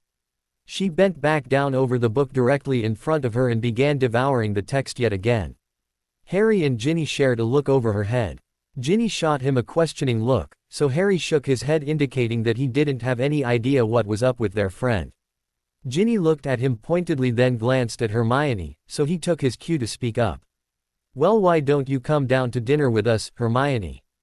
The books will still be here when you get back. Hermione looked up from her book yet again with an air of impatience. I just want to finish this passage. How about I meet you guys down there?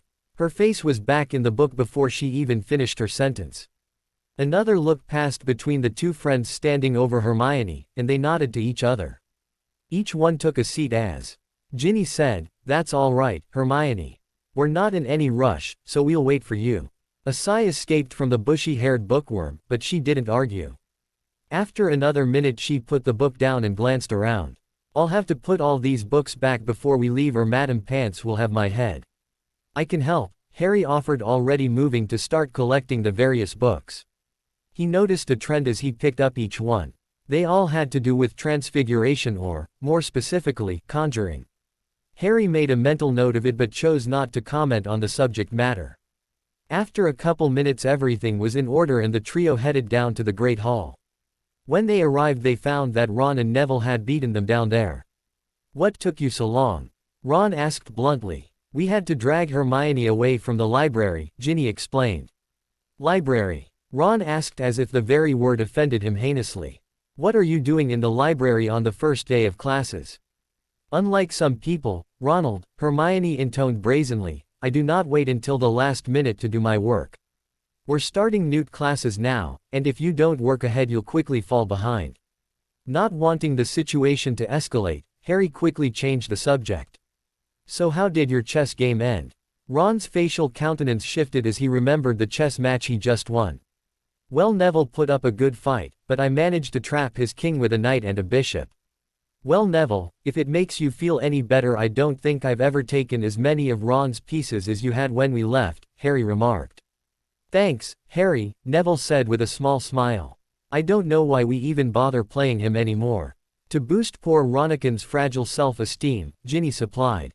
Ron turned red but didn't comment. Instead, he just shoveled more food into his mouth. The rest of the meal was passed with idle chatter. When everyone was finished eating, the group stood up. Well, I'm going back to the library, Hermione said as she scooped up her bag and hurried out of the hall. Ron rolled his eyes as he watched her retreat. He turned to Harry. Fancy a game of chess, mate? Harry laughed and shook his head. Maybe later, Ron. Right now I need to set up my office and start working out some things for my class. Harry left his friends and headed up to his office on the 5th floor. He didn't know how long it would be until Ginny arrived, so after setting the password, he pulled out his book on wards and plopped down on the sofa in front of the fireplace. About half an hour later, there was a soft knock on the door which opened as a female voice said, "Mars bars." Harry looked up to see the fair-skinned, red-haired Ginny walk into his office hesitantly. She took an appraising glance around the office before claiming one of the armchairs opposite Harry. "Nice place you got here." "Thanks," he said, then jokingly added, "Go on, no need for formalities, make yourself at home." She mock-swatted at him from her chair but wasn't nearly close enough to make contact. Harry waved his hand towards the door which shut and locked. He added some privacy wards he had read about to the room to ensure that none of their conversation would escape. He sighed as he asked, "So what do you want to know?" "It was you, wasn't it?" She deadpanned. She looked at Harry expectantly, waiting for him to confirm what she already knew in her heart to be true. He gazed intently into her eyes before nodding. "Yeah," he whispered with his eyes downcast. "It was me." He didn't notice as Ginny rose from her chair and walked over to him, so intent was his introspection, therefore, he was surprised when she all of a sudden had her arms wrapped around his neck from beside him on the sofa. "Thank you," she whispered into his ear. As she released her arms from around him, she leaned forward and pressed her lips against his cheek. Blushing slightly, she stood and slowly walked back to her seat. Harry's own blush diminished by the time she turned back towards him. "I wanted to thank you that day, but you were gone before I could," she explained. "You saved my life, and I had no idea who you were. I had to get back to make sure everyone else was okay," he said. "It's not your responsibility to ensure our safety, Harry." He was moving to argue, but she hurriedly continued. "Regardless, I'm glad you were there. If it wasn't for you, I wouldn't be here right now." She sighed before adding, "That's the second time you've saved my life." "But it was my fault you were even in danger to begin with," Harry burst out. "If I hadn't been friends with Ron, Malfoy might not have given you the diary. And you and Ron were targeted this summer to get to me." "You don't know that," Ginny started to say. "I do know it." Harry raised his voice. "I was there, I heard him say it. You and Ron were to be taken alive back to him to lure me out." "You," Ginny whispered introspectively. Suddenly she gasped and exclaimed, "You had a vision." It was a statement, not a question. Harry nodded his head and kept his gaze locked onto the ground. "Oh Harry," she gasped as she flung herself onto her knees in front of the sofa and took his face into her hands. "Look at me," she ordered. He reluctantly obeyed. She noticed that his eyes sparkled with unshed tears, and her heart went out to him. "Listen to me. It was not your fault. We've all chosen our sides, and we have chosen to stand by you, through the good and the bad. That's what families do, they stick together no matter what. And you're as much a part of the family as any of us and more so than Percy." Harry shook his head fervently, or as much as he could with her hands still holding his cheeks. "Percy's your brother," he choked out. "He's your family, your blood, not me. Family is a lot more than blood, Harry, as you well know," she lectured. "The Dursleys are your blood, but they're not family. Percy may be our blood relative, but he abandoned his family, he lost the right. You, on the other hand, continue to put us in front of your own well-being. I mean honestly, coming to Diagon Alley yourself. Why didn't you just tell Dumbledore and let him handle it?" "I did tell Dumbledore," he explained. "When I had the vision I didn't know they were talking about you. They didn't actually say your names. Ron sent a letter with Pig to me the night before, and they intercepted the owl, but they let it deliver the letter so we wouldn't know where they got their information. I sent Hedwig out first thing in the morning, but she came back a little later carrying Pig. When I read the letter, I put two and two together and knew that it was you he was after. There was no time to spare, so I apparated to Hogsmeade with Hedwig and sent her to the headmaster with my letter. Then I went to Diagon Alley and found you guys. A minute after I arrived, the Death Eaters came. I threw up a shield for you to block their initial barrage of spells, but they also shot at the building. Then I was busy taking out Death Eaters and wasn't able to get a clean shot at the one that snuck up on you. When I saw you being dragged off, I just reacted. Next thing I know I'm running after you. Then I just stunned the two Death Eaters there and took you home. By the time I got back, Dumbledore had arrived and was rounding up the Death Eaters, so I went back to the Dursleys. Thank you, Harry. I owe you my life, again, she said openly. No, Harry retorted. You don't owe me anything. That's not for you to decide. I don't want you to feel like you owe me anything, Harry snapped. The last thing I need on my conscience is for you to jump in front of a curse for me or something stupid like that. There are other ways to repay a debt, she said passionately. Harry quirked an eyebrow at her. She took this as a good sign and continued. You said that you've been keeping a lot of things to yourself, a lot of secrets, lately. Well, when things get to be too much or when you need someone to talk to who won't judge you or push you to give more than you're ready or willing to give, you come to me. I'll listen, give advice when you need it, and I won't ever push you for more or ever tell a soul what you've told me. There was silence for a couple minutes. Ginny finally released Harry's face, but she remained on her knees in front of him, studying him carefully. He avoided her gaze for a moment, but then locked onto her eyes searchingly. He saw nothing but concern and honesty in the brown depths. She meant every word that she said. The only question was whether or not that was something he needed or even wanted. As the silence continued, Ginny began to grow nervous under his scrutiny. She bit her lip gently but held his gaze ardently. After another minute he shifted his gaze to the fireplace which was still empty. He raised a hand, and a small fire sprung up from nowhere. Ginny took the moment to rise from the ground and took the seat next to Harry on the sofa. As he stared into the crackling flames he started talking. I found out how the Ministry tracks underage magic. It's through our wands. Each one has its own signature that they have on file along with the owner of the wand. That's why no one ever gets in trouble for accidental magic because it's done without the wand. Last summer, when the Dementors attacked Dudley and me, I cast a wandless Lumos spell because I had dropped my wand when my cousin punched me. I didn't think anything of it at the time, but I later learned that most adult wizards would have trouble casting such a simple spell wandlessly. So I started practicing over the summer. It took some time to really get the hang of it, but once I did, it was easy. I never really noticed the feeling of my magic before. When you cast spells with a wand, it's so impersonal. You don't really feel the magic because the wand is focusing it for you. When you take away the wand, all that's left is yourself. You can actually feel the magic coursing through you. It's an amazing feeling. So anyway, I learned to do magic without a wand, which meant I could do magic over the summer without the Ministry finding out. Those potions ingredients I asked you for at the start of summer were for the Animagus potion. It knocks you out and gives you a vision of your Animagus form. That's where the Black Panther came in. But Harry, Ginny interrupted, it takes people years to become Animagi. How did you manage it in such a short amount of time? And without any instruction at that. I had talked to Sirius about becoming an Animagus, and he told me everything I needed to know. It turned out that the hardest part of the process was learning to control your magic in such a way that you could manage to transform without a wand. Since I was already practicing wandless magic at the time, it didn't take me long to fully transform. So that's how I was able to do so much this summer. I made a couple trips to Diagon Alley, got a lot of books to keep me occupied, and bought a few things for myself. Remus knows I've been practicing to become an Animagus, but he doesn't know I've made the full transformation yet, and he thinks I started the process last Christmas. He's the only other person who even knows about it. And that's all he knows. You're the only one who knows about my wandless abilities. Thank you for telling me, she said solemnly. I know that you don't trust people easily, so it means a lot that you would confide in me. I do have a question though. How did you learn how to apparate? I mean, you couldn't have gone to Diagon Alley if you hadn't already known how to apparate, so it's not like you could have bought a book to help you. So when and how did you learn?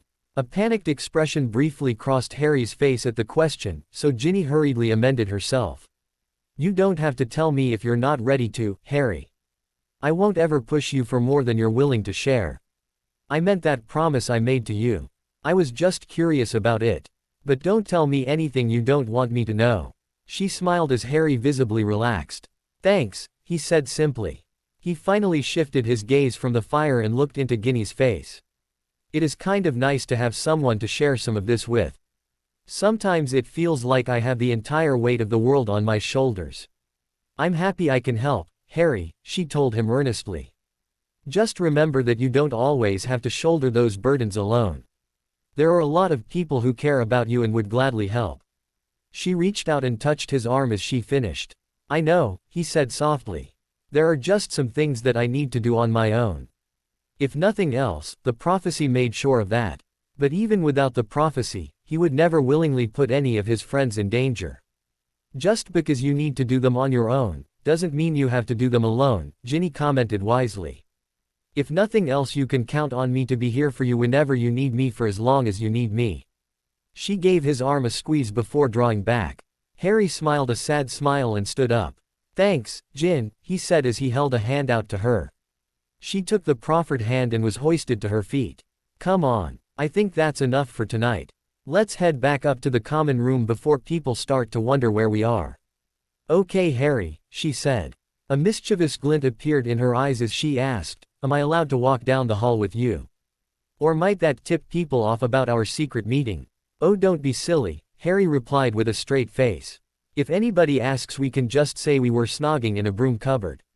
He held the door open for her, his countenance never faltering. She stared at him with her mouth hanging open for a second before regaining her composure. "In your dreams, Potter," she retorted playfully. "I wish. I'd kill for dreams like that." Harry responded flirtatiously, throwing in a wink for good measure. "I don't know what to do with this new side of you." "I mean," Harry Potter flirting shamelessly, "what is the world coming to?" Harry playfully pushed her in the shoulder, sending a cheeky grin her way. She returned the attack by dropping a shoulder into his side. They good-naturedly bantered back and forth all the way to the common room. Ooh. That night Ginny had a lot to think about as she laid in bed staring at the canopy. She had decided to call it an early night to collect her thoughts, so she was alone in the dormitory with Em cuddled up to her side, purring contentedly as Ginny stroked her black fur. A lot had happened the past couple of days.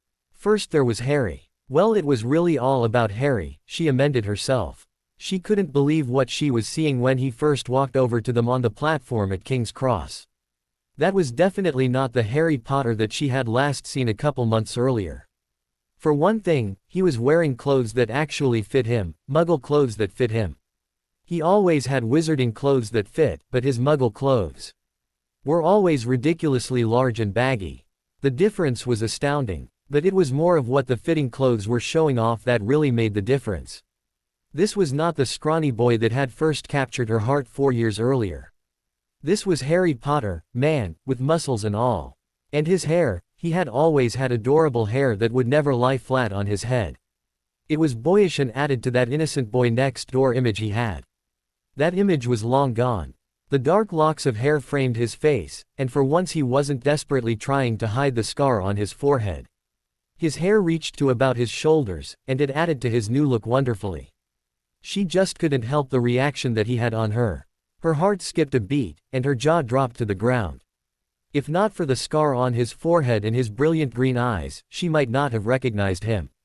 She looked into his eyes expecting to find sadness and emptiness in the emerald depths. Instead she saw a mischievous glint there as he signaled for her to keep quiet. Definitely not the boy they had left a couple months back. That boy was depressed and moody and looked as if he was in the company of dementors. This man, Harry Potter, was full of life. The way he approached them and completely caught both Ron and Hermione off guard was priceless. She had told him she didn't think she'd laughed that hard all summer, but in reality, she wasn't sure she had ever laughed that hard. And with brothers like Fred and George around, that was saying something. She hadn't been sure what to expect of him, really. They had been writing back and forth to each other all summer, of course. But they had never really spoken much in person. And she wasn't sure how he'd really be in person. He always sounded like he was doing well in his letters, but it's a lot easier to pass yourself off as fine in a letter than it is in person. Her fears appeared to be ungrounded as he seemed even better than normal. When Ron and Hermione had finally come back to their senses and greeted him properly, she had paused, unsure of how to greet him. After all their letters she felt like she was being reunited with an old friend, but he wasn't really an old friend. The only time he'd ever hugged her was in the chamber at the end of her first year. She wasn't sure if she should hug him or just say hi or shake his hand or what. But he had solved that for her. When she threw his arms around his neck and took a breath of air as he held her close, she had gotten a flash of déjà vu, as though she had been in this position before. It was a feeling of familiarity. She shook off that feeling though. It was silly, really, to think that she had recently been in his arms. She hadn't seen him in months, and she hadn't gotten a hug from him in years. When they finally got moving, he had offered to take her trunk. She felt bad for him as she accepted his help. The trunk was really heavy. She really didn't want to have to lug it around, and he was most definitely stronger than she was, so she didn't feel too bad about it. But he hadn't struggled with the trunk at all. And he had even managed to get it into the overhead compartment on his own. Last year Fred and George had teamed up to accomplish that feat. She was impressed, to say the least. When they finally sat down in the compartment they had quickly fallen into conversation. She began to tell her story of Diagon Alley. As she started to tell him about her savior, something in her mind seemed to click. All of a sudden that feeling of déjà vu made sense to her.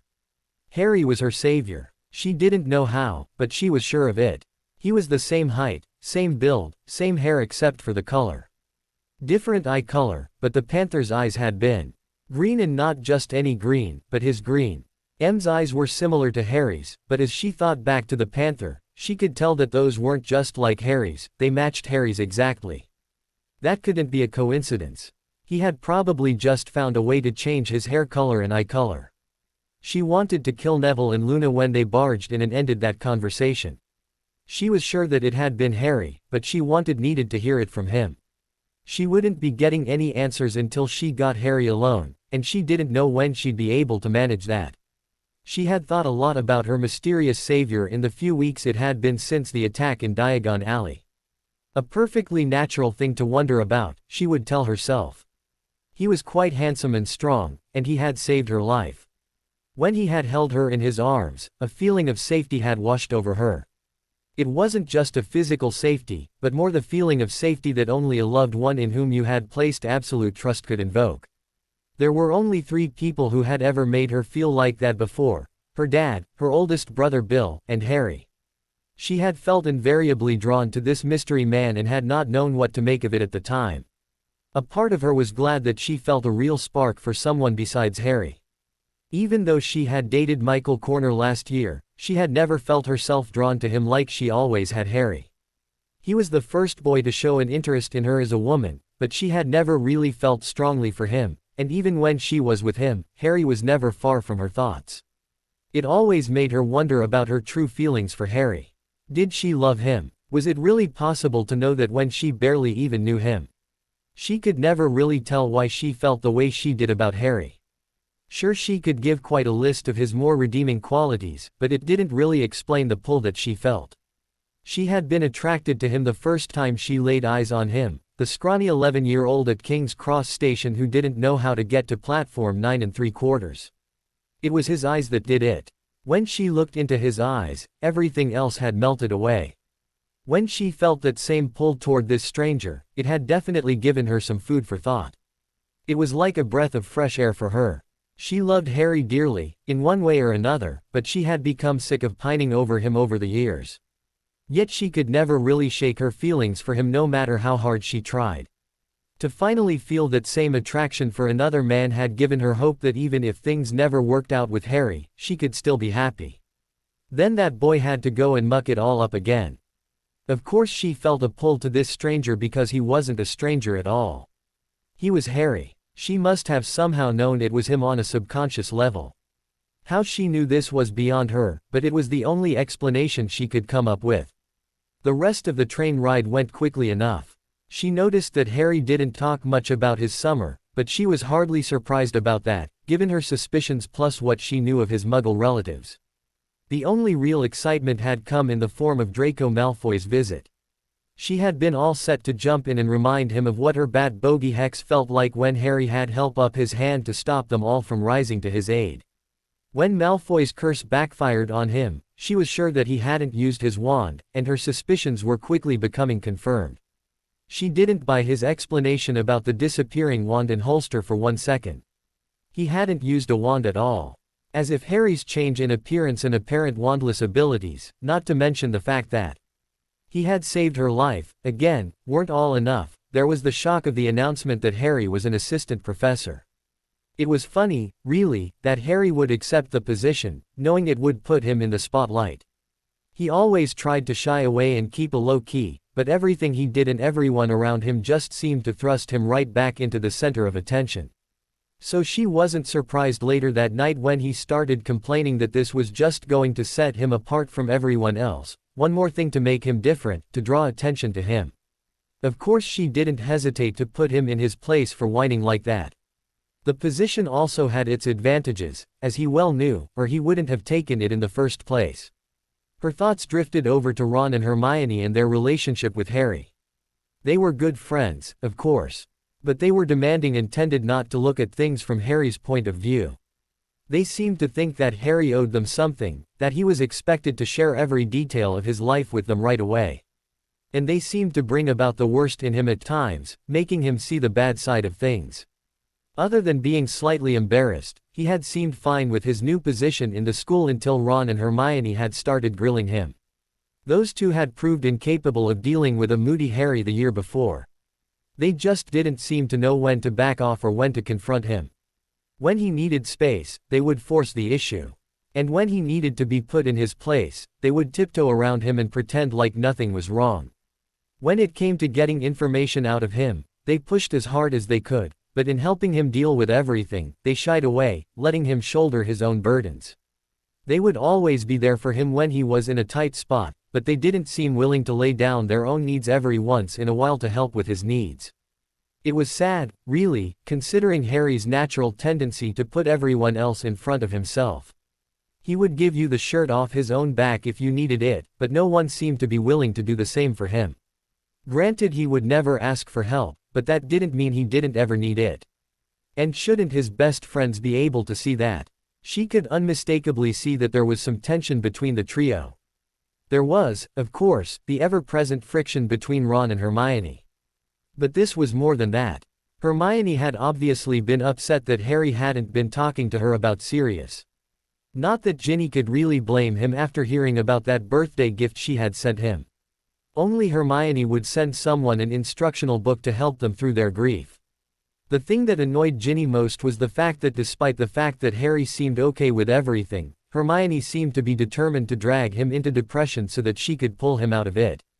Harry had freely admitted to her that he had been utterly depressed, but he adopted a new outlook on life that helped him work through it.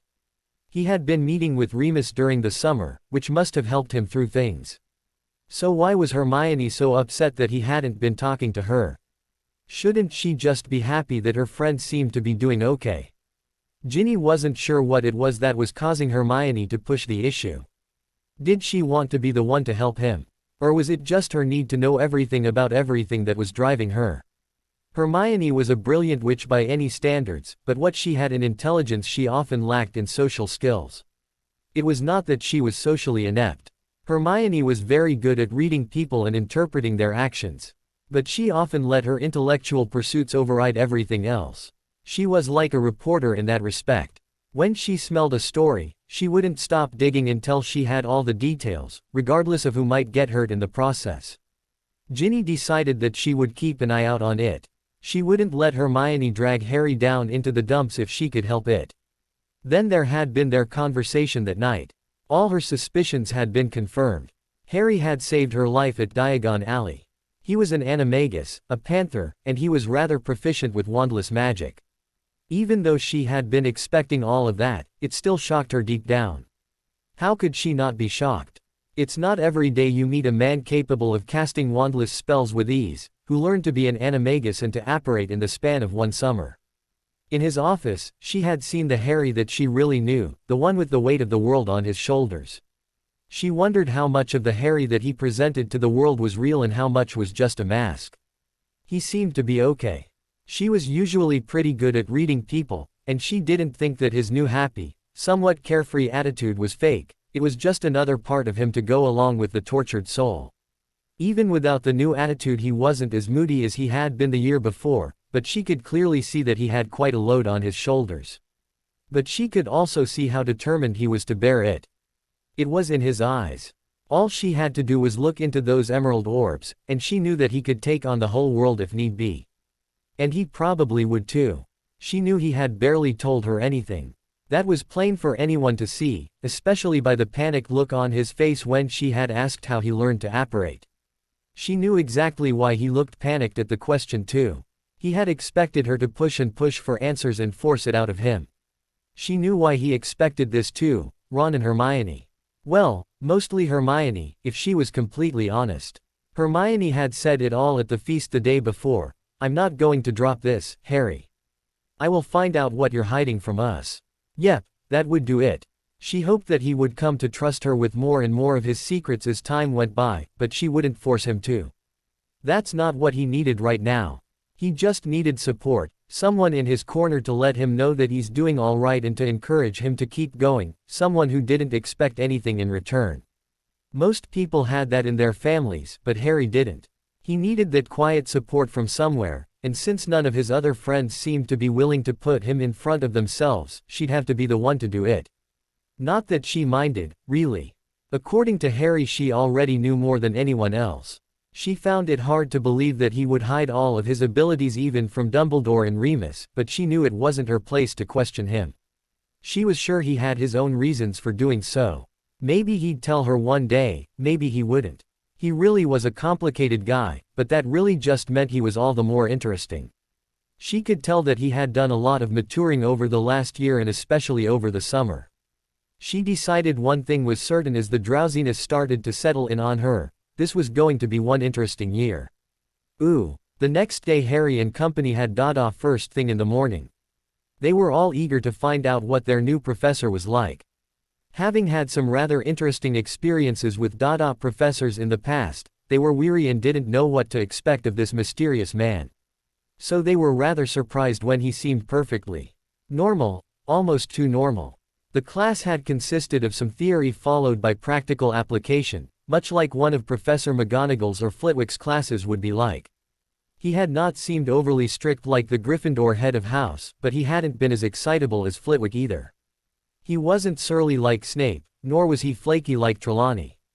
He didn't really have any defining characteristics that stuck out to Harry from the one class.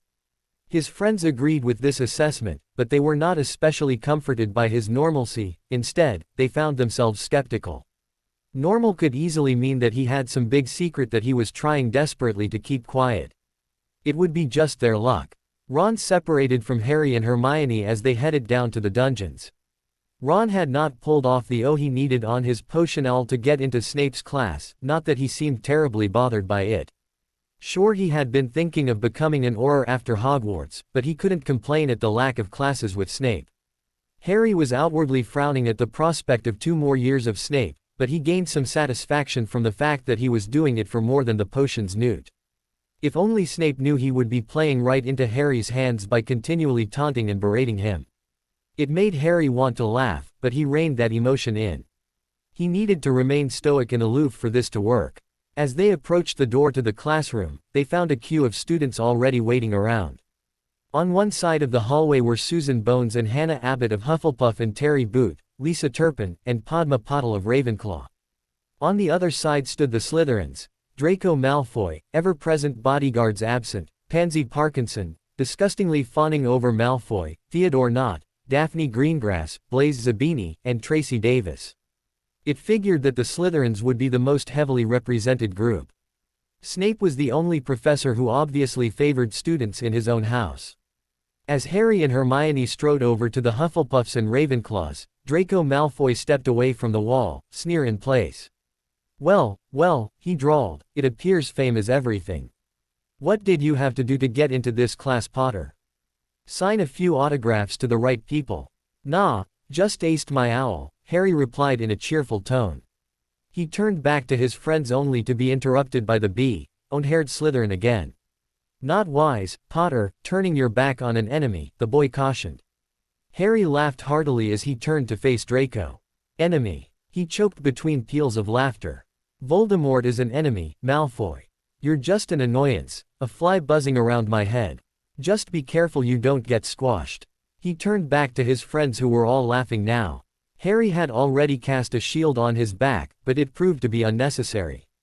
Snape strolled down the corridor, effectively halting Malfoy from doing whatever it was he had planned on doing. And Harry was sure that Malfoy had been planning something. The potions master didn't say a word as he threw open the doors to the classroom and swept inside, black robes billowing behind him. The class followed in reluctantly after him. The Slytherins upset at Harry's words and their inability to gain retribution, while the rest were upset at the mere prospect of having a class with Snape. "You know you really shouldn't egg him on like that," Hermione warned in his ear as they shuffled to one of the desks. "He may be just a spoiled little brat, but you don't know what he might be capable of." "Relax, Hermione," Harry reassured his friend. "Malfoy's bark is much worse than his bite. If he somehow managed to catch me off guard, he doesn't have the ability to do any lasting harm." Hermione didn't seem pleased by his answer, but Harry was saved from further lecture by Snape's icy voice. "Most of you are here because you have proved to be exceptional in the subtle art of potion making," he began. "Others here have never shown such an aptitude." His gaze locked onto Harry, "and I find myself wondering how you managed to make it into this class." He paused dramatically, as if waiting for Harry to answer the question that was so obviously directed at him. After a moment he continued, "Nevertheless, those who manage to get into this class by any means other than skill will soon find themselves out the door, as I will not tolerate incompetence in this class. If you are unable to keep up with the workload, I will not hesitate to drop you from the class. Now, the instructions are on the board." They appeared as he waved his wand behind him. "I expect you all to work alone and in silence." He turned and swept through the door leading to his office. The students all set in motion, setting up their cauldrons and preparing the potions. Harry followed the directions meticulously. He finished the potion shortly after Hermione. When he bottled it up and rose from his seat, he muttered to Hermione, "Don't clear my cauldron just yet." She shot him an apologetic look, remembering the time last year when Snape had smashed his bottle of potion after he had turned it in. Hermione had already cleared his cauldron for him, so he had nothing left to turn in. He had received a 0 that day. The potions master glared as Harry handed the bottle over, but he did not drop it this time. As Harry turned to head back to his seat, the bell rang, signifying the end of class. The students all began to pack up their things. Harry deliberately took his time. He noticed Hermione watching him closely, waiting for him to finish up so they could leave. He whispered to her, "I've got to talk to him about something. I'll catch up with you later." She gave him an inquiring glance but nodded her acceptance and left the dungeon. The rest of the class was shuffling out of the classroom. Snape glared malevolently at Harry as the rest of the students left. "Class time is over, Potter," he sneered. "I suggest you run back up to Gryffindor Tower before your fan club begins to think something happened to you." "Actually, Professor Snape," Harry returned collectedly, "I was wondering if I might have a word with you." The professor's face tightened, but he did not respond.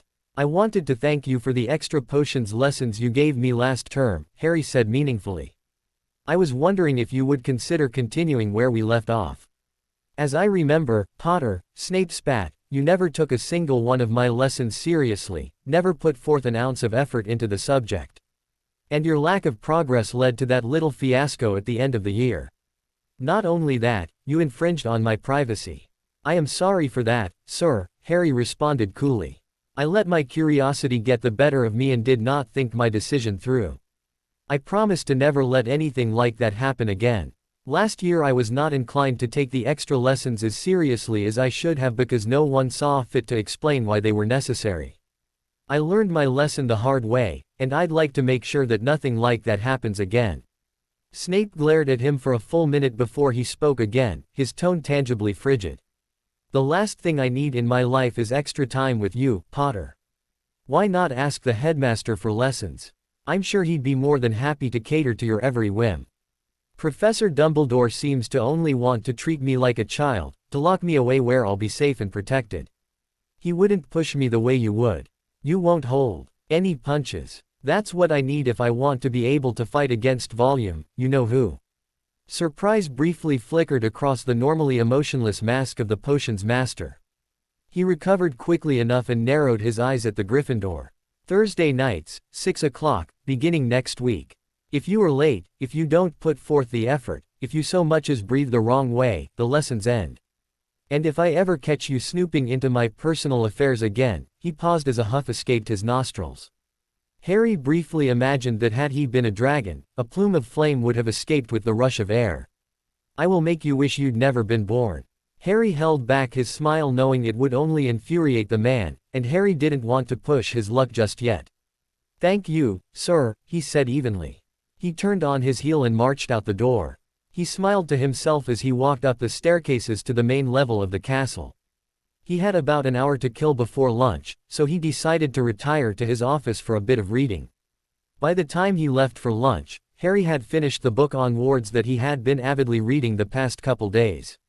He had started up a book on basic healing spells to polish off the rest of the time to lunch, but he resolved to visit the library at some point to see what books it had to offer on the subject. He found himself genuinely interested in learning as much as he could about wards. He didn't get very far into the healing book, but he had made it a point to find books on that subject as well. With his luck, it was only a matter of time before he found himself in a SCS, Arlet. Having some knowledge of healing spells could prove to be vital. Once he finished his current book, that would be another thing to look into in the library. At lunch, most of the talk centered on the reformation of the DA. Flyers had appeared in the House Common Rooms, so everyone was naturally curious about what this informational meeting would be about on Friday, none more so than Harry's best friends. But Harry answered their questions with the same response he gave everyone else, just wait, till Friday. He added in, you don't want to ruin the surprise, do you? Hermione had taken to pestering him about the magical contract he had written for the club. Since he had asked her about it over the summer, she had been naturally curious about what he had come up with and why he hadn't further pursued her help. Harry just told her, I've already written it up and showed it to Dumbledore. He seemed to think it was just fine. She was not happy with his lack of information, but she could know nothing more than huff her displeasure. After lunch, Ron and Hermione walked out the entrance hall onto the grounds toward the greenhouses for herbology. Harry headed to the 7th floor to the room of requirement. He would take advantage of his friend's absence by training without raising any suspicion. One of the harder things about this year was going to be keeping all his extra training secret from his friends. They were bound to get curious if he constantly disappeared for hours at a time. But while they were off in class, they wouldn't be able to keep tabs on him. He had 2 hours until Charms class. He split up his training for the day into 2 sessions. The first session played out much like it had the day before. He activated 2 dummies on Hogwarts graduate skill level, shooting stinging spells only. He spent 45 minutes simply dodging spells without the aid of magic. He was pleased that he had definitely been hit less than the previous day. He stopped the dummies and reprogrammed them. He set them each to the level of an Auror in training, with many spells at their disposal. He didn't want to be stunned and left unconscious, so he avoided letting them use any spells that could cause him to become incapacitated, but that still left them with many spells to work with. Harry wasn't going to be just dodging this time around. Now was the time to practice fighting back. For 30 minutes he dueled the 2 dummies, who were remarkably improved over the Hogwarts graduates Harry had been used to dodging, but not a problem for Harry who now had magic at his disposal. With his ability to cast 2 spells at the same time, he had yet to be hit with a single spell after the first half an hour, and he had repeatedly knocked both opponents off their feet. He decided to spend the rest of his time without shield spells to aid him in his defense. After all, Death Eaters often used spells that couldn't be blocked by conventional shield spells. Even with the lack of shield spells, Harry found himself only getting hit a couple times in the last half hour of his training. He had his legs tripped up in a leg locker curse, but he had quickly counteracted the curse before either dummy could take advantage of his weakened state. That was the only time he'd been remotely close to being overwhelmed. He had also been hit with a stinging hex and a couple other simple hexes, but that wasn't enough to distract him from the fight. By the time he was finished he was sweating profusely and had only 15 minutes to get cleaned up and down to the Charms classroom. The shower room appeared as he thought of his need for it, so he quickly washed himself and got ready for class. He made it to class with nary a moment to spare. The rest of the week passed by quickly enough, filled with classes, training, reading, and the occasional game of chess or exploding snap with his friends. He even flew around on his firebolt a couple times, just for the thrill of it. It had been so long since he had been up in the air on his broomstick. It was an invigorating feeling. Ron had booked the Quidditch pitch for tryouts that Saturday before lunch. Harry was excited to get the season started. It had been too long since he'd played the game. Friday rolled around quickly enough, and Harry found himself starting to get nervous. Despite the various locks he had placed in his mind to help him not only hide his memories but also better control his emotions, he could still feel the butterflies creeping into his stomach. That night he was starting something big, and he didn't know if he was ready for it. He had no doubt that he had plenty to teach. It was more the matter of leading and speaking in front of everybody, being an authority figure, that had Harry reeling. He had never liked being in the spotlight. It had been forced on him upon his reintroduction to the wizarding world for something he couldn't remember doing and that he played little part in. Voldemort had tried to kill him, and the curse rebounded due to his mother's love for him. How that justified his fame, Harry was not sure, but there was no arguing with people about it. They were set in their views. This time around Harry was stepping into the spotlight of his own accord. He was setting himself apart from all of his peers. It was for a worthy cause and not just for the thrill of being the center of attention. Harry would never do anything just for the attention. He preferred not to have any attention given to him, but this was too important to let that get in his way. This was something proactive he could do in the war against Voldemort, something that could save lives. He had no delusions of building an army to strike and subdue the Dark Lord, but he could teach these kids to fight. If that meant just one of them survived an encounter with a Death Eater, all the effort would be worth it. But he knew that many of his schoolmates wouldn't be satisfied sitting on the sidelines of the war. They would need to be properly prepared for battle if they wanted to help, and no one else seemed keen on offering to do it. So he stepped in. And if Voldemort ever got the audacity to attack Hogwarts directly, he would find himself up against an army with Harry at its head. That was why Harry had changed the DA to the HA. They were not Dumbledore's army. They didn't fight for Dumbledore like the Order of the Phoenix did. The adults saw them as children, incapable of helping in the war effort. He saw them as people who weren't even given a chance. He would raise an army within the walls of Hogwarts. What better to call them than the Hogwarts Army? Maybe after the students graduated Hogwarts, those that planned to take active roles in the war would be better prepared and thus more productive and more likely to survive. Harry spent the majority of the day in solitary contemplation. He only had one class the entire day, double dada after lunch. Before lunch he had trained. After class, Harry retreated to his office where he remained thinking about everything until dinner rolled around. Ginny was the one who had reminded Harry that he should eat. She appeared in his office shortly after 5 o'clock to drag him down to the Great Hall. "Come on, off your ass, Potter," she demanded as she stomped into the room. Harry jumped off the armchair and had stunned her before he even realized what was happening. In a flash he rushed forward and caught her as she fell backwards. He sent a burst of magic through his hands into her body, enervating her. Her eyes blinked open, and she was surprised to find herself in Harry's arms. "What happened?" she asked him groggily. "You startled me," he explained half defensively, half apologetically. "I guess I was a bit jumpy and stunned you before I even knew what was going on." He blushed slightly and had a sheepish smile.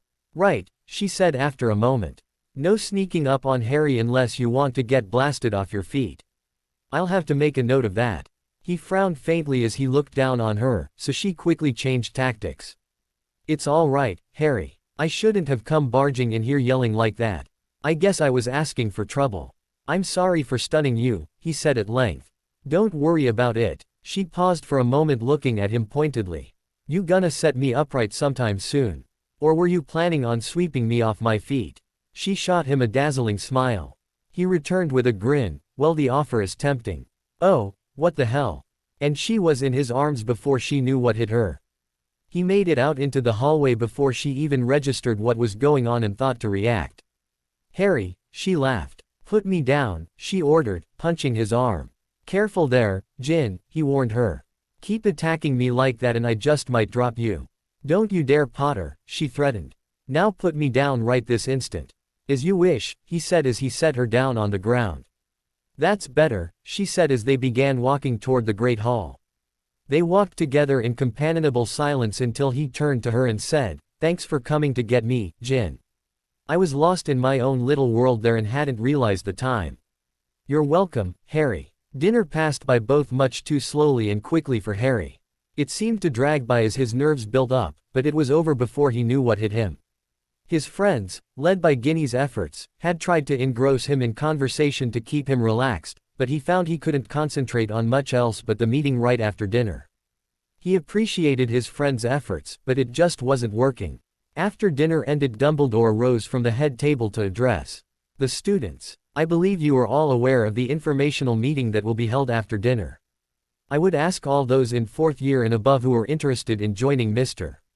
Potter's club please remain in the Great Hall. All those in 3rd year or below or who are not interested in joining, you may head back to your common rooms. There was a shuffling around the room as the younger students and some of the older ones left the hall. Harry noticed that the majority of students eligible to join had remained. The knot in his stomach tightened at the large group of people in the hall. His Adam's apple bobbed as he audibly gulped. Dumbledore spoke up again. Well, Harry, they're all yours. He rose from his seat at the Gryffindor table and walked across the hall to the head table with every eye in the hall trained on him. His friends gave him reassuring smiles as he left the comfort of his familiar table. He strode to the head table and said, "Thank you, Headmaster." He took a moment to school his nerves before turning around to face the student body and casting a murmured, sonorous, on his throat. "Welcome," he announced, his voice ringing through the hall. "You are all here because you have some interest in joining the club that was formerly known as the DA. There are some things you should know before you make the decision to join. This is not an ordinary student-run club. If my position as assistant professor wasn't enough to clue you in, then allow me to do so right now. It will be run as a class, like any other class that you take here at Hogwarts. I will be the professor of the class, which means I will be a figure of authority. If you join my classes, you will follow my orders, or you will be kicked out. This is not just some fun club to goof off and have fun with your friends. This is very serious, and it will be treated as such. We are at war. This class is to prepare you for that. It is inevitable that some of you will find yourselves in situations where your lives will be in danger. These classes will prepare you for those situations and hopefully give you the tools you need to survive the encounter. If you have no desire to learn how to fight, this is not the club for you. If you're not going to take this seriously, save yourself the trouble and don't sign up. I can promise you that I will show no favoritism in class. I will show no affinity for any house. You will all be treated equally. Not even my best friends should expect to be treated any differently than the rest of you. While we are in class, I am the professor, not your friend. I have the ability to give and take house points and to hand out detentions. I will not hesitate to use those abilities should the need arise. Now, those of you who are still interested in joining will be required to sign a magical contract before you will be allowed to attend my classes. Harry pulled the contract out of his robes and held it up in front of the student body. The contract has only a few clauses involved, but they should be taken seriously. As I have said, I am not taking this lightly, and neither should you. If you have any reservations about any of the restrictions placed upon you by this contract, then do not sign it. Now, the contract states that by signing, you certify that you have absolutely no affiliation with Voldemort. A collective gasp ran through the student body at the mention of his name, but Harry plowed on as if nothing had happened, or his Death Eaters, and that you will never enter into the service of either. Anyone who is currently in the service of either or who plans to one day enter into the service of either will find themselves unable to sign the contract. I highly suggest that anyone in that camp refrain from even attempting. Anyone who does sign the contract and later decides to join Voldemort or his Death Eaters will be in for a nasty surprise. That's all I will say about that. You will also be certifying that you will not speak to anyone about what transpires in my classes to anybody who is not a member. This will include family members. You will be able to tell them that you have joined a club that is led by me, nothing else. If you try to say more, you will find yourself unable to do so. Should anyone manage to break through that hold, there are many other enchantments in place to suitably punish you for each infraction. The more you give away, the more devastating the punishments. I would not suggest testing the limits of this contract. Anyone who is still interested in joining, please remain in the hall. All those who have no interest in joining, please leave the hall now. Harry waited while a few groups of people left. There were many Slytherins who had waited around to see what would be said in the meeting who left grumbling. There were several Hufflepuffs and Ravenclaws who left and a few Gryffindors as well. Harry noticed that Malfoy was still present and smirked, amused. "Very well, I ask that you all come up and sign the contract." Harry waited as nobody moved. They all stared at him as if he was off his rocker.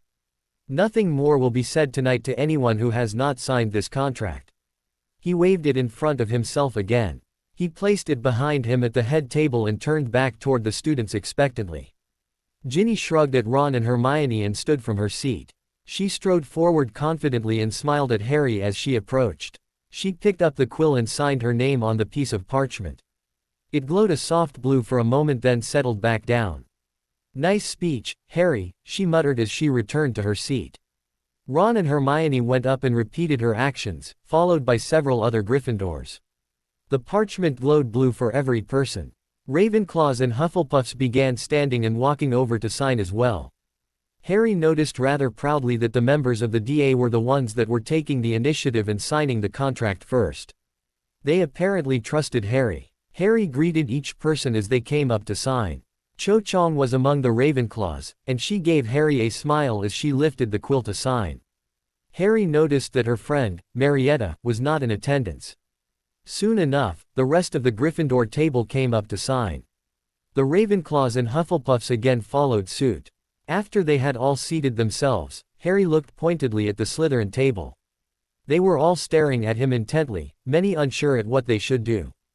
"If you have no intention of signing this contract, I must ask that you leave the hall now," Harry informed them. Malfoy rose from the table glaring maliciously at him. The blonde-haired Slytherin strutted across the hall and stood before Harry. Harry, for his part, merely looked unconcerned as Malfoy paused in front of him. He eventually walked over to the parchment and grabbed the quill into his hand. He pulled the quill into his body for a moment, hiding it from view, then signed his name. There was a moment of silence where nothing happened before the parchment glowed a violent red and Malfoy was thrown back 10 feet in a blast of light. Malfoy stood shakily and screeched, "What the bloody hell do you think you're doing, Potter? Did I forget to mention that the parchment is charmed to be impervious to charmed quills? Despite your rather lame attempt to switch quills without anybody noticing, your scheme was poorly thought out and executed. Did you really think I would be so stupid as to not prepare for something like this? Now why don't you head back to your dungeon and let the rest of us get on with our meeting?" He said all this with a straight face. Malfoy huffed and spun on his heel. The Great Hall immediately burst into laughter. "What are you laughing at?" the conceited Slytherin demanded. "What's so funny?" The hall only laughed harder as Draco screamed at them and stamped his feet on the ground in what he thought would be an authoritative manner but really came out as looking more like a temper tantrum thrown by a 5-year-old. Malfoy huffed and walked as quickly out of the hall as he could manage without breaking out into a run. Harry turned his attention back to the Slytherin table and addressed its occupants. "Any of you who are sincere will not have any trouble with the contract. I promise you that. Any of you who are trying to think of other ways around it, I would advise not to try it and just to leave now with your dignity." Harry again waited for the table to rise into some form of action. A few of the Slytherins left after a minute's deliberation. Only 8 occupants remained at the table. They were all exchanging glances between each other, unsure of how to proceed. Finally, after a few minutes, Blaise Zabini stood from his seat and strode toward Harry. He stopped in front of him and asked pointedly, "Did you mean what you said about treating all the houses equally? No favoritism?" "Every word of it," Harry replied solemnly, meeting Blaise's gaze. After a moment the brown-haired boy nodded at Harry and stepped over to the contract. He lifted the quill and signed his name. After a moment the parchment emitted a soft blue light. Blaise watched it a moment longer to confirm his acceptance, nodded once to Harry, then strode back to the Slytherin table. Bolstered by their housemates' initiative and subsequent acceptance, a couple more Slytherins rose from their seats and came forward.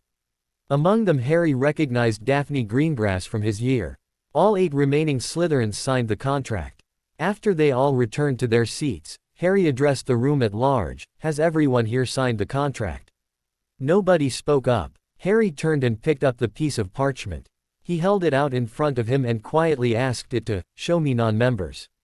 The Hogwarts staff members who remained in the hall all glowed red. Harry looked through the student body and noticed that none of his classmates were enveloped by the red light. Finite, he whispered, tucking the contract into his robes. Excellent. Thank you all for your cooperation. Now, before I go on, Harry pulled out his wand and with a couple waves all the doors slammed closed and the strongest privacy charms he knew were placed on the large room. Students and staff members alike all shot each other questioning glances as Harry continued. There, that's better. To start out, you will be split into 2 groups. Those of you who I taught last year, the former DA, will be in the intermediate class. All other members will start in the beginner class.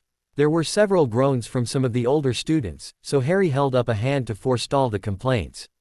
Anyone in the lower class who I deem ready will be immediately moved to the intermediate class. But you will not move until I say you are fit, so do not even bother asking me about it beforehand. Each class will meet twice a week.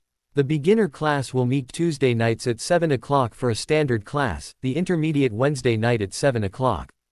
On Sunday, the beginners will meet for a double class at 10 o'clock, the intermediate at 1 o'clock for a double class.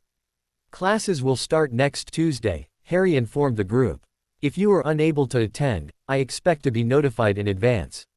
Anyone who chooses not to attend without good reason will be permanently excused. As I said, this is a class, not some silly club, so it must be treated seriously.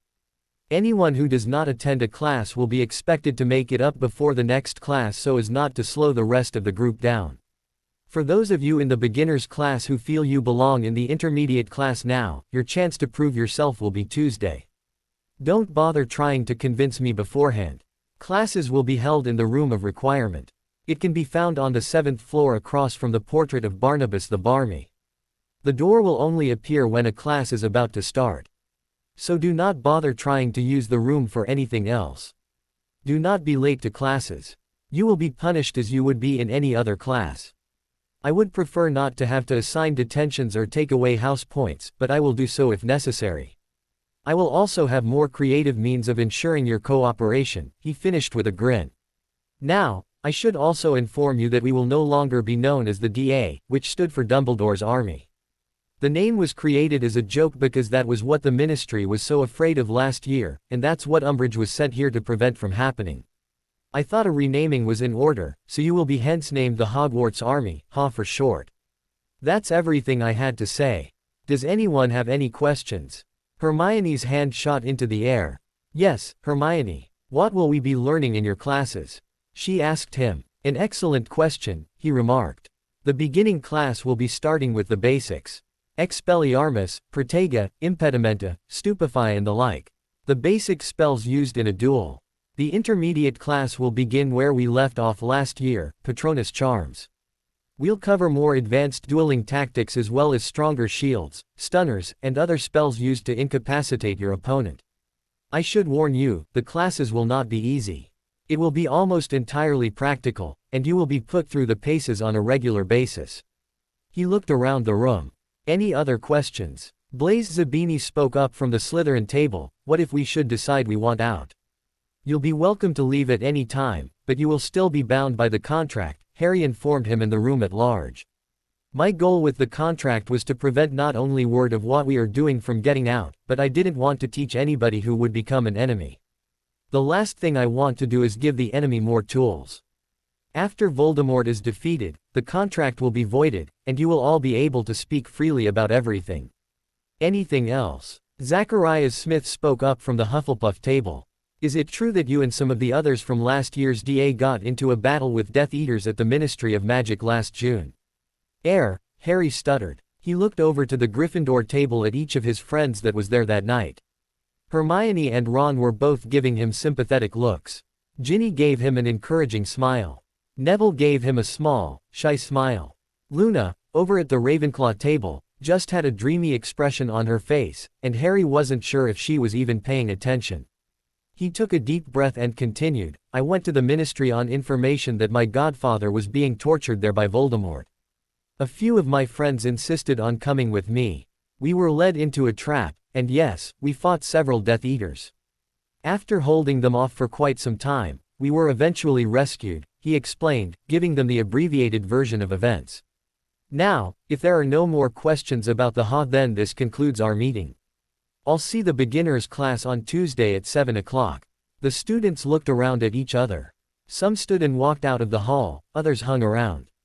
Most of the former DA stuck around to talk to Harry briefly. He got comments like, "Great speech, can't wait to get started," and, "Bloody brilliant what you did to Malfoy." Eventually the hall emptied of everyone except Ron, Hermione, and Ginny. Harry turned to Ginny. "Thanks, Gin, for a moment I was worried that no one would sign." "Don't mention it, Harry," she told him with a smile. "I know you wouldn't have us sign anything if it wasn't perfectly safe and legit. I trust you. Now if Fred or George had asked me to sign a contract, that would be an entirely different story." "Well, I appreciate it," he told her. "And the two of you as well," he added to Ron and Hermione. "That was nerve-wracking. You did a good job, Harry," Hermione told him honestly. "And that bit with Malfoy was brilliant," Ron added. "He looked ridiculous with his skin chalk white, the pink, rosy cheeks, the bright red nose and lipstick, priceless." "Well, he can't say I didn't warn him," Harry responded unconcernedly. "Come on, let's head back up to the common room." The next day Harry found himself out on the Quidditch pitch in the late morning. The sun was shining brilliantly in the sky, hardly a cloud obscuring the blue expanse above him. Harry, for his part, was having the time of his life speeding around on his firebolt, oblivious to everything going on around him at the time. He was looping in and out of the goal hoops, then shot across the pitch. He suddenly dropped into a vertical dive and pulled up just in time so only the tips of his feet grazed the grass growing on the field. Harry dropped his arm and felt the grass underneath him, a smile on his face. "Oi, mate," Ron's loud voice reached Harry. "If you're done showing off, we've got tryouts to run." Sufficiently cowed, Harry blushed slightly and flew over to his friend, who was standing before a group of hopeful Gryffindors with brooms clutched tightly in their grasps. He landed next to the redhead as he was beginning to address the crowd. "Right, I'm Ron Weasley, captain of the Gryffindor Quidditch team," Ron proudly proclaimed, displaying his captain's badge rather self-importantly. An image of Percy fawning over his own head boy badge rose unbidden into Harry's mind, but he quickly shook off the thought. "I'm sure you all know that Harry, here, is our seeker," he patted Harry on the shoulder. He put his other arm around Katie Bell's shoulder and said, "This here is Katie Bell, chaser, and I'm keeper. We'll be holding tryouts for all positions as I'd like to have a reserve team this year." "Right," Ron ran a hand nervously through his hair. "Why don't you all take a few minutes in the sky to get warmed up, then we'll get started. I'll call you all back down in a bit." Harry sidled up to his friend as they turned their heads skyward to watch the recruits fly around. "So how do you want to do this?" Harry asked. Katie walked up beside them. "Well, I was thinking I'd have them split up into what position they were trying out for, then take them in turns," Ron replied. "Sounds fair," Harry announced. "Mind if I take a few minutes to fly with them?" Harry was itching to get back out on his firebolt. "Yeah, sure," Ron said distractedly. Harry shrugged and took off. There were two activities in his life that left Harry feeling completely at peace, as if the world just made complete sense. They were both flying. One was flying on his firebolt, the other was flying as an owl. The feeling was incredibly freeing, which was exactly what Harry was searching for in his life: freedom. Freedom from the war, from his fame, from the death surrounding him, from his life in general, from the people like Dumbledore that always tried to control him. Harry just needed to get away from it all. With the air rushing all around him as he flew, he felt like none of that could touch him. Soon enough Ron was calling all of them back down. "All right, I want you all to split up based on position. Those trying out for chaser stand over there, beaters there, keepers there, and seekers over there," he directed, pointing to different spots on the pitch. The Gryffindors all obligingly walked to the designated spots and awaited further instructions. "We'll be doing the tryouts in turns. Since there doesn't appear to be anyone trying out for seeker, Harry, why don't you take the beaters? Katie and I will start with some ball drills with the chasers and keepers." Harry nodded his assent to Ron and turned to the group of beaters as Ron and Katie took the chasers and keepers into the air. Ginny shot him a grin as he briefly caught her eye before she took off after her brother. Harry had the 5 beaters all introduce themselves. They took their bats up into the air and he had them just beat a bludger back and forth between each other. One of the 5 clearly lacked the hand-eye coordination to make the cut. The other 4 seemed to be able to handle the simple activity without any trouble. He eventually had them start shooting at targets, and by targets Harry ended up meaning himself. He had them all take turns hitting bludgers at him as he raced around the pitch. In the end, Harry decided that there really wasn't anyone better than Kirk and Sloper from the year before. Pritchett, a fourth-year boy, would make a decent reserve. After sending the beaters down to the ground, Harry went over to see how Ron and Katie were doing. Ron was keeping against the Chaser hopefuls, so Harry flew up next to Katie as she observed. Harry watched as each Chaser in turn tried to score against Ron. Ginny, Harry noted with some satisfaction, was by far the best of the bunch. Her flying was top-notch, despite the old broom she was riding. Her turns and fakes were sharp, and her accuracy was spot-on. Ron blocked a fair few of her shots, but she got a majority of them in. There was another girl who Harry thought might be in Ginny's year who seemed to be faring pretty well. A boy who couldn't have been more than a third year, in Harry's estimation anyway, showed some promise as well. Harry continued to watch until all the Chasers had taken their shots. Ron flew over to them and asked Harry, how'd it go with the beaters?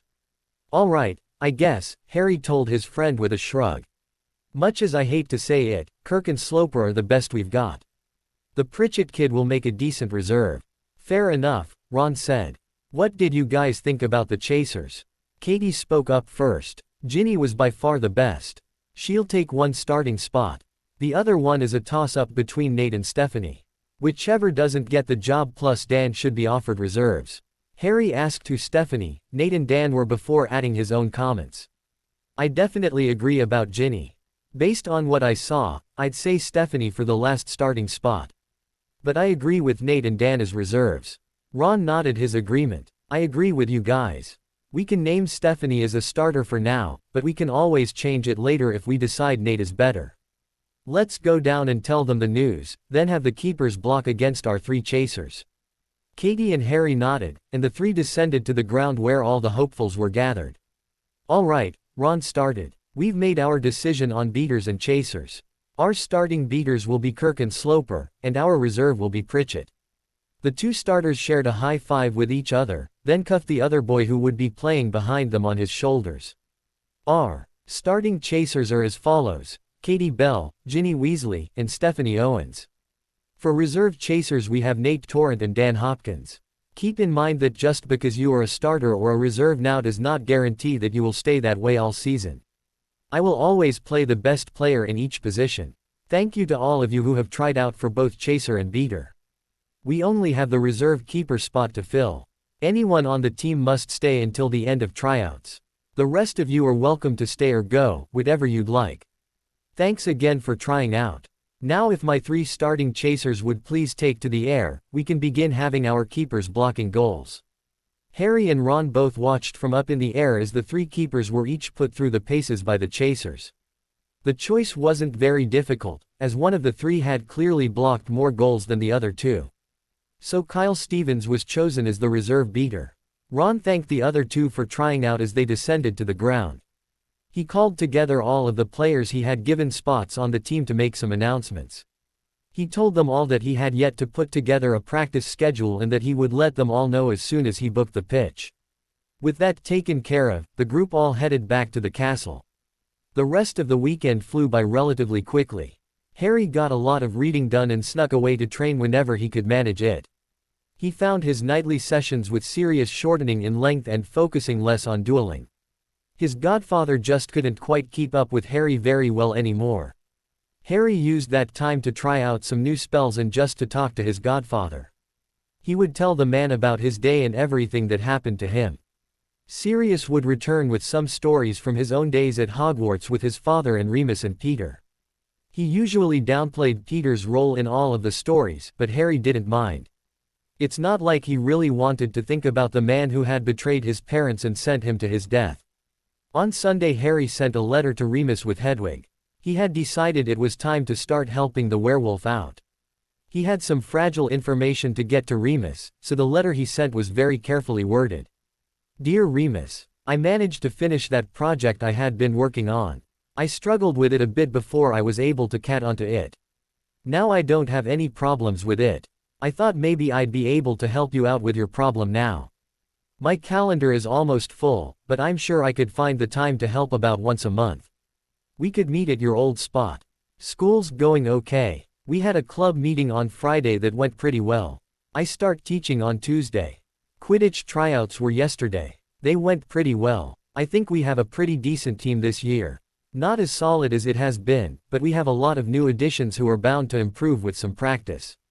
We shouldn't get whomped, at any rate. Let me know if you'll be able to make it this month. Take care, Harry. He thought that he did a fairly decent job of disguising the meaning to anyone should they intercept the letter, yet at the same time he didn't imagine Remus would have a terrible time figuring it out. Harry kept up his morning routine of jogging around the grounds and working out in the room of requirement.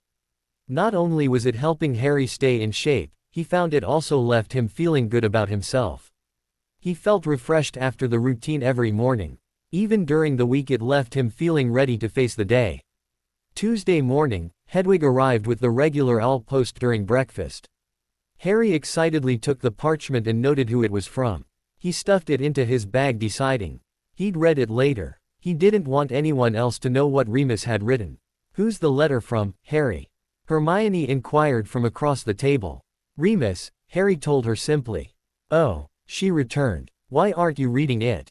Don't you want to know what it says?" "I'll read it later," he retorted with a hint of warning in his voice. If Hermione caught the hint, she didn't acknowledge it. Why not just read it now? I'm sure we'd all like to know how he's doing.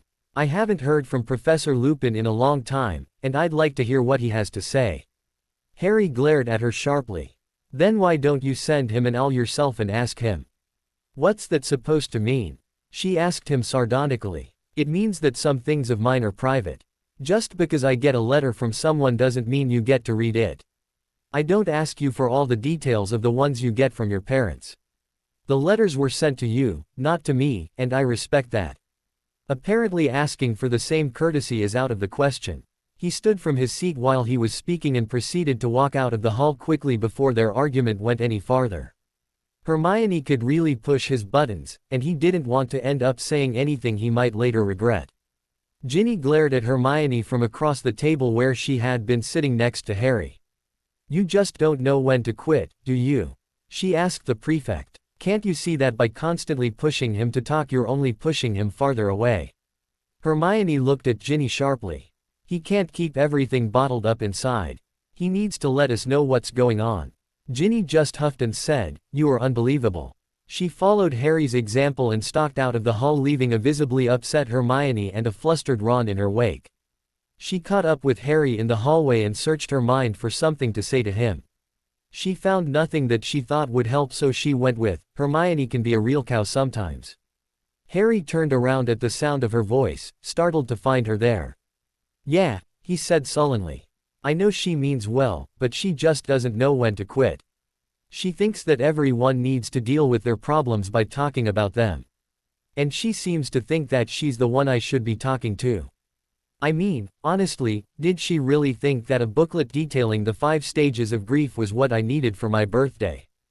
Ginny couldn't help it. She tried valiantly to hold it back, but nothing could have stopped it. She snorted and collapsed in a fit of laughter.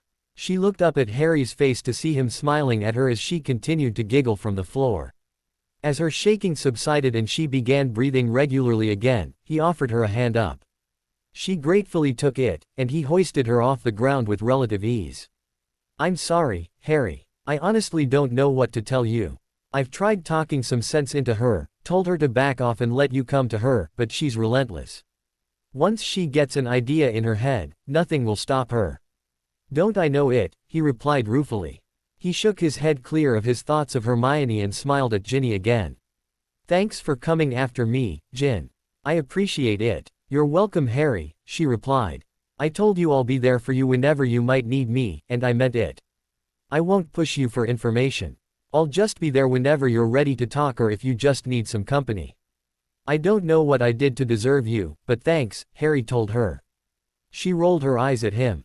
"Need we go over this again, Potter? If not for the fact that you're a decent bloke and deserve the comfort of a true friend anyway, then the fact that you've saved my life a couple times ought to be reason enough." He grinned cheekily at her. "Oh, I know. I just enjoy hearing you praise me so." She pushed him into the wall and shouted, "You're an ass, Potter." She ran down the hallway and called over her shoulder, "I'm off to class. Don't want to be late." Harry laughed as he tried to glare at her retreating form. The rest of the day went by more smoothly than breakfast had gone. In Dada and Potions, Harry and Hermione hardly spoke to each other. Harry was mad at Hermione's persistent nagging for information. He hated that she felt like she could treat him as just another mystery to solve. She was mad that Harry was continually shutting her out. But as the day wore on, the tension between them began to dissipate. Harry read Remus, reply after Potions class. He retired to his office as Hermione went to Ancient Runes. As soon as he entered, he sat at his desk and tore open the envelope. "Dear Harry, that's great. Congratulations. It really means a lot to me that you want to help me so much. I think the old hideout should work fine. You know when to meet me there. I'm glad to hear that things with your club and Quidditch seem to be going well. You'll have to keep me updated on how your classes go. Teaching can be a rather rewarding experience, as I learned a few years ago. I hope that you enjoy it. I can't really say anything much about what's going on in a letter for obvious reasons. Perhaps we'll find a chance to talk in person soon. With regard, Remus Lupin." He was eager to see Remus but was weary of the circumstances it would be under. There were still a couple weeks left until the full moon, so he didn't dwell too much on it at the moment. He would have plenty of time to think on it later. Instead, Harry concentrated on his first Hog class that night. Since it was the beginner class and he was starting them off where he had started the DA last year, there wasn't much planning to be done. Harry still found himself nervous about the class though. It was a larger group than the DA had been last year with well over 50 members. He hoped that he would be able to advance several of the new members into the intermediate class quickly to even the two classes out a bit. After dinner, Harry went straight to the room of requirement to get everything ready. The room was similar to the one they had used last year, only bigger. A slightly raised small stage stood at the front of the room with a podium on it. As Harry walked up, he noticed a whistle sitting there. He slipped it around his neck and began to think about how he would address the class to start. He needed to be authoritative but didn't want to seem unapproachable. It was going to be a very fine line between Professor Potter and Harry. He wouldn't let anyone call him Professor Potter, but that was the name he'd assigned to his HA persona. As 7 o'clock drew nearer, students began filing into the room. Harry waited at the podium. He had the contract with him so that he could make sure nobody tried to sneak in that didn't belong in the class. At 7 o'clock he checked for anyone who hadn't signed, but no red light was seen throughout the room. Harry nodded his approval and began. "Welcome, all of you, to the first class of the HA.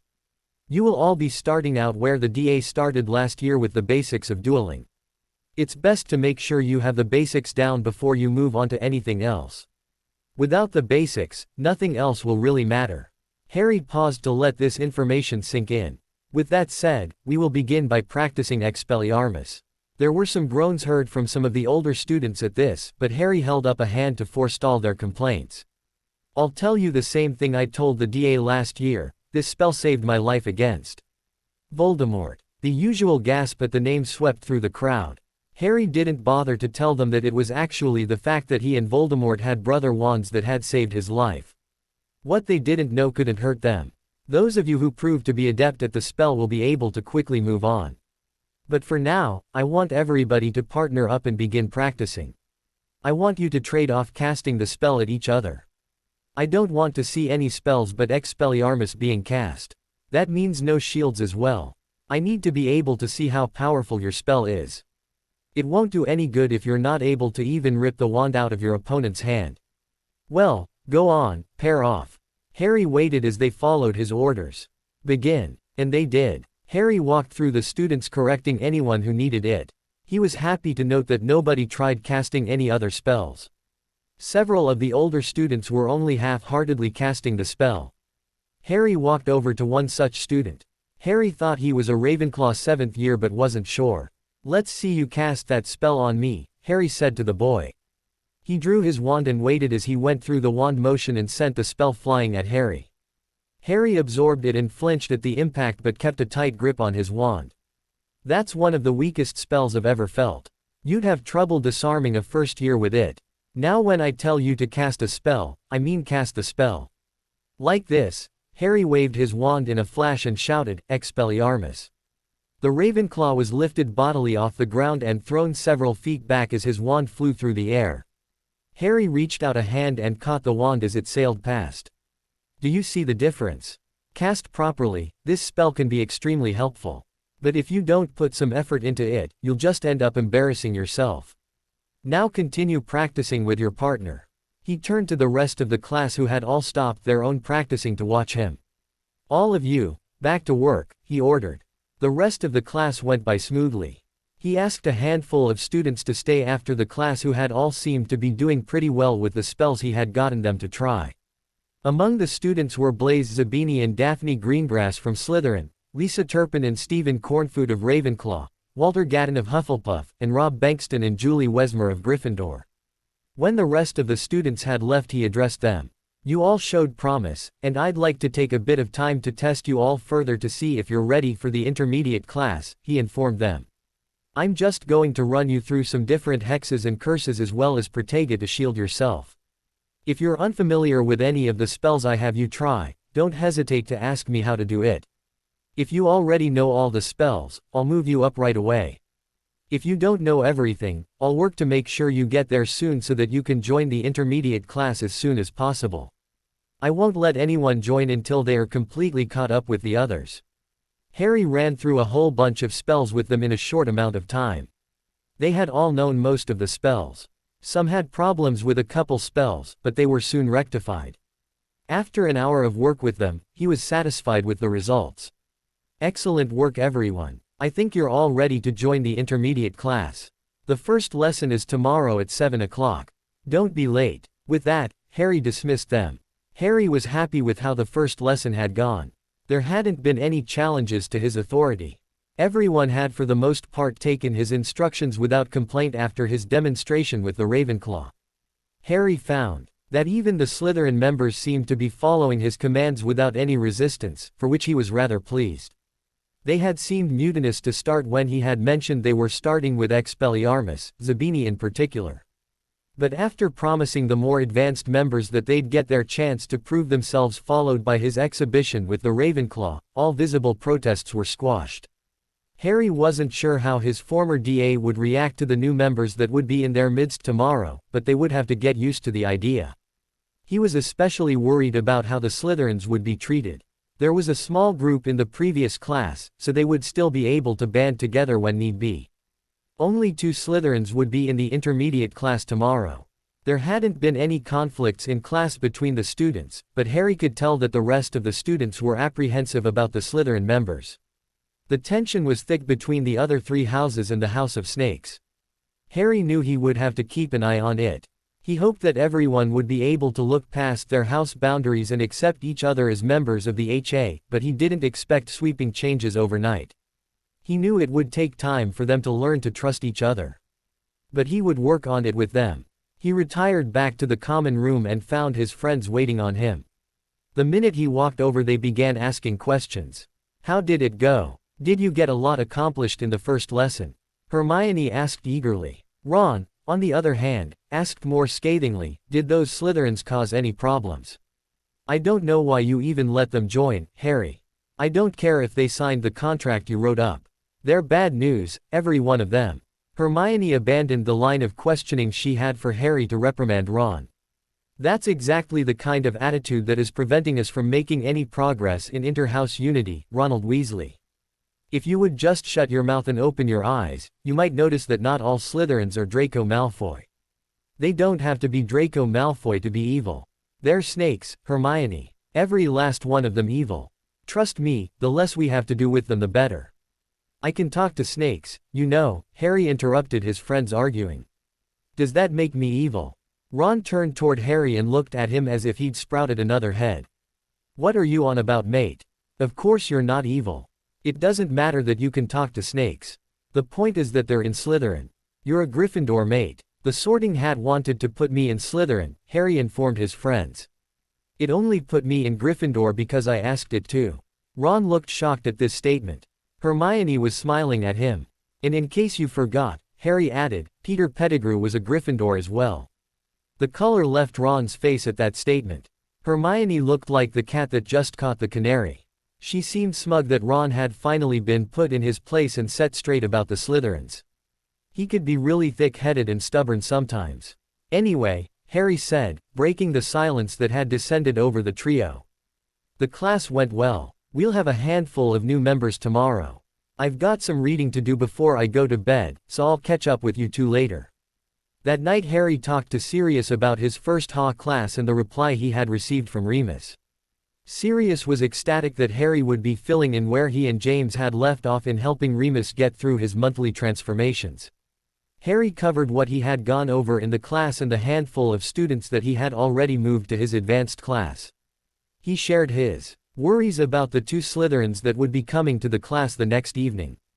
It was easier to have the Slytherins in the other group because not only did they have more numbers there, but that entire group was new. Blaise and Daphne were coming into an already existing group. And it was just the two of them from Slytherin. Harry didn't think the others would have much trouble accepting the Gryffindor, Hufflepuff, and Ravenclaw additions because they each already had housemates in the class. That would give them a niche to start in while they became comfortable. The Slytherins didn't have that luxury. What worried Harry most, however, was the fact that he couldn't even rely on his best friends for support. He knew Ron was going to be an issue tomorrow when Blaise and Daphne showed up. Ron would be a catalyst, and Harry knew that others would rally behind him. Ron really did have a terrible temper, and he was so thick-headed that he never thought outside of his own little world. Hermione would be on his side as far as accepting them into the group, but she was likely to fly off the handle at Ron, which would only make things worse. Harry wasn't exactly sure what to expect from Ginny. Hopefully she wouldn't have much of a problem accepting the Slytherins, and maybe she'd even be able to help diffuse any arguments that might arise between Ron and Hermione. Neville was too shy and soft-spoken to be much of a help or a hindrance, and Luna was just Luna. Harry just really hoped that he wouldn't have to hand out detentions or take away house points from any of his friends. Sirius listened patiently to all of Harry's concerns. He was amused to no end whenever Harry brought up Ginny. Harry received a lot of teasing about his friendship with the red-haired girl, but he took it all in stride. His godfather was just trying to get a rise out of him, but Harry found he didn't really care all that much. Sirius warned him that he shouldn't be quick to level out punishments because it could easily lead to a feeling of resentment.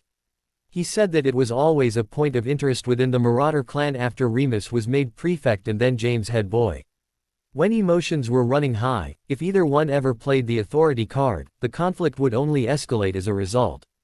This advice only made Harry even more weary, but he was determined to diffuse any conflict quickly and by any means necessary. If his friends got mad at him, they'd get over it eventually. And that was the attitude that Harry held going into his HA class on Wednesday night.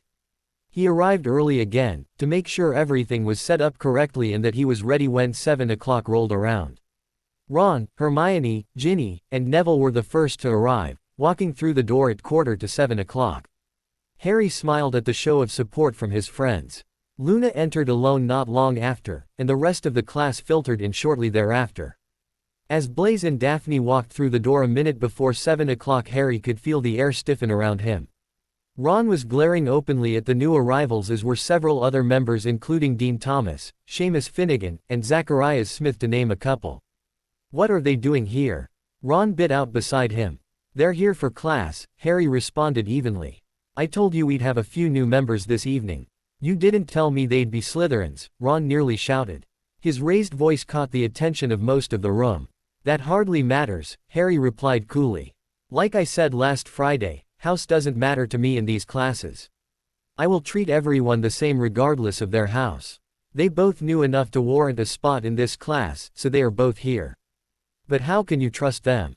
Ron asked, incredulously. "You're teaching the enemy." "Slytherins are not the enemy, Ron," Hermione chimed in. "I'm sure if we just reach out to them we'll find that most of them are actually quite nice." "Right," Ron scathingly replied. "Let's all just have one big group hug with the snakes. That sounds just peachy." "You are impossible," Hermione shrieked at Ron. "You're honestly no better than Malfoy. You treat Slytherins the same way he treats Muggleborns." "I can't believe you're defending them," Ron bit back. "They're Slytherins, Hermione. It's not like they haven't done anything to deserve it. Am I right?" Here Ron addressed the crowd, exactly what Harry had been afraid of. There were some nods of assent, and a few people vocalized their agreement. Slytherins have been taunting and attacking us for years. They always fight dirty. We can't trust them. This is ridiculous. Ron, you're a prefect, you should be setting a good example, Hermione lectured. Honestly, why they ever thought you'd make a decent prefect I'll never know. I have to force you to do everything. Throughout the entire spectacle, Blaise and Daphne had stood against the wall watching how everything would play out. They were not happy with the reception their entrance caused, nor were they surprised. They watched curiously as friends argued back and forth over them. They didn't like the way either side was handling things. Weasley was being a thick-headed git, and Granger was acting like some humanitarian trying to do them all a favor. Reaching out to the Slytherins, did she seriously think like that? They didn't really care about their argument though. It was Harry's reaction that they were really interested in. They were not disappointed. That's enough. Harry barked loudly. Hermione, now is not the time for this. If you have your problems with Ron, take them up outside of class. Ron looked smug over Hermione getting yelled at. His smile disappeared when Harry's glare shifted. One more word out of you, Ron, and you'll be spending the rest of the week in detention. They're here because I invited them here. If they weren't trustworthy, they wouldn't have been able to join in the first place. I made sure of that. If you don't like it, you're free to leave at any time. If you plan on staying, then you'll have to get used to it. I don't want to hear any more of this. Have I made myself clear? Ron glared at Harry but didn't respond. Harry continued addressing the entire crowd. That goes for the rest of you as well. I will not tolerate this kind of behavior. Everyone who is here has been welcomed here by me. I expect all of you to be able to work together while you are here. If you want to hate each other outside this class, I won't stop you. Now, we will be picking up where we left off last year with the Patronus charm. As most of you should know by now, the Dementors have joined Voldemort. Again a collective shudder accompanied by several gasps greeted the name. Harry paused, shaking his head. You're all going to have to get used to hearing that name. On second thought, you'll all have to get used to saying the name. Anyone who uses some stupid pseudonym like you know who or he who must not be named or Dark Lord in these classes will lose house points. You're all here because you want to learn how to fight back. If you fear Voldemort so much that you can't even use his name, you'll be useless if he ever shows up. He looked through the crowd searchingly and was satisfied that his message had been heard clearly. All right, now that that's settled, let's get to work. The Patronus charm is very difficult to perform under the best of circumstances and requires intense concentration. Can anyone tell me what the most important aspect of the charm is? Harry looked out at the crowd of students. Unsurprisingly, Hermione's hand shot up immediately. Several others raised their hands as well. Cho, Harry selected. She smiled brilliantly at Harry as she stood up to her full height and recited, "The Patronus charm requires the caster to focus an extremely happy memory to function properly." You are correct, Harry praised her. That is the most common explanation you would find in a test book, however it is incomplete. Can anybody tell me why? Not even Hermione's hand rose into the air this time. In fact, she seemed insulted at the fact that Harry was implying that he knew more about the charm than the textbooks. You can conjure a Patronus with a happy memory, but it's not exactly necessary. You must focus on an extremely powerful positive thought or emotion. You have to immerse yourself in that emotion as you cast the spell in order to conjure a fully corporeal Patronus. A happy memory is most often used simply because it is an easy way to bring about that positive emotion. If you associate a specific person or event to that powerful emotion, you will often find your Patronus will take on a form that resembles that person or event in some way. For example, I was thinking of my dad when I first conjured a Patronus, and it took the form of my dad's Animagus, a stag. As you go through life, you may find that your Patronus will change forms corresponding to where you find your happiest thoughts. Now, the proper wand movement is as follows. Harry demonstrated the wand movements from atop the stage. The incantation is Expecto Patronum. Harry focused inwardly on his happy thoughts and bellowed, Expecto Patronum. A silver stag erupted from the tip of his wand and cantered around the stage to the applause of the students. Now I want you all to take several minutes to focus on your happy thoughts and memories before you try. Remember, the more powerful emotion you're feeling, the greater the result will be. The students all looked at each other for a moment before setting to the task. Most closed their eyes as they drifted through their thoughts to find the happiest ones they had. Within a couple minutes most people had smiles on their faces as they were immersing themselves in their happiness. There were some exceptions to this, though. Ron, in particular, still held a scowl on his face. Blaise Zabini's face looked impassive. Hermione looked slightly annoyed but mostly reflected a mask of concentration.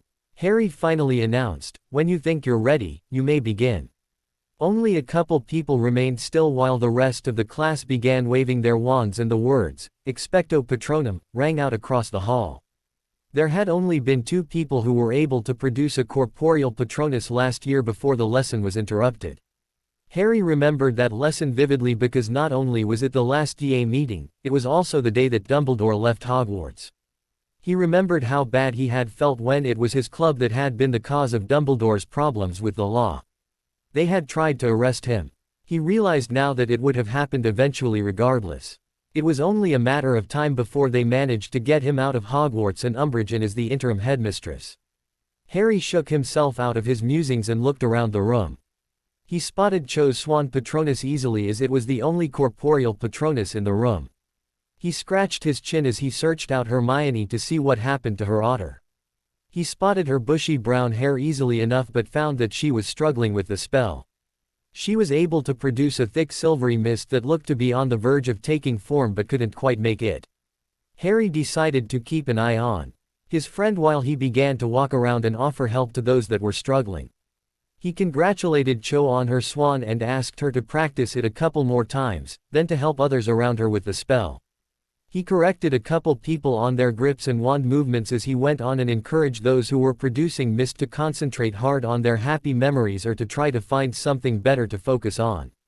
He eventually made it to Hermione, who was still only able to produce the thick silvery mist, much to her consternation. She already looked incredibly frustrated. He asked her, "How's it coming, Hermie?" She half pouted and half smiled at the nickname Hagrid's giant half-brother, Grop, used for her. "I just don't get it. I was able to do this last time, and now I can't. I don't understand why." You could almost feel the tension in her voice. "Hermione, are you frustrated?" Harry asked her bluntly. "Well, of course I am," she snapped at him. "Last year I was able to do this, and now I can't." "Well, did you ever think that that may be part of the problem?" He asked her calmly. "What do you mean? You'll never be able to conjure a Patronus in that frame of mind. Take 5 or 10 minutes to sit down, relax, and calm down. Find yourself some happy thoughts to focus on, then try again. I guarantee it will help." She gave him a tentative smile and turned toward one of the walls where a couch suddenly appeared. She gave the room a grin and walked over to the couch. She sat down, closed her eyes, and began to relax. Harry turned to Ron, who was still scowling and having absolutely no luck producing anything at all. "You'll never get anything if you keep up like that," Harry told his friend. "What do you know?" Ron retorted sharply. "I know that you're upset right now and that you're not really concentrating on any happy thoughts." "And just how do you know that?" he asked. "Well, my first clue was that scowl on your face. The slightly flushed look you've got was another hint. The fact that most everyone else in the room besides you is smiling helped to solidify that conclusion. Plus there's the fact that you were pretty upset at the start of class," Harry explained candidly. "Well, maybe if I didn't have to keep an eye out for those bloody Slytherins I'd find it a little easier to relax," Ron replied icily. "I'm warning you right now, Ron. I won't tolerate your attitude in my classes. Blaise and Daphne are here because I invited them. I promise you that you have nothing to worry about from them. I realize that you have a lifetime's worth of prejudices and stereotypes to work through, but not every Slytherin is guaranteed to be evil. Not every Slytherin is a Malfoy or a Tom Riddle. If you can't understand that, then at least respect me enough to handle things should they get out of hand, but I will not allow any more outbursts like today, all right?" Harry was struggling valiantly not to raise his voice at his stubborn friend. "Whatever you say, Professor," Ron responded, turning his back on Harry and ending the conversation. Harry sighed to himself and continued his rounds. He made sure that he stopped by each of the new members to welcome them and offer guidance. Everyone else had already had one lesson, well, half a lesson anyway, before, but the new members were most likely performing the spell for the first time. When he came around to Blaise and Daphne, the two Slytherins, he found himself compelled to apologize for the behavior of his class. "I'm sorry about everything," he told them, gesturing to the room at large. "They're really not bad people, just have the wrong idea about a few things. They'll come around eventually. Hopefully," he added in his head. Blaise nodded in agreement. "Don't worry about it, Harry. We didn't exactly expect a warm welcome. But we do appreciate the fact that you're sticking up for us," Daphne chimed in sincerely. "It's not easy being at odds with your friends, so it's nice to know that you're willing to go to that length for us." Harry looked down at his shoelaces for a moment while he willed the heat not to rise to his face at the praise. "It was the least I could do. I promised you guys that I'd be fair, and I meant it. I only wish I could talk some sense into everyone else. There's a few in there that you'll find have no problem at all, but unfortunately those aren't the outspoken ones." Harry shook his head to clear his thoughts and shifted topics. "Well, enough about that. How are your Patronuses coming along? Let's see what you can do." Blaise was able to produce a strong mist that, like Hermione's before, seemed to be on the verge of taking form but not quite there. Daphne, on the other hand, was barely getting any results. He noticed that her grip on her wand was a little too loose, causing some of her wand movements to lose their precision. So he spoke up. "Daphne, try tightening your grip on your wand. It should help make your wand movement more accurate." She gave him a nod and tried again, this time with a firmer grip. As she said the incantation, Expecto Patronum, a bright, silvery cloud burst out of her wand. It seemed to be trying to form something, but the image was vague. It looked to be some sort of bird. A bright smile lit up her face, and she turned to him. "Thanks, Harry." He returned her grin and said, "Anytime. Keep it up and you should have a fully corporeal Patronus in no time." He turned to Blaise, who was congratulating his friend. "Yours is right on the verge of forming, Blaise, but something seems to be holding it back. You may want to try to find a better thought or memory and see if that helps." Blaise gave him a nod. "Well, keep it up, you two. I'm off to make my rounds." They gave him a wave as he moved on to help others with the charm. By the time the class was about over, Daphne had managed to create a hawk Patronus. Blaise's Patronus was vaguely taking the form of some bear-like creature. Hermione was able to reproduce the otter that she had made the previous year, and several others added their own animals to the mix as well. Harry made his way back to the stage at the front of the class. He lifted the whistle that he had placed around his neck before the start of class to his lips and blew in it to gain the attention of the class. "Thank you," he said as everyone stopped what they were doing to turn towards him. "We're just about out of time. I want to congratulate all those who were able to conjure a corporeal Patronus. For those of you that were unable to get yours to take form, don't get discouraged. It is really advanced magic that many adult wizards are unable to perform. We will revisit Patronuses for the beginning of class on Sunday before moving on. I should warn you that you may see some physical activity in class on Sunday, so I would advise everyone to dress appropriately. Thanks again for coming." With that said, he stepped off the podium as most of the crowd exited the room. Hermione, Ginny, Neville, Luna, and surprisingly Cho lingered behind. Ron left with the rest of the group, obviously still upset. The other four milled on the other side of the room as Cho approached Harry. "I just wanted to say it was a very good lesson today, Harry," she said with a warm smile. Thanks, Cho," Harry replied, a little uncomfortable with the look she was giving him. "I appreciate the support." "Any time, Harry," she responded. She threw him a wink, then sashayed out the door. Harry watched her for half a moment before shaking his head to clear it. Harry strode over to his friends, who all gave him enquiring looks. He ignored them and asked, "So, what did you think?" They, in turn, all ignored his question. It was Ginny who asked the question on all of their minds. "So what did Miss Chong want?" There was a definite suggestive tone behind the inquiry.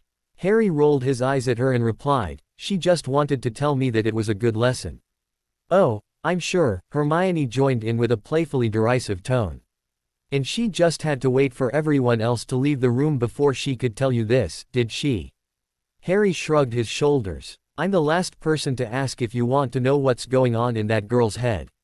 I thought she was with Michael Corner now, anyway. So what are you lot on about? Have we touched a nerve there, Harry?" Ginny questioned. "Don't be silly," Harry waved his arm haphazardly. Whatever there was between Cho and me is over and done with. I wouldn't be too sure about that, Harry. At least not for Cho, anyway. Didn't you see the way she was swaying her hips as she walked away? Hermione asked jeeringly. Whatever. Harry refused to rise to their bait. He really didn't have any feelings left for Cho, so their teasing didn't have much effect on him. She was just another friend and Ha member. They seemed to realize this as well, for they dropped the subject entirely, although that could also have been because of Luna's next comment as well. It's good to see that you finally managed to fight off the blue-belled glazers that were damaging your vision, Harry. I imagine that's why you don't need glasses anymore and why you were able to spot her hips swaying. She said all of this very matter-of-factly while staring over Neville's shoulder at something only she could apparently see. Neville glanced at the others before replying with a simple, "Oh." Ginny broke the silence that followed this pronouncement. What say we all get out of here? She led them over to the door. Luna went her separate way to the Ravenclaw common room as the rest headed toward the portrait of the fat lady and the Gryffindor common room. As they walked through the halls, Harry spoke up. Well, I noticed your otter made another appearance toward the end of class, Hermione. How were you two faring at the end of the lesson? He asked of Neville and Ginny. I don't think I went by either of you toward the end. Ginny was the first to respond. I'm still just getting missed. I'm not sure what the problem is, to be honest. I don't think I'm doing anything wrong, but I just can't get anything more than that. Maybe you need to find a stronger thought or memory, Harry supplied. That really is the biggest key to the charm, stirring up a strong enough emotion to power the Patronus. I had a lot of trouble finding anything that would work until I tried using something that wasn't a memory. You don't necessarily have to concentrate on a solely happy thought or memory either. Any positive emotion can work if it is strong enough. Happiness, hope, pride, relief, love, he ticked each one off on his fingers. Any of those can work in the right circumstances. We'll be doing a little more work on them Sunday. Try to come up with more thoughts and memories to use beforehand and see if they help. What about you, Neville? Oh, I'm in the same boat, I guess, he replied. I'll try to come up with some better memories for Sunday. Sounds like a plan, Harry returned. By the time breakfast was finished the next morning, Ron was back to his normal self, his anger at Harry completely forgotten. As they both had the morning off, they decided to retire up to the common room for a bout of wizard's chess. To no one's surprise, Harry was thoroughly trounced by Ron's chess prowess. Harry's mind was not in the chess game, nor was it in any of his lessons that day. The entire day he could only think of the Occlumency lesson with Snape he'd be having that night after dinner. After lunch, he only had Transfiguration followed by 3 hours of free time. Since both Ron and Hermione had herbology afterward, Harry had little trouble sneaking back up to the room of requirement for another training session. He began the session as he always did, with the training dummies. He spent time dodging spells and fighting back, as normal. With an hour still left before dinner, though, Harry decided to try something a little different. He wanted to find some way to settle his nerves, which had been on edge all day in anticipation of the Occlumency lesson that evening. So he asked the room for a punching bag. Not an ordinary punching bag, mind you. No, this was a very specific punching bag. It was shaped like a human, male to be exact. The dummy was taller than Harry, probably about 6 feet tall. It was shrouded mostly in black and had a very distinct face with a hooked nose. Greasy, lifelike hair sat on top of the dummy's head. Yes, beating the stuffing out of Snape was definitely one way to relieve some tension. When he made his way to dinner, he was feeling much better than he had all day. He had a secretive smile on his face throughout the entire meal, thinking about the guilty pleasures he had just indulged in. He took the time at the dinner table to do some mental organization and preparation. Ron and Hermione didn't seem to notice as they were caught up in an argument about something or another. Harry didn't really pay much attention to what it was they were arguing over. He was sure it didn't really matter. He noticed that Ginny was giving him some pensive looks. She had probably noticed that he was quiet and withdrawn. He gave her a smile to let her know that he was okay. He made sure to leave with plenty of time to make it to the dungeons by 6 o'clock. The last thing he wanted to do was show up late on the first day. Snape had made it abundantly clear that tardiness would not be tolerated in these lessons at all. And he really needed Snape to test the strength of his mental barriers. Even after he had started studying occlumency, he still experienced pains in his scar, and he still had that one vision and the occasional flash of Voldemort's emotions. He thought he was able to block Dumbledore's mental probing after the start of term feast, but it was hard to tell with his headmaster. Tonight he would know once and for all whether or not any of his summer preparations had worked. He knocked on the door to Snape's classroom at 5 minutes to 6. There was no response. He knocked again, loudly, and rubbed his knuckles as he pulled his fist back. Perhaps he had knocked a little too forcefully. The skin looked a little raw, but he hadn't used enough force to break the skin, so he wasn't too concerned about it. There was still no response from inside the classroom, so Harry stood to the side of the door, leaning against the wall. He glanced at his watch after a time. 4 minutes had passed and still no sign of Snape. He wondered if it was possible that the potions master had just forgotten about the lesson when he caught a glimpse of a figure approaching. Black robes billowing out behind him, Professor Severus Snape strode purposefully down the corridor. He threw open the doors to the classroom and entered. Harry wearily followed after his least favorite professor, already beginning to regret his decision to pursue these lessons with Snape. He quickly quashed those thoughts and reinforced his mental barriers. He did not want to be caught off guard. "Close the door," the man barked at him. Unaffected by the harshness or volume of his tone, Harry did as he was told. Snape, as he had done the year prior, began siphoning thoughts from his head and inserting them into a pensieve. Guilt crept into the back of Harry's mind as he remembered the last time he had seen that pensieve in this classroom. He had witnessed the cruelty of his father towards Snape firsthand, and he didn't like it. It had been much too reminiscent of his own experiences with bullies for his liking. Harry had been putting up with bullies his entire life. Before he became a wizard, he went to school with Dudley and other kids from the neighborhood. Dudley and his gang had scared off anyone who might have considered befriending the scrawny, bespectacled boy that was Harry Potter. They had been intent on making that boy as miserable as possible. They humiliated, tormented, and abused him for their own entertainment time and time again. Hogwarts had its fair share of bullies as well. The most notable one was, of course, Draco Malfoy. But where Dudley and his gang had been formidable enemies, Draco was not. Harry never stood a chance against his cousin and his gang.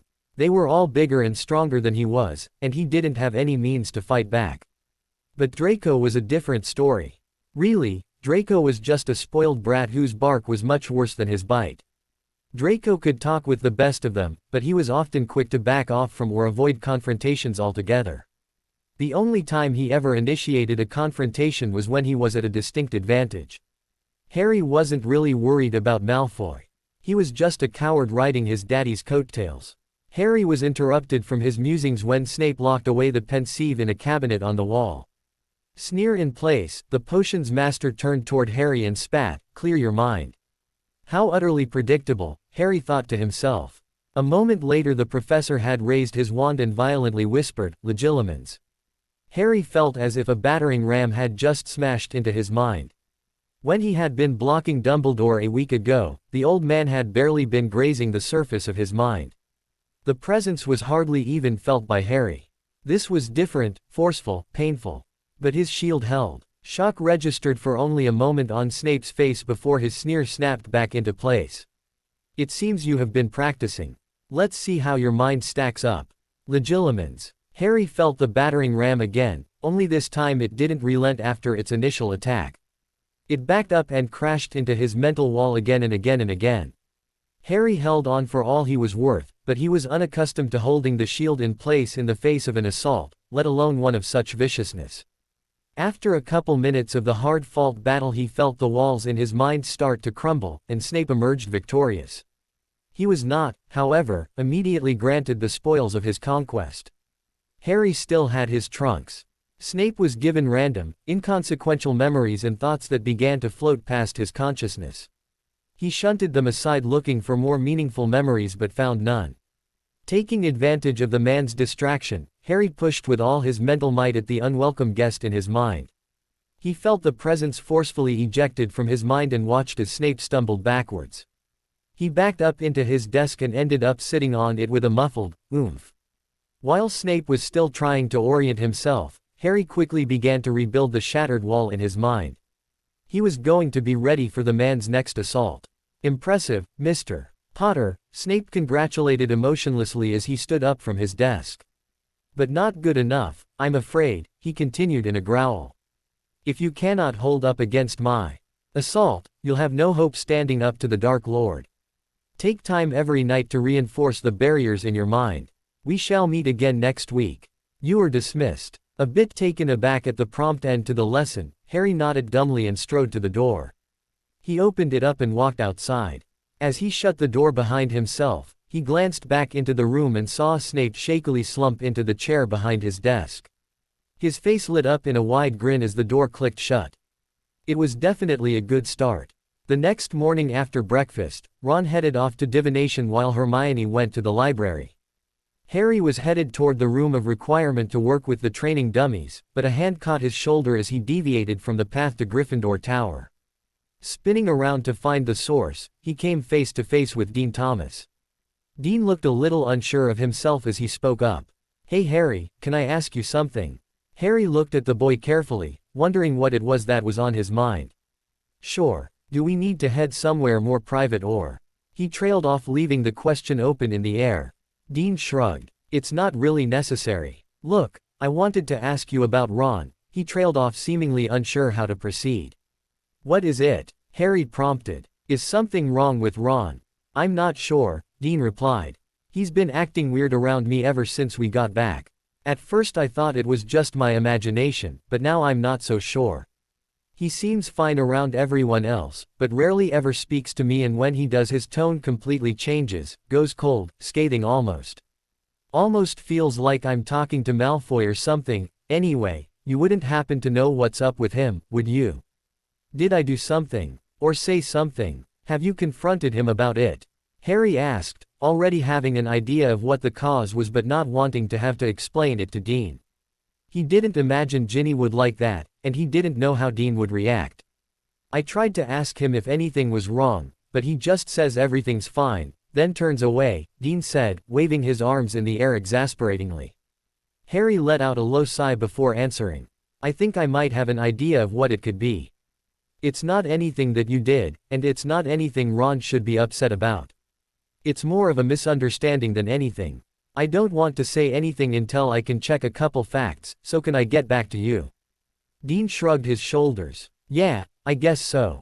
I don't mean to get you involved in anything. It's just getting bloody frustrating, especially since we sleep in the same room.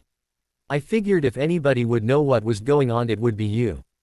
"Hey, no problem," Harry said with a smile. "I'll talk to you later, Dean." As Dean headed back toward Gryffindor Tower, Harry continued his trek to the room of requirement.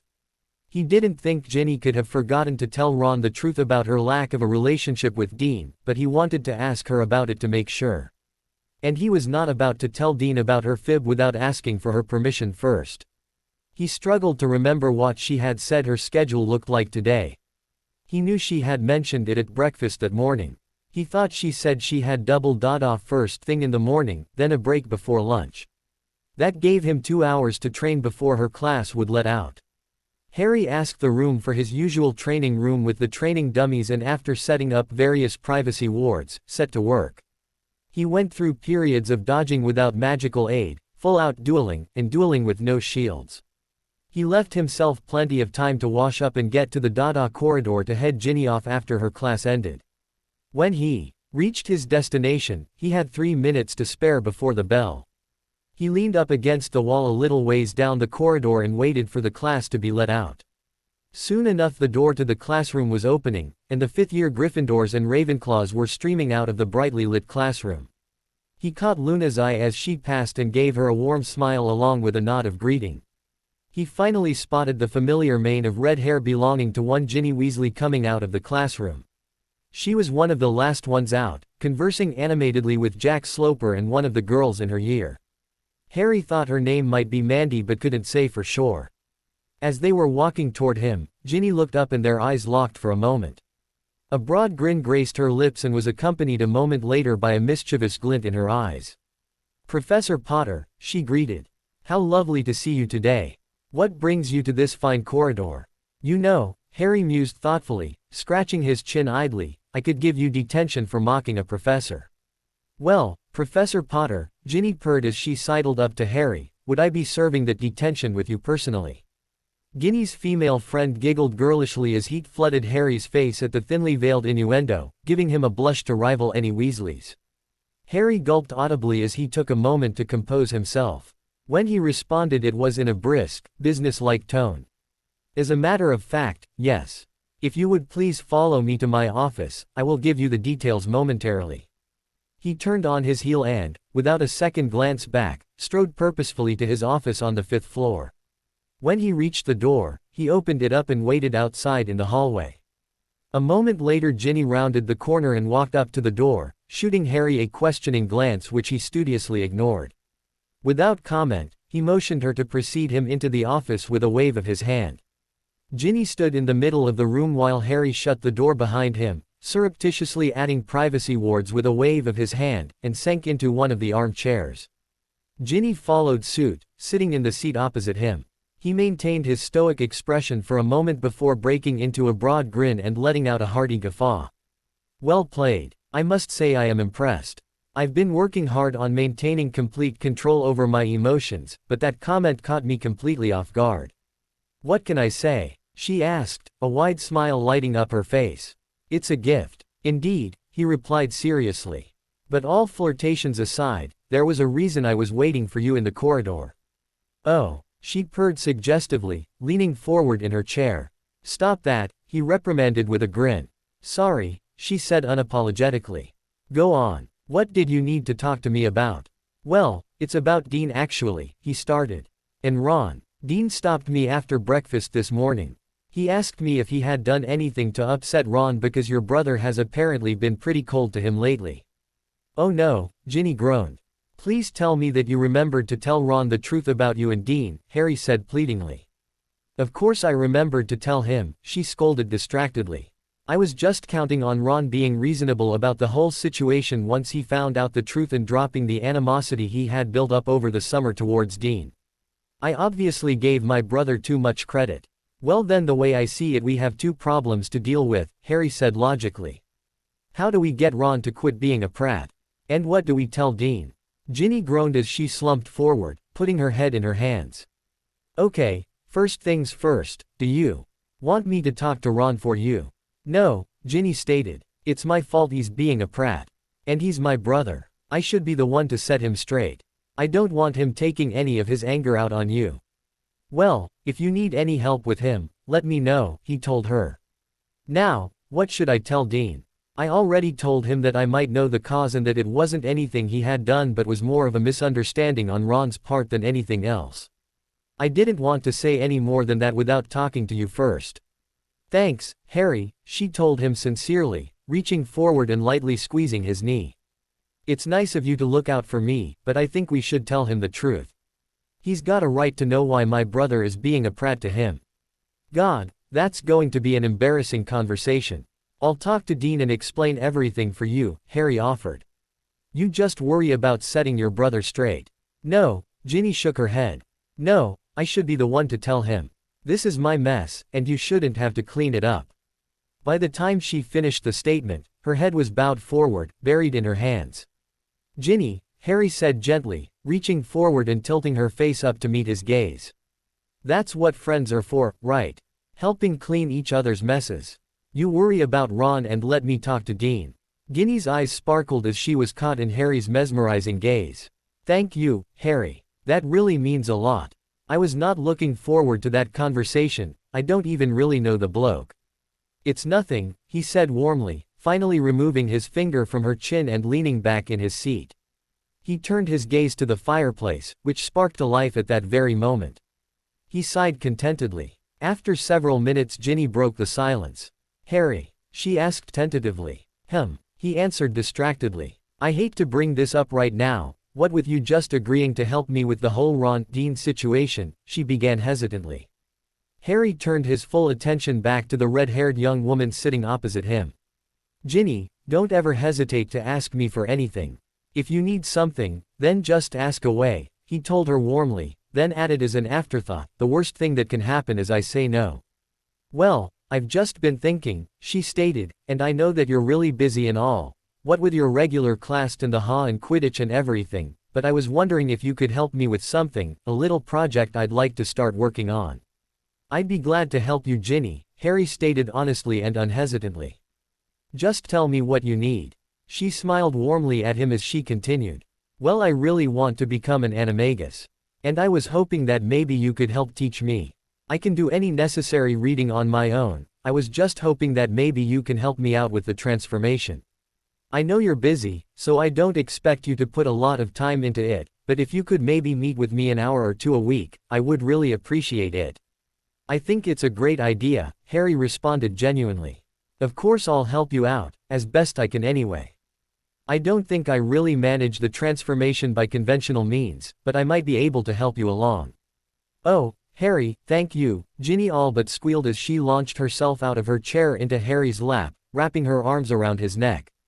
Harry laughed as he caught her around the waist. Now, Miss Weasley, he began in a formal tone, do you thank all your teachers this way? I'm not quite sure it passes as acceptable behavior for a student-teacher relationship. Ginny swatted his arm playfully. Don't be a prat, Harry. She let herself slip out of his lap and back onto solid ground. To start your training, we'll need to brew the Animagus potion.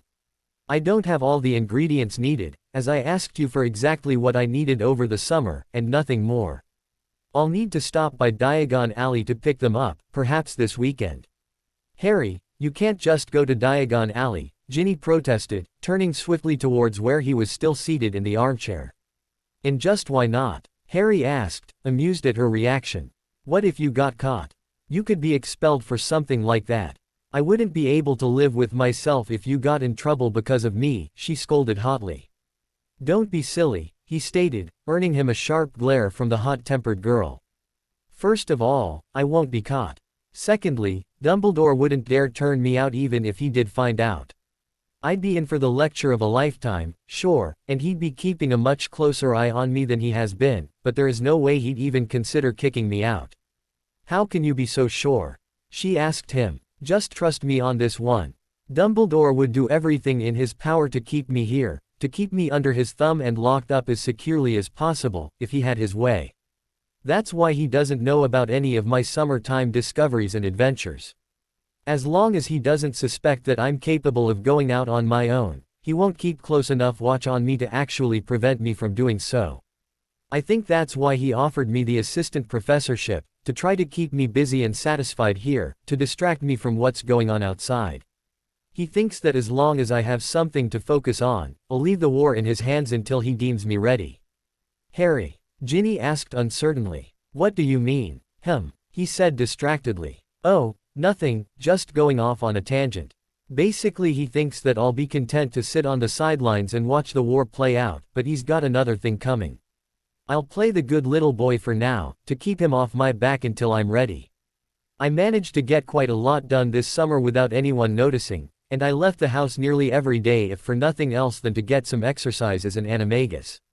So that's why you were always telling us not to feel bad for you, that this summer was so much better than usual. Here we were cooped up in the house feeling sorry for you because you were stuck with the muggles with absolutely nothing to do. All the while you were out gallivanting around Diagon Alley and running around as a panther, she exclaimed in a mixture of mirth and indignation. I did tell you not to feel bad for me, Harry said around a smug smile. It's not my fault nobody listened. Nobody listened because we all just assumed you were stuck in the house with your relatives all day every day. When you weren't begging us to get you out of there, we assumed that it was because you didn't want to face us, that you were still feeling guilty about what happened in June. Imagine our surprise when you showed up at King's Cross with long hair, no glasses, a physique that is already driving the female population of this castle crazy, and instead of being all gloomy, you laugh and smile and joke around. But I sent out letters saying I was doing much better, Harry began. I know what you said in your letters, Ginny interrupted him, standing from her seat. But it would be just like you to say, I'm fine, when you're dying, emotionally or physically. His only response was a grin and a nod. See, we didn't know what to think. I thought that you'd be okay, but I never expected this. She gesticulated wildly in his direction with her hands before falling back into her chair with an oomph. Got that out of your system now? He asked with unabashed amusement. She glared at him, but the effect was ruined as a smile tugged at her lips. For now, anyway. He let loose a mild chuckle before continuing. Good. Now, as I was saying earlier, I'll need to run over to Diagon Alley for a quick run to the apothecary this weekend. I think it opens at 8 o'clock, so maybe I'll go during breakfast tomorrow. We'll need to come up with a cover story to tell people if they ask me where I was at breakfast. But Harry, how will you get off the grounds to disapparate? Ginny asked him. Harry cocked an eyebrow at her and grinned roguishly. I have my ways. She rolled her eyes at him and said, so what will we tell anyone who asks where you were? He wondered as he tapped his foot on the hearthrug in front of the fire. How about this? We push it back to Sunday morning. I need you to come to breakfast with me first thing in the morning, so you're there before everyone else. I'll eat a quick breakfast and tell you that I'll be in my office to finish preparations for the day's classes. Anyone who is there will have seen me and possibly heard me. And you can say that I stopped by but went up to my office to get some work done. I'll bring my invisibility cloak with me, so I can sneak in and out and back into my office without anyone being any the wiser. Sounds like you've got it covered, she told him. Harry managed to grab Dean after dinner and led him into an unused classroom. Dean sat on one of the desktops as Harry paced in front of him. Okay, I'm pretty sure I know why Ron's acting the way he is. Harry launched into an explanation of how Ginny had told Ron that they were dating just to get a rise out of him and went on to describe Ron's overprotective brother routine last year with Michael Corner and how unreasonable he had been over the summer as well. He told Dean that he had talked to Ginny about it today and that she was confronting Ron about it, so hopefully Ron would quit being a prat for no good reason. Dean had sat quietly throughout the whole story, brow furrowed. When Harry finally finished talking and looked at him expectantly, Dean finally spoke. Well, I guess that explains it then, he said simply. I wish someone had told me about it beforehand, though. Well, we didn't expect Ron to hold a grudge against you after he found out the truth, Harry explained. Oh, it's not that. That's not a big deal, really. Here Dean grinned wolfishly at him. I just wish Ginny had told me beforehand. I mean, if her brother was gonna be mad at me anyway, I could have at least enjoyed some of the benefits of it, mate. Harry didn't know whether to laugh because Dean was taking it so well or knock him upside the head for the insinuation. In the end he chose neither. Well, it's over now anyway, he said at length. Ginny ought to be able to set Ron straight pretty quickly. Believe me, she is one girl you do not want to get on the bad side of. You speaking from experience, mate. Mostly second-hand experience, thankfully, Harry admitted. Dean had laughed at that. Well, thanks for explaining everything, I guess, Dean said. I think I'll head back up to the common room now. Sounds like a plan, Harry agreed. When they reached the fat lady's portrait and entered through the opening, Harry scanned the crowd of Gryffindors for the trademark Weasley red hair. He spotted Ginny at a table with a few girls from her year with several books opened in front of them. She glanced up as he and Dean walked in with a questioning look on her face. He gave her a thumbs up to let her know it went all right. She awarded him a smile in reply and mouthed the words, "Thank you." Sunday morning came soon enough, and Ginny found herself walking through the halls towards the room of requirement. They had agreed, the night before, that she would meet Harry there after his workout, then proceed down to the Great Hall together. Harry would eat quickly and head over to his office. He would open the door, walk in, throw on his invisibility cloak, walk back out right away and shut the door. Ginny was early. She had agreed to meet Harry at 10 to 8 o'clock, but she was ready at 7:30 and decided to just head over early. She wasn't exactly sure what to expect when she got there. Harry had mentioned that after his morning jog, he would go to the room of requirement to work out, but she had no idea what this entailed. When she reached the correct hallway, she found that a door was already in place across from the portrait of Barnabas the Barmy, so she quietly let herself in. The room was somewhat large and was filled with racks holding weights scattered throughout. There were various contraptions in one section that she was completely unfamiliar with. Another section was relatively open and covered with a cushioned mat. Ginny absently walked toward the workout machines, though she had no idea what they were for, and continued to observe her surroundings. As she walked further into the room, she could make out someone's heavy breathing. She weaved her way through the machines to find the source. When she finally found him, her breath caught and she had to grab hold of a nearby machine to steady herself. Hanging on a bar attached to the wall, shirtless, was Harry Potter. She slowly sank down onto the seat of the machine she was clutching and observed him unobtrusively. She watched as he hung there for a minute, motionless, with sweat dripping down his face and exposed torso. His hair was tied back behind his head to keep it out of his face, but a few wisps had escaped and were sticking to the sweat on his cheeks. He adopted a look of concentration as he resumed his workout, completely unaware of the audience. Ginny watched, mesmerized, as the muscles in Harry's arms and chest contracted as he pulled himself up until his chin rose above the bar. He slowly lowered himself down, muscles rippling all the way. As soon as his arms were completely extended, he grunted as he exploded upwards again, chin rising above the bar. He slowly lowered himself yet again, and Ginny was hypnotized. She found she could not move, nor could she calm her pounding heart. She may have given up on her crush on the boy Harry Potter, but she could not deny her attraction to the man in front of her. Only this time it had nothing to do with him being Harry Potter, the boy who lived, nor did it have anything to do with how noble and brave he had been, nor how selfless he was. It had nothing to do with who Harry Potter was deep down inside that had captured her attention in the past. All of those things attracted her to Harry despite his appearance. That's not to say Harry was unattractive before. His eyes had always been breathtaking, and he had always been kind of cute, but this was different. This was not cute, this was why? He no longer had his boyish good looks. This was a man, pure and simple, and about as fine a specimen as she had ever seen. There wasn't an ounce of fat on his body that she could see. And given the view that she was getting right now, that was actually saying something. Even from the distance she was at, she could pick out various muscles on him. His abs were well defined, giving him a nice six-pack. His chest was sculpted perfectly. As he slowly lowered himself down again, she could see his biceps and triceps bulging on his arms. As she continued to watch him, she unconsciously licked her suddenly dry lips. And then he dropped from the bar and fell the couple feet over which he had been suspended. He grabbed his shirt from the ground nearby and proceeded to wipe the sweat off his face and neck with it. As he finished wiping himself down, he finally looked up and noticed that he was no longer alone. A blush started to form, and she was secretly thrilled to find that it was not confined to his face.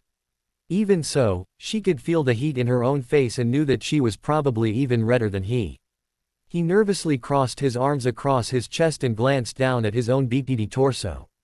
He looked back up at her, and a silence descended upon them. After about a minute spent just looking at each other, Ginny finally came to some of her senses and spoke up. "Sorry, I didn't mean to interrupt or anything. I was running early, so I decided to just come right over rather than waiting around. When I came in here I just got curious and started walking around." She said all of this rather quickly. "It's all right," he told her honestly. "I was just surprised to see you there is all.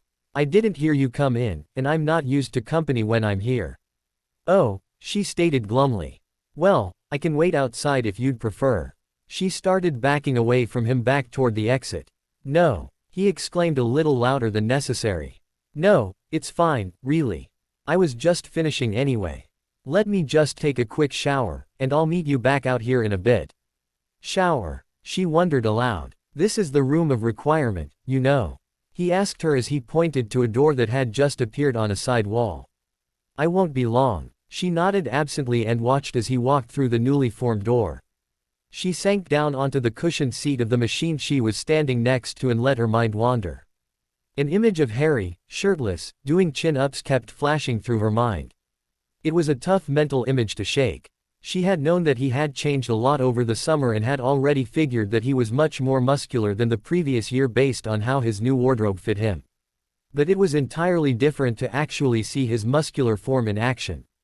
Once the female population realized just what he was hiding under those bulky robes, there wouldn't be a single woman left who was not fawning over Harry Potter. She was glad that she had worked so hard to get over her nervousness around Harry, otherwise, she would probably be a puddle at his feet right now. Even with all the work she had put in, she had still been embarrassed and nervous beyond belief when he had noticed her watching him. But what could he expect? He had completely caught her off guard. Now that she knew what to expect, she was sure she would be able to handle herself in the future. It did throw quite a gear into her mind's inner workings though. Harry continued to surprise her this year, and she wasn't quite sure what to make of him. Over the last year she had thought she was finally moving past Harry. She had dated Michael Corner for almost the whole of her 4th year, not that it was ever anything terribly serious, but she had finally let go of all her girlish fantasies about Harry. She had never really stopped caring about Harry, only dropped the hopeless adoration and hero worship. But she wasn't entirely sure where that left her and what her feelings for Harry were now. There was definitely some attraction there was no use even trying to deny that. Any girl who could see what she just saw and claim otherwise was lying through her teeth. He was gorgeous, but she had always felt some attraction for him physically. His eyes had always been his most attractive feature for her, and those definitely had not changed. Now there was so much more though. But what about beyond physical attraction? It was easy to forget about her feelings for Harry last year because he had been such a moody and annoying prat. She still cared for him despite his attitude, but it wasn't difficult to think of other boys or even to date another boy with Harry being so glum. But this year he was different. This year he was in control. It was such a big change that she could hardly believe he was the same person. Last year he had been lost and completely without direction. His emotions often got the better of him, and he was spinning wildly out of control. Now he had reined his emotions in. He was playful, happy, flirtatious even, which she still had trouble believing. He still had a serious side, but he seemed to know that there was a time and place for it. He still embarrassed somewhat easily as well, yet he no longer allowed the feeling to immobilize him. He recovered himself quickly and managed to keep his dignity intact. He had learned to control his temper as well. He no longer lashed out without thinking but kept a cool head and dealt with gits like Malfoy coolly. There was plenty there to draw any girl in, but she just wasn't sure. She knew that she loved him as a friend. That was a certainty. But after falling in love with the boy who lived Image in the past, she was not going to cast her lot in without really getting to know him first. She would be his friend, she resolved. And the future would speak for itself. About 10 minutes after he disappeared, Harry walked back into the workout room clean, refreshed, and fully dressed. "Sorry to keep you waiting," he said to Ginny. "Oh, it's no problem," she replied easily. "Like I said, I was the one who was early. You ready to head down to the Great Hall now?" "Yeah, let's get going." And so they walked through the still empty hallways and down the staircases leading to the Great Hall. They did not run into a single person on their trek as there were still 5 minutes until breakfast would begin being served. Nobody was ever down to breakfast early on a Sunday except Harry. He had been there for the start of the meal last week as well. It made sense since he was up so early to jog and work out.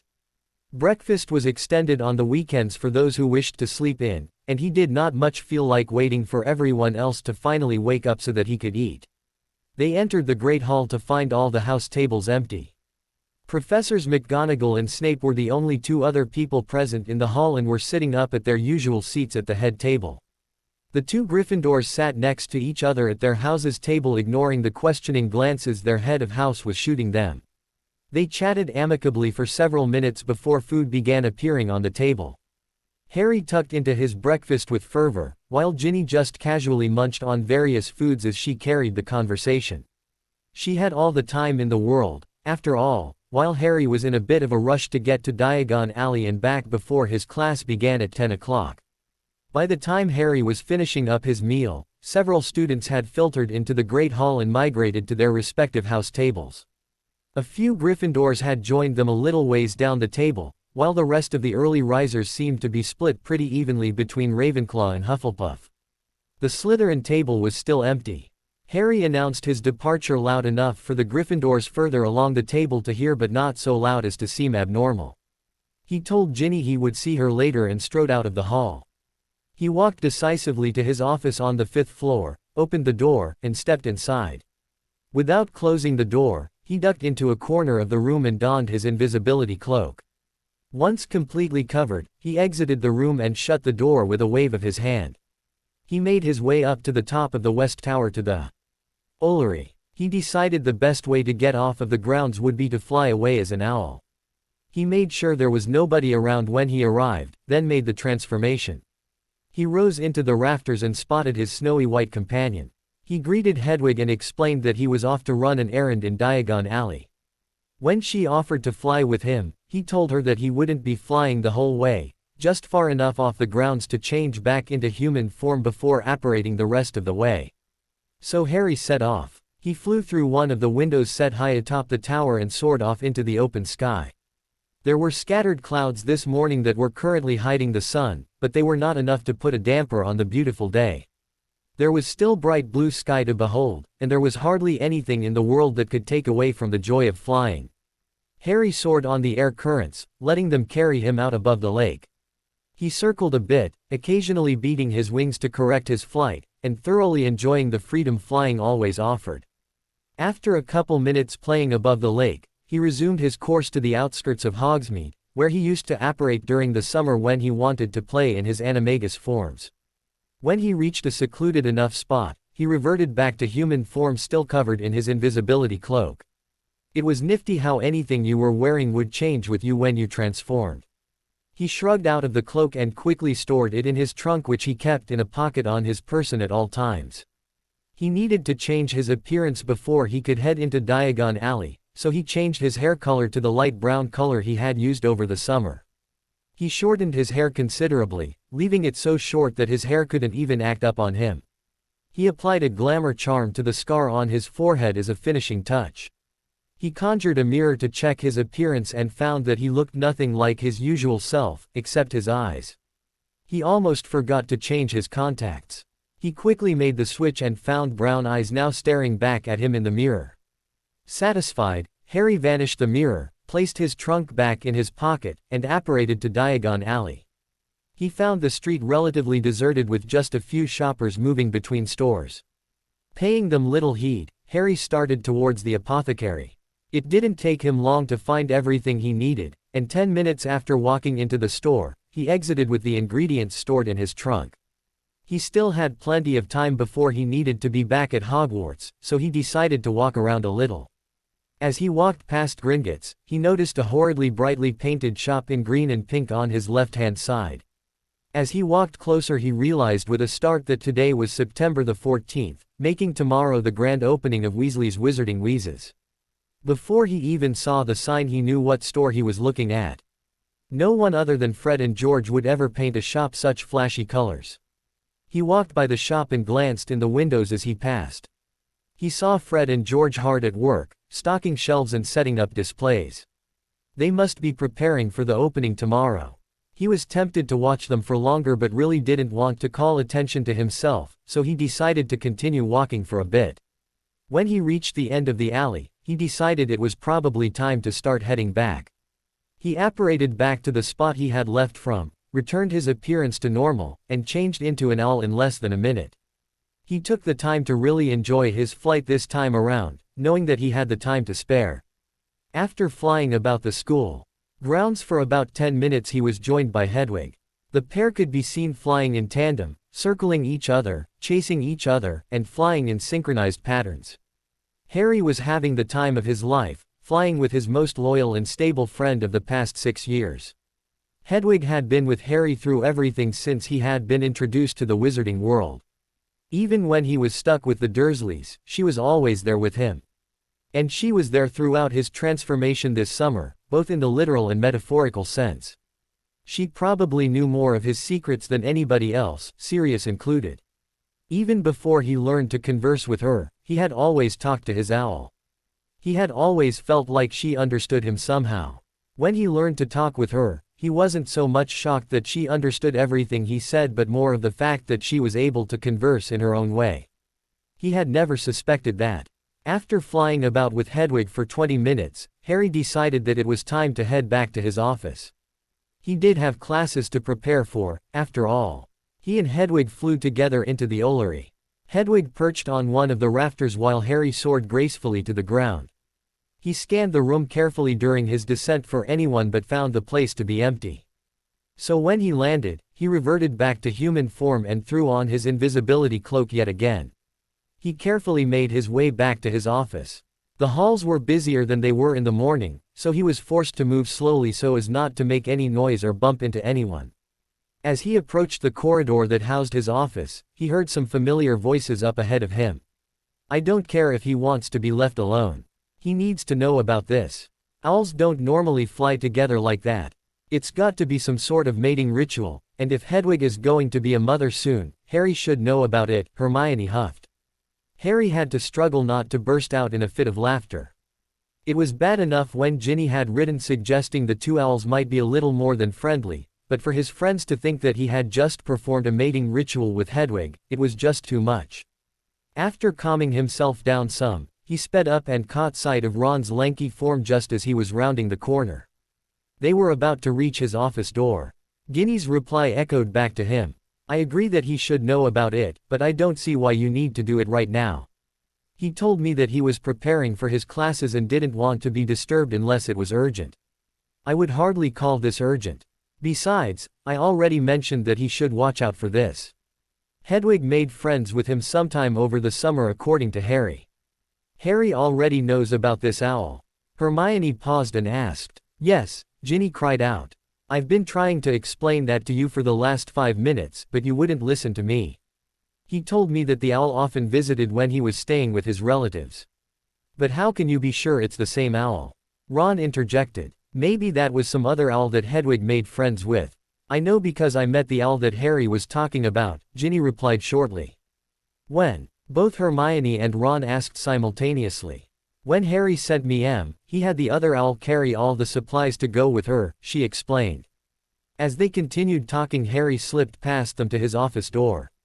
With a wave of his hand, he caused a suit of armor behind the trio to levitate just an inch off the ground and clang back down. When everyone looked to see what made the noise, Harry opened the door to his office, stepped in, threw off his cloak, stepped back out and shut the door behind him. What's with all the racket out here? He asked his friends. Hey Harry, Ginny greeted brightly. How are the lesson plans coming along? Just fine until you lot showed up making all that noise, Harry mock scowled. Now wait just a minute, Hermione started to counter. Lighten up Hermione, Harry said with a smile. I was just playing with you. So what brings you guys to my neck of the woods? Well, we just caught Hedwig and a black owl doing what we think might be some kind of mating ritual over the grounds. We just thought you should know just in case. That way you don't one day end up with a baby owl out of the blue, Hermione explained to him. He smiled brightly in return, still struggling to control his mirth. I see. Those two did seem rather friendly over the summer, but I never thought it had anything to do with mating. What makes you think they were doing some sort of mating ritual? Hermione's voice changed to what Harry called lecture mode. She often adopted this tone of voice when she was reciting an answer from a book or explaining something to somebody. Well, first of all, they were out flying together for pleasure during the day. Normally owls only fly for pleasure at night because they are nocturnal by nature. Secondly, I've never seen owls fly as coordinated as they were. It's like they were dancing together or something. It was a beautiful sight to watch. Half of the girls in Gryffindor Tower were glued to the windows watching them fly together. You don't say, Harry stated, honestly surprised that so many people had been watching them fly. Thanks for the heads up. I'll have to keep an eye on her. But for now I should get back to work. I need to finalize my preparations for the classes today. Don't forget to wear something that will allow you some flexibility. We're starting some new drills today. What are we gonna be doing? Ron asked. I wouldn't want to ruin the surprise, Harry said with a smile. You'll find out soon enough. Just don't wear anything bulky like your school robes and you'll be fine. Spread the word around if you see anybody else. I'm not sure if they will all remember. Consider it done, Ginny supplied as she grabbed the arms of Ron and Hermione to turn them around. We'll see you at lunch, Harry. Yeah, see you mate, Ron called out. Harry gave them all a big wave. As they began walking the other way, Ginny glanced at him over her shoulder, one eyebrow cocked. He gave her a smile and a wink. Ginny gave him a grin and another little wave just before they turned the corner and were out of sight. It wasn't long afterwards that Harry found himself in the room of requirement standing in front of a large group of students instructing them on the mechanics of shielding spells.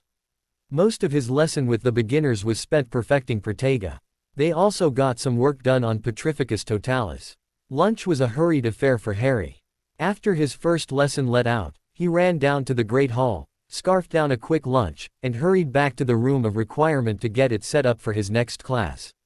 He needed the room to be different than what he usually used, so he wanted the extra time to ensure that everything was set up correctly.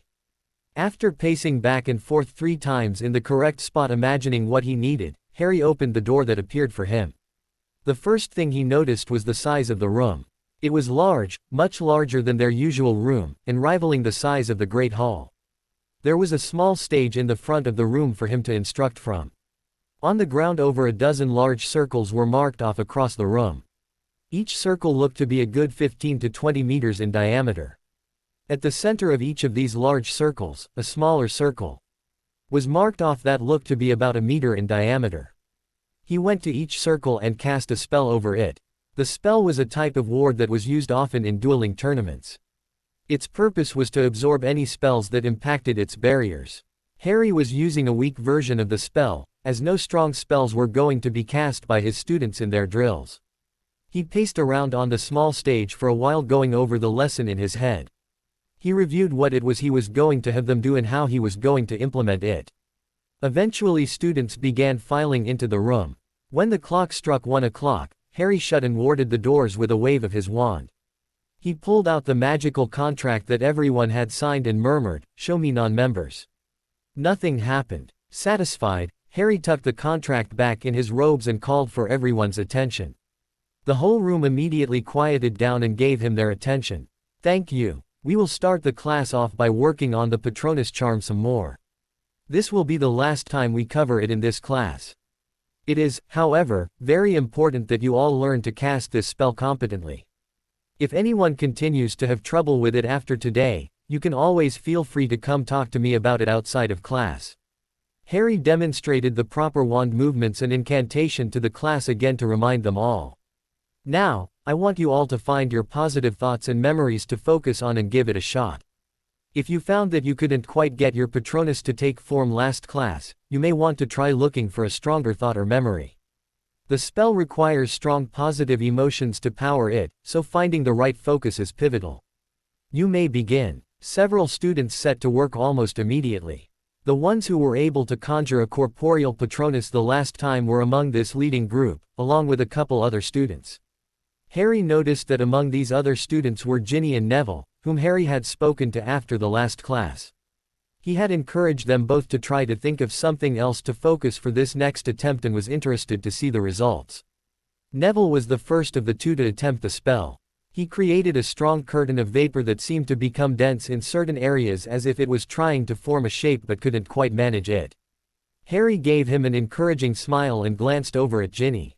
She bore a mask of concentration on her face as she shouted out the words, "Expecto Patronum." A sleek silvery form emerged from her wand in a rush and circled her protectively. He moved closer to investigate the animal. It had 4 legs and a long tail. It moved gracefully like a cat. Ginny was beaming widely at her Patronus. She looked up and their eyes locked for a moment. A look of sudden realization appeared on her face for a moment as their eyes held each other. She suddenly looked away and a blush crept up her neck into her face. She refocused onto her Patronus and gave the mist a pat. Her hand went right through the form as it sat in front of her and it faded out of existence. Hermione was next to Ginny and looked positively delighted for her friend. "Ginny," she squealed, which was a new one for Harry because Hermione did not squeal ever, that was saved for other more girly girls. It was gorgeous. It was some kind of cat, wasn't it? Ginny only nodded in response, still blushing. "What kind of cat do you think it was?" "It was pretty big," Hermione mused. "It could have been a lioness or a lynx, a tiger perhaps, maybe a—" She gasped suddenly and drew a hand to her mouth. "I know what it was," she proclaimed with a knowing smirk. "Hermione," Ginny warned, but Hermione paid her no heed. "What was it you said your mysterious savior was again?" "Oh yes, I remember now. A panther." Hermione was clearly enjoying this. Harry's mouth opened a little in shock at this revelation. If Ginny's form was a panther, then there was a pretty good chance that he could guess what memories she was using to power her Patronus. And it was somewhat flattering, if he was honest with himself. Hermione, in the meantime, was continuing her torture of Ginny. "It makes sense really, after all you told me about him." "Hermione, you better stop it right now," Ginny insisted, the threat in her voice blatant.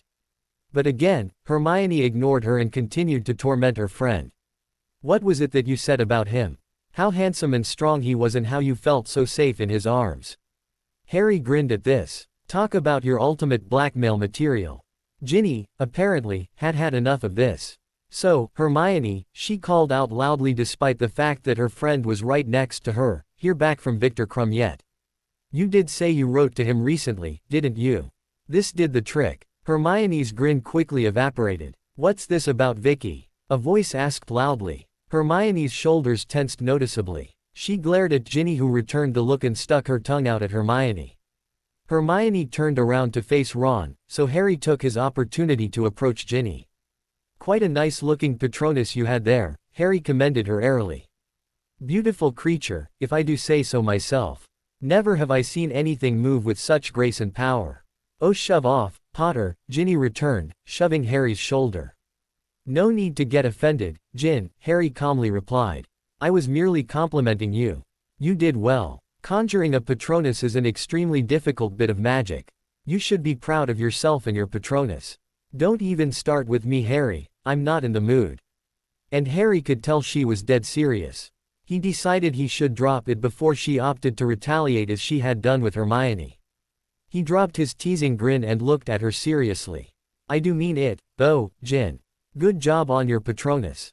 I knew you could do it. She searched his eyes for any insincerity for a long moment.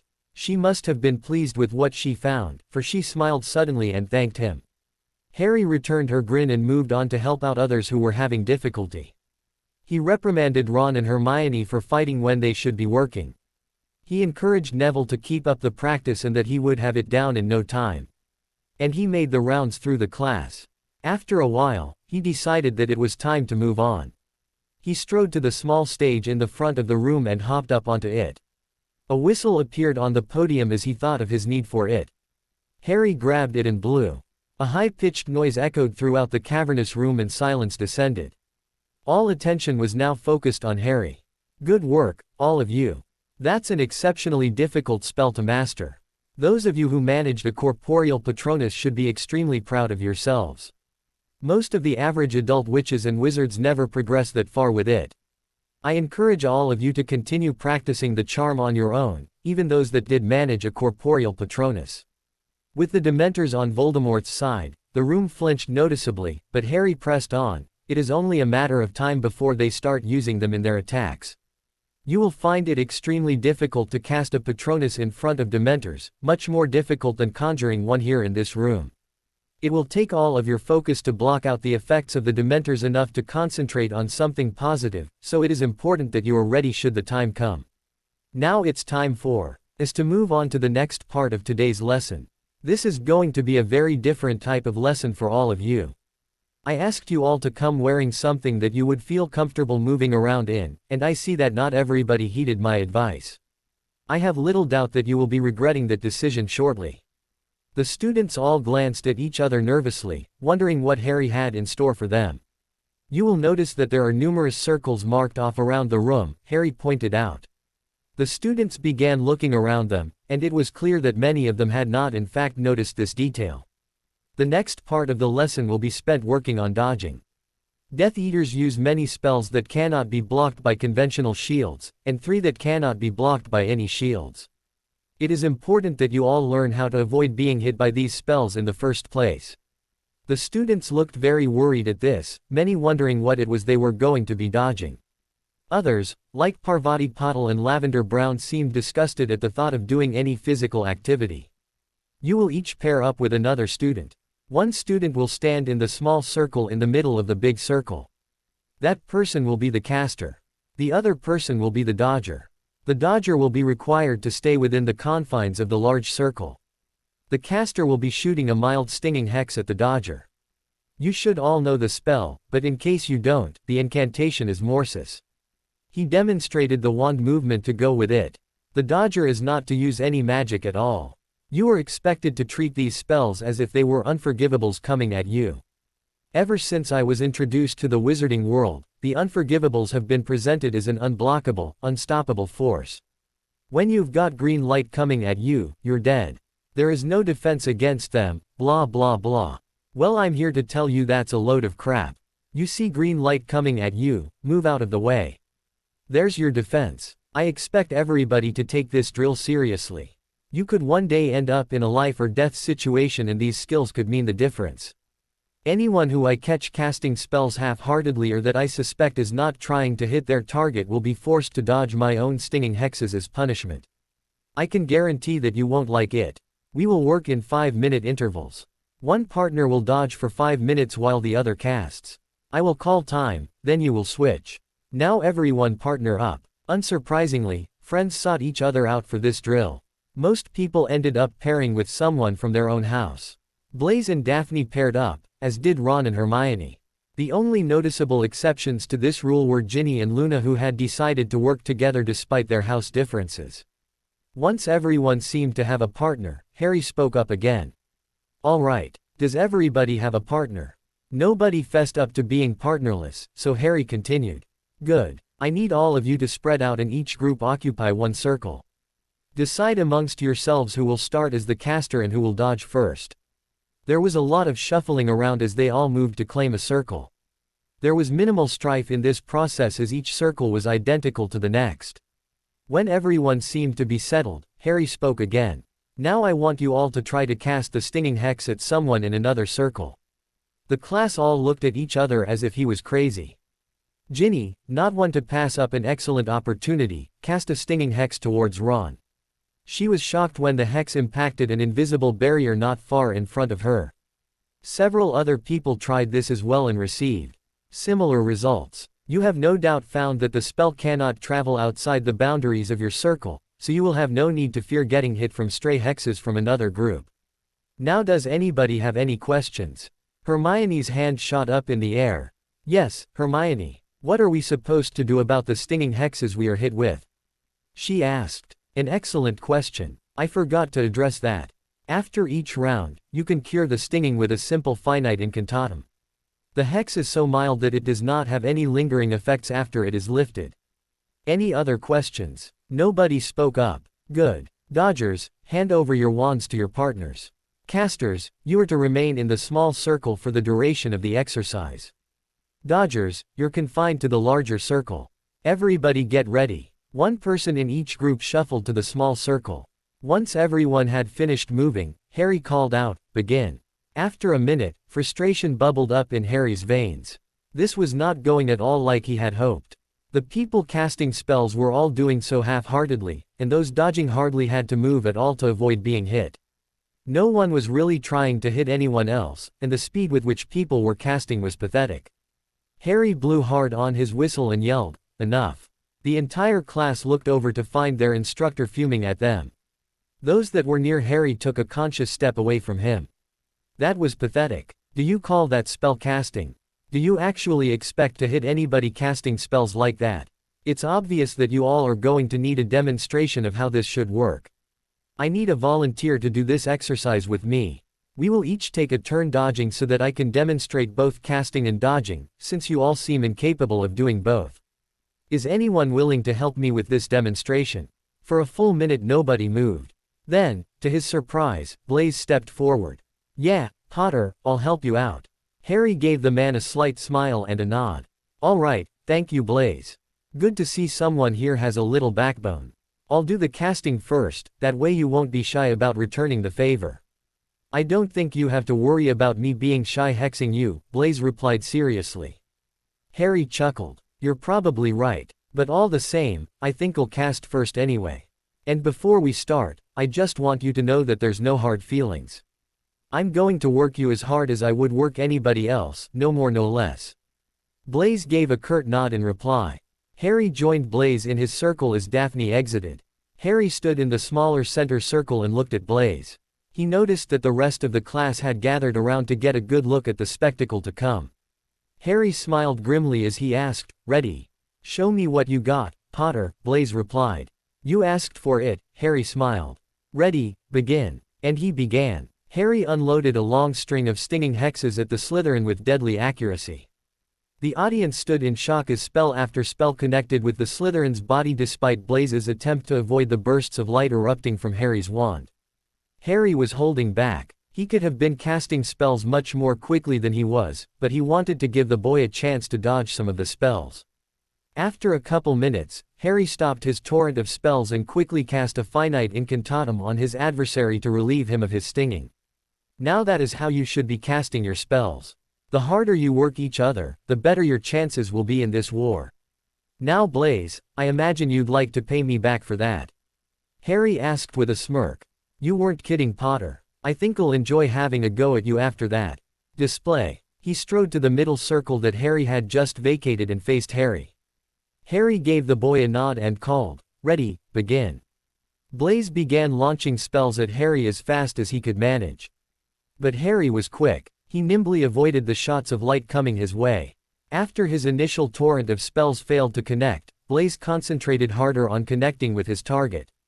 He was casting spells as fast as he could but was still unable to match the speed at which Harry had been casting, despite the fact that Harry had been holding back. Spell after spell left Blaze's wand, but Harry jumped, ducked, rolled, spun, dove, and stepped out of the way, all the while never leaving the confines of the larger circle. The group of students standing around them watched with varying degrees of shock and admiration.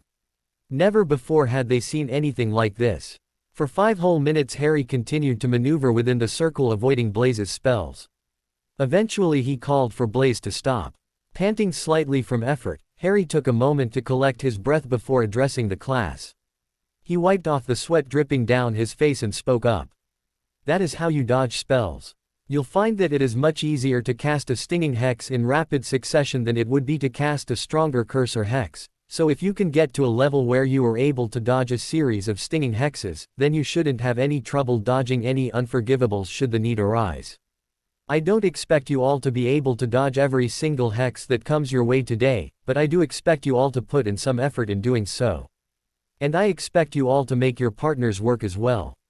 This isn't some game. This is war and must be taken seriously.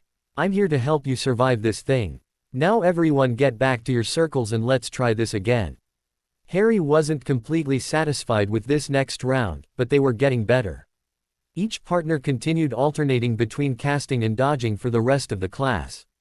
The results were less than spectacular, and he still suspected many people of holding back, but he was content with the progress they had made for now. Before long, their time was up, and he called a halt to the proceedings. You're getting better, but you still need a lot of work. We will spend a little bit of time during each lesson working on this, so I expect you all to come prepared for a little action. Next week we will work mostly on dueling tactics. Before I begin introducing new spells, I want you all capable of dueling competently, otherwise, the spells won't do you any good. You're all dismissed. The students began drifting out of the room, many muttering to each other grumpily. His 5 best friends, those that accompanied him to the Dom last June, all remained behind. Thankfully, Cho did not linger to speak with him this time. It wasn't that he disliked Cho, but she made him a little uncomfortable. Not only was she his first real crush last year, but their relationship, if you can call it that, had failed spectacularly. He felt nothing for her now, but she seemed to still want to flirt with him. And she had a new boyfriend already, too. She shouldn't be flirting with Harry when she has a boyfriend, and Harry just didn't know how to respond to it all. His 5 friends were all huddled together speaking amongst themselves. Ginny and Neville were a little flushed but looked pleased. Luna looked as dreamy as always. Hermione looked tired but otherwise unreadable, and Ron appeared to still be grumpy, probably still itching to argue with Hermione about Crumb. He never did know when to quit.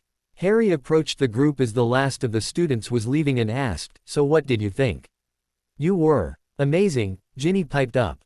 "Yeah, I don't know where you learned to move like that, but you've definitely given us something to think about." "Did Blaze even hit you at all?" Neville asked. "No, I don't believe he did. You have to remember that I've been doing daily physical training since the beginning of summer, running, working out, and working on agility. It takes a lot of time and effort to get to this point," Harry explained. "Well, all your training definitely shows," Hermione contributed. She blushed as she realized the double meaning to her statement. Harry laughed at her discomfort, as did Neville and Ginny. Harry wasn't sure if Luna was even paying attention, and Ron was trying to ignore Hermione at the moment. "Well, thank you, Hermione." They began drifting toward the door at that point. Luna parted ways with the group, and they continued on to Gryffindor Tower. The rest of the day was spent around games of Exploding Snap and Wizard's Chess, sitting in front of the fire chatting, and finishing up some last-minute assignments as another week of classes approached. To be continued. I hope you enjoyed this story. Also remember to subscribe and like this video. See you in the next video.